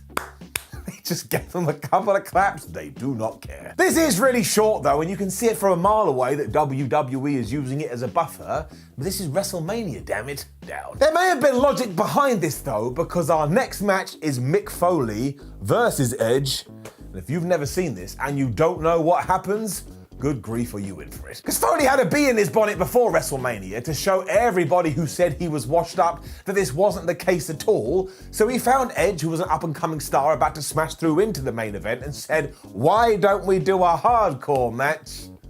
And this is honestly kind of crazy. The Rated R superstar also arrives here dressed like he's going to the theatre, because for some reason that's what we do in hardcore/street fight matches. And what I really appreciate is that because they're allowed to use weapons, the first thing they do is get a bat and they swing it around the place. I mean, why wouldn't you do that? I know I've said this before if you're a long-term viewer, but if I'm having a grudge match with someone, I ain't gonna do a lock-up. I'm probably gonna get a gun and try and shoot them. The usual procession of weapons are then thrown in there, but actually, the best one of the bunch, and this isn't gonna make any sense for a couple of seconds, is the fact that Mick Foley is wearing a blue flannel shirt instead of a red one. Now, he has done this on purpose, but it's a massive callback to WCW of all things, because at one point Edge runs at Mick, and it's Edge that takes the brunt of it as Foley gets up and goes, ha ha, because he takes off this blue flannel shirt, and what's underneath? Not only the red version, but he has a barbed wire board around his stomach, much like Bret Hart and Goldberg had done. And honestly, it got a pop back then, it gets a pop back now.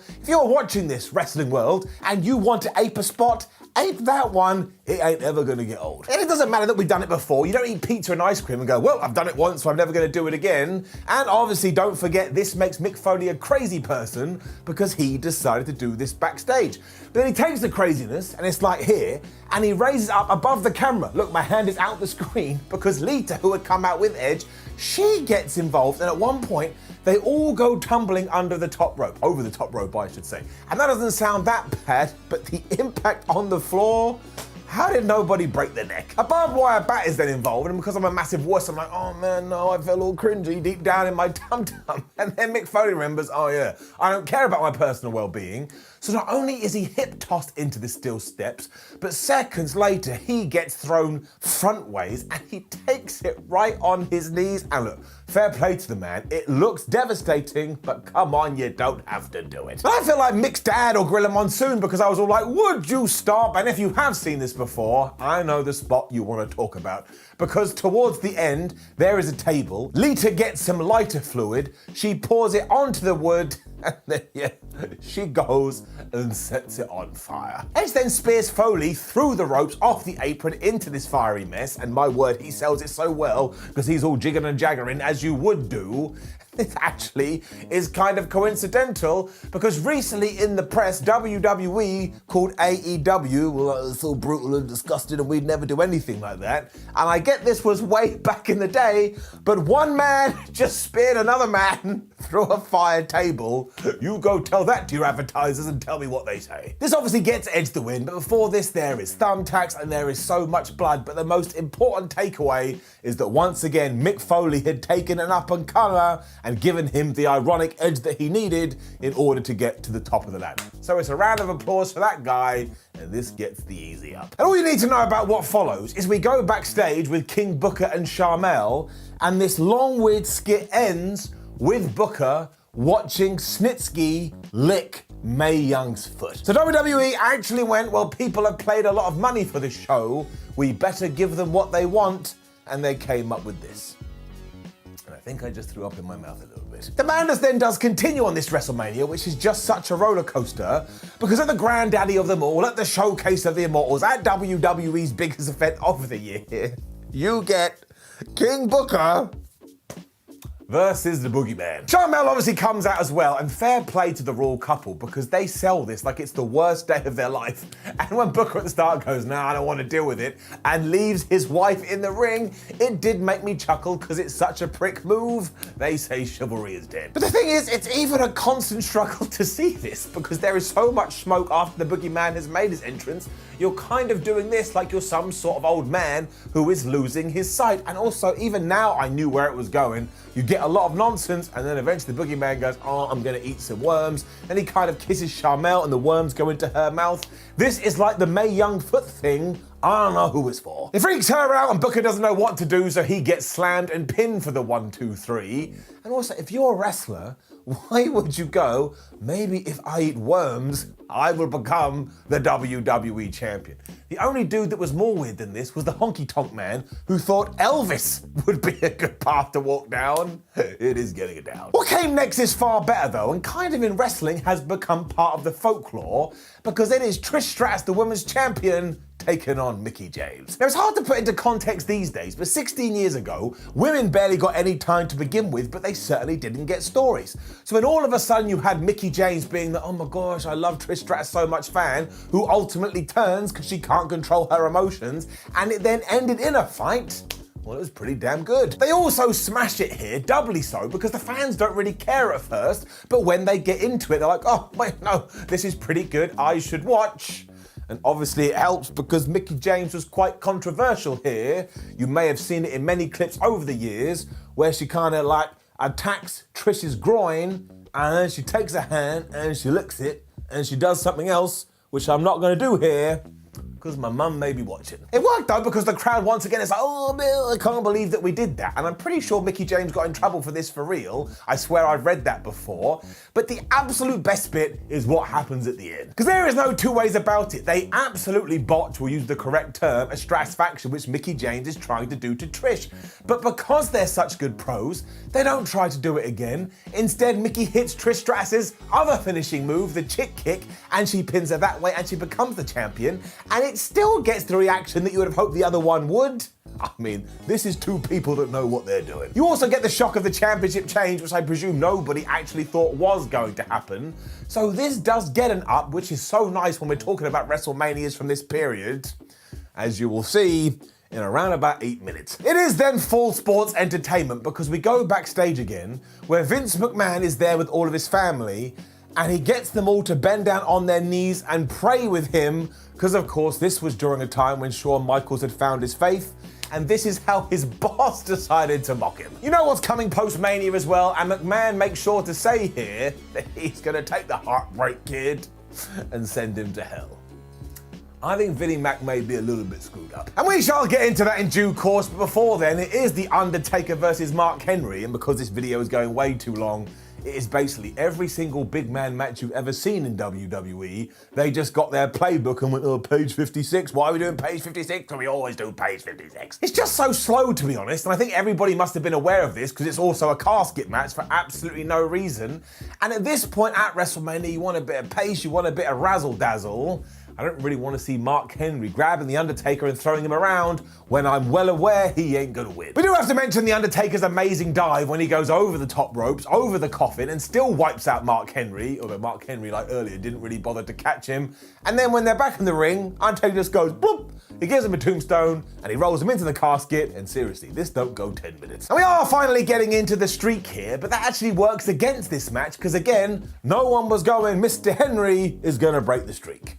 Down. It is the calm before the storm, however, because next up, we do get the absolutely ridiculous. It is Shawn Michaels versus Vince McMahon, and somehow, much like he had done against Hulk Hogan, Vince makes this really, really entertaining. You gotta give it an up. And sure, a lot of it is HBK, but it does take two to tango, and Vince McMahon is inserting all the personality into this, especially because when he gets to the ring, he has a framed copy of his Muscle and Fitness magazine, and he just stands next to it and pose. I mean, this is what a sociopath would do. He also has an ace up his sleeve in the sense the Spirit Squad all of a sudden run to the ring, and even though they are able to take Shawn Michaels out, when he starts fighting back with their megaphone, they come at him like James Bond villains. It's like one guy comes, taken out. Second guy comes, taken out. It's like, there's 5 of you. If you all jump him, he will go down. This is just one mega distraction so that Michaels eventually gets whammed by a clothesline courtesy of Vince McMahon. But even though Shane McMahon runs out to try and help his dad, there comes a point in this match when it is just Shawn Michaels killing Shane McMahon, killing Vince McMahon to the point there is so much blood, which ties into that quote from earlier. If you show this to anyone, they'd be like, oh man, that's grotesque, it's disgusting. I mean, it gets really, really intense. The funniest bit is before Michaels makes his comeback, because Vince and Shane's plan is to beat this man up so bad so that Vince McMahon, again, think about what the logic here, can pull his pants down and get his son to take this person's face and stick it right into his ass. But of course, Shawn Michaels is never going to do that. He stops, he takes Shane-O's face instead, it gets stuck in there, and before Vince McMahon realizes what is going on, he is the happiest man in the world. Like, he is happier than me if my hair all of a sudden grew back. He's all like, and then he realizes it is his son. And this will be the time when somebody walks in that doesn't like wrestling, and you have to explain the Kiss My Ass Club.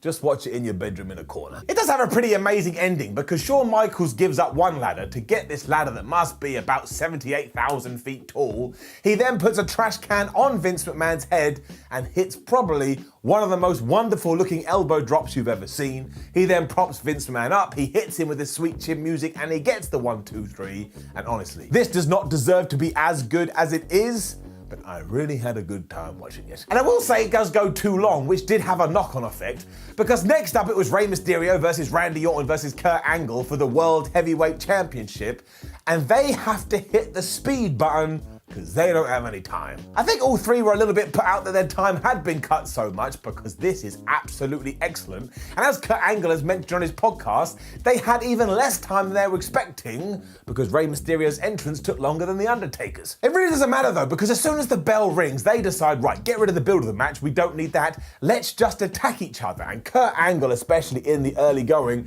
is basically the perfect wrestler. He is suplexing both guys. He actually does a double suplex where he throws both of them at one point, and even though he's meant to be the heel, Chicago is like, nah, flub that, we cheering him. I mean, Angle is so good, Mysterio even gets booed a little bit here, which isn't helped by the fact that Kurt taps him out at one point, but the ref doesn't see it because Randy Orton is distracting the referee, and then we go the other way round when Orton is tapping out, but it's Rey Mysterio distracting the ref.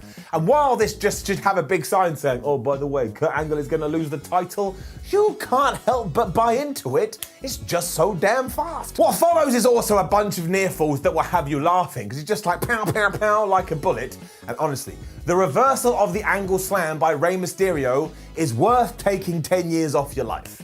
I don't know who's making that kind of a deal, but if they do, you accept it. It gives Rey all the confidence in the world, so he flies into Orton with his Hurricane Rana and actually beats him to become the champion. And much like earlier, this ties into the Eddie Guerrero stuff. But even if you push that to one side, Rey Mysterio becoming a world champion in WWE, well, it was absolutely unreal. It really is a great moment, especially because Vicky and Chavo Guerrero are out there too.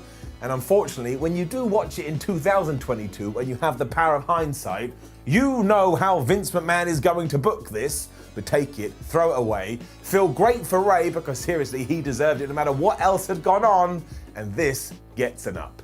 It could be one of the best short matches ever. Had a couple of awesome holding shots of John Cena and Triple H in the back after this because they will be in our main event. And Jim Ross basically tells you, these people are going to boo John Cena, but don't worry. And then we get into one of the worst filler matches of all time. Because even though in 2006 the Attitude Era was officially dead, we get Candice versus Tori in a pillow fight. And my big question is this: what does a contract for a pillow fight state? One can only attack their opponent with a soft item from some bedding apparatus. That's how WWE would say it too. There was a bed in the ring as well, which they could bounce around on. And I can't believe we always have to talk about this, but yes, it is done for teenage boys, horny teenage boys. Even though in 2006, the internet was there, so I'm pretty sure they were finding their stuff online. They both strip and then Tori just wins for some reason. I couldn't tell you why. This is another occasion when people will always walk in. They will always walk in, and this is the face, and this is the stance you have to pull. Let's just give it a down and move on. Thankfully, we then are at our WrestleMania 22 main event, and I told you, this show is all over the place, but it is Triple H versus John Cena for the WWE title, and mostly because of the fans. Flub me, this feels like a big deal. Even 16 years later. It's also, I think, one of the first over-the-top entrances for Triple H, as he comes out dressed like Conan the Barbarian. And I swear, given that he was going to go on to have some acting roles, this must have been some kind of audition, and I really want to know who the costume guy was, because it did make me laugh. And I know there have been some bad ones over the years, but I never care about that. Everybody should be getting these stupid entrances at WrestleMania because it makes it feel different, and John Cena has his too. He comes out like he's in the Mafia, and if you care, one of his henchmen actually is CM Punk. There's some trivia for you. The story is a little bit out of left field because WWE knew going in, well, Chicago is probably going to boo John Cena because that whole thing was about to happen. So what we will do is we will kind of paint him as some hybrid superstar that's appealing to young fans, whereas Triple H, the more traditional wrestler, is appealing to hardcore fans. Everyone else is like, what the flub are you talking about? Cena does get a decent reaction at first, but as soon as Triple H starts beating him up, they're like, oh no, wait, we hate that guy, boo the crap out of him, and before long you're getting, let's go Cena, Cena sucks, which I think must have been one of the early appearances of that chant.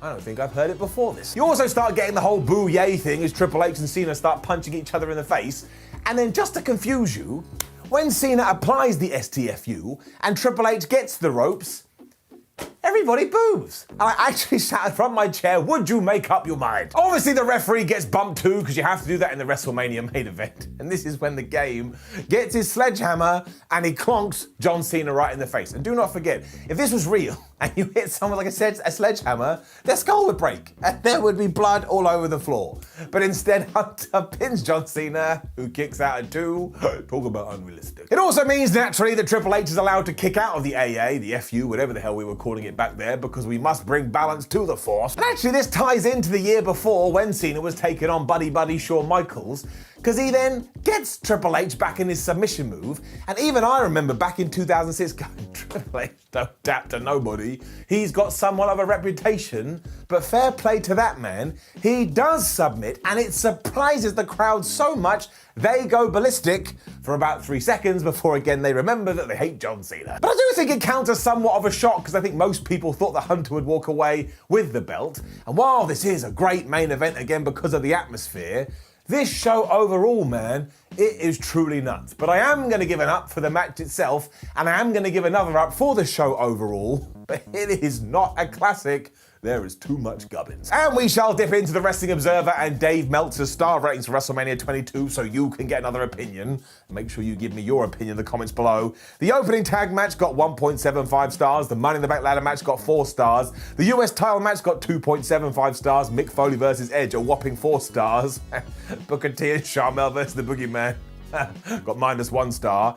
The Mickie James Trish Stratus match got 2 stars, seems a little bit unfair. Undertaker versus Mark Henry got 1.5 stars. Why are there so many matches? Shawn versus Vince got 3.5 stars. Rey Mysterio versus Kurt versus Orton got 3.5 stars.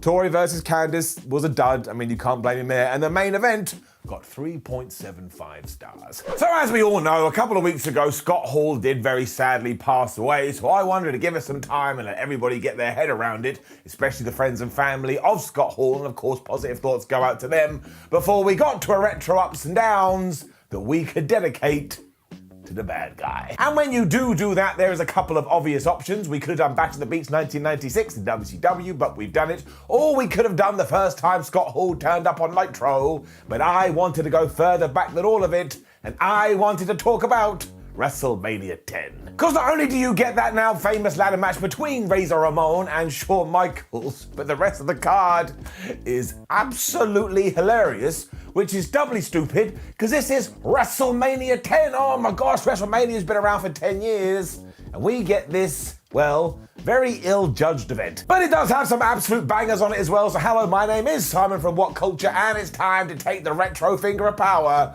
and give the good bits and up and the bad bits and down for WrestleMania 10. Rest in peace, Scott Hall. I mean, seriously, what other WrestleMania matches would get a golden up? I mean, I'm sure there's probably some things that could go into the option pot, but ain't nothing getting as close as Bret Hart versus his brother, Owen. And I tell you this too, it hasn't aged a day, and it actually may be better now than it was. But also, the absolute greatest thing about it is, given that who wins here and given who goes on to win in the main event, this was just storylines coming at you like Cleopatra, which, if you don't know, were a UK girl group thingamajig from like 1994. They had a song, it went Cleopatra coming at ya. That was kind of catchy. They of course do all their technical stuff as soon as the bell rings, and it's just so flubbing good. But the idea here was to paint Bret Hart as the good guy and paint Owen Hart, not necessarily as the bad guy, but as the little brother who was jealous of his older sibling. So when he can't get any kind of progress, he slaps Bret right around the face. He then smashes out German suplexes, a tombstone pile driver, and a flying headbutt. And this is when we get into the near falls. And obviously, I know who is going to win this match, but I was still going, oh my gosh, I can't believe it, because that's just what it does. Bret even does a flipping dive to the outside, proving that both guys knew where the industry was headed. And this is when things get really bad, because during that, he's like, oh, my knee, I've hurt my knee.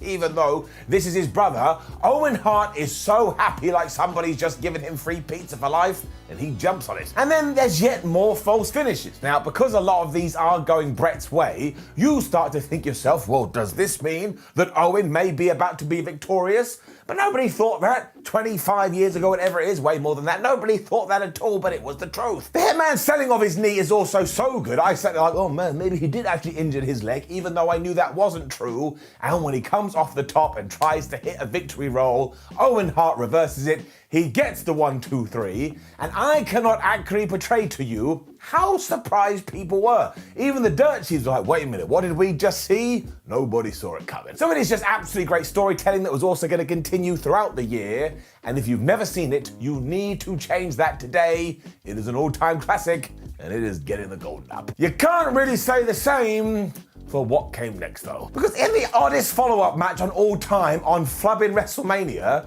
you get Luna Vachon teaming with Bam Bam Bigelow to take on Doink and Big. I mean, everybody always talks about this and goes, man, well, the fans needed some kind of a breather, but we don't need no breather at WrestleMania. You should escalate that thing like you're watching The Dark Knight. Nobody really cares either, probably because all the fans were still talking about Bret Hart versus Owen Hart. This is mostly Bam Bam just destroying these clowns. I mean, he takes Dink at one point and launches him so furiously outside the ring, I thought we just killed a clown. He then just hits the headbutt onto Doink to get the 1, 2, 3, and all Luna Vachon basically does throughout all this is go and make that weird noise she used to make. I suppose it does kind of end with a good guy having a moral victory because Bam Bam and Luna go to splash Dink, but he gets out the way. But honestly, that's like winning the lottery and thinking you're going to become a millionaire, and then you go to claim your ticket and someone goes, oh, here's $1. You're still going to feel like shib down. And then you get a classic, just not a classic in the usual sense. All you see is the Macho Man Randy Savage taking on Crush in a Falls Count Anywhere match, but this was happening in an era when you went up to a wrestling fan and said, oh my gosh, it's a Falls Count Anywhere match, and they looked at you like you were some kind of alien. As such, the rules hadn't been finessed, so I will try and get this right, but clearly no one in the World Wrestling Federation knew, so how the hell am I supposed to do it justice? But you could obviously pin your opponent whenever you wanted to around the arena, but then you had to get back into the ring and time it 60 seconds, and if the other guy didn't get back in the squared circle, you won. Maybe. So I suppose it also incorporated elements from a last man standing match, but once again, I'm just a giant shrug emoji. This one really strange. It also begs the question, what's going to happen if somebody makes a pin in the ring? But don't worry about that because you're about to find out. You do just spend a large part of this scratching your head though, and the first fall comes around about 45 seconds in after Crush drops the Macho Man on the barricade. But then yeah, he goes back into the ring. I think Savage takes about 3 days to join him, but for some reason it doesn't end. The next fall is even weirder because Randy is able to reverse the Mr. Fuji salt throw and ensure it goes into Crush's eyes, but then he pins him in the ring. So he has to pick up Crush, throw him to the outside, start the timer, but then Crush gets back in. At this point I was like, I don't want to watch it no more. The only way this happens too is because Mr. Fuji throws water into Crush's face. I won't lie with you, I stood up and said, bring back Dink. The final pin finally happens after Randy grabs Crush and throws him into some walls and such, but even this doesn't go right, because he was meant to tie cables to Crush's feet, and he kinda does it, but he also kinda doesn't do it, but the whole thing you're meant to take away with it is, oh no, Crush can't get back to the ring, because somebody loosely put a knot around his ankle. So I'll be straight up with you, I never want to watch this again unless I'm joined by friends and we just want to take the mick out of something. I mean, these two did their best, but clearly nobody had actually told them the rules. It is a mess, and you got to give it a down. And then WWE gives you a women's match because they just felt like they should give you a women's match. I mean, look, women's wrestling in the mid-90s was not very well done at all. And when I say that, I mean when it comes to the WWF, because they did have a women's champion and they were pushing Alundra Blaze with that title, and she has fireworks and smoke and all the bells and whistles. But as soon as the match starts, everyone goes quiet because once again, WWF wasn't pushing in the same way as the men. She is taking on Lelena Kai as well, and she wins with a German suplex. Now, half of me really likes that because I'm like, man, people should win matches with a German suplex. But we had already seen around about 32 German suplexes by this point. Once again, it just pushes the whole division down. There's also no sense of urgency because no one actually believes Alundra Blaze is going to lose. And can you believe it would take more than 20 years before we sorted this all out? And look, I suppose fair play to Vince McMahon because he was trying to get this over. But if you told me he was only doing that with 10% effort, I would believe you. Down. And they could not believe what happened next because it was Men on the Mission taking on tag team champions, the Quebecers. And on WrestleMania 10 no less, ends in a countout. I really do think this just came down to the fact that Pierre and Jacques were our champs, whereas Mo and Mabel were massive, so Vince McMahon was all like, well, I don't really want to change the title, that's not what I'm into, but these guys are giants, so I refuse for them to be pinned. That's the problem though. They are so massive and they are just so gargantuan, they don't do anything apart from punch and kick and punch and kick. And eventually I was like this, start falling asleep. The Quebecers did manhandle Mabel at one point, and that was cool because again, he's just such a massive man. And you had Johnny Polo interfering. If you want to write down some notes for your trivia, yes, that's the future Raven. But it goes absolutely nowhere. And after Mabel has given Pierre the big splash on the floor, he gets back in the ring and he lets the referee get to 10. And I was shouting, Mabel, why don't you go out there and get him and try and win? You'll become the champion. But he decides he doesn't want to do it. I don't think this could have gone more than 10 minutes, but it honestly felt like I had gone through my entire life and I was on death's door. I'm giving it a down. This also runs into the next match because once again, this is the spectacle of WrestleMania, but the WWE decided to do stupid finish followed by stupid finish. I mean, this is where you wanted some kind of buffer match and we didn't do it. It's also the final nail in the coffin for the big Lex Luger push because he is taking on Yokozuna for the WWF title. And that's right, he doesn't get it because it ends in disqualification. And I'm not really sure what else we could have done because by this point, all the fans were going, yeah, we don't want to choose Lex as our new Hulk Hogan. We want to go with Bret Hart instead. So I suppose at least Vince saw this and he made some changes. The bells and whistles are also in place because Mr. Perfect is the special guest referee. And the real shame with this one is that in 1994, Yokozuna is just so big, he can't do much of anything. So he plods around the ring and he just keeps putting on submission holds. Lex doesn't know what to do either, so he just spends his time going, oh, as he gets thrown around the ring, although after he has thrown Zunes' head into the exposed turnbuckle, he is able to give him a big slam. And look, anytime you do see that visual, it's pretty cool. However, as you've already figured out, even if you haven't seen it, when it was time to get the pin, Mr. Perfect went, nah, I don't want to do it, so they started arguing. Lex Luger put his hands on the referee, and that's when he calls to the DQ, and this is what I did.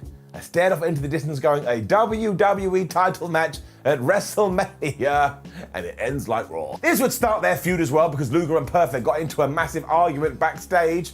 But that was the end of this. Forget all the money we put into the Lex Express and Lex Luger driving around America going, oh my gosh, I'm the man, please cheer for me. Why won't you cheer for me? This was underlining it, and we would never look back. Soon Lex Luger would just leave the company. Down. And it's the same for Earthquake versus Adam Bomb. So I'm gonna level with you.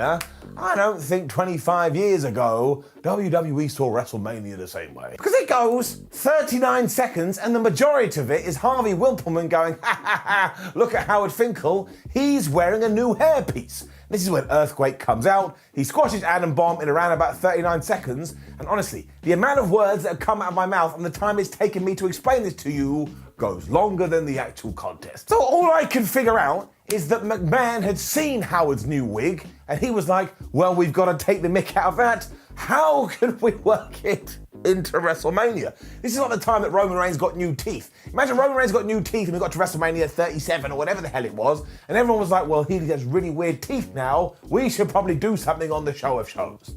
No. So there's not really much to say about this. Again, it doesn't even go a minute, but it's getting it down. It does work in one sense though, because it does allow the audience just to catch their breath, because afterwards, it's time for a ladder match. It is the whole reason we're doing this show, as already talked about, because out comes Razor Ramon as the Intercontinental Champion. Here's his challenger, Shawn Michaels. And let's just be honest, they proceed to change wrestling history. Now there is a caveat here in the sense that if you do watch this through 2022 eyes, you're gonna be like, what's the big deal, man? I've seen much crazier stuff, aren't I a cool person? And sure, I get that, what Razor and Shawn do here is relatively tame, but you don't need to do that. You need to watch it like you're living in the mid-90s and you're wearing a bunch of denim, and when you do that, I cannot explain to you just how crazy this was. They get rid of Diesel as soon as they can so we can just focus on this, and of course the ladder is being used as a weapon.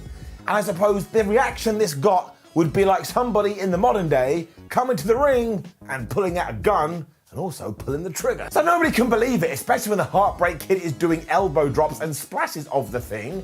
And of course, eventually Razor Ramon is done with this. He pushes the ladder, the Heartbreak Kid falls, and he just goes flying into the top turnbuckle. I mean, it looks like he's dead. The slingshot into the ladder is always cool, as is the suplex, because once again, the fans just can't believe what they're seeing. Their eyes are wide like they're watching a car crash. There's also a jumping pile driver in this too, and given you could never do that in WWE today, I actually pop for that bigger than everything else. But you know the finish here. Shawn Michaels starts to climb, Razor Ramon pushes him off, he gets up there instead, he grabs both Intercontinental title belts, and I bet you were like me, you stared at him and thought, well, that guy's probably going to become world champion one day.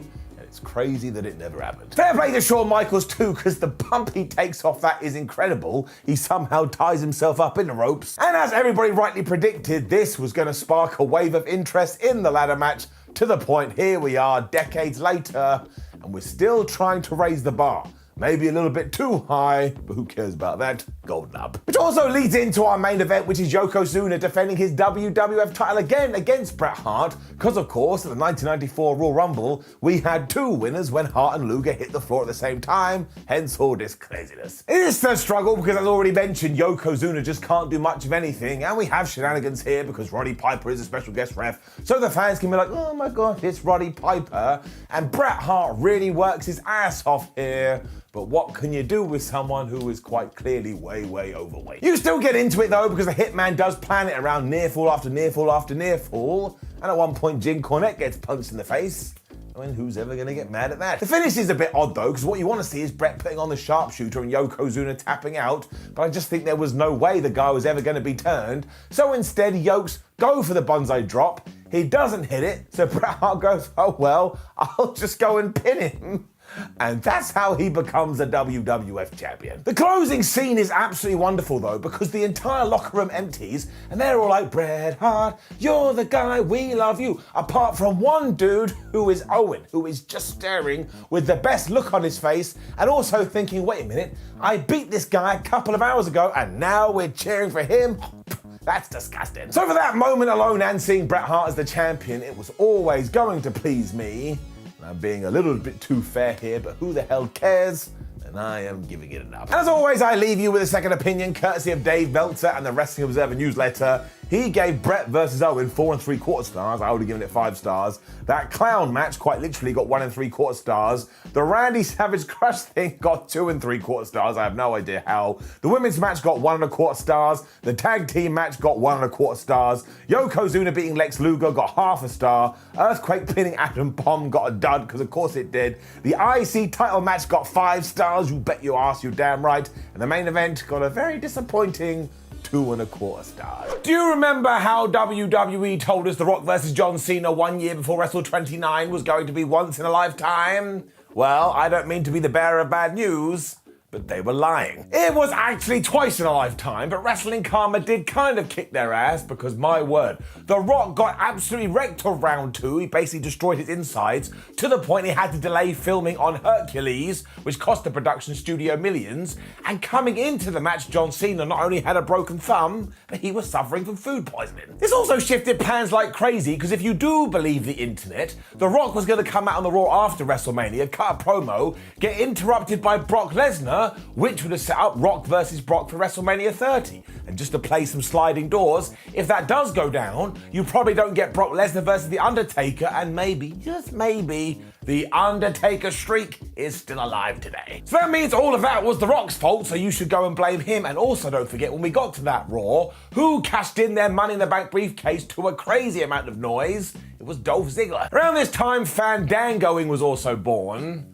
But I don't want to talk about that, because if you were around during this period, you remember what WWE did with it, and it sucked. Either way, it is time to go back to the 7th of April 2013 and the MetLife Stadium in front of around 80,000 fans as we take the fist of retro power and give the good bits up and the bad bits a down for WrestleMania 29. In somewhat topical news, given the recent WrestleMania, if you go out of your way to find out what the pre-show was on WrestleMania 29, you will see The Miz retain the Intercontinental Championships. That's right, even 10 years ago, the damn IC title couldn't get on a proper show. So no wonder that we have a problem these days. We were planting the seeds right here, and he's taken on Wade Barrett. And really, Wade Barrett probably should have won, but he does not. And because of all the words that just came out of my mouth, I'm giving it down. We then go into the main show proper, and our opening match is Sheamus, the Big Show, and Randy Orton taking on The Shield. Now, never forget, The Shield was put together in order to create a bunch new main eventers, and look what Roman Reigns, Seth Rollins, and Dean Ambrose / John Moxley have done. So you really have to clap your hands together here for WWE. They smashed it. It does beg the question why they haven't gone back to this format though, because when you go through the WWE, we barely have one group, let alone a dominant one, that is meant to breed future stars. And sometimes people on the internet are all like, well, why does everybody have to be in a stable? Imagine wrestling was real. Would you walk to the ring without having any friends watching your back? Of course you wouldn't. It would become like school. And you'd walk up to, I don't know, Derek. You'd be like, oh, Derek, can you be my buddy, please? And Derek would be like, all right, yeah, that sounds good. And then you'd hug and you'd kiss and everything would be fine. Otherwise, this is kind of pedestrian for the opener, to the point the fans, even though it's the first match on WrestleMania, basically sit on their hands. So what I decided to do, given that Sheamus came out to his original theme music, which is the best one, is actually go through the lyrics and read them as in what they actually are, and not the way we all made them up on the internet. So, it's a shame that they lost their head, careless man who could wind up dead. You wear your sin like it's some kind of prize, too many lies, too many lies. Whoa, these words are true and I'll make you believe. Whoa. Yeah, fair enough, the fake ones are better. This isn't really much of anything though, and of course it's just done there to underline the fact that these new people that we're trying to build have the capability to beat 3 former world champions. So they do. There is one nut spot when Rollins goes to do a dive and just crashes into Barry Barricade. I was like, oh no, he's absolutely smashed his face. And if you're interested, guess who gets the biggest reaction out of all of these guys? That's right, it's Dean Ambrose. I wonder why he got fed up. You also get a tease to the future as well, because Orton hits a wonderful RKO after Seth Rollins does jump off the top rope. And of course, this ends when Roman Reigns starts hitting spears. Now, it is actually Ambrose that gets the pin, but they want everyone to know and make it very clear that you love Roman Reigns, I love Roman Reigns, everybody will love Roman Reigns, and if you try and break our Roman Reigns experiment, we will be very mad. The best part when we are done is the aftermath though, because as always, the Big Show realizes he's lost. So he turns on his partners. Again, I can't remember specifically, but I bet he became a good guy again on Raw, then he was a bad guy on SmackDown. By the time we got to the next pay-per-view, he was probably somewhere in between. And look, honestly, this must exist. If somebody can get in touch with me and let me know how many times the Big Show did turn heel, especially the ones from out of nowhere, I'd appreciate it. But look, yeah, this was fine. I wasn't offended by it. Up. Really though, it suffers from the fact that WrestleMania 29 just wants to look at you and keep screaming Rock versus John Cena, Rock versus John Cena, to the point we get a massive video after this and makes you think, is The Rock versus John Cena going to be the second match? And of course it's not. It's just the fact that literally nothing else matters when it comes to this show. And I looked into it and yes, that's what Metallica was singing about. And sure, we do get away with it to a point, but man, then out comes Ryback and Mark Henry. Any ideas that we did have for Mr. Feed Me More felt done by 2013, although Mark Henry was still pretty good here. And this is actually okay. The problem being when you get to the silly finish. Before you get there though, once again, the crowd just doesn't care at all. It's like they think they're at their nan's funeral. And probably the reason they don't make any noise is because we just get bear hugs here. You get bear hug after bear hug after bear hug. And I'm sorry, have you ever seen somebody go up to a bear and go, I'm gonna strangle the life out of you? Of course not, because the bear would take its claws and it would rip out your guts. And you can go, Simon, that's disgusting, but it's true. By the time we did get to round 7 of this, I actually went into the kitchen because I was peckish and fancied a sandwich. And then, yes, we get to the ending, because Ryback decides, oh, I'm gonna give him the shell shock. Henry is too big, so Ryback collapses, and after about an hour, Henry goes, oh wait, I can pin this guy. So he does. They get a bunch of EMTs running down going, oh man, we have to help Ryback, we have to help Ryback. But Ryback then gets up and he hits the shell shock anyway, and then he leaves. I was like, I don't really understand what I've just seen. It's also farcical because if you look into the crowd, some fans aren't even watching and they go into the merchandise stand. Now that actually is quite disrespectful, but as an immature, bald idiot, I was laughing down. They get quite the 180 in terms of what happened the year before and what's going to happen the year after, because here comes Daniel Bryan. Because we all know what happened at WrestleMania 28 and WrestleMania 30, and we've done retro ups and downs for both of those shows, but in case you aren't aware, at WrestleMania 28 he got beaten in 18 seconds by Sheamus, and then at WrestleMania 30 he became the flubbing WWE champion. Here though, he was teaming with Kane to defend his tag team championships, and his opponents are Dolph Ziggler versus Big E, which these days is a very weird combination. Team Hell No definitely helped Bryan though, because I'm going to assume that backstage, Vince McMahon was walking on and going, hot damn pal, that guy knows how to do sports entertainment, because they were doing skits and they were doing comedy, and actually they were a pretty good team. As ever though, because it is a tag team match at WrestleMania, they get no time, and within the first minute, they're already going for near falls. And as somebody who had watched this before,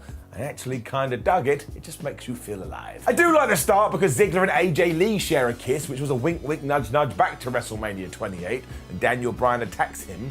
And a rather large part of me thought, man, that should have been a finish, because can you imagine? You also get Kane and Big E going at it, so you get men big slapping man meat, whatever that phrase is. And honestly, when I see Big E in this serious role, I do not understand that criticism out there on the internet. People go, oh man, Big E needs to be more serious. No, he doesn't. If you compare this Big E to the Big E we have now, I will take 2022 every day. Dolph is also trying to use his Money in the Bank briefcase as AJ Lee slides it to him, but this is just a ruse. Kane hits a choke slam, Daniel Bryan hits the big headbutt off the top rope to get the win. And I actually scratched my head because I thought, oh yeah, that used to be his finish. I forgot. It does suffer because we are multiple matches in here, and honestly, you could have done this on Raw, but was I entertained? Yep.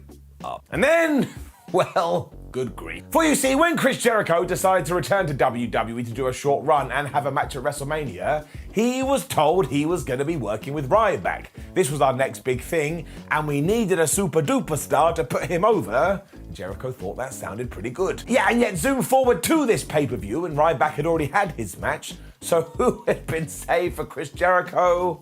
Fandango. Now let us get this right. The whole Fandangoing was an amazing phenomenon, and if WWE had just let it to grow and build organically, who knows where we would have been today.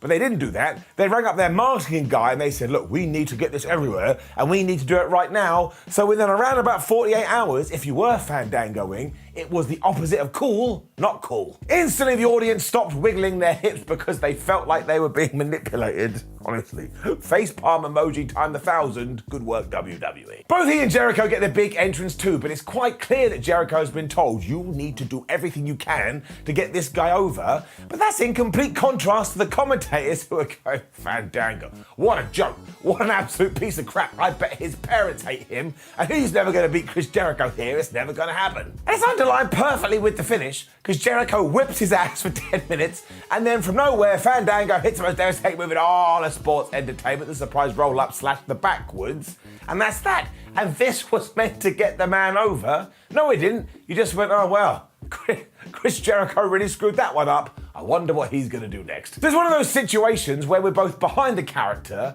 but also seem to hate it. That's why we got to give it a down. Sean Combs was then out to sing some songs, and I always think it's a little bit risky at WrestleMania because no one's gone there to see a concert.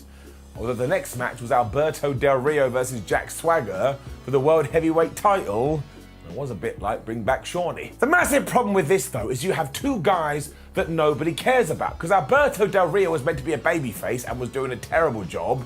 And obviously at this period, Jack Swagger was doing the whole We the People thing. That was massively ill-advised. I have a feeling that everybody knew this too because the first thing they start doing is brawling on the inside and brawling on the outside and brawling all around the place because they want to get you invested. But if you get to WrestleMania and you don't have that care already, well, maybe something should have changed along the way. Alberto's shoulder also goes into the ring post and then they're trading ankle locks.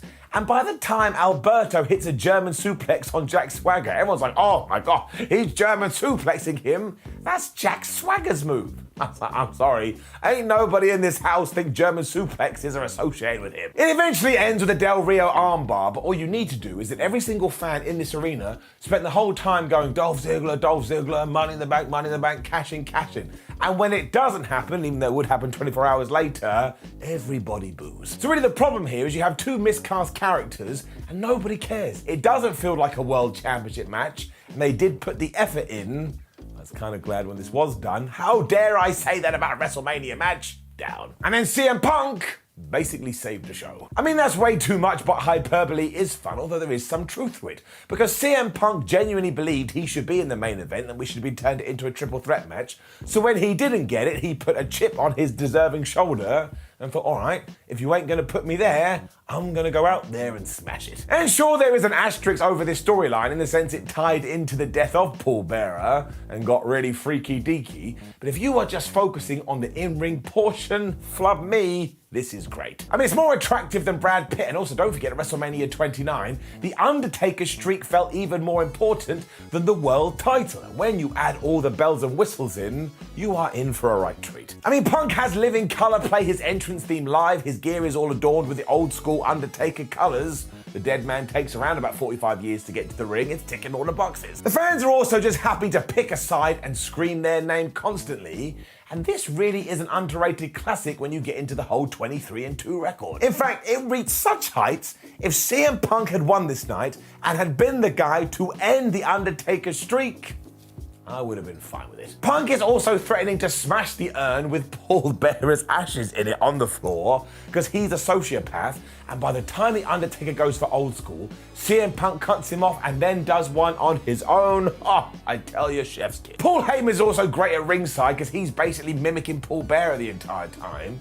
And the only real shame is that for a good 3/4 of this thing, nobody, for obvious reasons, actually thinks Punk is gonna win. And that's not his fault at all, because a year later, everybody would think the same about Brock Lesnar, and we know how that went. And this was the problem with a streak. After a while, we all sat on our hands, because like, well, he's not gonna lose, so why don't I just go to the bathroom? Now, it's quite clear that both guys knew this too, so in the build-up to this, CM Punk had gone, look, I don't need to pin him, maybe I can submit him, maybe I can get a DQ win, maybe I can get a count-out victory. So after he has hit the diving elbow off the top to the Undertaker and smashed him through a table, and then he runs back into the squared circle, all of a sudden everyone at MetLife Stadium's like, oh crap, what if he wins that way? And you hear the noise start to rise. The bump is also horrible too, because the table doesn't break and Punk whacks his leg into it, and I'm pretty sure he was injured afterwards. And when the Phenom gets back in there at 9.99999, it's time to go. CM is also allowed to kick out of the tombstone, and while that didn't mean as much as 2013 as it once did, it's yet another amazingly used device, especially because afterwards, he hits the Undertaker in the head with the urn, and once again people are like, nah, but maybe. So by the end, everybody is losing their minds to the point you just want to clap them for a job well done, and it gets even better when CM Punk escapes another tombstone. For then, well, he just does get tombstoned. So quite frankly, this is excellent, and I think it should be in the same WrestleMania conversation as Shawn Michaels and Triple H. Yep, that's right. That's how highly I rate it. And it is getting it up. However, Triple H then pins Brock Lesnar, and it's stupid down. This hurts too because I love both Triple H and Brock, but you can just smell the stupidity here. Because Brock Lesnar had dared to leave the WWE in the early 2000s and now come back, everybody had their punishment stick out. I was like, oh, Lesnar, you thought you could be successor elsewhere, which he was, well now you are back, we gonna tell you off. I mean, John Cena had wrecked him and now it was the game's turn, and even though we tried to protect Brock with a bunch of stipulation matches, he should have come back into the company and he should have whipped everybody's ass, which is why when we do get to WrestleMania 30 and he beats the streak, I don't think it was the worst decision we could have made. It's also so telegraphed because we're told if Triple H does lose, he's going to retire, and that was never going to happen in 2013. And Shawn Michaels is out here too, just in order to give you as many shenanigans as possible. Thankfully, Brock is just massive during that match, so I basically spent my whole time looking at this.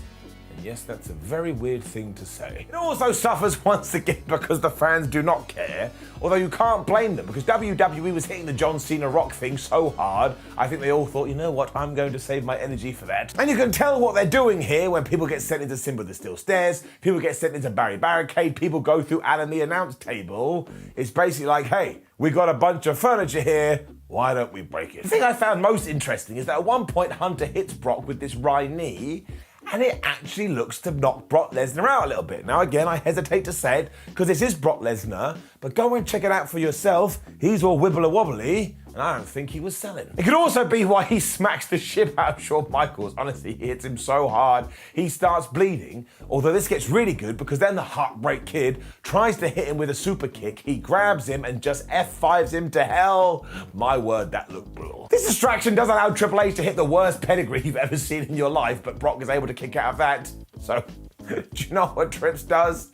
He goes and gets his trusty sledgehammer. I couldn't help but laughing. Because at every WrestleMania match after a while, Triple H's like, well, screw this, I'm gonna get it. Why didn't he just come to the ring with it? The ending is exactly what you would expect though, because Michaels gets back to his feet, he takes out Paul Heyman. This is when Triple H hits Brock in the head with his sledgehammer and gives him a pedigree into Simba the Still Steps, just so the commentators can be like, oh man, Brock had to go through everything, but if you're trying to protect the man, why don't you just have him win? Now actually this isn't as bad as I've made out because all they do is hit each other with weapons, but I just think the booking and the outcome is so silly. This was Brock Lesnar's first WrestleMania back in years, and he lost. And I think you'll understand it more when you see it, although if you do take the context out of it, it is really, really fun. So I'm gonna be that guy, but it's my show, I do whatever the hell I want, and I'm gonna give it an up, and I'm gonna give it a down. So yes, the last 5 minutes of your life and mine was pointless. We then get our Hall of Fame moment, and this is hilarious because obviously Bruno Sammartino is cheered out the place.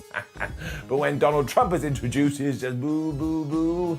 If only they had known. This then continues as well because it is time for our main event, The Rock versus John Cena. And just to sum it up in one sentence, nobody here likes Big Match John. I do actually think this suffers a little bit though, because do not forget, the year prior The Rock had beaten John Cena. Here the great one was the WWE champion. He obviously was going to go away to film more movies, whereas John was going to hang around.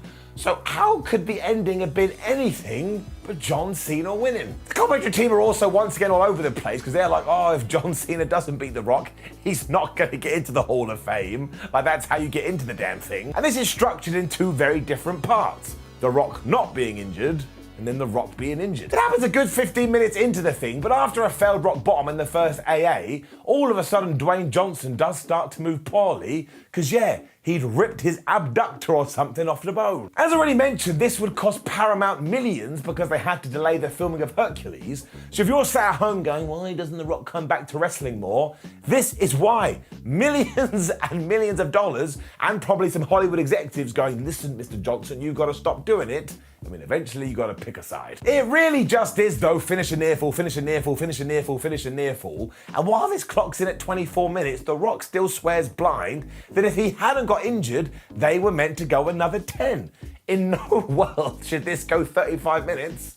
And to be honest with you, it probably should have clocked out at 15 anyway. There is a lot of good work and effort here though, and the sheer noise that greets it makes it a worthy WrestleMania main event, and it does tie into the year before. Cena is able to escape the rock bottom and the people's elbow, which he wasn't able to do at WrestleMania 28. He then hits the AA, he gets the 1, 2, 3, he is your more WWE champion. New WWE champion, I'm losing it. And once again, everybody boos. Fair play to The Rock too, who makes sure he does this the right way as he just praises Cena and he raises Cena's hand and tries to make him an even bigger star. And then we get all the WrestleMania fireworks, the pomp and circumstance. And honestly, given how much effort WWE had put into this, when it was done, I thought to myself, well actually, that does feel like a moment in time. So I'm going to give it an up. Which brings us to your favourite part of the show, because when I miss it, you go crazy, which is the second opinion that comes from Dave Meltzer and his Wrestling Observer ratings. He gave the IC Championship match 1.25 stars. The opening six-man got 2.5 stars. Mark Henry versus Ryback got 0.5 stars. The tag team title match got 2.25 stars. Fandango versus Chris Jericho got 3 stars. Del Rio versus Jack Swagger, 2.75 stars. The best match on the show, Undertaker CM Punk, got 4.5 stars. I would have given it 5. Probably should have given it a golden up, but I didn't. Brock versus Triple H got 2.5 stars. And The Rock versus John Cena got the always reliable 3.5 stars. And overall, I am going to give the show an up, but I tell you, when you watch WrestleMania 29 now, it is not as good as you remember at all, because once again, it was all about the main event. And a good WrestleMania should be packed from start to finish, but up.